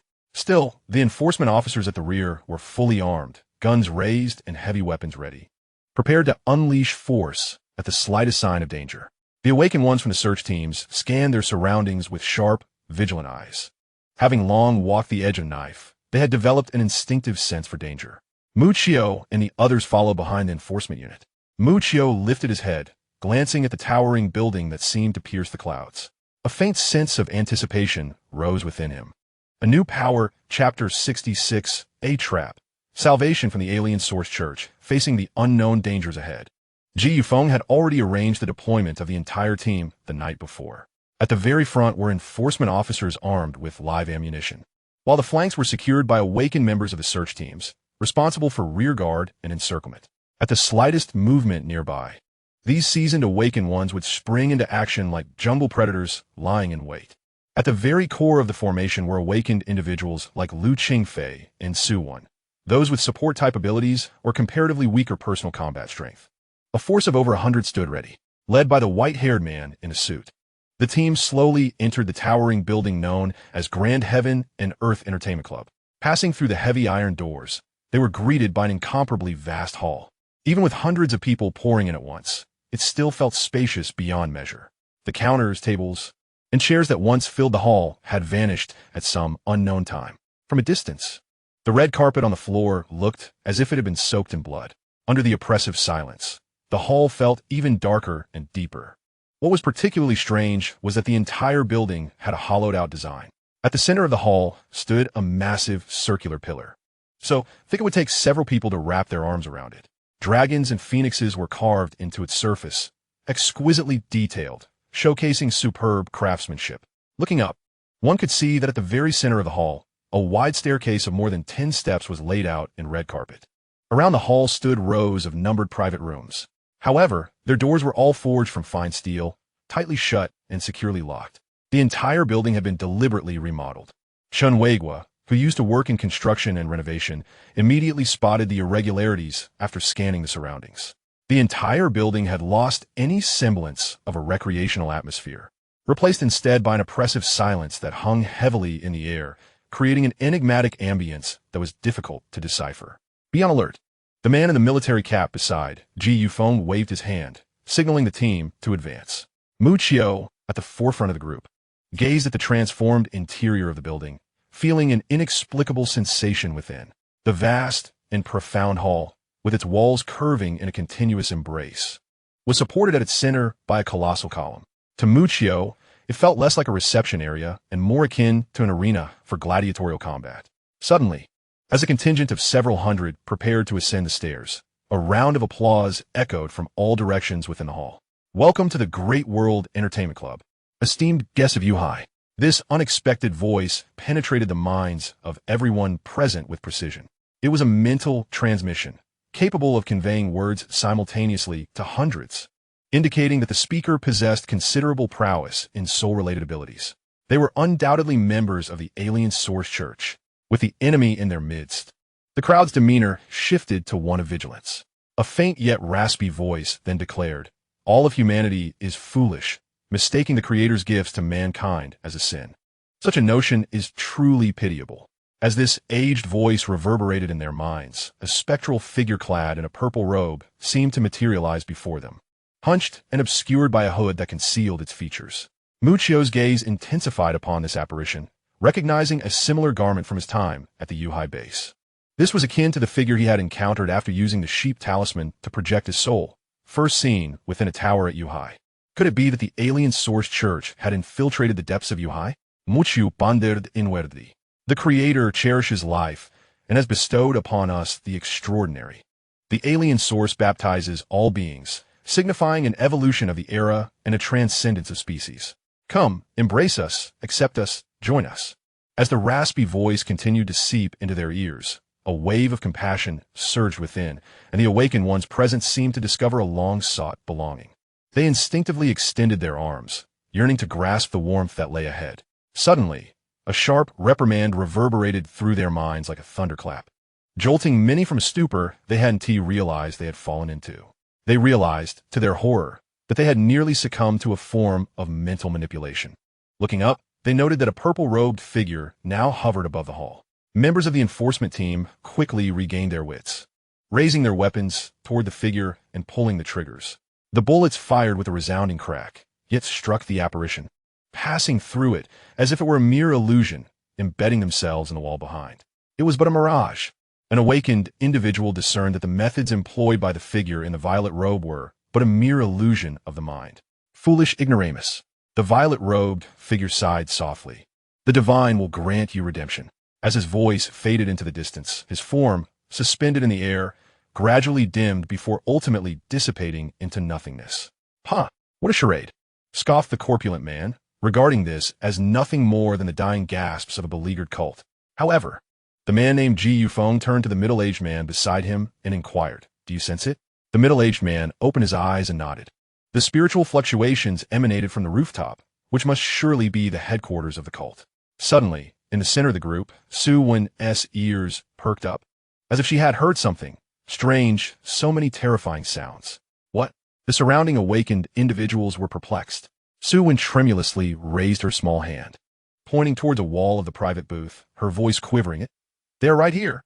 Just then, an eerie noise of mechanisms activating echoed from within the private booths surrounding the hall. With a thunderous crash, the group turned sharply only to find that the entrance through which they had entered was now firmly shut.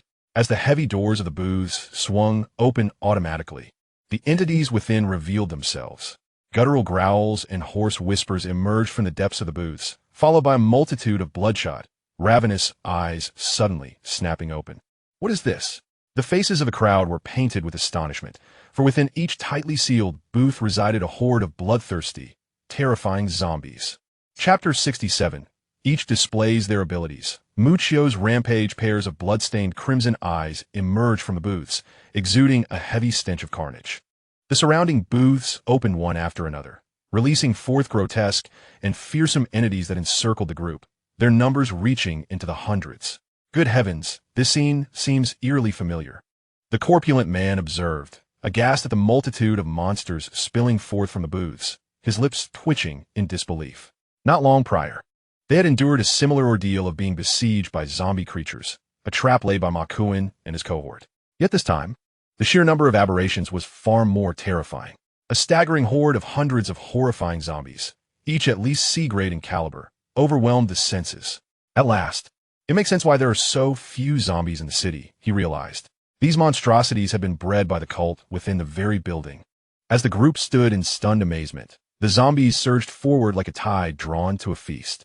The law enforcement team quickly regained their composure, pulling the triggers of their firearms, unleashing a torrent of flames as they frantically shot at the encroaching zombies.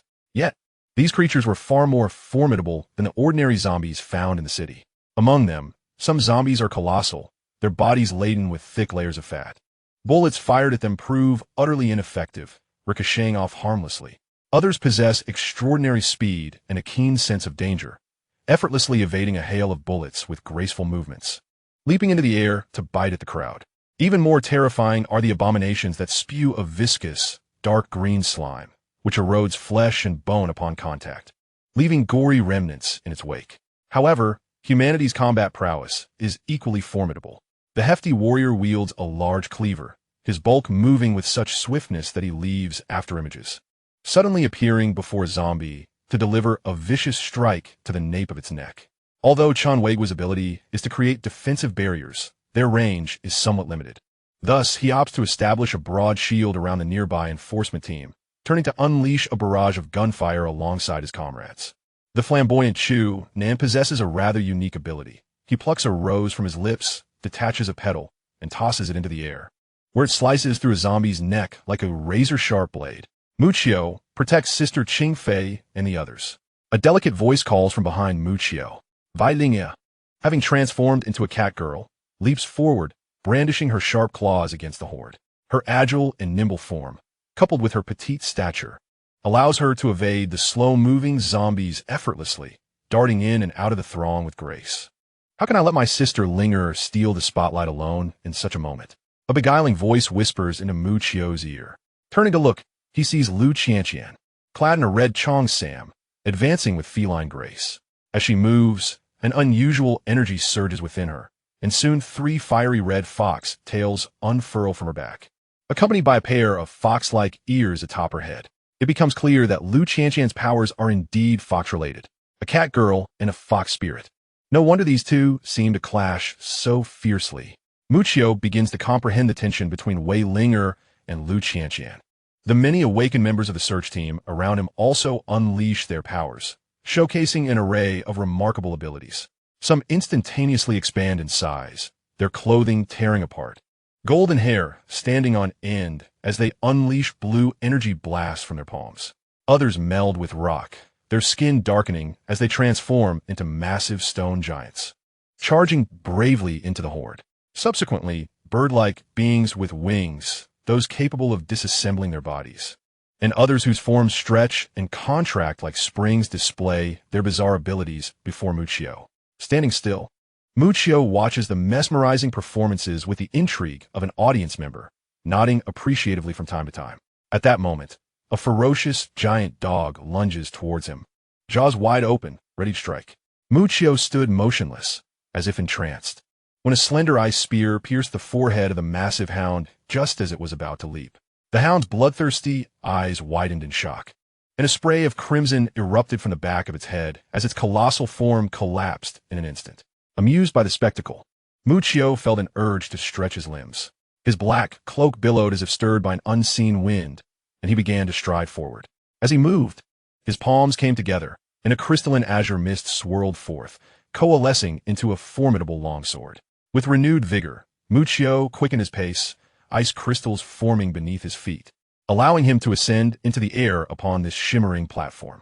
From the ground, a contorted yet agile zombie sprang forth, its skin an alarming shade of red, and its razor-sharp claws lunged at Muchio. He leapt into the air, and as his blade met the creature's claws, a shower of sparks erupted, the sound of metal clashing resonating through the air. In the next heartbeat, the longsword severed the zombie's claws with a crisp snap, and the agile undead was cleaved in two by Muchio's strike. Meanwhile, a group of zombies advanced towards Lu Qianqian, who wore a flowing qipao, her lips curling into a beguiling smile. Behind her, several red tails, conjured by her supernatural abilities, danced with a life of their own. Like the tentacles of an octopus, they lashed out, sending the zombies flying, while a sly glint sparkled in Lu Qianqian's eyes. Just then, a small figure darted past her, releasing a spray of dark green liquid. Lu Qianqian turned in terror, instinctively closing her eyes as she realized she could not evade the danger in time. At that moment, a black silhouette flashed by, accompanied by a magnificent arc of blue light. When Lu Qianqian opened her eyes, she found herself cradled in Muchio's arms. A blue ice wall standing before them, marked with traces of corrosive slime. The zombie was instantly encased in ice. Realizing Muchio had saved her, Lu Qianqian beamed and exclaimed, "Little brother Muchio, I am ever so grateful for your timely rescue." Just as she was about to continue, Muchio gently set her down and swiftly dashed toward the throng of corpses. Lu Qianqian stomped her foot in frustration, redirecting her anger toward the surrounding zombies. In the midst of the fierce battle between hundreds of awakened humans and the abominable undead, a dark figure wielding an ice-blue longsword moved with the grace of a reaper across the battlefield, dispatching several zombies with each decisive strike. Observing the agile figure amidst the chaos, Ji Yufeng remained impassive, his expression inscrutable behind his glasses, though a flicker of light danced across the lenses. Beside him, a middle-aged man remarked in admiration, "Truly, an elemental awakened one. Their power is undeniably formidable. In just a few years, they might rise to the stature of a Wang Dapeng." Ji Yufeng's eyes narrowed slightly behind his glasses, concealing the thoughts that lingered in his mind. Chapter 68. Shock. The terrifying zombies of the entire building suddenly. The hall was invaded by a multitude of zombies, predominantly of B and C ranks, presenting a formidable challenge. However, the human defenders from Yuhai were far from defenseless. The enforcement team's arsenal and the formidable awakened individuals, alongside the experienced search team hastily summoned, boasted an average rank of B. Consequently, while the battle was not without its challenges, it proved to be considerably more manageable than anticipated. Even Ji Yufeng, the peak S-rank powerhouse, remained aloof, merely observing from the sidelines. As the battle drew to a close, the once spacious and dim hall was now awash in blood. The luxurious carpets stained a dark crimson, littered with the dismembered bodies of both zombies and humans. The surviving fighters and enforcement team members, panting heavily, gazed at the carnage, momentarily overwhelmed by the realization that merely surviving was a grand luxury. Soon, under the collective gaze of the onlookers, Ji Yufeng approached the staircase, surveying the deep and broad steps, and slowly declared, "Those who are alive, follow me." Clad in an immaculate white suit, his expression remained indifferent, as if the brutal hellish battle had no bearing on him. At this juncture, despite the casualties, the remaining individuals, invigorated by the recent skirmish, dared not falter and eagerly followed Ji Yufeng up the stairs. Upon ascending, they immediately sensed a far more ominous atmosphere on the second floor. Outside, the day was bright and clear, yet the second floor was shrouded in darkness, the dim corridors exuding an eerie stillness, akin to the oppressive gloom lingering in their hearts. "My, this floor is truly vast, measuring 2 to 3 times the size of an ordinary floor," exclaimed a portly individual in the group, his shoulder wrapped in bandages from a recent zombie scratch, now healing under looching phase care. Muccio gazed upward at the layout of the second floor, which towered well above the height of several adults, leaving ordinary individuals in awe. It was indeed a suitable locale for slaughter. Muccio keenly detected an unusual scent in the air. "Caution, human survivors," an officer from the enforcement team warned. Just then, a series of low, rumbling growls echoed from afar. From in numerous private rooms on the second floor emerged shadowy figures, reeking of blood. The group instantly heightened their vigilance. Although only a few dozen figures appeared, the remaining members were on high alert. For these zombies, without exception, had all reached the B-rank level. Each exhibited a degree of mutation, not necessarily displaying overwhelming strength, but their temperament was undeniably more savage. Zombies, already fearless and devoid of pain, became exceedingly difficult to contend with at the B-rank level, especially when facing a horde of mutated zombies. Dozens of mutated zombies, characterized by their astonishing speed, surged into the ranks of the law enforcement team. Most of these members were ordinary individuals who had yet to awaken their abilities, leaving them utterly defenseless against the ferocious onslaught of these terrifyingly swift creatures. A few were instantaneously torn apart and devoured, blood splattering in all directions. In the next moment, the awakened individuals surrounding them quickly sprang into action, unleashing their powers against the rampaging mutated zombies. Muccio, however, refrained from intervening, choosing instead to quietly observe the intense battle unfolding nearby. Though these grotesquely deformed mutated zombies were indeed swift and possessed a terrifying B-level status, rendering them capable of annihilating any search team they encountered in the desolate ruins outside, the awakened fighters here were formidable, with many A-level experts yet to reveal their true prowess.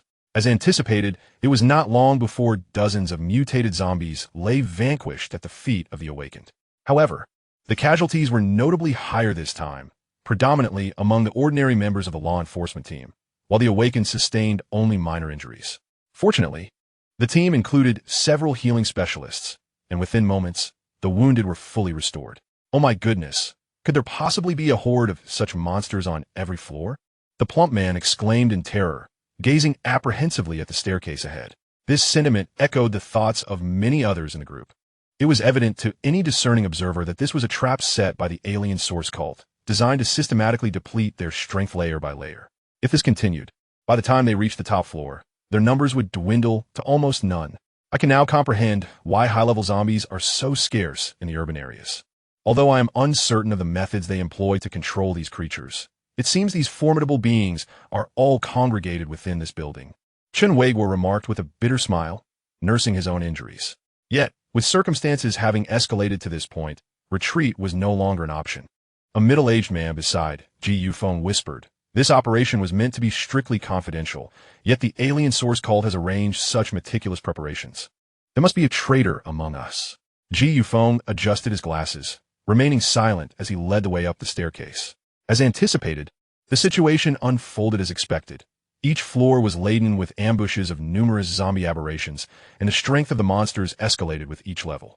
The law enforcement team had already suffered significant losses, and even the temporarily assembled search team of awakened individuals faced varying degrees of casualties.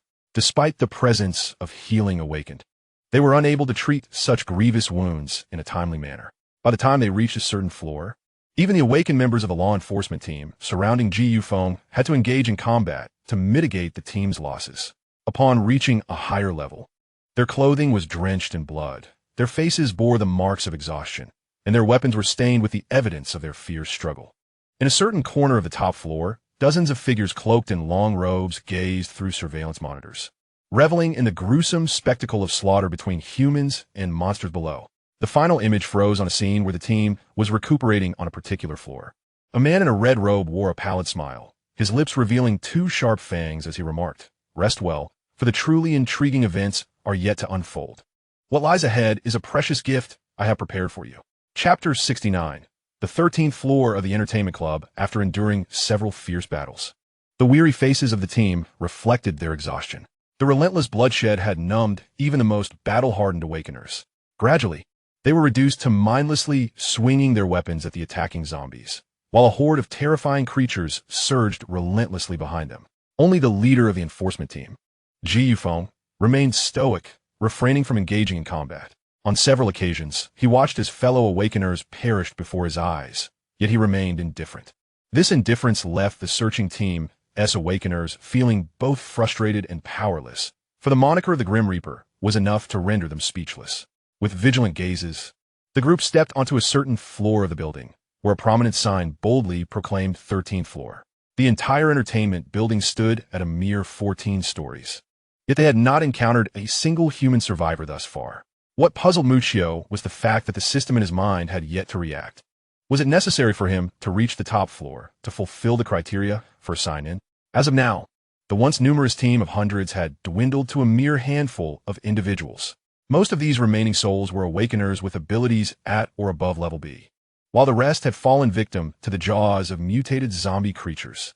Based on prior experiences, the monsters within this floor were sure to be formidable, especially considering the terrifying presence of A-level zombies encountered on previous floors.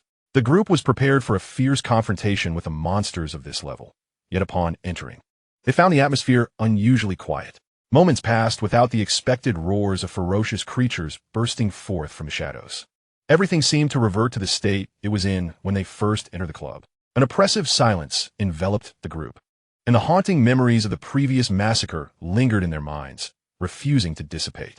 As time wore on, one awakener could no longer bear the weight of the psychological burden, and with a howl, he brandished his machete and charged toward a room. No one, including Ji Yufeng, attempted to stop him. After a brief moment, the awakener who had rushed into the room came sprinting back, shouting, "There are people! Survivors!" At the mention of survivors, joy illuminated the faces of the group, and dozens of figures surged toward the room in eager anticipation. Upon entering, they were greeted by the sight of a vast bathing area spanning over 100 square meters. It appears that this room has been transformed into an artificial hot spring. However, at this moment, only a few rays of light filter through the window, and the original water source of the pool has long since dried up. A few ragged, emaciated individuals are huddled in the corner, bound by ropes, shivering in fear. Leading the group Ji Yufeng approached the survivors, and a middle-aged man among them spoke up. "We are from the Yuhai safe zone, here to rescue you. What has transpired here?" The survivors, seemingly accustomed to prolonged abuse, struggled to articulate their words, but one young man, with a hoarse voice, managed to say, "Yes, it was the cult of the alien source.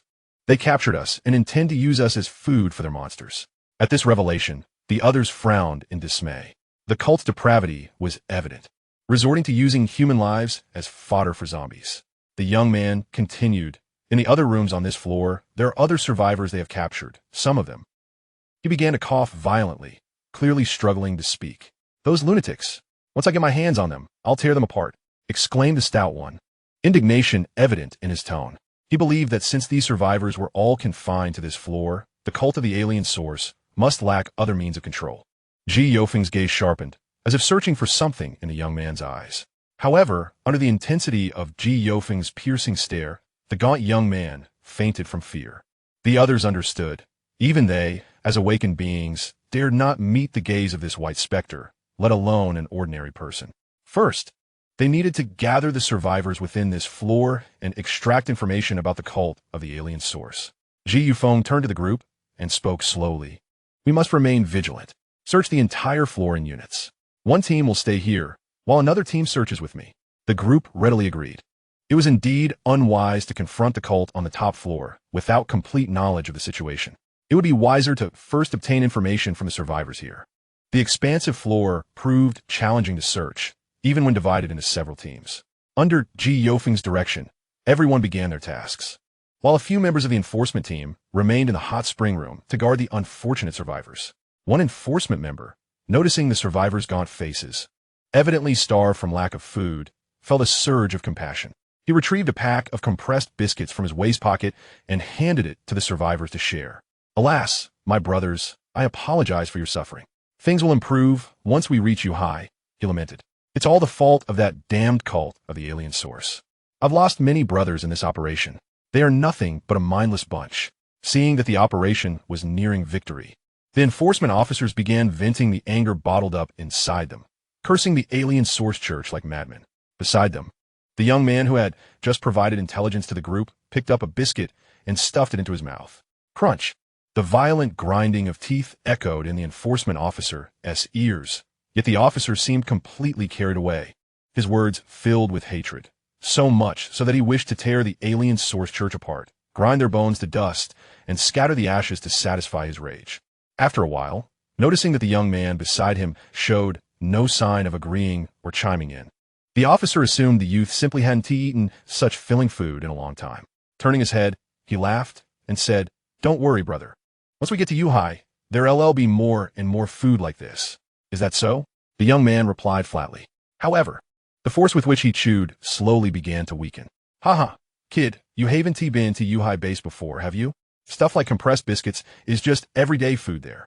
As long as you've got some useful skills, even if you can't become an awakened." The enforcement officer was about to continue when he was interrupted by the young man's hoarse voice. "But it's strange. Isn't at how this food isn't as tasty as human flesh." As he spoke, the sallow, emaciated young man revealed a mouthful of ghastly white teeth, streaked with thin traces of blood. Chapter 70 Rescue. Betrayal by the survivors? What? The enforcement officer left behind to guard the area froze for a split second, his expression stiffening. The next instant, he felt a chill across his neck. Immediately after, a headless corpse appeared in his field of vision, one he knew all too well, because it was his own body. The enforcement officer's head rolled to the ground like a fallen gourd, disbelief still frozen in his eyes. The ragged young man licked the blood remaining on his dagger, a feral grin spreading across his face. He turned to look at his companions. The few survivors who had moments ago appeared gaunt, weak, and barely alive had all stood up. The same mocking smiles were etched on their faces. At their feet lay the corpses of the remaining enforcement officers. The young man stood up, grinning viciously as he sneered. "So the people of Yuhai really are kind-hearted. What bunch of gentle lambs. Now then let us see how the others do." The interior of the clubhouse was extraordinarily vast. A single private room alone spanned several hundred square meters, each room designed with a different theme and purpose, let alone the lavish halls and lofts outside. This was precisely why Ji Yufeng had ordered the teams to split up. If they searched door by door together, The members of the alien source church upstairs would have escaped long ago. Muccio and the others pushed open a gilded door and stepped inside. What greeted them was a massive television screen spanning an entire wall, with rows of leather booths lining both sides. It was a luxurious private karaoke room.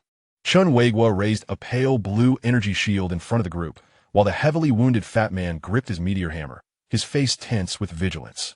In the midst of a few encircling individuals, Lu Qingfei's eyes shimmered with a blend of anxiety and anticipation. According to the previous accounts of survivors, it was highly likely that her husband was among those within these rooms. As the group advanced deeper, a sudden and intense wailing emanated from the far-right booth near the large screen. Muccio and the others hurried towards the sound, discovering in a corner a few other survivors bound in tattered clothing. Although their garments were in a state of disrepair, the fabric and the labels revealed that they were of considerable value. The eyes of these awakened individuals were sunken, revealing the toll of prolonged sleeplessness. A stout man stepped forward to tear the tape from the mouths of the survivors, and their condition appeared significantly better than that of the previous group.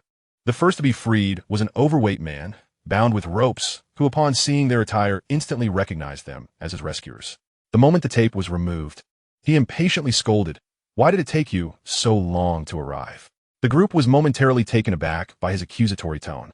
In their past rescues, survivors had always expressed heartfelt gratitude, often to the point of kneeling in appreciation. This was their first encounter with such an imperious survivor. Weiling irate, retorted. "What kind of person are you? We came to help you. And this is your attitude?" The corpulent man disdainfully brushed the dust from his sleeves, though they were already filthy and worn. He replied with an air of nonchalance, "My father is the commander of the Lannan military district. You must have been sent by him to rescue me. Enough of the nonsense. Hurry and take us out of this cursed place. I can't stand here for another moment." It seemed that he had been trapped in the building for an extended period, and his tone was laced with bitterness. The group was astounded by the man's peculiar reasoning. The stout man, now enraged, shouted, "Do you not grasp the gravity of the situation? What use is it to invoke your father? This is a different era altogether. The entire city of Lannan has succumbed to a tide of corpses and blood. How can you still pride yourself on your pre-apocalyptic background?" Only Muccio noticed the redness around the man's eyes, as if he were being pulled by some invisible force, his mental state appearing rather peculiar. Yet the man stood up, his gaze suddenly shifting towards Yuchi beside Muccio. "The girl is rather attractive. Come, let me have a look," he said, extending his hand towards the delicate features of the young girl. In an instant, a beam of icy blue light pierced through the man's forehead as he collapsed. The entire event transpired in the blink of an eye. However, at the moment he fell, the survivors behind him reacted simultaneously, their eyes ablaze with madness as they lunged toward the group. The team was momentarily caught off guard by this overt assault. Only Muccio, who walked at the rear, seemed to have anticipated the situation. With a swift motion, a dagger appeared in his hand, and in a flurry of crimson, several frenzied survivors had their throats torn open. What has transpired? Wei Linger gazed at the fallen bodies, momentarily at a loss. She could not comprehend why the very humans who had just conversed with them had suddenly launched an attack, resembling zombies. The others shared her confusion, casting their eyes toward Muccio. "Muccio, how did you discern their abnormality?" The dagger, crafted from ice, dissipated into frost. Muccio offered a slight smile to the crowd, saying, "Their mental state is considerably better than that group we encountered before, yet that is precisely the most peculiar aspect." The reason was, of course, a fabrication by Muccio. The true source of his awareness lay in his keen psychic abilities. Muccio glanced at the corpses of the survivors. In their eyes, I discerned an indescribable exhilaration, yet it was not the joy of salvation, but rather a form of euphoria. Euphoria? The crowd was puzzled. It was as if they were under the influence of a drug. These individuals appeared to be trapped in their own mental realm. As Muccio spoke, he lifted his gaze toward a certain point in the sky. "I believe you can elucidate the cause of all this, can't you?" The crowd abruptly followed his gaze, only to observe ripples in the air akin to waves of water, and soon a hunched figure clad in a purple robe materialized before them. "Is it him?" The squad gasped in surprise. This purple-robed figure was the very cultist they had encountered upon entering the building. As soon as the purple-robed man appeared, he emitted a low, sinister chuckle. "I had intended to toy with you, yet I did not expect to be discovered so swiftly." Chapter 71, Mindweb. The ability to probe into others' inner worlds upon the purple-robed man's emergence in the hall. He used his powers to enthrall hundreds of humans, including many awakened ones, leaving a profound impression on the few present. They even momentarily believed that this purple-robed individual was the ultimate boss of the alien cult stronghold. None of them anticipated encountering such a formidable awakened being within this room. You have controlled these survivors, trapping them within their own mental worlds. That is why they exhibit such exuberance. In truth, they have never emerged from the fantasies of their own minds, Muccio stated with an air of indifference. The purple-robed man, exposed by Muccio, was not angered. Instead, he regarded Muccio with an appreciative tone. Had I not witnessed your abilities, I might have believed you to be an exceptionally gifted awakened one in the realm of souls. Young man, would you care to join us? The purple-robed man began to propose, but then hesitated. Perhaps not. I prefer to snuff out talents like yours in the cradle. TSK, TSK, TSK. Listening to the ramblings of the figure in the purple robe, the crowd could not muster a laugh. Their hearts were already gripped by a sense of vigilance. After all, this was a formidable being capable of easily manipulating hundreds of humans. The ice manipulating use abilities seemed somewhat familiar to me. If I am not mistaken, the experiment number 007, which you destroyed, must be him, right? The onlookers exchanged glances, and it dawned on them that the subject referred to by the purple-robed individual was likely the grotesque infant encountered by the squad in the hospital. Now was the perfect opportunity to settle the score from the last encounter. As the figure spoke, an invisible wave of mental energy, perceptible only to Muccio, began to ripple through the room. Next, let me unveil the profound fears residing within your hearts, he cackled. Though his voice was nearby, it gradually faded to a whisper, until it reached the audience's ears as faint as a mosquito's buzz. Strangely, the surrounding scenery began to shift before their eyes. Qingfei, a familiar voice echoed in her ears. Lu Qingfei, in a daze, turned to find herself amidst ruins. Before she could gather her thoughts, the scene before her shattered her composure. A man in a suit lay bloodied on the ground, while around him a dozen grotesque zombies with pale, soulless eyes feasted on his flesh. In the distance, more zombies surged forward, tearing at the man's body. The bloodied figure was none other than her fiancé, who had been lost to her for 2 years. Su Feng. Lu Qingfei gasped in disbelief, covering her mouth as tears streamed down her face. She rushed forward to save him, only to find herself immobilized as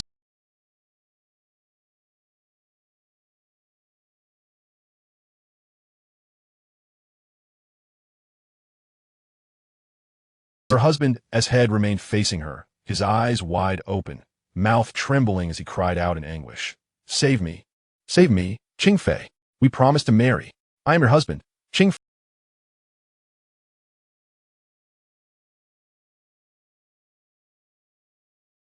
A horrific, mangled sight. Hearing his desperate inquiries, Lu Qingfei shook her head vehemently, tears tracing her cheeks as she pleaded. No, I have been searching for you all these 2 years. You lie, he retorted. Have you fallen for another man? You have betrayed our promise. I have not. Lu Qingfei shouted, locking eyes with him. Time seemed to freeze at that moment. You no longer love me, do you? Suddenly, the man became calm, his remaining head fixated on Lu Qingfei. A stream of blood tears flowed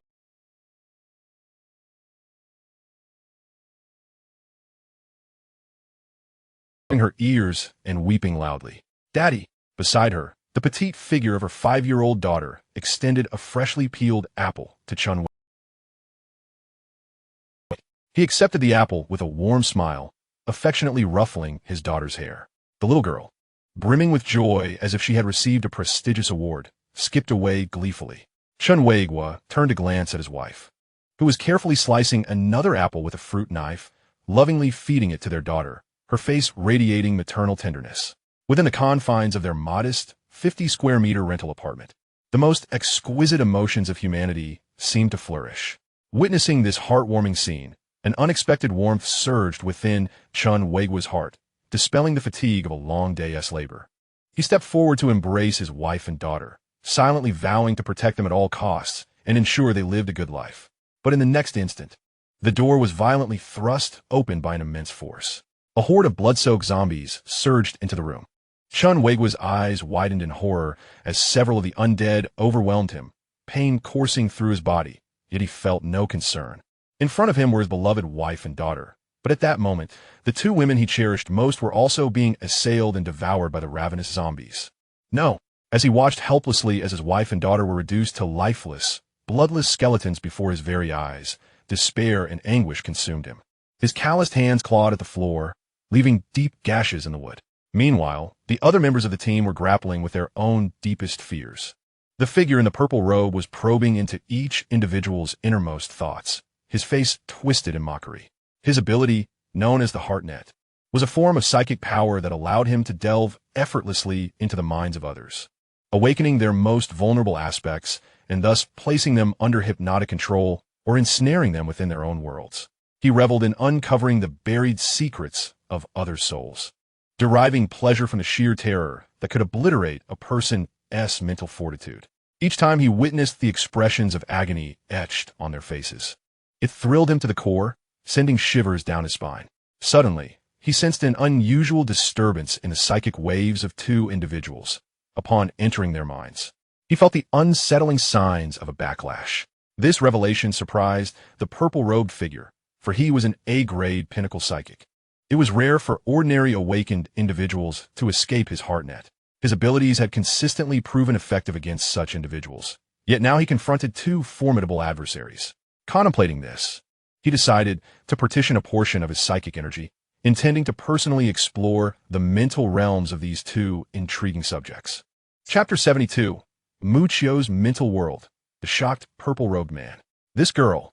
The consciousness of the figure clad in purple robes descended into the mental realm of a young girl adorned in an orange goldfish suit. The psychic waves he had previously emitted upon entering this girl's psyche dissipated into silence, akin to sinking into a boundless ocean. This time, as the ethereal form of the purple-robed man ventured forth, he found himself amidst the desolate ruins of a city long abandoned. Unlike the antiquated urban landscapes of the real world, the structures here had been eerily dismantled by a violet crystal, which, while appearing splendid, was deeply embedded within the foundations of the towering edifices, rendering them unable to withstand the gradual decay and collapse. The entire realm was enveloped in an overwhelming stillness, teetering perpetually on the brink of obliteration. In the distance, a cerulean beam of light soared towards the heavens. The purple-robed man's spirit floated toward it, revealing a colossal tree entirely composed of purple crystal. Bound to the trunk of this magnificent crystalline tree was a girl, strikingly similar in appearance to the pink-haired maiden outside. Ensnared by a chain of the same purple crystal, her arms shackled and suspended. As the purple-robed man gazed in astonishment at this incredible sight, the girl bound to the tree suddenly opened her eyes. Two locks of pink hair framed her face, and her violet pupils glimmered with a faint smile as she lifted her gaze to the hovering figure. For reasons unknown, the moment the purple-robed man beheld her, he was captivated by the peculiar allure of her crimson irises, causing him to tremble involuntarily. With a wary glance at the woman, the spirit composed of psychic energy swiftly retreated from this bizarre mental domain. Upon returning to the real world, the purple-robed man wiped the cold sweat from his brow, casting a lingering glance at the pink-haired girl below, who lay with her eyes tightly shut. The fleeting glimpse of her in the mental realm had instilled within him an unsettling sensation, as though he were on the verge of being mentally devoured. Regaining his composure, the purple-robed man resolved to address the others first before re-engaging with the girl, intrigued by the secrets hidden within her psyche. He then turned his attention to Muccio directly beneath him. Through the surveillance monitor, he observed clearly that this lad was an ice element awakened individual. While others might pose a challenge, this spiritually fragile awakener was the easiest target for him to infiltrate. His abilities excelled at dismantling adversaries from within. This time, the purple-robed man plunged all his mental focus into the inner world of Muccio. He had long recognized that among the entire team, Muccio possessed the greatest combat prowess and was thus the primary target of his intentions. As was customary, penetrating the psyche of this A-grade awakener proved to be remarkably straightforward. Based on his prior experiences, the more powerful the awakener, the darker and more corrupt their inner thoughts tended to be. A satisfied smile spread across the purple-robed man's face. He was eager to uncover the nature of this rare, elemental awakener's mental realm. However, the instant the purple-robed man's spirit manifested within Muccio's mental ocean, his expression froze in bewilderment. What is this? Before the figure clad in purple robes lay an unprecedented realm. An endless sea of fire stretched across the horizon, engulfing the entire sky in thick, raging flames. The scorching fire surged like a tumultuous tide, as if, at any moment, this inferno might spill over and incinerate all that exists. Below, the ground was a vast expanse of glacial ice, solidifying the mountains and valleys, rendering everything in sight encased in frost, as though a bone-chilling Arctic cold had invaded the entire landscape. This world had transformed into a stark demarcation, dividing the realms of ice and fire. The sheer magnitude of this astonishing spectacle left the purple-robed figure utterly speechless. He had glimpsed into the spiritual realms of countless souls, yet had never encountered such an expansive and magnificent hardscape. At the center of this realm, a resplendent throne, crafted entirely from brilliant purple crystal, descended upon the world like a deity. A figure clad in black robes sat regally upon this throne, surveying the universe below, as if all of existence were mere ants beneath his feet, gazing down with a disdainful air. Behind the throne, a massive dark red dragon coiled around the purple crystal seat. This dragon soared through the realms, its crimson eyes flickering with intensity, flames dancing around its form, its roar resonating like thunder, exuding an extraordinary majesty. Yet this formidable dragon, capable of shaking the heavens and the earth, lowered its proud head beside the figure on the throne, behaving like a docile kitten. The figure upon the throne gently caressed the dragon's enormous head and slowly turned to regard the purple-robed figure hovering in the distance. Upon recognizing the visage of the one seated upon the throne, a profound shock registered in the purple-robed figure's eyes. This individual was none other than his intended target in traversing the hardscape, the elemental awakener, Muccio. He could not fathom why Muccio's spiritual world was so vast and magnificent, even harboring a terrifying presence like the Crimson Dragon. In the fleeting moment that Muccio cast his gaze upon him, his indifferent eyes held a hint of amusement and mirth. The purple-robed figure was drenched in cold sweat, instinctively urging his spirit to flee this hardscape.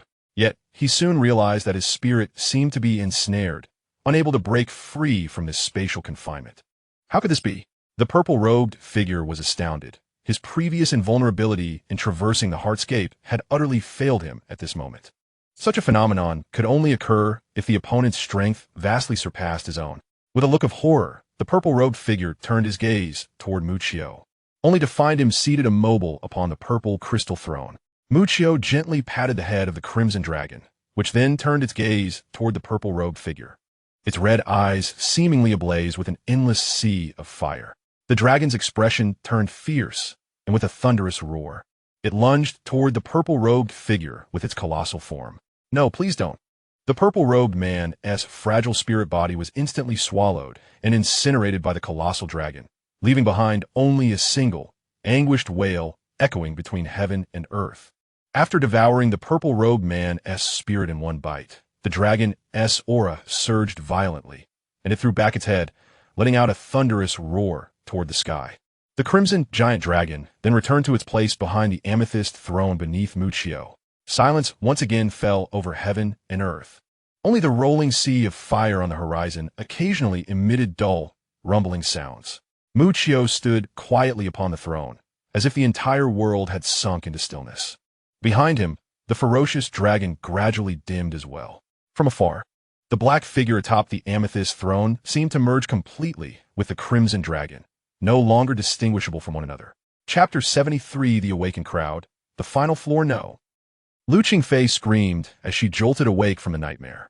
Deep in her eyes lingered a heavy trace of lingering terror, her heart pounding violently in her chest. She reached up to touch her damp eyes. 2 streams of tears were already flowing down her cheeks. What has happened? Before Lu Qingfei could fully recover from the nightmare, she noticed that the other members of the team around her were wearing the same expressions of grief. Tears streamed uncontrollably down their faces. Even Chun Weiguo, the oldest member of the team, had completely lost his usual calm composure. Overcome with sorrow, he clutched his head and sobbed bitterly. The fat man covered his face, crying so hard that he rolled on the floor. Muccio gently stroked Yuzuriha Inori's soft pink hair. The girl understood at once, and from her rosy cherry lips flowed a voice as heavenly as a divine melody. Her gentle, water-like singing echoed through the karaoke room. As Inori's considerate and beautiful song reached everyone Muchio's ears, the sorrowful emotions within the team slowly began to dissolve. What is wrong with us? Only then did everyone realize that everything they had just experienced was nothing more than a terrifying nightmare. Under the tear-filled gazes of the group, Muchio smiled lightly and turned his head to the side. I think that question can be answered by asking him. Everyone focused their eyes, and only then did they notice a figure already lying on the ground. It was none other than the purple-robed man of the alien source church. However, the mysterious and imposing aura he once displayed while facing hundreds alone in the hall was completely gone. He lay flat on his back, eyes vacant and lifeless. His expression dull and idiotic. His breathing was faint. He was clearly on the brink of death. Muchio explained calmly. He tried to use his ability to invade our spiritual world. Unfortunately, he overestimated himself. He couldn't control the mind seas of so many people at once. And the backlash from his own power left him like this. Damn it. I knew there was no way I could been cuckolded. So it was this old bastard messing with me. The fat man cursed angrily, trotting over to the purple-robed man and spitting at him viciously. After being soothed by Inori's song, the others had calmed down considerably. Still, the redness around their eyes showed that they had yet to completely emerge from the shadow of the nightmare. The purple-robed man was far from capable of truly weaving nightmares. He had merely dragged them into the deepest fears buried within their own hearts. And precisely because of that, what the team experienced felt all the more real. Muchio only smiled silently at their reactions. Of course, this purple-robed man had not suffered backlash simply because of a lack of skill. The truth, however, was that the moment the purple-robed man entered Muchio's inner mind sea, he, along with his spirit and soul, was completely devoured, leaving nothing behind. What remained in the real world was merely an empty shell, a body without a soul. It seemed that those people had all been innocent victims, manipulated and controlled. After learning the truth, Lu Qingfei glanced at the corpses of the survivors killed by Muchio and couldn't help but feel a sense of sorrow and regret. No cause without its effect. Muchio, however, felt not the slightest guilt. If there had been no malice in their hearts, how could they have sunk so deeply into their own inner worlds, unable to escape, and thus fallen under the purple-robed man's control? After all that searching, this was the outcome. Still, they had eliminated a powerful mental type awakened from the alien source church. Whether that was good or bad, no one could quite tell. Once the team had adjusted themselves, they headed to the hallway of the main hall where they had originally agreed to regroup. There, they found many search teams already gathered. Among them were several familiar faces. Chunan, dressed flamboyantly like a flashy playboy. Lu Qianqian, with her alluring looks and fiery figure. And several of Chan Weigue's former co-workers from his construction days. They had all been fortunate enough to fight through more than a dozen floors filled with monsters alongside their teams and survive. Earlier, they had split up to search this floor for survivors. At this moment, however, they all looked extremely tense. Some of the search teams were also holding several captives clad in black robes, clearly members of the alien source church. You dared to ambush me. Are you really tired of living? Chunan, dressed in his gaudy clothes, slammed a black-robed man violently to the ground, lifted his foot, and stomped fiercely on the man's head. As if driven mad by some kind of stimulus, a deep gash marred Chunan's face, and his expression had turned ferocious. Bastard, if you want to die, I'll grant your wish. As Chunan's voice grew colder and more vicious, the force of his kicks increased. In the end, he kicked the alien source cultist's head apart like a watermelon. Red and white splattered across the ground in an instant, staining Chunan's pant leg. Damn it, what rotten luck. Chunan cursed again. Like the others, he had been ambushed by members of the alien source church while searching for survivors. Worse still, the face he had always treasured so much had been scarred. It seemed the others had suffered ambushes as well. Wei Ling swept her gaze across the area, only to realize that the team, already reduced to just a few dozen, had lost even more people. There was still no news of those who had gone missing. By now, everyone already knew the answer in their hearts. Muchio, however, noticed something else. All the alien source church members captured by these search teams were wearing black robes. Only his own team had encountered a purple-robed cultist. It seemed that within the alien source church, there was a clear hierarchy. Muchio couldn't help but sigh. Life was never easy. No matter the time or place, that damn class division always existed. That mental type purple-robed cultist they had just faced was clearly approaching the peak of A rank in terms of energy. His power far surpassed that of ordinary awakened individuals. And combined with his eerie mental abilities, He could be said to have almost no equals below S rank. Regrettably, he encountered an existence that transcended the S rank. While those black-robed individuals captured by the search team were comparatively weaker, yet they still achieved the status of B rank awakened. Behind Ji Yufeng stood several subordinates of the enforcement team, positioned at the forefront of the group. Those who remained were nearly the elite of the elite. Ji Yufeng seized one of the aberrant cultists and inquired, "Where are the other survivors within this building?" The black-robed cultist's lips curled into a sinister grin, revealing blood-stained teeth as he cackled. "They're inside me. Ha ha ha." In a swift motion, a blade gleamed, and unbeknownst to him, Ji Yufeng wielded a handgun that pierced through the cultist's skull, blood splattering forth. His expression remained cold and indifferent, unfazed even in the face of imminent life-and-death confrontation. He turned to the few remaining members of the search team and enforcement team in the corridor and spoke slowly, "Gather all your spirit. This is our final battle." With that, Ji Yufeng stepped onto the blood-soaked carpeted steps leading to the uppermost level of the opulent establishment known as the Grand Heaven Entertainment Club, the ultimate target of this eradication mission. Chapter 74. The Castle Hall, Lu Qingfei's husband at the top of the expansive corridor. The words Medieval European Castle Experience Hall were prominently carved into stone. The passage to the club's pinnacle was particularly peculiar. The crimson carpet appeared to be saturated with blood, while the dark walls were constructed from slabs of rock.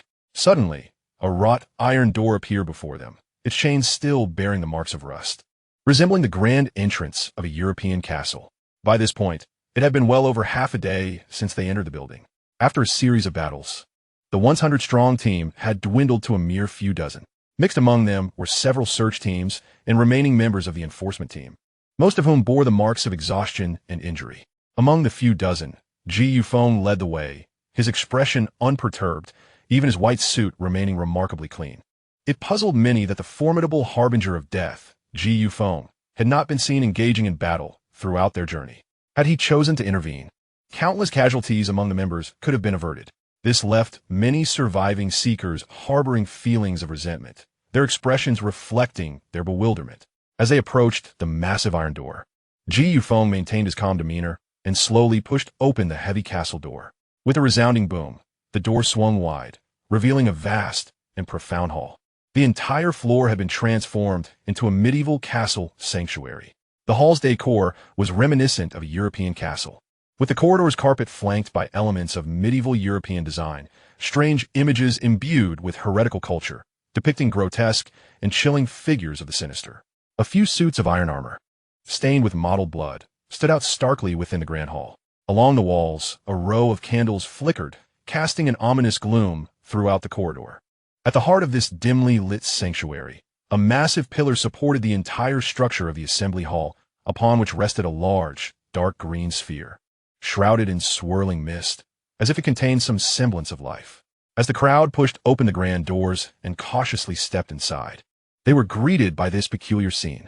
Suddenly, a thunderous applause erupted from the innermost recesses of the hall. With the sound of clapping, the candles along the walls flared to life, illuminating the vast, shadowy space. Startled, the onlookers raised their eyes to behold, at the farthest point of the hall, an imposing throne fashioned in the shape of a skull. Flanking the throne stood a dozen or so cloaked acolytes of a foreign cult. Among them were familiar faces, those human survivors they had previously rescued. To their horror, lying prostrate before these cultists were several members of the enforcement team, their limbs severed and their bodies battered, groaning helplessly in agony. Your journey to this place is commendable, indeed. You are truly deserving of the title enforcers of the White Reaper of Yuhai. A voice, slightly hoarse yet mocking, echoed through the chamber. The crowd turned their gaze toward the source of the voice. Rising slowly from the skull throne, the figure was bathed in the flickering candlelight, revealing a handsome young man clad in a crimson robe. Strangely, despite his striking visage, his complexion bore an unhealthy pallor, and his eyes glimmered with an unsettling crimson hue. He appeared akin to a noble vampire from a Western film. As the young man stood, he turned his attention to a specific spot at the back of the assembly, his smile fading into a look of profound affection. "It has been a long time, Qingfei, my beloved wife. How can it be you?" In the depths of the crowd, Lu Qingfei stared at the man in the crimson robe upon the skull throne, her hand clamped over her mouth. Disbelief etched in her eyes. "Su Feng, why are you here?" The red-robed man upon the throne was none other than her husband, Su Feng. whom she had searched for desperately over the past 2 years. Hearing Lu Qingfei's incredulous words, Su Feng chuckled softly and replied, "Why? Because this entire establishment belongs to me. You claim to be on a business trip to Lannan City." Lu Qingfei could hardly fathom reuniting with her husband under such circumstances. Ji Yufeng gazed at the smiling figure in the crimson robe, as if piecing together the puzzle, and remarked, "So you are the leader of this cult stronghold?" Su Feng paid no heed to the inquiry. Instead, a tender expression enveloped his features as he addressed Lu Qingfei. "Do not worry, Qingfei. You shall soon be by my side once more." Suddenly, he turned his gaze towards the leader of the group, Ji Yufeng, and remarked with a smile, "The White Death personally graces our establishment. It truly elevates our humble abode." Su Feng, with a pallid countenance, wore a sinister grin as he ominously added, "Oh, I nearly forgot to present my gift that has come knocking at my door." As he spoke, Su Feng extended his hand, and an invisible force drew a member of the enforcement team towards him. What unfolded before their eyes was horrifying. At the center of Su Feng's open palm emerged a gaping maw adorned with sharp fangs. The enforcement officer, now ensnared before him, found his neck caught in the bloody jaws of Su Feng's palm. In an instant, veins bulged on the man's face, his eyes bulged outward in agony, and his body began to convulse violently. Simultaneously, it appeared as though something within him was swiftly depleting, akin to a plant drained of its sustenance.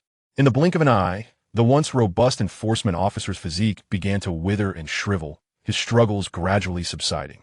The onlookers stood frozen, witnessing the metamorphosis of the enforcement member into a mere desiccated husk. Su Feng, clad in a crimson robe, carelessly discarded the emaciated corpse, a ghastly hue of blood returning to his pale visage. Fresh human blood, a delicacy truly exquisite. The crowd gazed in horror at the figure seated upon the skeletal throne, their expressions a tapestry of emotions: rage, hatred, astonishment, fear, indifference, each sentiment vividly displayed among them. However, none was more affected than Lu Qingfei, the betrothed of the crimson-robed man. She covered her mouth, staring at the man deep within the hall, a look of satisfaction etched upon his features. It was unfathomable to her that this brutal, bloodthirsty demon was the husband she had longed for. Standing among the group, Muccio observed Su Feng with a knowing smile playing at the corners of his lips. This had taken an intriguing turn. Unexpectedly, the ultimate antagonist of this mission was none other than Lu Qingfei's husband, a scenario reminiscent of a melodramatic romance. Moreover, Su Feng's unique abilities piqued Muccio's interest. Chapter 75, The Cruel Experiment Subject, the Transformed Human Survivor. A vampire? Muccio contemplated the final boss, Su Feng. Garbed in red. If his observation was correct, Su Feng had awakened as a mutant with the gene of a blood-sucking bat. By consuming the lifeblood of others to enhance his own power, he bore similarities to Muccio's ability, Devour, albeit with results that were worlds apart. Furthermore, Muccio sensed that Su Feng's power level was astonishingly classified as S-grade, surpassing A-grade. Yet, the energy he emanated was unstable, and he seemed to be trapped at the initial stage of S-grade. While the strength acquired through the consumption of blood could indeed yield rapid advancements, it still paled in comparison to those who followed a more conventional path of awakening. Now, Su Feng was to confront the formidable S-grade awaken being known as the White Death, Ji Yufeng. Most of the dozen or so alien source church awakened surrounding Su Feng were only at the B rank level, and on Ji Yufeng's side alone, there were dozens of awakened of that same tier. It could be said that, judging purely from the current lineup, the alien source church had no advantage whatsoever. Muccio couldn't help but feel curious. What method was Su Feng planning to use to turn around such an overwhelming disadvantage? Ji Yufeng looked coldly at Su Feng before the throne and said indifferently, "If this is all you have, then you might as well start preparing your last words." Su Feng's pale face broke into a wild, unrestrained smile. "Friends from Yuhai have come all this way. How could I possibly fail to entertain you properly?" As he spoke, he stood before the hall and swept his gaze across the remaining members of the team, then asked with a grin, "Haven't you all been wondering where the original survivors of this building went?" Su Feng pointed at the cultists beside him. "Those who were willing to join us are all right here. As for those who weren't as sinister," eerie smile suddenly appeared on Su Feng's face. He lowered his head, flicked his crimson robe, and slowly pressed down on a remote control in his hand. The people present immediately sensed strange vibrations coming from the surrounding walls. Boom! The walls around the grand hall suddenly shattered under a tremendous force. From within, several towering, terrifying figures strode out, surging toward the crowd with astonishing waves of supernatural energy. What is this? Monsters. Emerging from the walls were horrifying creatures with human faces and beastly bodies. A massive spider-like shadow loomed over the awakened ones. Its countless limbs were thick and powerful, the bristles at its joints sharp as blades. Its enormous body, several meters tall, nearly pressed against the ceiling of the hall, and its ferocious fangs radiated chilling, killing intent. But what was most horrifying was the creature's head. Where its compound eyes should have been, a woman's head was embedded instead. Her once pretty face was twisted into something monstrous. Her eyes were rolled white, her hair disheveled. As she faced the search teams, her expression brimmed with insane, murderous intent, like a demon crawling straight out of the abyss of hell. This is an S-rank monster. Following closely behind were several other massive humanoid aberrations. A fly-like monster with huge wings and a mouth dripping with viscous slime. A ferocious Tibetan mastiff with powerful limbs and razor-sharp fangs. And even a fully steel-clad, heavily modified cybernetic humanoid, brimming with technological menace. Yet, without exception, the heads of these monstrous abominations were all human faces, twisted in agony, fear, and madness. Even more terrifying was the energy radiating from these creatures. It far surpassed that of the awakened present. Approaching S-rank head-on, watching the advancing army of monsters, Ji Yufeng spoke coldly. You modified them? Su Feng's face twisted into a sick, delighted grin. How is it? Humans who should have been at the very bottom of this apocalypse. Now I have granted them tremendous power. He clenched his fist tightly, his eyes blazing with fanaticism. This is nothing short of a miracle worthy of a creator. Esteemed individuals of Yuhai, consider yourselves fortunate, for you shall witness the formidable prowess of these experimental subjects before your impending demise. Mu Qiu turned to glance at the utterly distraught Lu Qingfei, smiling as he remarked, I must say, your boyfriend possesses quite the comedic talent. Lu Qingfei, however, could scarcely absorb Mu Qiu's jest. Her gaze flitted in disbelief between Su Feng and the grotesque beings that surrounded them, her eyes brimming with anguish and despair. She could hardly fathom the inhumane experiments that had befallen these pitiable survivors, which had rendered their faces so ghastly.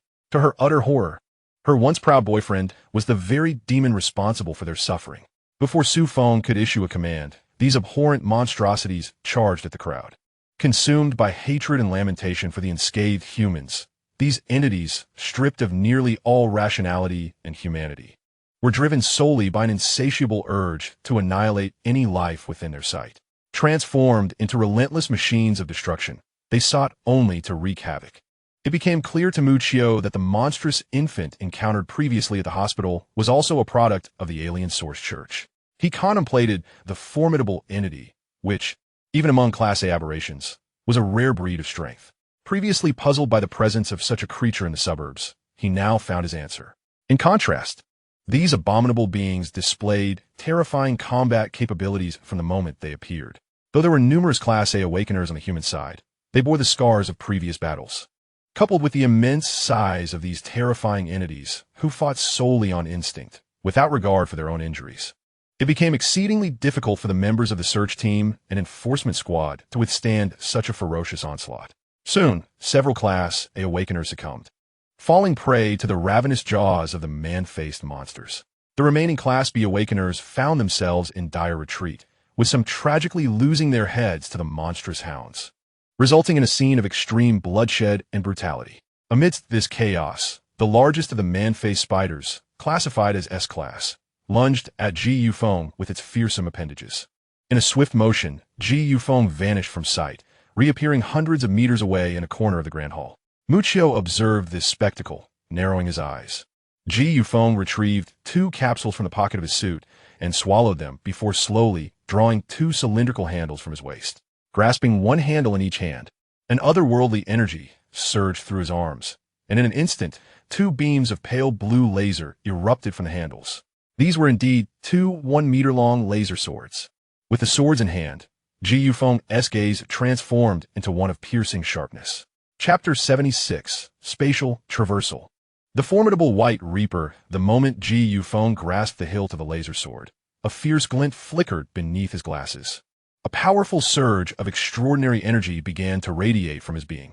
In an instant, Ji Yufeng vanished, reappearing atop the head of the human-faced demon spider. His eyes glinted with a chilling intensity as he pivoted his wrist, unleashing a dazzling arc of blue light that danced through the air. In the blink of an eye, Ji Yufeng found himself on the ground of the Grand Hall. The four limbs of the monstrous spider were severed at their roots by his glowing sword, eliciting a tortured howl from its grotesque human face.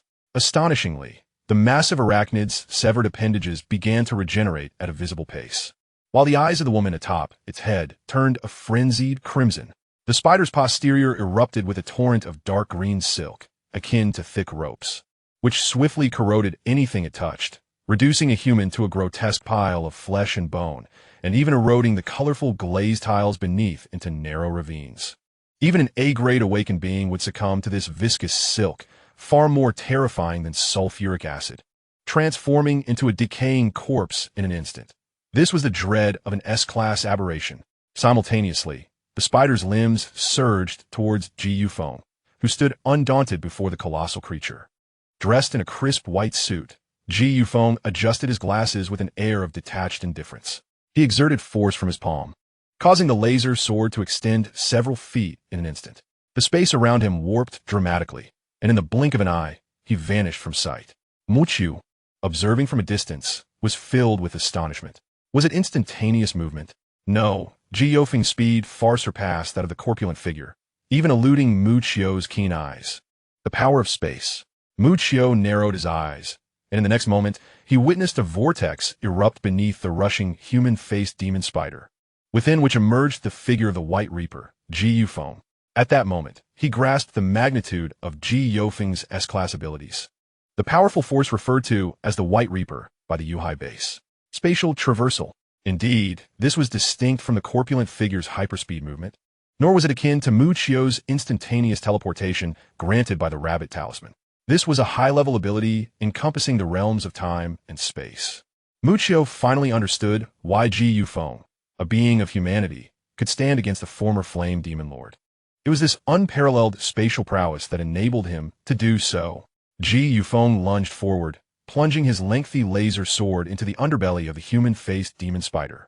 Dark green blood spurted forth as the spider staggered and fell, howling in agony, while Ji Yufeng hovered in midair, wielding his sword to sever the 8 limbs of the creature. Pathetic. Witnessing the ferocity of Ji Yufeng's tactics, Su Feng, positioned before the throne of skulls, understood that he must now stake everything on this decisive moment.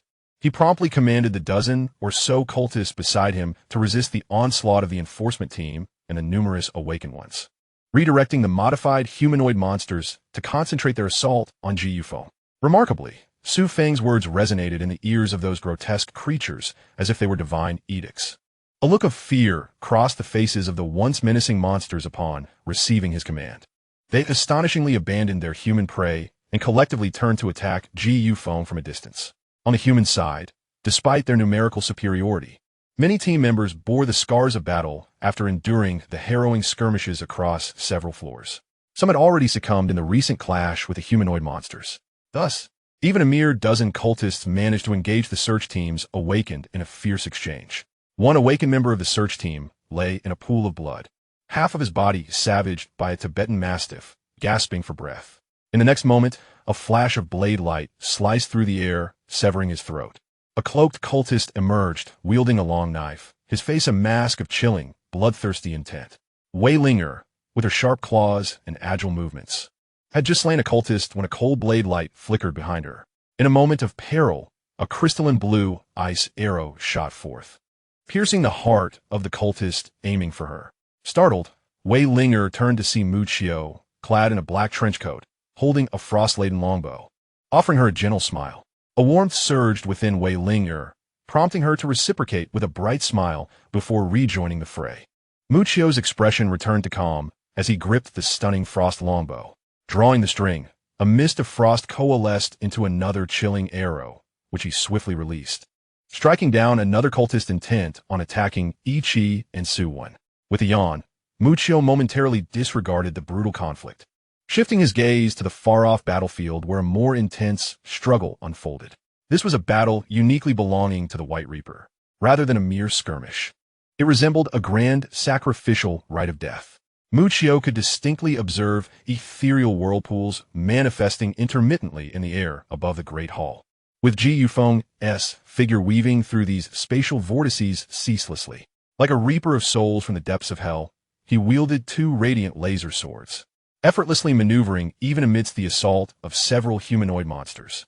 The arcs of laser light flickered throughout the hall, and with each disappearance of Ji Yufeng's white form, the monstrous beings bore new, grievous wounds.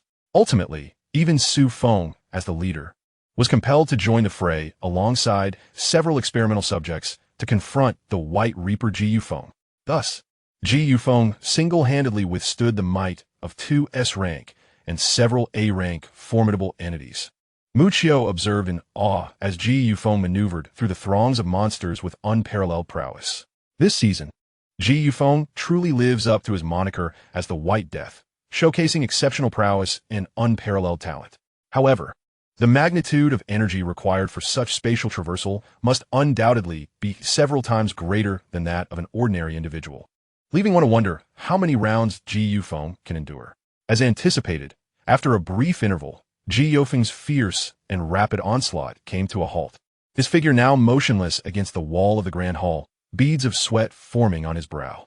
In contrast, the side of the Abyssal Source sect bore the marks of his assault, with several colossal monsters marred by the scorching scars of laser swords. Even the S-class humanoid spider had lost its limbs, with only a small flesh bud remaining.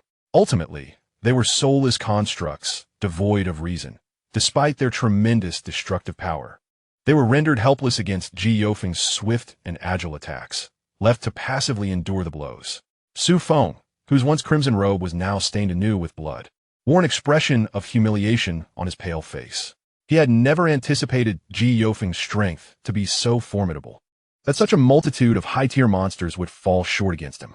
Yet now, witnessing Ji Yufeng's evident exhaustion, Su Feng's lips curled into a sinister grin, revealing a pair of bat-like fangs as he taunted, truly worthy of the title White Death of Yuhai. Managing to last this long is quite an achievement.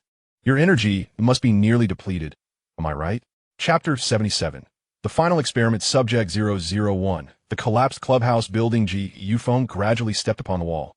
Beneath him the growls of ferocious monsters echoed, as if they were poised to surge forth and rend him to pieces at any moment. Heeding Su Feng's derisive remarks, Ji Yufeng refrained from retorting. Instead, he raised his arms, and two brilliant laser swords suddenly merged. In an instant, a multitude of illusory white vortices materialized in the space surrounding him. Emerging from each ethereal vortex was a white figure, and upon closer inspection, it became evident that these figures were none other than Ji Yufeng himself. Fascinating. Muccio stroked his chin, observing the emergence of the multiple Ji Yufengs from the spatial whirlpools, a flicker of intrigue lighting his eyes.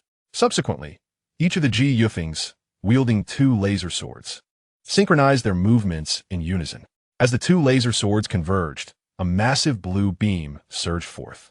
Su Feng, struck with terror at the unfolding scene, sensed an ominous threat emanating from the laser. Simultaneously, the multitude of Ji Yufengs brought their laser swords together, encircling Su Feng and the other humanoid monsters. A barrage of colossal laser pillars erupted, with the ultimate target being Su Feng. This is bad. Su Feng's heart raced, his pupils reflecting the myriad blue beams hurtling towards him. Boom! A cataclysmic strike shook the very foundations of the clubhouse. Debris flying as if an earthquake had struck, the resounding noise instantly drawing the attention of the enforcement team and the Abyssal Source sect engaged in fierce combat nearby. Dense smoke enveloped the Grand Hall, where the ground once occupied by several monstrous beings lay shattered and fractured from a tremendous assault, revealing the crimson bricks of the layer beneath. As the smoke dissipated, a figure clad in a white suit ascended into the air. It was none other than Ji Yufeng, the captain. The sight of Ji Yufeng sent tremors of shock through the members of the enforcement team. Yet, at that moment, his expression was far from tranquil. The laser sword in his hand glimmered dimly, and beneath the lenses of his glasses, his gaze was fixed intently upon the deep pit created by the explosion below. As the onlookers focused, they beheld a colossal silhouette rolling within the crater. It was the S-class human-faced spider. However, its appearance was grievously disheveled, covered in dark green blood. Its limbs incapacitated, and the tail that once spewed silk now charred and burnt, a consequence of the ferocious bombardment from the laser cannons. In contrast, the other A-class human-faced monsters had largely been reduced to mere remnants, with only a few survivors sprawled on the ground, blood gushing forth like a fountain. Su Feng crawled out from beneath the spider's abdomen, having narrowly evaded a fatal blow by taking refuge there. With a disheveled stance, Su Feng rose to his feet, casting a wary glance at Ji Yufeng, his eyes reflecting an intense wariness. He then turned to observe the members of the foreign source cult engaged in battle with the enforcement and search teams, noting that only a scant few remained alive. Good. Very good. A chilling smile crept onto Su Feng's pale visage, sending shivers down the spines of those who beheld him. Among the crowd, Lu Qingfei stared in shock at Su Feng, unable to recognize the fearsome, vampiric figure before her as her once betrothed. Su Feng gazed longingly at Lu Qingfei and declared, "My dear, fear not, for no one shall take you from me. Have you not always yearned to see this place destroyed?" His laughter, tinged with hysteria, echoed. "Then allow me to unveil the apex of my creations within this space." Suddenly, Su Feng bent forward, his spine arching in a grotesque manner, and a pair of blood-red wings, resembling those of a demon, burst forth from beneath his crimson robe. In an instant, he soared into the sky, retrieving a remote device from within his garments and pressing it down with fervor. He turned to Ji Yufeng, cackling, "White Reaper, rejoice, for you shall witness a miracle unfold here." No sooner had Su Feng's words left his lips than the entire building began to tremble violently, as if the earth itself were quaking. "Look, the sphere!" The crowd gasped as they beheld the colossal pillar supporting the edifice, its surface gradually becoming marred with cracks, fragments cascading downwards. At the pinnacle of the pillar, a green sphere now resembled a massive egg, seemingly on the verge of life. "Bear witness. For this is the culmination of my utmost dedication. Experiment number 001. Ji Yofeng's gaze fixated on the dark green sphere, a flicker of trepidation crossing his eyes as he sensed a formidable surge of energy emanating from within.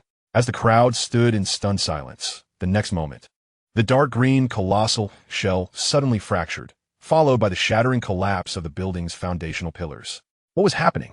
Feeling the ground beneath them tremble incessantly, a sense of dread began to envelop the hearts of the onlookers. Could it be that the massive columns connecting the entire structure were, in fact, the very body of this monstrous entity? Some began to discern the unsettling truth, voicing their realization amidst the tension. The creature was awakening, and the entire edifice was on the brink of collapse. Upon uttering these words, the shock in the crowd intensified, their hearts seemingly missing a beat. The entire building was composed of an aberration. Su Feng, soaring through the air, suddenly burst into laughter. "It would have taken some time to awaken it, but thanks to the fresh blood you provided upon your arrival, it has finally been roused." The crowd then comprehended that this was the true objective of the aberrant sect in luring them here for extermination. Even the layers of zombies were merely sustenance for the creature within the building. Suddenly, the ground began to crack inch by inch, and the deafening sounds of collapsing floors echoed from below, signaling the imminent destruction of the entire structure within mere minutes. Time was of the essence. Ji Yofeng's eyes sparkled as he swiftly traversed the space to stand before the law enforcement team, urging them to evacuate the area. Extending his hands, he channeled his abilities, enveloping everyone in a shimmering white barrier. He intended to use his spatial traversal power to whisk them away. Just as he was about to activate his power, a chilling, raspy voice pierced through the chaos. "Qingfei, you are mine." In the next instant, Su Feng, appearing from seemingly nowhere, broke through the defenses of the spatial barrier. His visage contorted with rage as he charged towards Lu Qingfei amidst the crowd. Chapter 78. Desperation, the long-awaited system. Mu Qiu's valor as the earth trembled violently. The azure stone walls of the grand hall began to shake fiercely. It felt as though the entire building had lost its structural integrity, and everyone could sense the staircases below crumbling layer by layer. More terrifyingly, following a brutal battle, the ground was soaked with human blood, and astonishingly, all this crimson torrent flowed into the dark green orb at the center of the grand hall. With the influx of vast amounts of blood, the egg-like orb accelerated its cracking, its surface shimmering with a radiant glow, while shards of emerald energy cascaded down like broken eggshells. Sensing the powerful energy surges emanating from within, Ji Yofeng's expression turned grave. He expended all his abilities, encasing the remaining search team and law enforcement personnel within a protective white spatial barrier. The energy within him was instantly depleted, and his complexion turned visibly pale. With a thought, Ji Yufeng prepared to activate his powers to transport the dozens of individuals through space. However, suddenly, a blood-red figure violently breached a gap in the spatial barrier he had set, hurtling towards one of the team members. Qingfei, my beloved wife. This time I shall not lose you again. Before me stands Su Feng, draped in a crimson robe. His complexion pale and fangs glistening ominously at the corners of his mouth, resembling a ferocious vampire hovering in the air. Su Feng. Lu Qingfei gazes at her former lover, whose utterly transformed visage renders her incredulous that this murderous fiend is indeed the kind-hearted fiancé she once knew. Her steps involuntarily retreat as the long-dried tears flow anew from the corners of her eyes. No, you cannot be him. The Su Feng in my heart could never embody such a visage.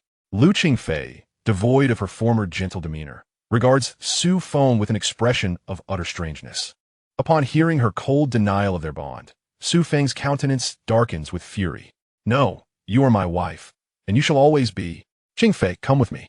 I can offer you the life you desire. In an instant, Su Feng's figure flickers, his blood-stained silhouette darting towards Lu Qingfei below. This is the fierce onslaught of an S-class awakened being. The crowd braces itself as several awakened individuals rush forward to intercept Su Feng. Yet from within his robe, Su Feng's arm extends, claws elongated and razor-sharp, shimmering ominously with bloodlust. The robust awakened ones barely had a chance to react before Su Feng's lethal talons pierced their necks. In an instant, the life force drained from them, leaving behind mere desiccated corpses. Withdrawing his claws, Su Feng charges relentlessly towards Lu Qingfei, his contorted fingers seemingly declaring dominion over the beauty before him. As her husband approaches, an overwhelming sense of dread floods Lu Qingfei's heart. In utter despair, she instinctively raises her arms and closes her eyes in resignation. However, after a brief moment, the familiar yet frenzied sounds cease abruptly. Lu Qingfei opens her eyes to behold a tall, commanding figure standing protectively before her.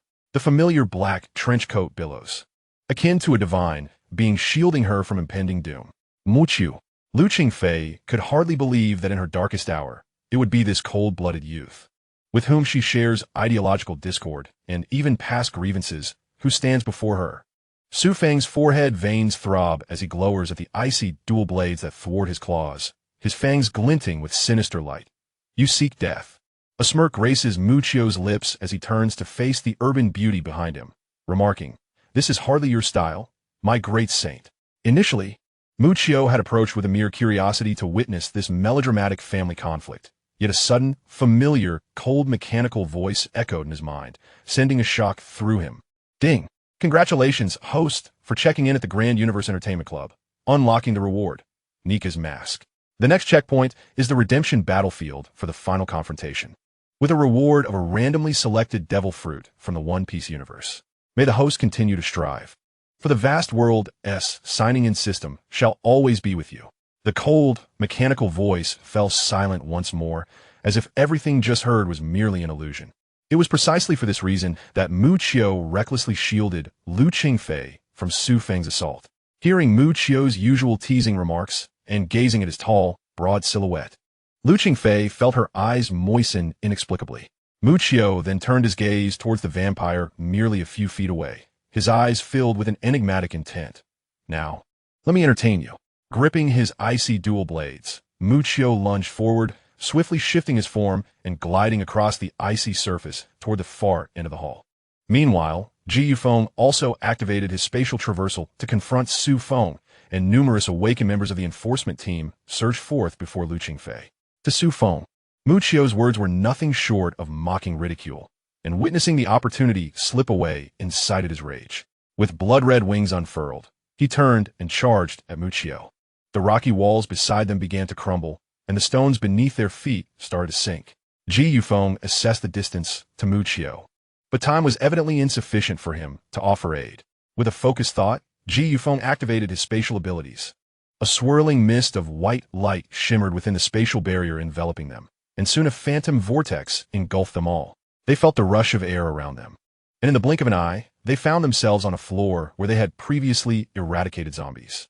Similarly, this level of the building had suffered even greater devastation, with debris raining down from the ceiling like meteorites. In the next instant, another flash of white light flickered, and they continued to traverse through the towering structure. Yi Yofeng, leading the group through the spatial shifts, was now covered in beads of sweat. The immense burden of transporting so many people across such vast distances was becoming increasingly unbearable for him. Wait, Muchio is still inside. Wei Linger shooted at Yi Yufeng. Ji Yufeng glanced at Wei Linger, his expression calm. The middle-aged man beside him hurriedly explained that there was no time left. Yofeng's body could barely hold up. Wei Linger, watching the constantly changing scenery before her, felt an overwhelming concern for Muchio. Yan Qi stood beside Wei Linger, her gaze fixed blankly on the direction of the upper floors. Chill. Chapter 79. Su Feng Shock, the true monster on the other side. Within the continuously collapsing upper floor of the clubhouse, Su Feng, draped in a crimson robe and resembling a vampire, gritted his teeth. His face twisted with murderous intent as he glared at Muchio. It was all because of this man that he could not take Lu Qingfei away in the end. It matters not. Su Feng replied with a deep laugh. I will deal with you first. Once the number 1 experiment awakens, I can still take Qingfei away. None of you will escape. Muchio suddenly smiled, maintaining an air of nonchalance. Are you truly confident that you can resolve my situation? A formidable surge of energy erupted from Su Feng, exuding an overwhelming presence. This was a powerful force exclusive to beings of S rank. The extraordinary energy within Su Feng was pushed to its utmost limit. He abruptly flung aside his blood-red cloak, causing his garments to burst apart, revealing a robust physique. His muscles coiled like those of a beast, brimming with explosive strength. This was the result of the essence of blood he had absorbed, nurturing his formidable body. Muchio expressed astonishment. Merely this physique was enough to rival the unparalleled strength of the previous golden beast, if not surpass it. Su Feng gazed at Muchio, his eyes glinting with a bloodthirsty light, grinning malevolently. Do not worry, I shall not kill you immediately. Instead, I will keep you as my source of nourishment. The blood of an elemental awakener. What exquisite flavor might it possess? Muchio lowered his head, murmuring, I yearn to discover your exceptional qualities. Suddenly, Su Feng noticed the corners of Muchio's lips curling into a strange arc, and the black cloak behind him began to sway, as if stirred by an unseen force. Then came a murmured command, tinged with excitement. Amuse me. Insects. An unimaginable surge of energy erupted like a tidal wave, sending shockwaves through the air. The entire building began to collapse under the weight of this overwhelming force. What is this? Su Feng's eyes widened in disbelief as he realized that the source of this tremor, which resonated deep within his very soul, originated from Muchio himself. Meanwhile, the remaining members of the search and enforcement teams navigated through the spatial barrier conjured by Ji Yufeng. In mere moments, they arrived outside the club's towering structure. Ji Yufeng maneuvered the spatial barrier, guiding everyone several hundred meters forward before finally dispelling the energy-draining shield. At that moment, Ji Yufeng's complexion was ashen, his forehead drenched in sweat. The chest of his white suit heaved rapidly as he clutched his heart, gasping for breath. Each fleeting moment had strained the scant energy remaining within him. Just seconds after they had safely reached the ground, the towering building behind them collapsed in a cataclysmic roar. The thunderous sound of the structure's demise echoed throughout the city center, drawing the attention of nearby hordes of zombies and aberrations. What is that? The group had yet to recover from their brush with death when a survivor pointed, exclaiming in astonishment at the fallen building. From the rubble emerged an enormous tree, soaring skyward to a height of over 10 zhang. This colossal tree exhibited an eerie dark green hue, its trunk devoid of leaves, instead adorned with thick, coiling vines reminiscent of tentacles. At the very center of the tree trunk, a horrifyingly large vertical eye suddenly opened, fixating intently on the multitude of survivors below. Newly born, it craved the life-sustaining essence of blood. An astonishing surge of supernatural energy emanated, prompting a sigh of relief from the middle-aged man beside Ji Yufeng. Yet the gravity of his expression remained palpable. Though not yet at the level of annihilation, this creature's power placed it among the elite of S-class beings. It was utterly extreme. The anomaly cult intended to harness the resources of the entire London city to create an entity of destruction. Not having reached that level, yet meant there was still a glimmer of hope for survival among the crowd. Yofem nodded silently. At that moment, a monstrous growl erupted from behind the group. Zombies! Countless zombies! Everyone turned abruptly to see a horde of grotesque creatures had gathered, surging toward the survivors like a tide. They had been drawn by the sound of the collapsing building. In an instant, the human camp found itself in a precarious position, besieged on all sides. Witnessing the despairing expressions of the survivors, Ji Yufeng made a remarkable decision. He retrieved a copper box from his bosom, containing capsule-shaped medication. Upon seeing the box, the middle-aged man exclaimed, "Yufeng, have you lost your mind? You've already taken this medication once. Your body cannot withstand another dose." Ignoring the man's admonitions, Ji Yufeng unhesitatingly swallowed several capsules. In an instant, veins bulged on his forehead, and a look of agony crossed his face. Enduring the intense discomfort, he drew forth two once-dull laser sword hilts from his waist. He then produced two blue crystals, inserting them into the lower ends of the hilts. With a surge of force, the laser swords once again ignited with blinding brilliance. The moment he gripped the hilts, the display in Ji Yofeng's glasses flickered momentarily, his gaze sharpening to that of a hawk. The scene shifted back a few minutes prior, within the crumbling 14-story building. Debris flew, and massive stones plummeted toward the ground.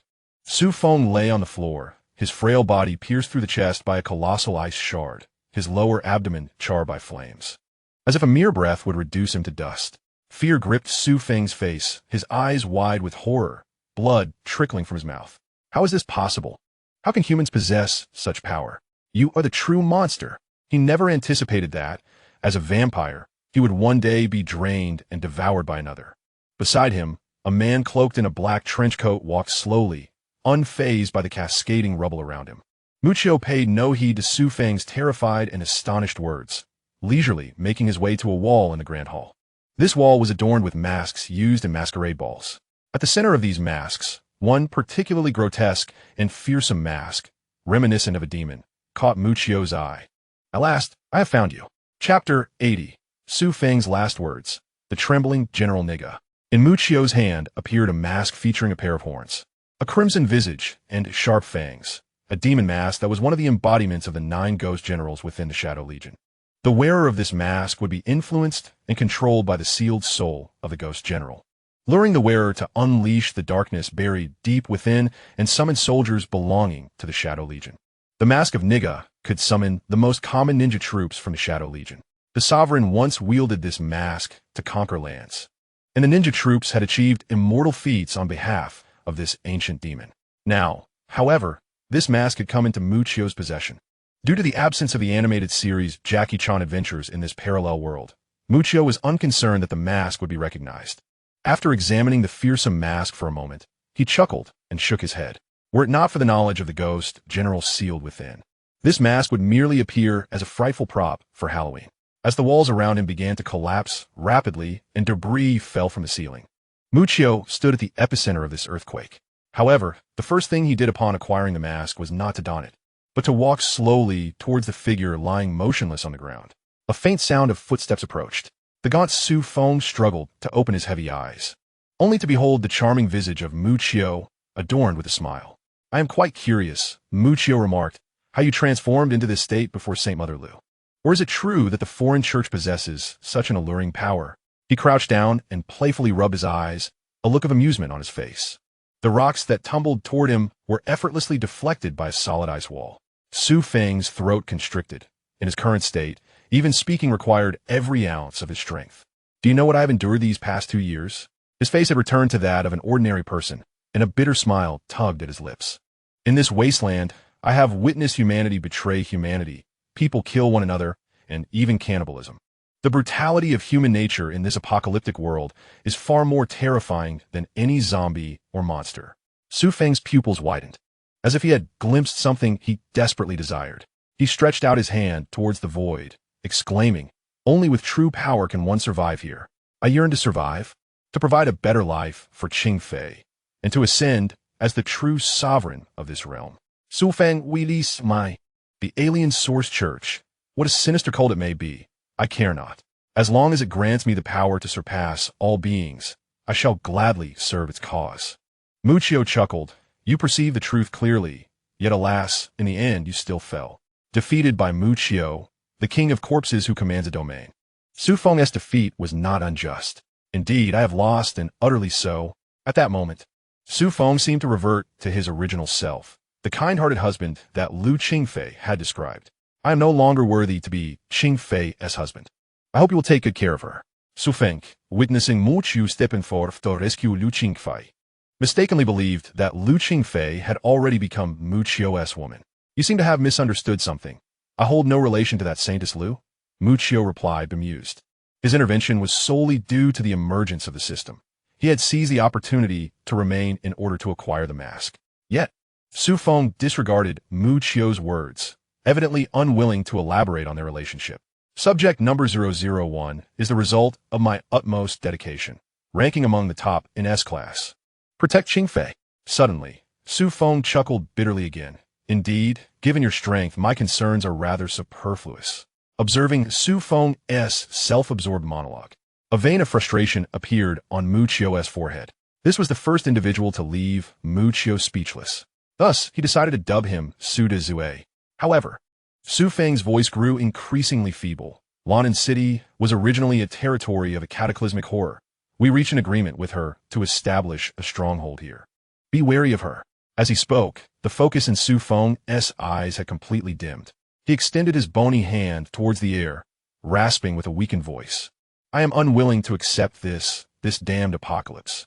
Su Feng's head, which had been held high, now drooped, his pupils still reflecting deep reluctance. Gazing at the lifeless Su de Zhe, Muccio slowly rose. He also withdrew his palm, which had been radiating the healing aura of the talisman. Su Feng was already at the end of his tether. Had it not been for Muccio's use of the talisman as healing powers to prolong his life, he would never have been able to utter so many parting words. For Muccio, there were indeed numerous means to save Su Feng. However, while it was possible to save him, it was unnecessary.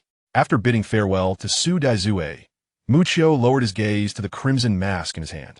The ghost general, is it? Then allow me to witness the extent of your formidable might. Muccio spread his 5 fingers, gently placing the mask upon his face. In an instant, a palpable wave of intense black energy erupted from the grotesque mask, dispersing into the air. In an instant, Muccio's form expanded severalfold, and a pair of demonic black wings burst forth from his back, tearing through his wide coat. These formidable wings were the result of the power he acquired after devouring Su Feng.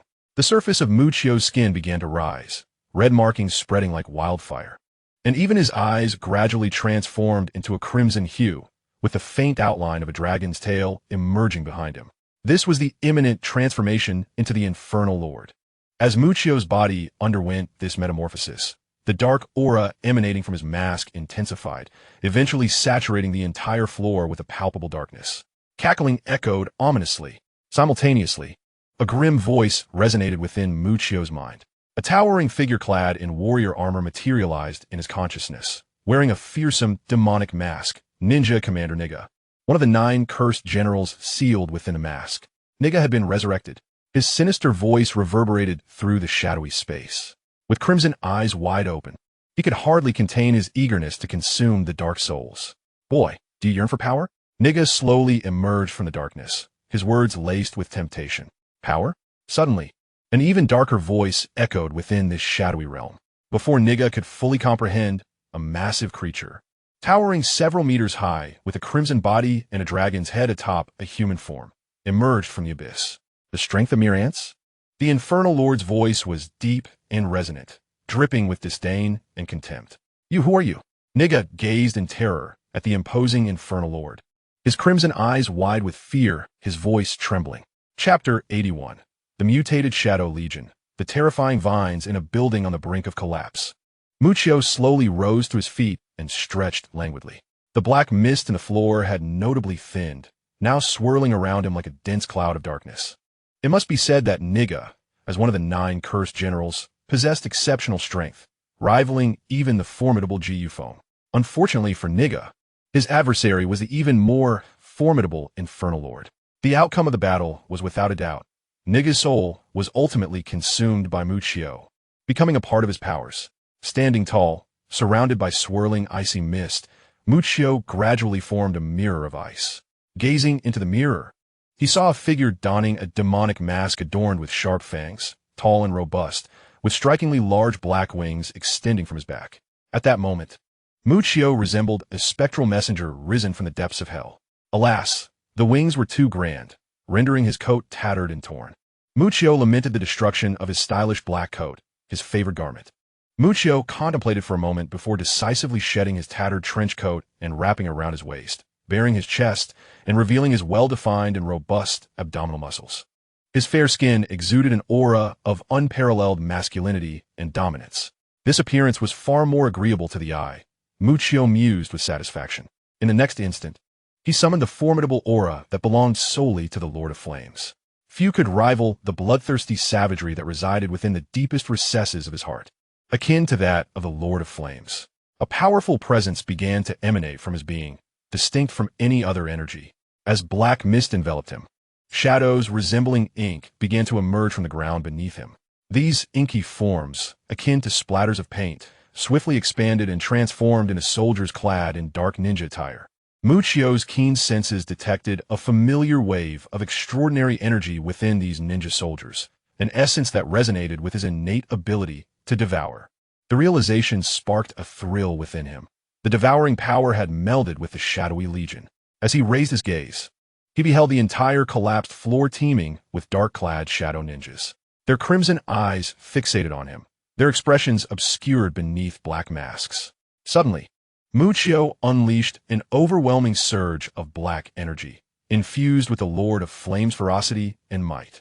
Instantly, all the ninja soldiers knelt on one knee, humbly bowing their heads as if they were devout worshippers before a divine entity. Yet, Muccio, who was being venerated by these shadowy ninjas, did not cast a glance at his subordinates below. Instead, a wicked sense of amusement welled up within him. These soldiers of the Shadow Kingdom had indeed replicated a fragment of his devouring ability. Things were becoming increasingly intriguing. At that very moment, the building could no longer withstand the forces of collapse and began to plummet violently. In the heart of the fractured structure, a towering tree was slowly ascending. Outside, a brutal battle between humans and zombies raged fiercely. The remaining few dozen members of the human team huddled around their military vehicle, desperately resisting the relentless tide of the undead. Fortunately, the higher-tier zombies in this area had been confined within the building, leaving only relatively lower-level zombies to besiege them. However, the sheer number of zombies was overwhelming, surging forth like a tumultuous wave. Each wave that was repelled was swiftly followed by another, their dark heads rendering even the A-class awakened individuals in the team powerless. Moreover, lurking behind them was a terrifying presence far more dangerous than the zombie tide. Wei Linger from Muccio's team appeared somewhat distracted as she fended off the approaching zombies. Her heart was heavy with concern for Muccio, who remained inside the building confronting Su Feng. Her gaze involuntarily drifted toward the direction of the collapsing structure. At this moment, there stands a towering mutated vine tree, upon which a white figure darts back and forth like a streak of lightning. This white silhouette is none other than the Reaper, Ji Yufeng. Ji Yufeng unleashes his spatial traversal abilities with all his might, wielding two laser swords that hum and race through the air at his command. Each appearance of Ji Yufeng results in the sharp blades of his laser swords severing the vine branches of the mutated tree. Strangely, the severed ends spout forth bright red blood, yet the broken tendrils swiftly regenerate, becoming several times thicker than before. On the trunk of the mutated vine tree, a peculiar vertical eye radiates fury, clearly incensed by Ji Yufeng's relentless assault. Ji Yufeng, while skillfully maneuvering around the mutated vine tree, feels immense pressure. This creature, a newborn aberration, lacks combat experience, yet its sheer size and the formidable thickness of its vine tendrils present a significant challenge. Hundreds, if not thousands, of vine-like appendages, as thick as giant serpents, lash out in all directions, each tipped with spines infused with toxic blood, akin to the onslaught of hundreds of missiles against an ordinary individual. Only a spatial awakener of Ji Yufeng's extraordinary speed can hope to counter such an assault with agility and finesse. However, the regenerative capacity of this vine monstrosity is astonishing. Severing one tendril causes multiple new ones to sprout almost instantaneously, rendering it a formidable opponent. Ji Yufeng continues to weave through the white vortex, and from a distance, One can see dozens of these swirling white formations surrounding the colossal vine tree. It is uncertain how much longer Gu foam can endure. The middle-aged man from the enforcement team watches Gu foam soaring through the air, concern etched on his face. He is acutely aware of the severe side effects of the capsule-like medication Gu foam had recently ingested, and he can sense the intense fluctuations of the mutated vine tree's powers. In contrast, the relentless tide of zombies ahead shows no signs of diminishing, and it is entirely possible that they may face total annihilation here. Although the individuals present do not vocalize their fears, a sense of despair has already taken root in their hearts. Just then, an unexpected turn of events occurs. A group of masked figures clad in black suddenly appears. An awakener finds himself surrounded by several zombies. In his moment of despair, a few black-clad ninjas descend like divine warriors, wielding katana and long staffs, swiftly dispatching the zombies. The awakener, believing these black-clad figures to be reinforcements sent by the Yuhai base, wears a look of joy and is about to express his gratitude. However, in the next instant, his neck is pierced by a slender katana, blood erupting forth. In stark contrast, the expressionless ninja soldiers stand alongside the astonished awakener witnesses. Chapter 82. Absorbing abilities, the terrifying Shadow Legion. All the awakeners engaged in battle are momentarily stunned by this scene. They could never have anticipated that the hand they once believed would aid them had transformed into the merciless executioner of their lives. Yet, the soldiers of the Shadow Legion offered them no respite. Shadows wielding weapons commenced their ruthless harvest and slaughter of all surrounding zombies and awakened beings. Whether they were aberrant zombies or human survivors, all fell victim to the indiscriminate strikes of their blades. The battlefield was awash with the presence of shadowy assassins clad in ninja attire. In an instant, the air was filled with the roars of the undead and the anguished cries of the mortally wounded. What exactly was transpiring? The remaining awakened gathered closely. Their greatest peril, not the encroaching tide of corpses, but rather these enigmatic ninjas weaving through the battlefield of the undead. Were they agents of the Otherworld Church? Some harbored doubts concerning the identity of these cloaked figures. A middle-aged man from the enforcement team wore a grave expression and shook his head, stating he had never encountered adherents of the Otherworld Church dressed in such a manner. Their usual garb consisted of colorful robes and hoods. In stark contrast, this group donned uniform ninja attire, their masks obscuring their faces entirely, revealing only a pair of crimson eyes, a style markedly different from the followers of the Otherworld Church. At that moment, the flamboyantly dressed Chu Nan manipulated a cascade of rose petals, which in his hands transformed into sharp blades.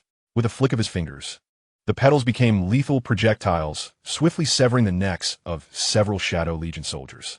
Yet, an eerie phenomenon unfolded. Several ninjas seemingly disintegrated into a swirling mass of ink-like shadows. Not a drop of blood spilled. This scene left the onlookers utterly astonished.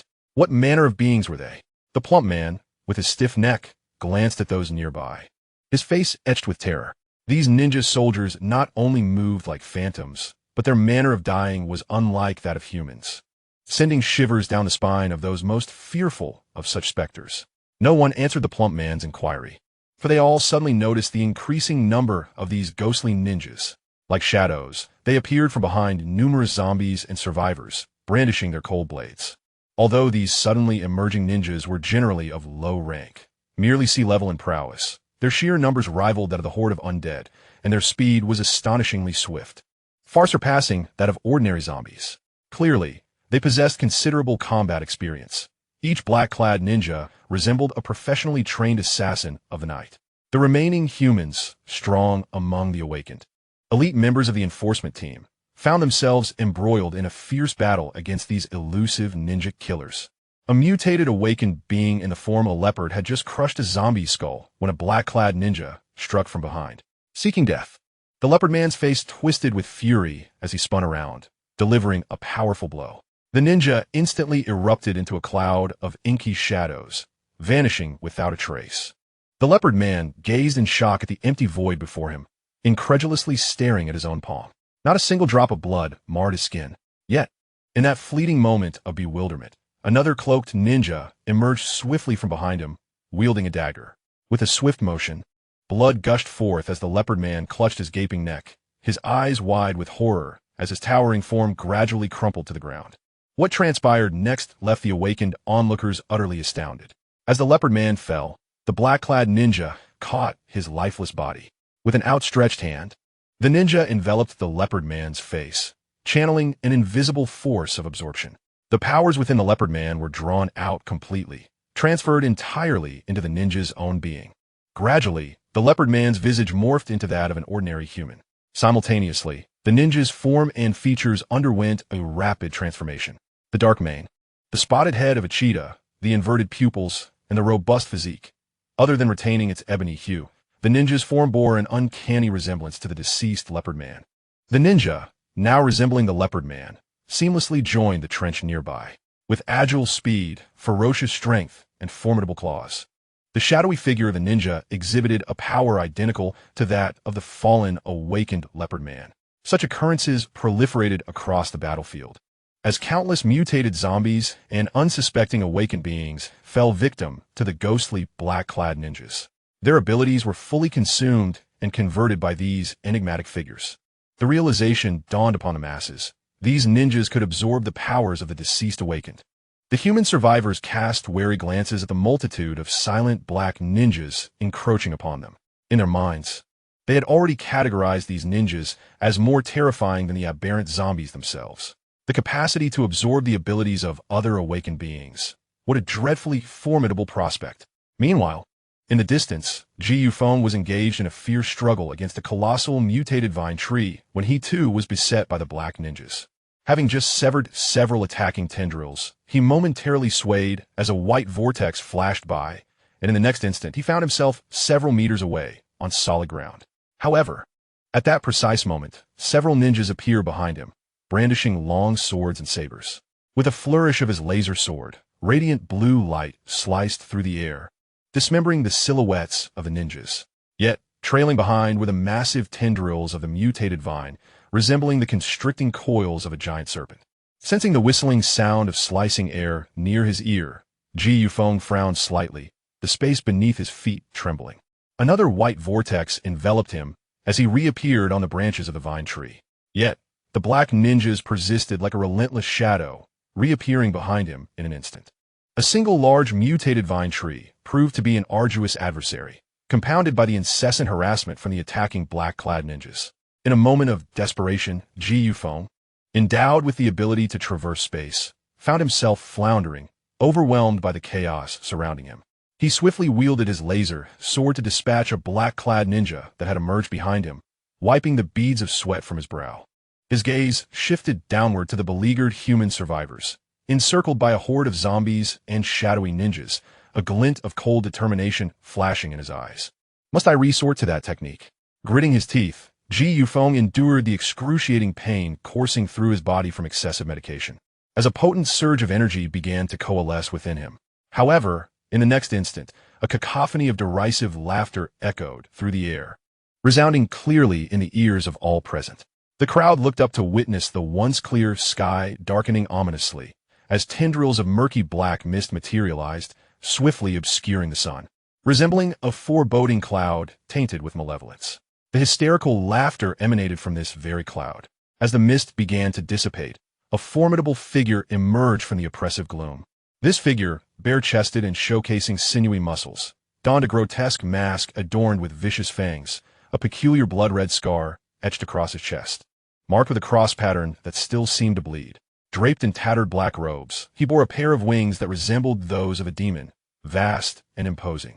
An astonishing wave of supernatural energy surged forth, enveloping the crowd in a suffocating aura. The man stepped forth from the black cloud, exuding an innate aura of dominance. Though masked, the onlookers could perceive his wild laughter and the profound crimson of his eyes, hinting at his untamed nature. Who was this man? This question reverberated in the minds of all present as they struggled to comprehend the emergence of such a formidable entity. The mere presence of the overwhelming energy left no doubt that he was at least on par with Ji Yufeng, the White Reaper. The imposing masked figure was none other than Mutio, who had just emerged from the ruins. With his demonic wings unfurled, he hovered above, surveying the humans and zombies below, a chill of discomfort creeping across his chest. This area bore the mark of the King's seal tattoo, and to conceal his identity, Mutio had etched a crimson cross over it. With a triumphant grin, Muccio stepped forth from the black mist, his gaze immediately drawn to the black-clad ninjas ruthlessly hunting down humans and zombies alike. Having summoned this shadowy legion, Muccio had tapped into the emotions of the flame demon lord, allowing the darkness within him to surface, thus inheriting traits of brutality, cruelty, dominance, and fury. The orders to attack the multitude of zombies and humans had originated from him. It must be said that the soldiers of the Shadow Legion are truly the most loyal subordinates, willingly marching to their demise despite their individual combat prowess being vastly inferior to that of the awakened ones. The rationale behind these orders is quite simple. Muccio has astonishingly discovered that these ninjas of the Shadow Legion inherit a fragment of his devouring ability. They can absorb the energy of fallen heretics and awakened beings to acquire their supernatural powers. However, this skill is singular in nature. In essence, a shadow soldier can only absorb one unique ability. Though it pales in comparison to the overwhelming devouring power of his true self, it is nonetheless a formidable skill. Despite their current strength being merely at the C rank level, given time to develop, they could evolve into a terrifying and unwavering force of supernatural warriors. Observers noticed that since the appearance of the masked man, the black-clad ninjas had ceased their assault, gazing at Muccio with a hint of submission. These ninjas are his subordinates.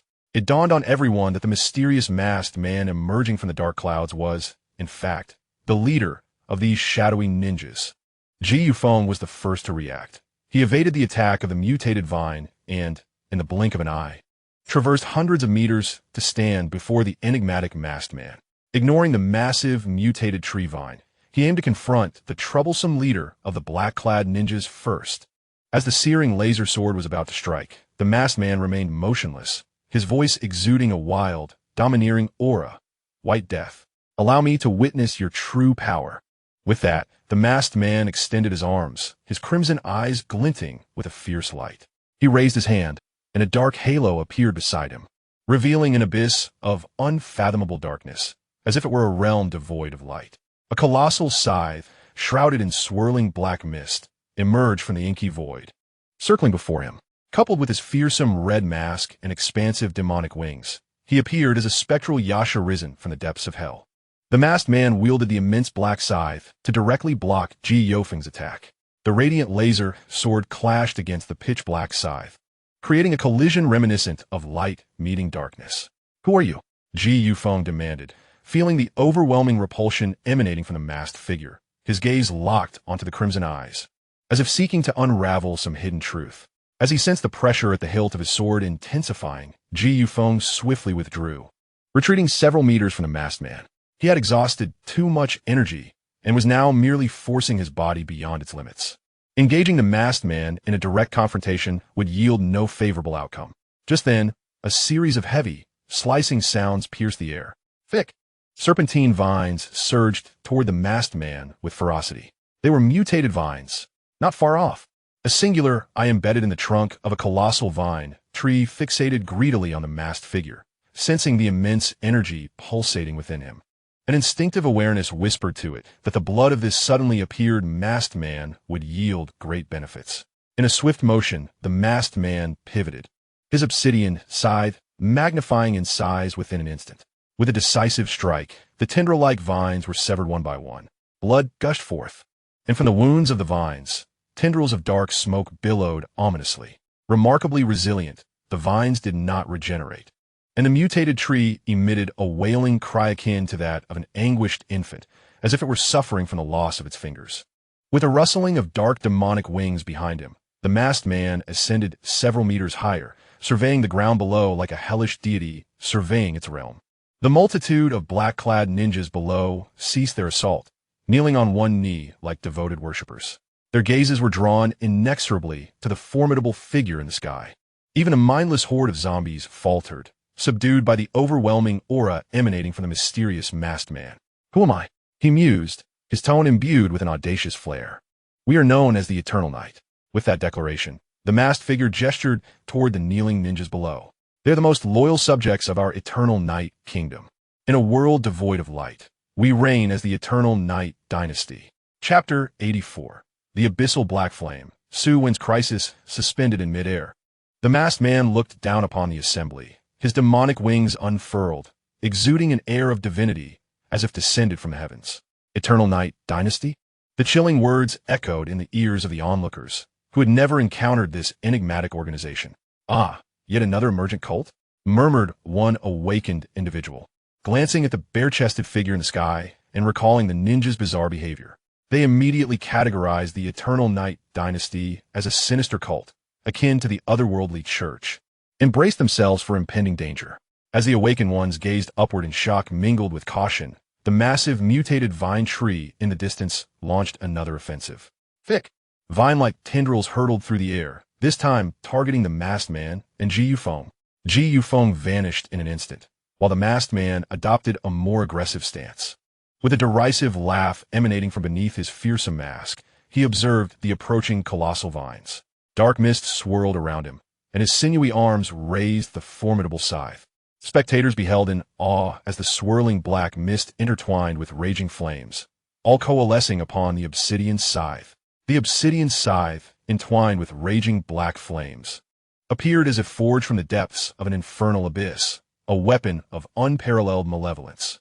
The masked figure wielded the hellish scythe, and a surge of black flames swirled through the air, striking fiercely against the oncoming myriad tendrils. Upon contact with the profound black flames, the thick tendrils recoiled as if endowed with life, retreating in frantic haste. Yet, the dense, ominous fire clung to the fleeing tendrils with a relentless ferocity, exuding an aura capable of incinerating all in its path. The connection between the fingers and the heart was palpable. These thousands of colossal tendrils were under the command of the mutated vine tree, which shrieked in agony as its tendrils suffered setbacks. The enormous vertical pupil on its trunk constricted suddenly, as though it had endured excruciating harm. This nascent aberration acted with resoluteness, severing the entire branch along with countless massive tendrils. The enormous limbs crashed to the ground, still shrouded in the terrifying, black flames that swiftly consumed the tendrils to ashes. The mutated vine tree's enormous eye glared at the masked figure, its gaze filled with malice and a murderous intent. Thousands of serpent-like tendrils lunged towards the masked figure, who bravely engaged in combat. Simultaneously, the black-clad ninjas on the ground launched their assaults against the various undead aberrations and human awakeners. The awakeners of the Yuhai base, amidst the tide of zombies, faced the black-clad ninjas, who called themselves the Eternal Night Dynasty. A fierce clash among three factions was imminent. Rather than a mere conflict among three forces, it was more aptly described as a frenzied slaughter by the black-clad ninjas against both humanity and the undead. These ninjas, emerging from the shadows, were numerous and predominantly of C-rank strength. With each fallen ninja, several more would materialize from the surrounding darkness, rendering any defense futile. Many awakeners, having just vanquished a ninja, found themselves unprepared as another black-clad ninja appeared from behind, delivering a swift and lethal strike. Moreover, these enigmatic ninjas possessed the uncanny ability to absorb and inherit the powers of fallen awakeners. A C-rank ninja could swiftly ascend to B rank or even A rank, instilling terror in the hearts of those present. At this moment, Ji Yufeng could no longer afford to engage with the distant mutated vine tree. Instead, he rushed to protect the dwindling number of awakeners within the surviving Yuhai team. With his silver hair billowing, Ji Yufeng deftly maneuvered behind the awakeners, his laser sword cleaving through the air, causing countless black-clad ninjas to dissipate into shadows. Yet, even with his unparalleled speed in traversing space, he struggled against the overwhelming number of ninjas, and many awakeners fell victim to their ruthless blades, their powers merely serving as sustenance for the evolution of the black-clad ninjas. Additionally, the relentless tide of zombies surged forth, their intent clear, targeting the encircled human team of the Yuhai base. As countless zombies brushed past the black-clad ninjas, they paid no heed to these human-like figures, continuing their relentless advance. The black-clad ninjas indiscriminately attacked both humans and zombies, as if they belonged to neither side. Embodying a mysterious presence, Ji Yufeng navigated through the tide of corpses, and as he witnessed this scene, a glimmer of brilliance flashed in his eyes. Observing the human contingent, he noted that dozens of awakened individuals were gradually succumbing to despair, realizing that the target of these ninjas was primarily isolated human awakeners. Consequently, they clustered around the military vehicles for protection. In an instant, the sounds of gunfire and explosions resonated through the ruins of the city, accompanied by the elusive figures of the ninjas and the low growls of the undead. Meanwhile, in the sky, a robust figure donned a menacing mask, spreading a pair of monstrous wings, flanked by a mass of twisting vines. From behind the mask came a derisive, arrogant laugh, seemingly indifferent to the extreme danger lurking behind, as if to mock the towering mutant vine trees in the distance. Suddenly, a faint whimper reached the masked figure's ears. Looking down, he beheld a mutated squirrel, the size of a full-grown beast, being torn apart by several towering zombies. The squirrel was already covered in scars, clearly having endured numerous brutal battles, and it was evident that it could not hold out much longer. Behind the mutated zombies stood a girl in a floral dress with twin ponytails, tears brimming in her eyes as she gazed at the enormous squirrel shielding her. The sorrow and anguish in her expression were palpable. This girl, named Su-Won, was a member of Wei Ling'er Squad. At that moment, a gaunt zombie with a ghostly visage lunged towards Su-Won from behind, its sharp teeth aimed directly at her delicate neck. Terror flooded her gaze as she envisioned the horrific scene of her neck being bitten through. Suddenly, the howling of a hurricane resonated in Su-Wen's ears. With a swift whoosh, she felt her body lift off the ground and into a warm embrace. Looking up, she saw a pair of jet-black, demonic wings sweeping away the surrounding zombies. These formidable, mutated undead could not withstand a single blow, scattering into a mist of blood. The little girl looked up to find a terrifying mask adorned with sharp teeth staring back at her. It was at that moment she realized that the masked figure had just rescued her, swiftly annihilating the nearby, mutated zombies. The masked figure gazed at the fragile girl in his arms, a sinister laugh escaping his lips, followed by a chilling proclamation. Such tender flesh. This little girl could serve as a delightful feast for me. Su-Won stared blankly at the grotesque masked man before her, seemingly paralyzed by fear. Behind them, countless thick green vines writhed like gigantic serpents, as the masked figure soared through the air, clutching the girl. Sensing her dazed expression, he sneered. Has the little girl been frightened into silence? What this general most delights in witnessing is the fear etched upon the faces of you feeble humans. The grotesque visage of a demon, coupled with its chilling laughter and sinister words, is sufficient to instill terror in the hearts of many. Yet, contrary to his expectations, the delicate maiden in his arms did not succumb to tears. Instead, she spoke with a serene countenance. Not at all. Her luminous eyes met the ghastly mask, revealing a glimmer of concern. When gazing upon one, dear brother, your heart need not harbor a single trace of fury. With that, the maiden gently caressed the firm chest of the masked figure with her fair hand, a smile gracing her lips. Your heart, dear brother, is quite warm. Beneath the fearsome mask, Muccio felt an array of black lines forming on his forehead, his face flushed with embarrassment. This was a predicament. He had forgotten that this girl possessed the uncanny ability to perceive the hearts of all beings, and he had unwittingly fallen prey to her innocence. Nevertheless, he decided to brush it off, for the embarrassment of wearing the mask was not his alone. Resuming his role as the masked figure, Muccio disregarded the maiden's tender words, his demonic wings accelerating to shake off the entangling vines behind him. At that moment, the space before the masked figure twisted, and a white vortex emerged. Before the vortex could expand, Ji Yofeng's white figure appeared, his laser longsword slicing through the air, striking directly at the airborne masked man. Just in time, the masked figure swooped down, releasing the maiden from his grasp, and wielded his ebony scythe to deflect the blinding laser sword. When, at that instant, Su-Wen's petite form touched the ground, swiftly caught by Wei Ling'er below. Wei Ling'er, patting her chest in relief, exclaimed, "Thank goodness Ji Yofeng blocked that masked man. Otherwise, you would have truly been in danger." Su-Wen gently shook her head, her gaze fixed on the masked figure above, a mysterious ripple crossing her clear eyes.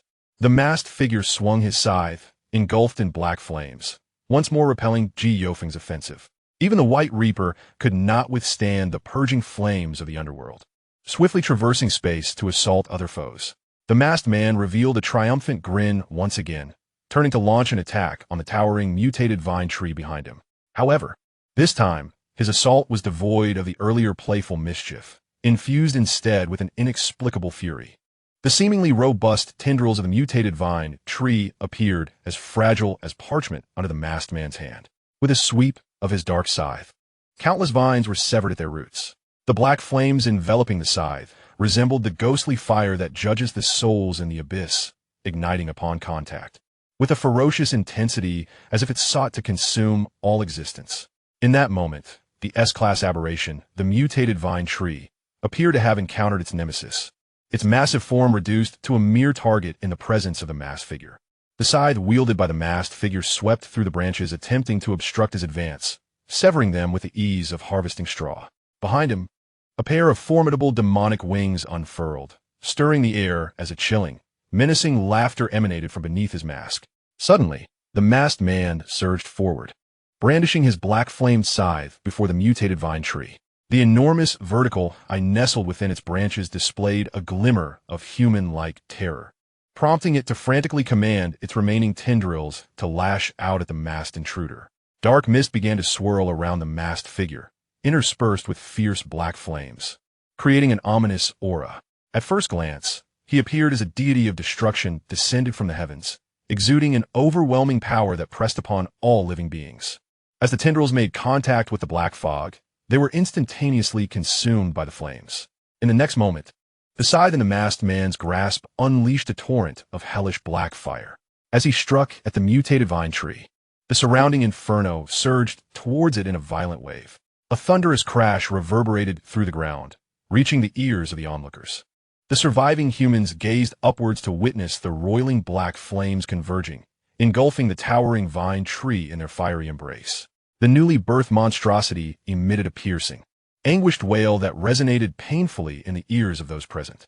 Within mere moments, this terrifying abomination, painstakingly nurtured by the heretical church, was reduced to mere ashes.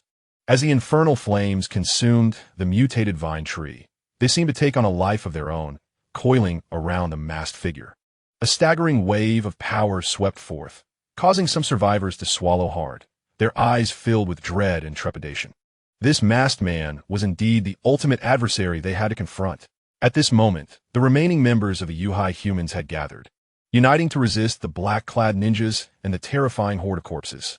The shadowy ninja soldiers found themselves at a disadvantage, momentarily at a loss, and redirected their focus towards the mindless zombie monstrosities. Currently, the ninja faction held the upper hand, with the lower-tier zombies falling like cannon fodder. Yet the human coalition continued to resist fiercely. Ji Yufeng fought valiantly at the forefront of the human ranks. The renowned White Reaper appeared pale, beads of sweat dotting his forehead. His body could no longer endure the strain of such intense exertion, yet he felt compelled to maintain his position at the front lines. The masked man descended, scythe in hand, surrounded by demonic wings and the ghostly flames, presenting an even more harrowing visage of a reaper than Ji Yufeng himself. Beneath the mask, Muchio wore a bemused expression, admiring Ji Yufeng's tenacity and resolve. He recognized that Ji Yufeng was nearing his breaking point. Forcing himself to fight would only exacerbate his suffering. However, admiration alone would not serve as a justification for sparing Ji Yufeng. As for those human survivors, a portion may remain, for he must return to the Jade Sea base to indulge in life. Behind him, the demonic flames surged, and the masked figure had already drawn his scythe. In the next moment, Ji Yufeng would be severed from his very essence. Suddenly, the masked figure's form faltered, and beneath the demonic mask, Muchio's spirit trembled violently, his pupils shaking as if something within him was struggling to break free. This was the Lord of the Flame Demons. Chapter 86. My name is Azura, the infatuated Liu Qianqian. Since Muchio's consciousness awakened within this body, he had been fiercely battling for control against the original owner, the Lord of the Flame Demons. Fortunately, he had utilized the balancing power of Yin and Yang talismans to suppress the raging personality of the flame demon residing within him. Much like a prison confining the flame demon deep within the boundless darkness of his soul. However, in order to summon the soldiers of the Shadow Kingdom, Muchio had released a portion of the dark side belonging to the flame demon persona. This not only made Muchio's character more domineering and reckless, but also opened a crack in the cage that held the flame demon captive. Countless chains woven from heartstrings intertwined around the Lord of the Flame Demons began to emit the ominous sounds of cracking and breaking. The towering figure of the flame demon roared madly within its prison, its crimson eyes filled with fury, straining against its shackles as if it were on the verge of breaking free. Muchio's face beneath the mask had turned somewhat pale, his brows furrowed. He knew that if he continued to wield the power of the dark energy from a mask, it would not be long before the flame demon was completely liberated from his mind. At that point, Muccio would revert to a mindless creature, consumed by bloodlust and slaughter. He glanced at Ji Yufeng, who met his gaze with equal vigilance. Although Ji Yufeng was already on his last legs, Muccio, bolstered by the dark energy, had only reached the S-class level. Eliminating Ji Yufeng would not be a daunting task. Yet without utilizing the power of the flame demon, Muccio would still require a certain amount of time. A thought sparked within Muccio, and his bare form shuddered as a swarm of black-clad ninjas materialized around him. Among the thousands of black-clad ninjas, there were also silhouettes of dark creatures, all gained through the absorption of abilities from their killings. Be cautious. Many surviving humans believed this suddenly emerging mysterious boss would unleash some formidable attack. Yet, what they did not anticipate was the chilling laughter that emanated from the powerful masked man. A shiver ran down their spines as they felt a wave of dread wash over them. The White Death? You are not yet worthy of my full amusement. I look forward to our next encounter. In that instant, the masked man and the legion of black-clad ninjas were enveloped in a swirling mass of black mist. As if an endless cloud of darkness shrouded these hellish emissaries, ready to return to the abyss. The world was devoid of light, heralding the Eternal Night dynasty. My name is Eternal Night Shura. The powerful and unrestrained words of the masked man reverberated in the ears of the crowd, infused with an overwhelming force. The awakened survivors of humanity felt as though their hearts had been struck by thunder, a shudder coursing through them. As they regained their senses, the darkness in their eyes dissipated, revealing an empty expanse before them, permeated by a thick stench of blood and the scattered remnants of corpses. Not far away, the colossal carcass of the mutated vine tree, now charred, continued to shed its debris, serving as a grim reminder that what had transpired was no mere illusion. Undeniably, the appearance of the masked man had cast a terrifying shadow over their hearts, akin to a nightmare. The Eternal Night dynasty, Shura. Ji Yufeng adjusted his glasses, gazing up at the desolate remains of the giant vine tree in the distance, muttering incomprehensibly. Observing the surrounding battlefield, spent bullets and discarded weapons littered the ground. The mingled bloodstains of humans and zombies were everywhere, while the sight of mangled flesh and severed limbs evoked a deep sense of revulsion. The ruins of the collapsed clubhouse had piled into a hillock, and the survivors from the Yuhai base were equally haunted, expressing their gratitude for having survived the ordeal. Prior to arriving at the clubhouse, everyone had believed this would be a straightforward extermination mission. After all, no one imagined that these foreign cultists could withstand the concentrated fire of hundreds of powerful, awakened individuals. Their arrogance led them directly into the enemy's lair, unaware that this deranged group of foreign cultists had allied with the zombies to resist them. Ultimately, they encountered terrifying beings, such as the human-faced demon spider, the formidable mutated vine tree of S rank, the enigmatic black-clad ninja, and the fearsome masked Shura. These were experiences that none had anticipated. Yet, fortunately, all of this was now behind them. How handsome he was! That stature, that aura exuded such masculinity. Lu Qianqian gazed dreamily in the direction the masked man had departed, her delicate hands clasped before her. To her, the fearsome masked demon appeared akin to a divine warrior, her eyes sparkling with admiration and reverence. Her companion's lips twitched as they reminded her, that was the terrifying leader of an organization that nearly wiped us out. Surely you haven't fallen victim to Stockholm Syndrome? And so what? Lu Qianqian shot her companion a look, her admiration unwavering. She would rather be devoured by the majestic Lord Shura. The battle had been extraordinarily brutal.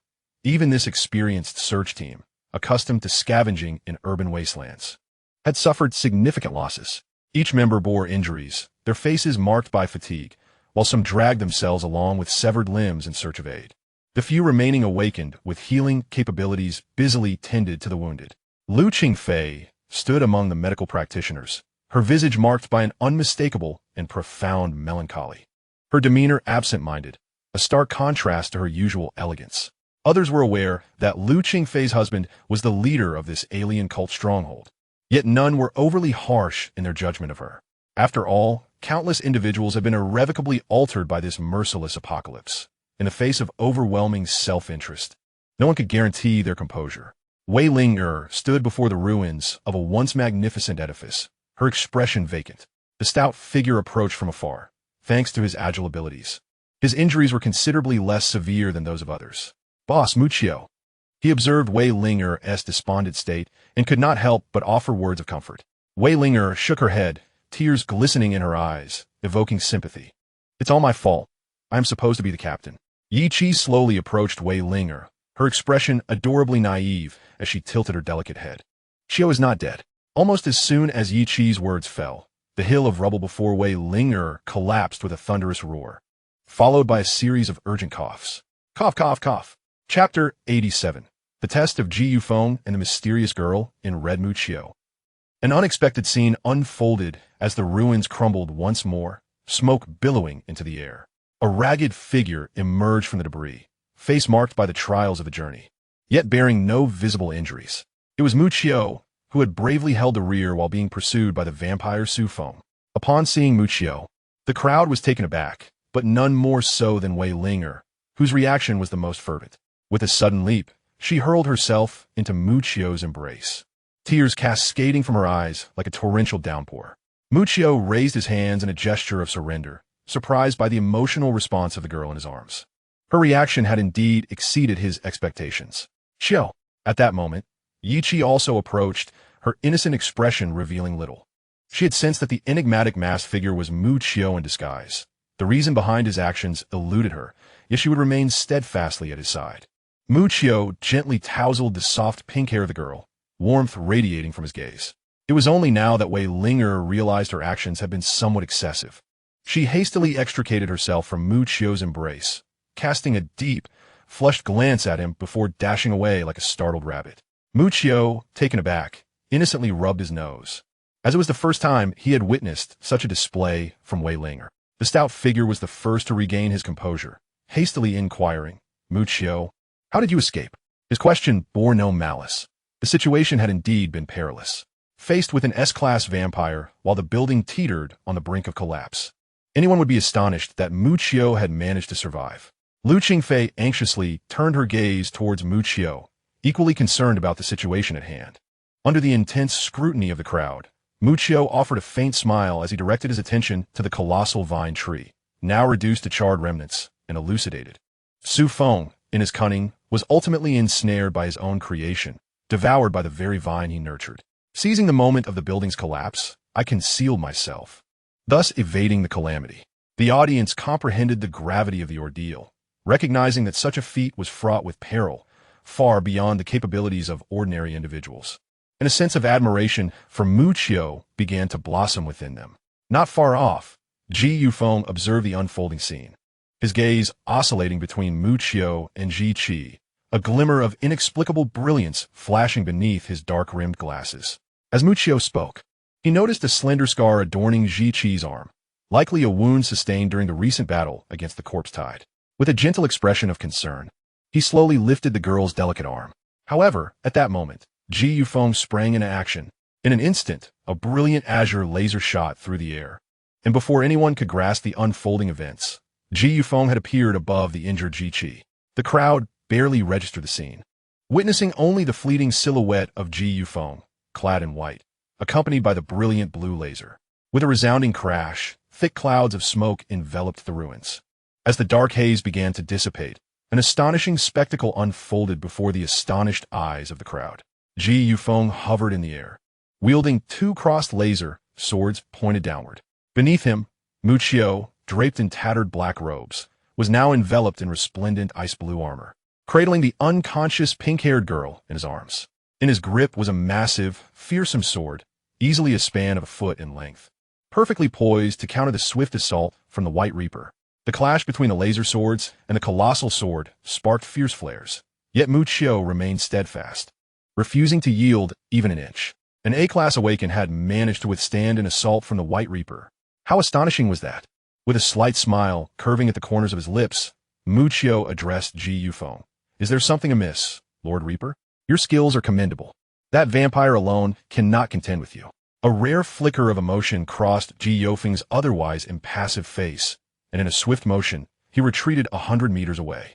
He instructed a nearby middle-aged man, take a head count and leave this place swiftly. After issuing the command, he turned to depart, though a profound sense of confusion lingered on his face as he turned away from the crowd. Ji Yufeng instinctively adjusted his glasses, a habitual gesture when deep in thought. He was certain he had seen that confident yet playful gaze somewhere before. Only after Ji Yufeng's departure did the spectators recover from the breathtaking scene. Their eyes filled with awe and astonishment as they beheld Mu Qiu and the formidable sword he wielded. Mu Qiu remained utterly indifferent to the gazes of those around him, enveloped in a mist of ethereal azure that danced around him, causing the ice-blue armor to dissipate. This was the manifestation of his evolved ice powers, a result of his consumption of the mutated vine tree. Alas, a portion of the energy within that vine had been siphoned away by the flame demon. Otherwise, his ice abilities would surely have ascended to the S-rank level. As the colossal sword in his grasp returned to the form of Yu Qi within, Mu Qiu gently lifted the delicate jade arm of the young girl. There, a narrow wound had formed a scab, yet it marred the girl's exquisite beauty as if a pearl had been sullied by dust. Mu Qiu tenderly caressed her arm, as smooth as tofu, while a halo of white light flickered in his hand. What unfolded next was a scene that astonished onlookers once again. The scabbed wound on the girl began to sprout fresh flesh at a visibly rapid pace, swiftly restoring itself to its pristine state, devoid of any trace of injury. This was not merely a healing ability. Some who witnessed this revelation suddenly recalled that Mu Qiu possessed the rare ice powers. And when they connected this with his healing prowess, a chilling conjecture escaped their lips. A dual-element ability user? This time, the surviving humans erupted into a fervor, gazing at Mu Qiu as if he were an unparalleled genius. They understood what it meant to be a dual-element ability user and the astonishing talents that came with it. If all went as anticipated, Mu Qiu would undoubtedly become a guardian of the base, endowed with the terrifying potential of a dual-element ability user. Though they were unaware of Ji Yufeng's ulterior motives for probing, Mu Qiu's prowess had already left them in awe. The plump man, already privy to the situation, cast a disdainful glance at the crowd. Such a rarity, yet so easily amazed. Lu Qianqian regarded Mu Qiu with eyes that sparkled with intrigue. She was already contemplating the necessity of recruiting him into her team. Even from a distance, Ji Yufeng's eyes flashed with surprise at the scene, his thoughts concealed. Undeniably, Mu Qiu had captivated them since his arrival, and his extraordinary talents had left them utterly astounded. As dusk fell and the summer breeze rustled the yellowing leaves, the encroaching forces of the Jade Sea had departed, leaving behind the charred remnants of a vine tree and the ruins of a collapsed building that formed a hill.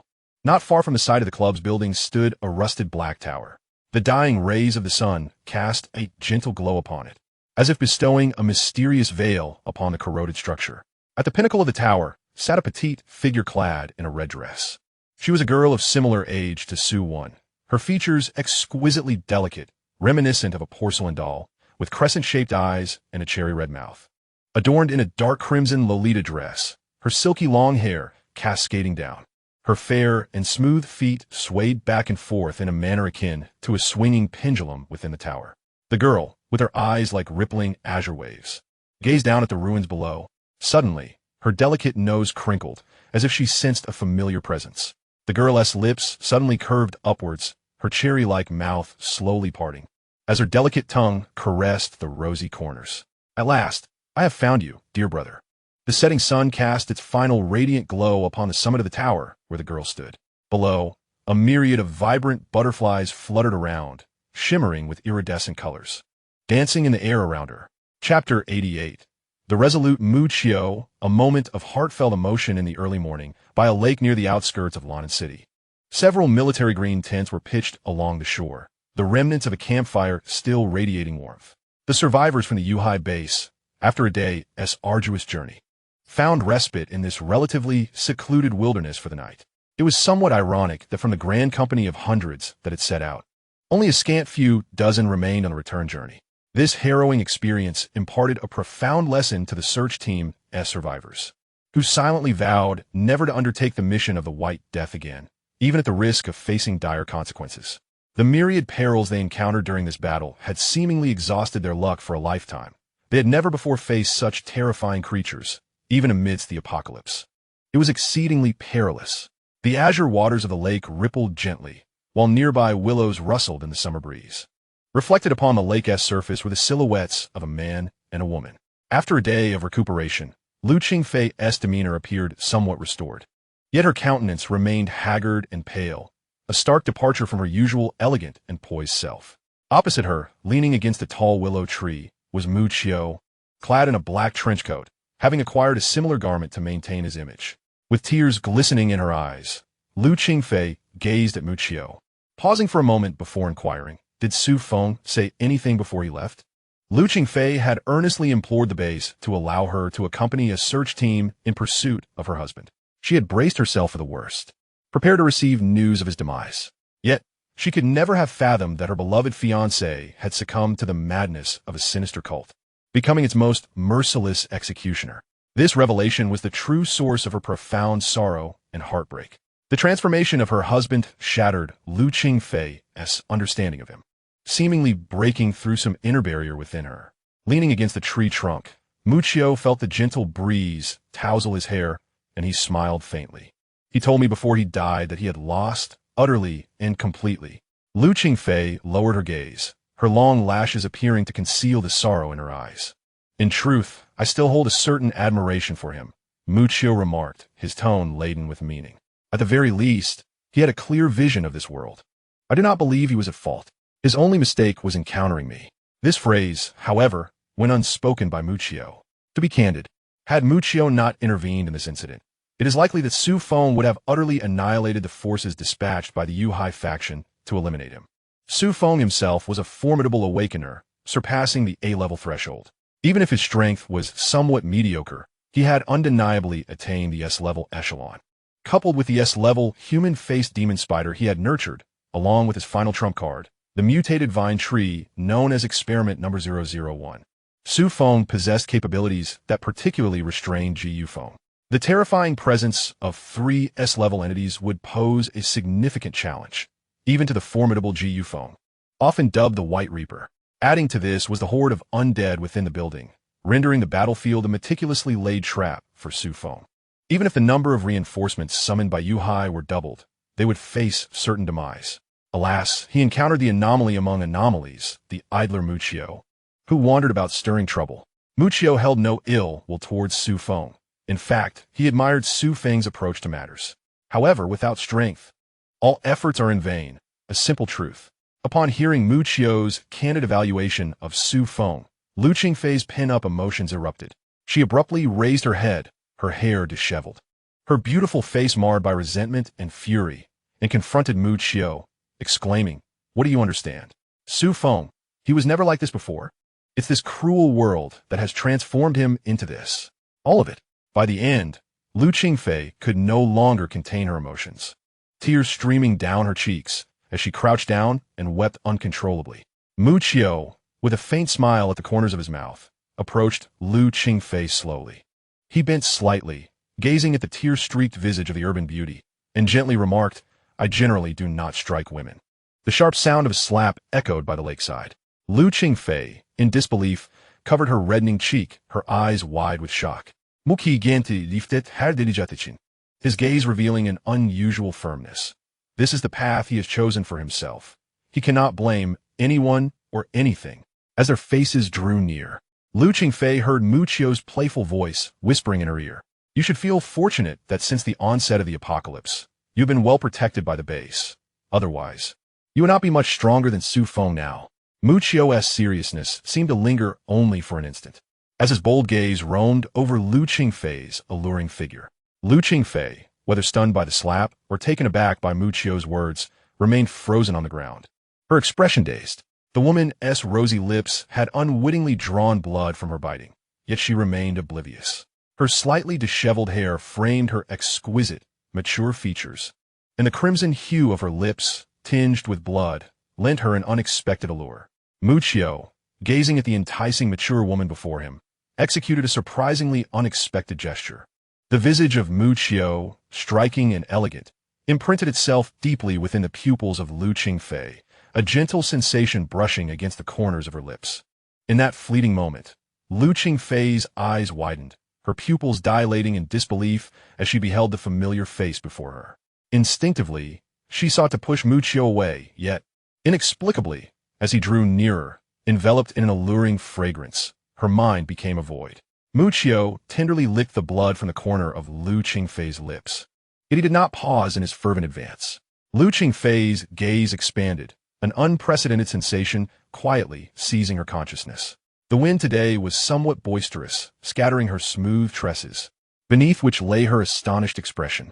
After a prolonged silence, Mu Qiu gradually stood and, with a smile, remarked, "It is indeed rare to witness Lu the Great Mother in such a state of shock." With that, he turned and waved, departing with a nonchalant air, akin to someone who simply brushes off the remnants of a fleeting encounter.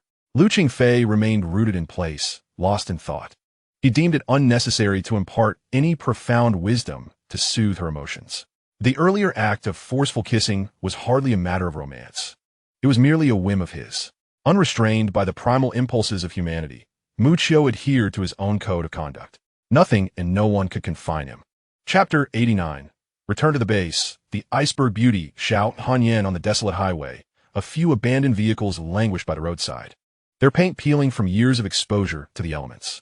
A gentle breeze stirred, causing a few yellowed leaves to flutter down upon the ground, stained with dried blood. Suddenly, a thunderous roar of engines echoed from afar, vibrating the leaves and gravel beneath. A convoy of military green Humvees raced into view, their surfaces marred by old blood and scratches, bearing the marks of perilous battles. This fleet of military vehicles was comprised of the search and enforcement teams returning from the purge of the alien source church in Launching. While it was termed a cleanup operation, it was more accurately described as a mutual demise, as only a fraction of the hundreds who had set out returned, wrapped in horsehide. Their fate was grim. Fortunately, most of the advanced zombies in Lancheng had been captured by the alien source church, alleviating much trouble on their return journey. Among the fleet of speeding military vehicles, a small team, including Mu Qiu, sat comfortably within. The rotund driver, once again at the wheel, seemed in high spirits, humming a cheerful tune. It was evident his mood was buoyant, not only because they were finally returning to the safe haven of their base, but also due to the substantial gains from their recent expedition. Great risks often accompany tremendous opportunities, although this mission was fraught with danger, where a single misstep could spell death. The rewards for those who survived were beyond the imagination of others. The resources discovered during this search far exceeded 3 times the usual amount, not to mention the countless crystal cores collected after exterminating the zombie heretics within the club building. I jest that I shall not venture out again for a year following this operation. I wonder how many merit points I can exchange for this time, my dear Xiaofang. The rotund fellow indulged in fantasies of the benefits to be gained, his thoughts increasingly straying from the path, drool unconsciously trickling from the corner of his mouth.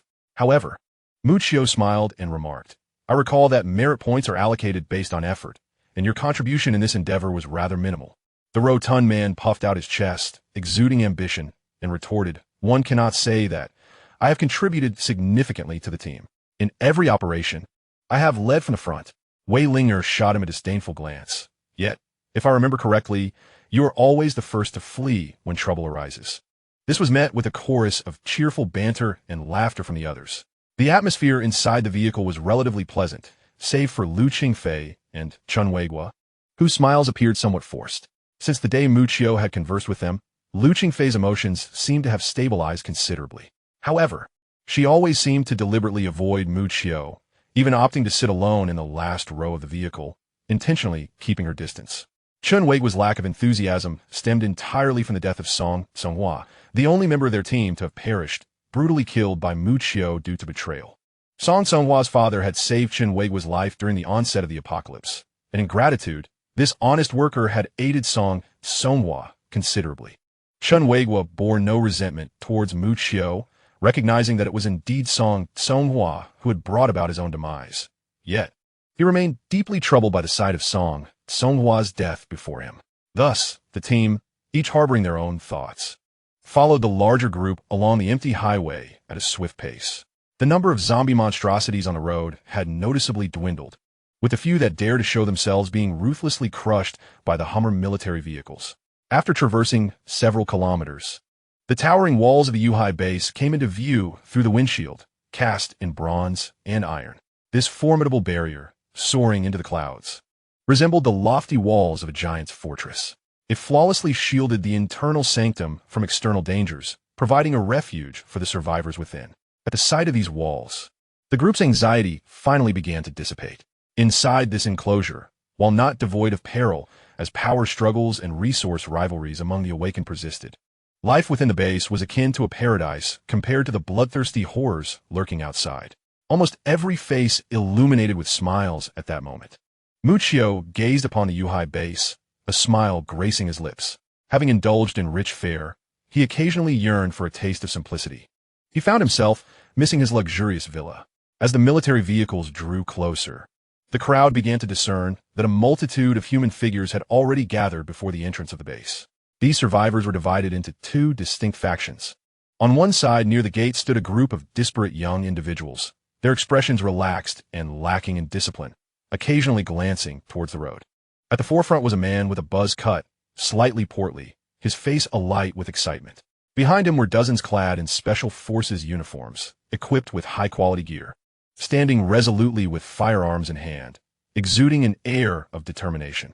Adorning their chests was a badge intricately etched with the emblem of an eagle. This assembly was none other than the guard squad, part of the enforcement team. In the midst of this guard squad stood a particularly imposing figure, with piercing eyes that seemed to perceive all. It was this individual who first spotted the approaching Humvee. Wei Lingyu's brother, the S-Class awakened and leader of the guard squad, Wei Ying, known by the moniker of the Eagle, within the three major divisions of the Yuhai base. The enforcement team held a unique position. It comprised two primary branches, the Special Enforcement Team led by Ji Yufeng and the Guard Squad under Wei Ying's command. While both branches were similar in structure, their primary distinction lay in their composition. Wei Ying's team primarily consisted of physically robust ordinary individuals, whereas Ji Yufeng's followers were predominantly awakened with supernatural abilities. One maintained order within the base, while the other safeguarded its periphery, serving as two formidable trump cards wielded by the triad of leaders, with Xiao Hanyan at the helm. Directly in front of the guard squad stood a striking figure, clad in a pristine white military uniform. This woman emanated a subtle, yet commanding aura, her features striking, yet exuding an ice-cold demeanor that suggested an air of unapproachability. She was none other than Xiao Hanyan, one of the three powerful figures of Yuhai, the direct superior of both Ji Yufeng and Wei Ying, wielding cataclysmic power and known as the Ice Mountain Goddess. Chapter 90. The Queen of Yuhai. Wang Hao's provocation as the imposing outline of the tall walls became increasingly defined. The convoy from Lancheng City, having survived the ordeal, was finally on the brink of returning to their long-desired sanctuary. Inside the vehicle, the rotund man gazed in astonishment at the opulent reception awaiting them and exclaimed, "Goodness gracious, could this all be to welcome our return?" Muccio, intrigued, inquired. "What do you mean?" Seated in the driver's seat, the rotund man explained, "That group of ruffians on the edge comprises members of the Shenglong Society, one of the three factions within the Yuhai base, with their chief being Wang Dapeng, one of the three decision-makers of Yuhai. Leading that band of miscreants is none other than Wang Hao, notorious for his debauchery, and the younger brother of Wang Dapeng." He then pointed towards the front. "The sharp-eyed gentleman at the center of the guard squad is Wei Ying, the leader of the guard squad, and also the elder brother of our boss. As for the beautiful lady standing at the forefront of the guard squad, her background is quite significant." The stout man gazed at the striking figure ahead. Swallowing hard, she was one of the three leaders of Yuhai, known as the Ice Mountain Jade Maiden, Xiao Hanyan, typically infatuated. The stout man found himself utterly speechless before the impeccable beauty and stature of the military-clad woman.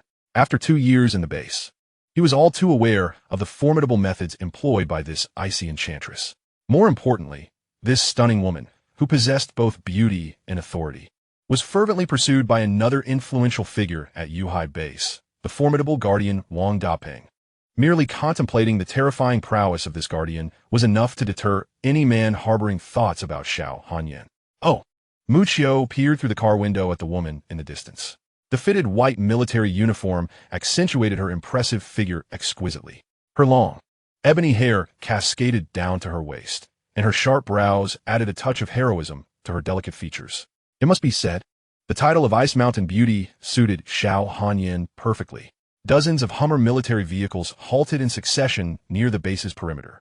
A throng of awakeners, dressed in various attires, disembarked from the military vehicles, and leading them was none other than the enigmatic Jiafeng, donned in a white suit, with a head of white hair and black-rimmed glasses. As Jiafeng returned to the base with his small entourage, Xiao Hanyan maintained her composure, offering a faint nod in acknowledgement. Wei Ying keenly sensed something amiss. What is happening? Why has a group of hundreds returned with only a handful remaining? Jiafeng frowned slightly, but refrained from speaking. It was Xiao Hanyan who raised her hand, her voice serene and ethereal. This matter can be discussed later. It seemed that the Queen of Yuhai Base regarded the recent operation against the alien source cult with indifference, merely surveying the numerous awakeners behind Jiafeng. Under Xiao Hanyan's detached gaze, these battle-hardened warriors instinctively lowered their heads. Unlike Jiafeng's chilling demeanor, Xiao Hanyan's eyes exuded an unsettling scrutiny, mingled with a hint of arrogance. It was a sensation akin to that of a noble empress surveying her subjects from on high. Only a few individuals could maintain their composure under her penetrating gaze. Sister Hanyan, Wei Linger, like a nimble little cat, darted from the crowd and embraced Xiao Hanyan's slender waist. Xiao Hanyan looked down, her gaze softening with affection as she stroked Wei Linger's head. Your safe return is the best news, Linger. Wei Ying reprimanded from the side. Linger, be respectful. A military man through and through, he placed great importance on propriety. Yet, Wei Linger playfully stuck out her tongue, seemingly disregarding her elder brother's admonition. Just then, Wang Hao, who had been standing nearby, approached with his subordinates, wearing a smile as he directed his gaze towards Jiafeng. Ah, Captain Ji, what brings you out this time? Returning with such a grand display? The covert operation, led by Ji Yufeng, was rather discreet. Yet the deployment of numerous military vehicles signaled to anyone with even a modicum of intelligence that the mission was far from simple. Beside Xiao Hanyan, Wei Linger placed her hands on her hips and huffed, What we are doing has no bearing on you, you indolent second-generation heir. It must be noted that Ma Kuan was indeed a sycophant of Wang Hao, while Jin Xiong was a formidable aide to Wang Daping. Wei Linger would not be easily convinced that Ma Kuan's betrayal of their squad occurred without Wang Hao's consent. Nevertheless, Ma Kuan and his associates ultimately met their demise at their hands. Even though Ma Kuan initiated the treachery, Wei Linger had no intention of bringing this matter to light. In the order of Yuhai, the act of killing an awakened individual was a grave sin, especially considering Jin Xiong was a trusted confidant of Wang Daping. Should this incident be exposed, it would undoubtedly engender animosity with Wang Daping. Upon catching sight of Wei Linger, Wang Hao was momentarily taken aback. Although he was a lecher, it did not imply a lack of intellect. Wei Linger's presence here unmistakably indicated the failure of Ma Kuan and his entourage's operation. Damn it! Could even Jin Xiong not handle them? Wang Hao cursed inwardly, yet he understood the necessity of concealing his emotions at that moment, allowing a slightly lascivious smile to grace his face. Linger, you shouldn't speak like that. The outside world is fraught with danger. Who knows if we will return safely after venturing out? I, Haozi, am genuinely pleased to see Captain Ji and you, the vital forces of our base, return unscathed. Upon hearing Wang Hao's veiled insinuation, Wei Linger spat dismissively. No need for you, the second-generation heir, to fret. Perhaps you will meet your end before us. Her scathing words ignited a flicker of anger on Wang Hao's face, and the expressions of his numerous subordinates darkened ominously. Before the apocalypse, they were notorious ruffians. And after the outbreak, they had been drawn into the Shenlong society by Wang Daping's formidable strength. Once within the society, their nefarious tendencies were brought to the forefront. And under Wang Daping's renown, even the enforcement teams dared not provoke them lightly. At that moment, were it not for their apprehension of Xiao Hanyan, the Ice Queen, they would have already unleashed a torrent of curses and resorted to violence. Xiao Hanyan cast a calm glance at Wang Hao, causing him to shudder and hastily avert his gaze. The aura of the sister-in-law he revered was simply too overpowering. Even the normally unruly Wang Hao dared not act insolently in the presence of the Ice Queen. At this juncture, Wei Linger looked up and asked, by the way, Hanyan, why are you all standing at the base entrance? Xiao Hanyan slightly furrowed her brow, lowering her fair neck, and her voice rang clear and cold.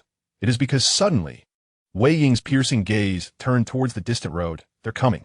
Everyone at the entrance of the base turned their gaze in the direction of Xiao Hanyan's eyes, only to behold a fleeting crimson hue shimmering on the distant horizon. That profound shade of fiery red grew increasingly intense, gradually settling into the depths of everyone's gaze, surging towards the Yuhai base like an overwhelming tidal wave.